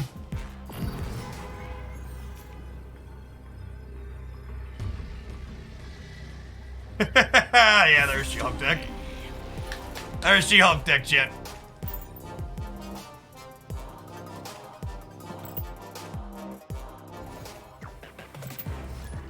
I don't think Cloak is very... Maybe, I don't know. Could maybe be worth trying over Iron Fist, I guess. Nah, Iron Fist and Moon Girl is pretty important. maybe over Crawler, but Crawler's really good at random spots like this, right? Crawler just gets you into a lot of tight spots.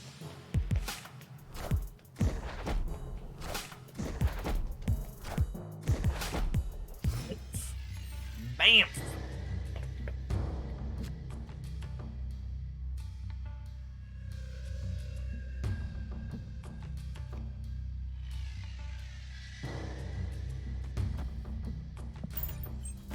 Hey, Yuri, thanks for the prime, appreciate it. Sunspot variant's so good.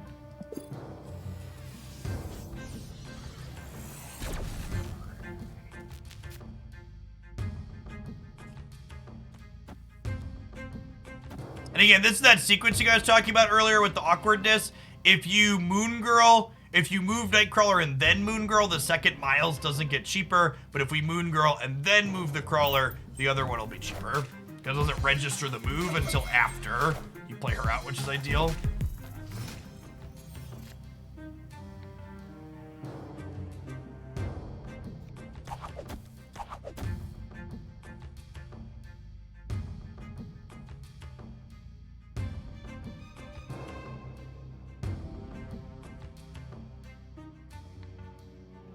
Hey, thanks, Yuri. I appreciate the support. Good to have you here for a live one.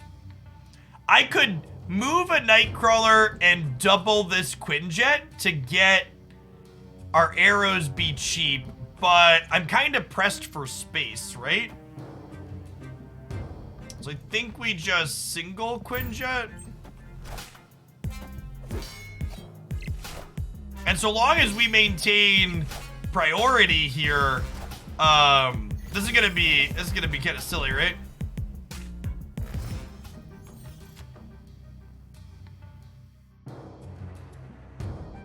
So let's go arrow. Oh, Juggernaut's actually a fun draw too. So we arrow them this turn to pull them here, and then on the last turn we'll Juggernaut them out of the bar and we'll max in the middle.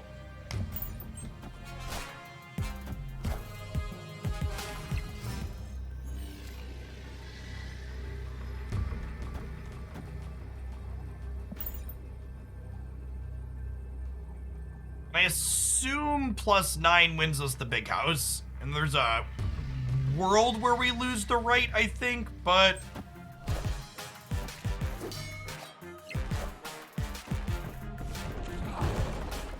Okay, so we should win left and center here.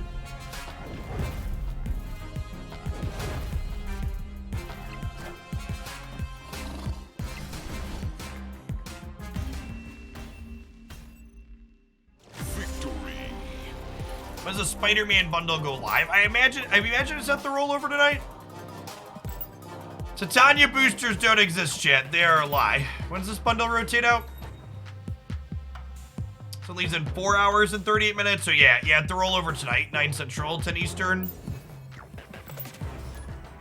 I'm vibrating. That's just how I am. I bounce a little bit, chat. Helps me keep my energy up for long days.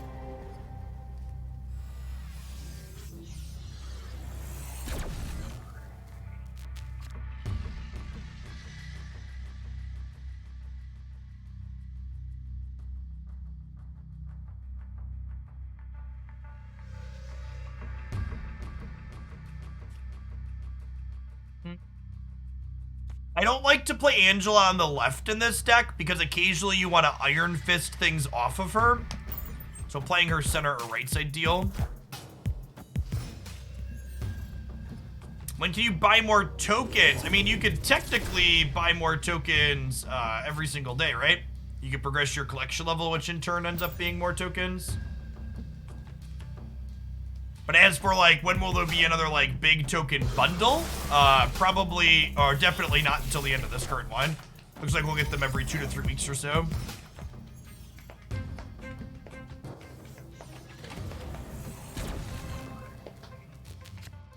Oof, well. This is the plan here. Keep whatever big thing they're about to deploy off the Nexus, ideally. Is it normal to not see the Sunspot bundle on mobile? You need to be collection level 500 to have access to the bundles that contain collector tokens. The next cosmetic bundle will be rotating through the shop tonight. It'll be one with Spider-Man and Sandman variants in it, and a very small number of credits. I think this one is probably the first one I won't buy. I think there's only like 500 credits in it, which is like 10 levels. And like, Sandman's a pretty useless card.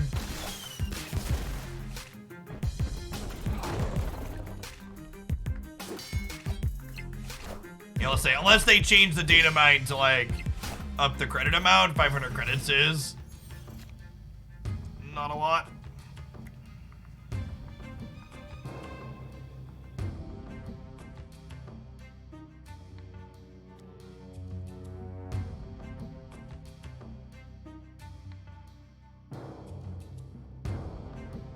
This one is testing the definitely testing wires for how much they can charge for just cosmetics. Yeah, for sure. Right, Titania could use some booster magnets right now. You are not wrong. Now that I'm iron fisting here, huh?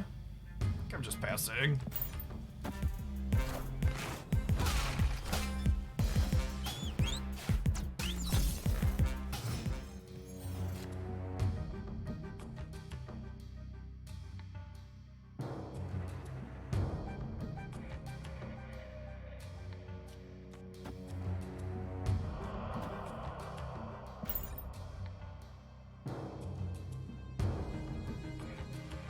Sandman can be used when Hitmonkey comes out, maybe. I'd be surprised if Hitmonkey released with its current text box.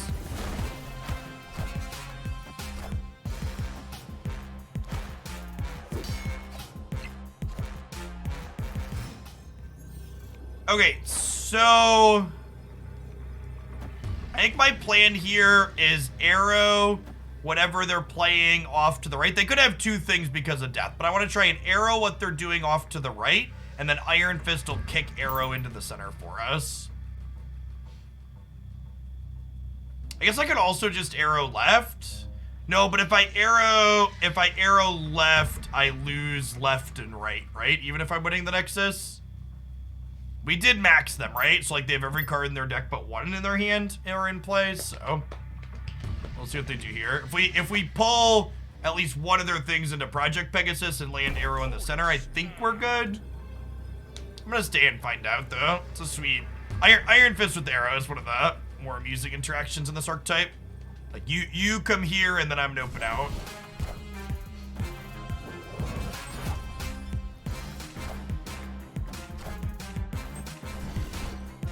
A little bit short. They played to the right as well.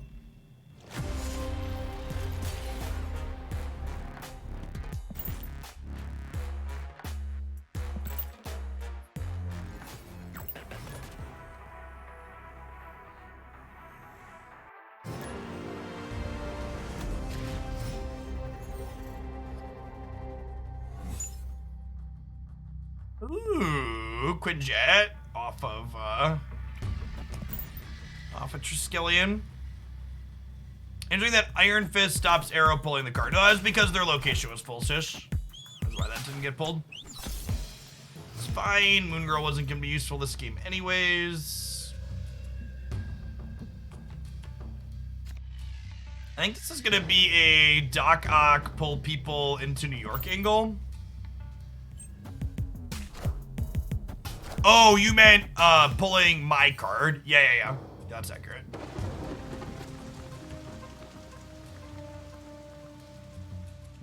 That's accurate.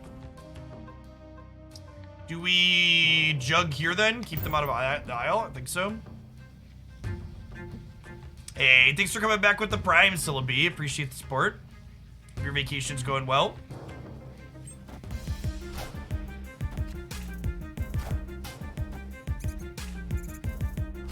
Interesting.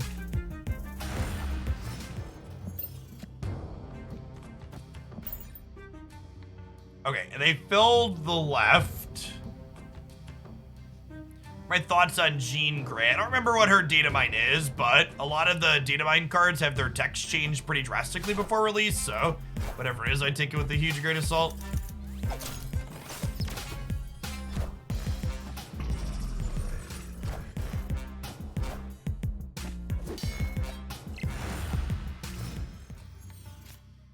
Okay. Okay.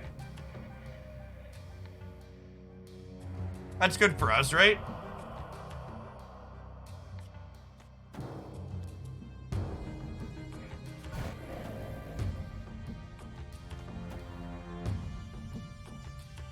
We deploy these here, and then we're winning here, and then we arrow here for stats plus Nightcrawler.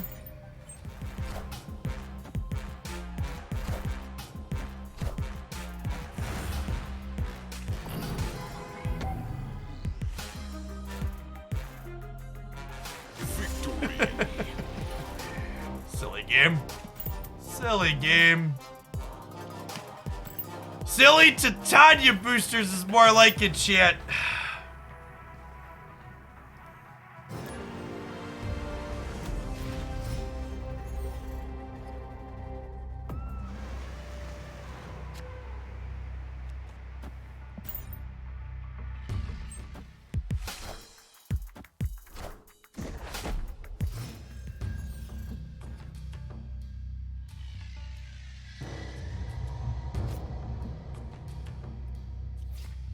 One-ninth of the way to Shillionaire, slow and steady double poke.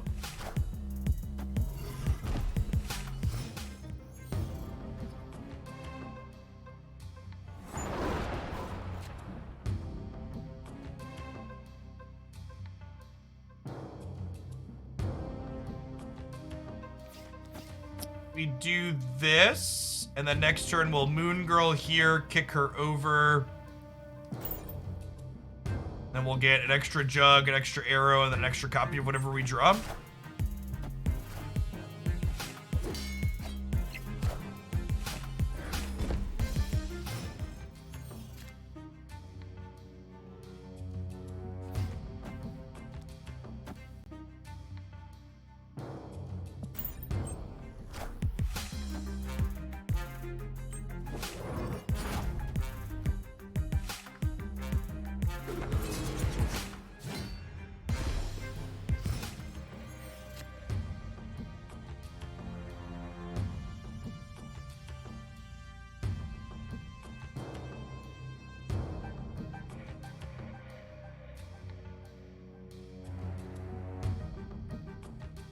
How do we win this?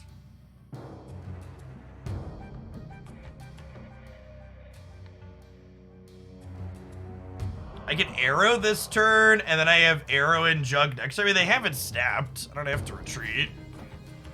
Just trying to think, like, what's the long-term plan here?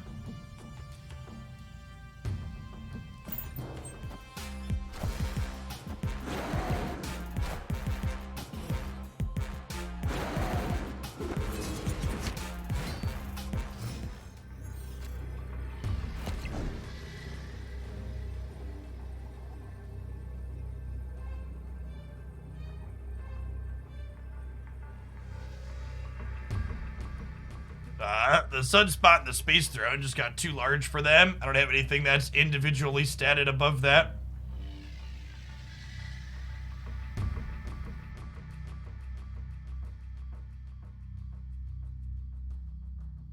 You like, do this and this.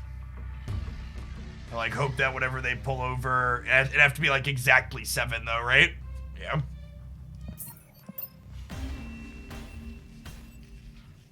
Escaped. How do you know whether to play cards in your first turn at locations 2 or 3, assuming you don't want to play into 1? I mean, it's just guesswork. Sometimes there's cards in your deck that dictate you want to play into the second versus the third.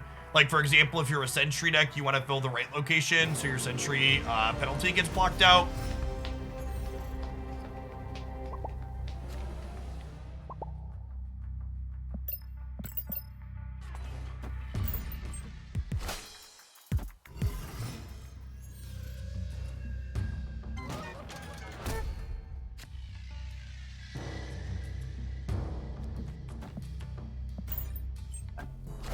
Certainly locations. Read.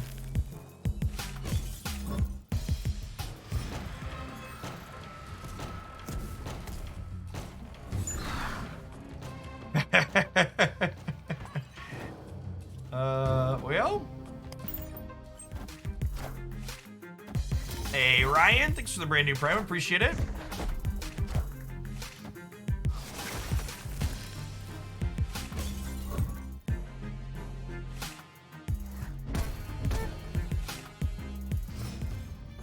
People get to know when they are muted. They do not. Juggernaut in the middle here. Let's see if we can kick them into Savage Lands, ideally, not Luke's Bar. Lost the coin flip.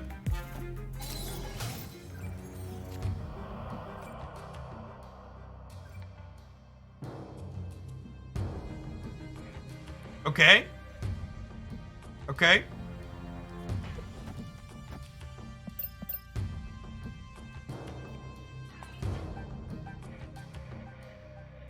Do I want...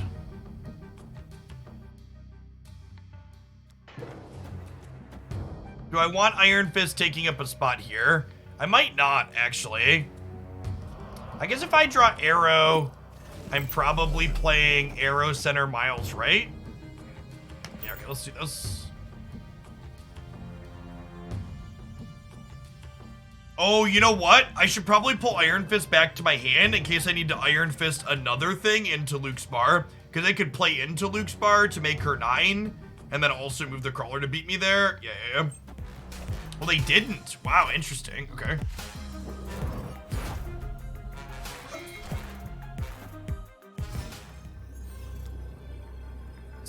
Well...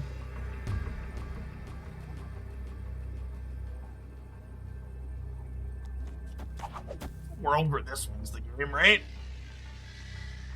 They need to win Luke's Bar, they need to put Vision into here. I guess they only need to put 6 into here to beat us here, though. That's probably what happens. Vision slides and they put 6 on the right. Yeah, I'm gonna leave. We should have put need to draw Arrow there. Escaped. If I would have pulled Iron Fist back to my hand, we could have had, what, 9-14 on the left, and then we could have had a good number in the center still as well. Maybe slightly better off than we could have been in a coin flip situation if I did that.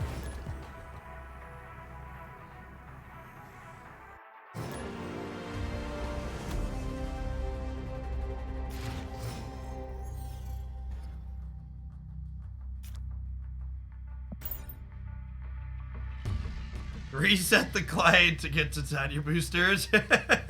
I'll also have to play Titania next this weekend when I do my dailies. I'll get them off stream. Willie, thank you for the 1.5 years. Welcome back. And to imagine, like, I'm not even trying to get... I'm just trying to get, like, our 3D split, right? It's not even, like, anywhere close to being actually infinite on her yet. Feels bad, man.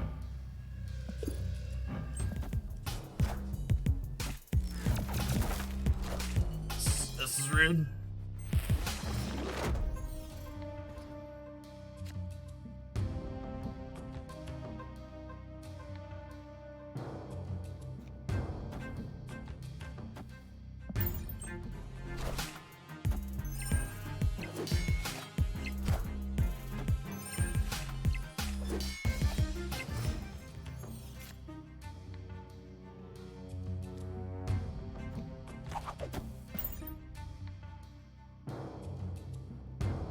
I think dictates which cards get the in-game boosters. So during the closed beta and immediately after release, it used to be that your cards that were gray or green were more likely to have boosters or get boosters.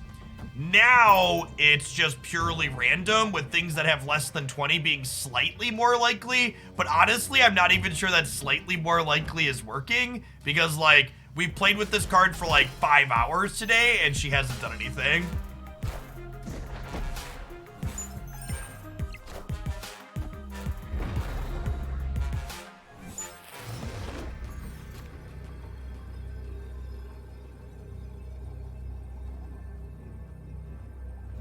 And, well, this is +9 on each side, and we just leeched them, so maybe this is fine.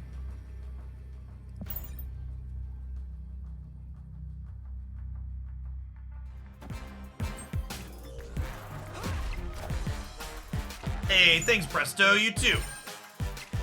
They got us by a little bit. Close.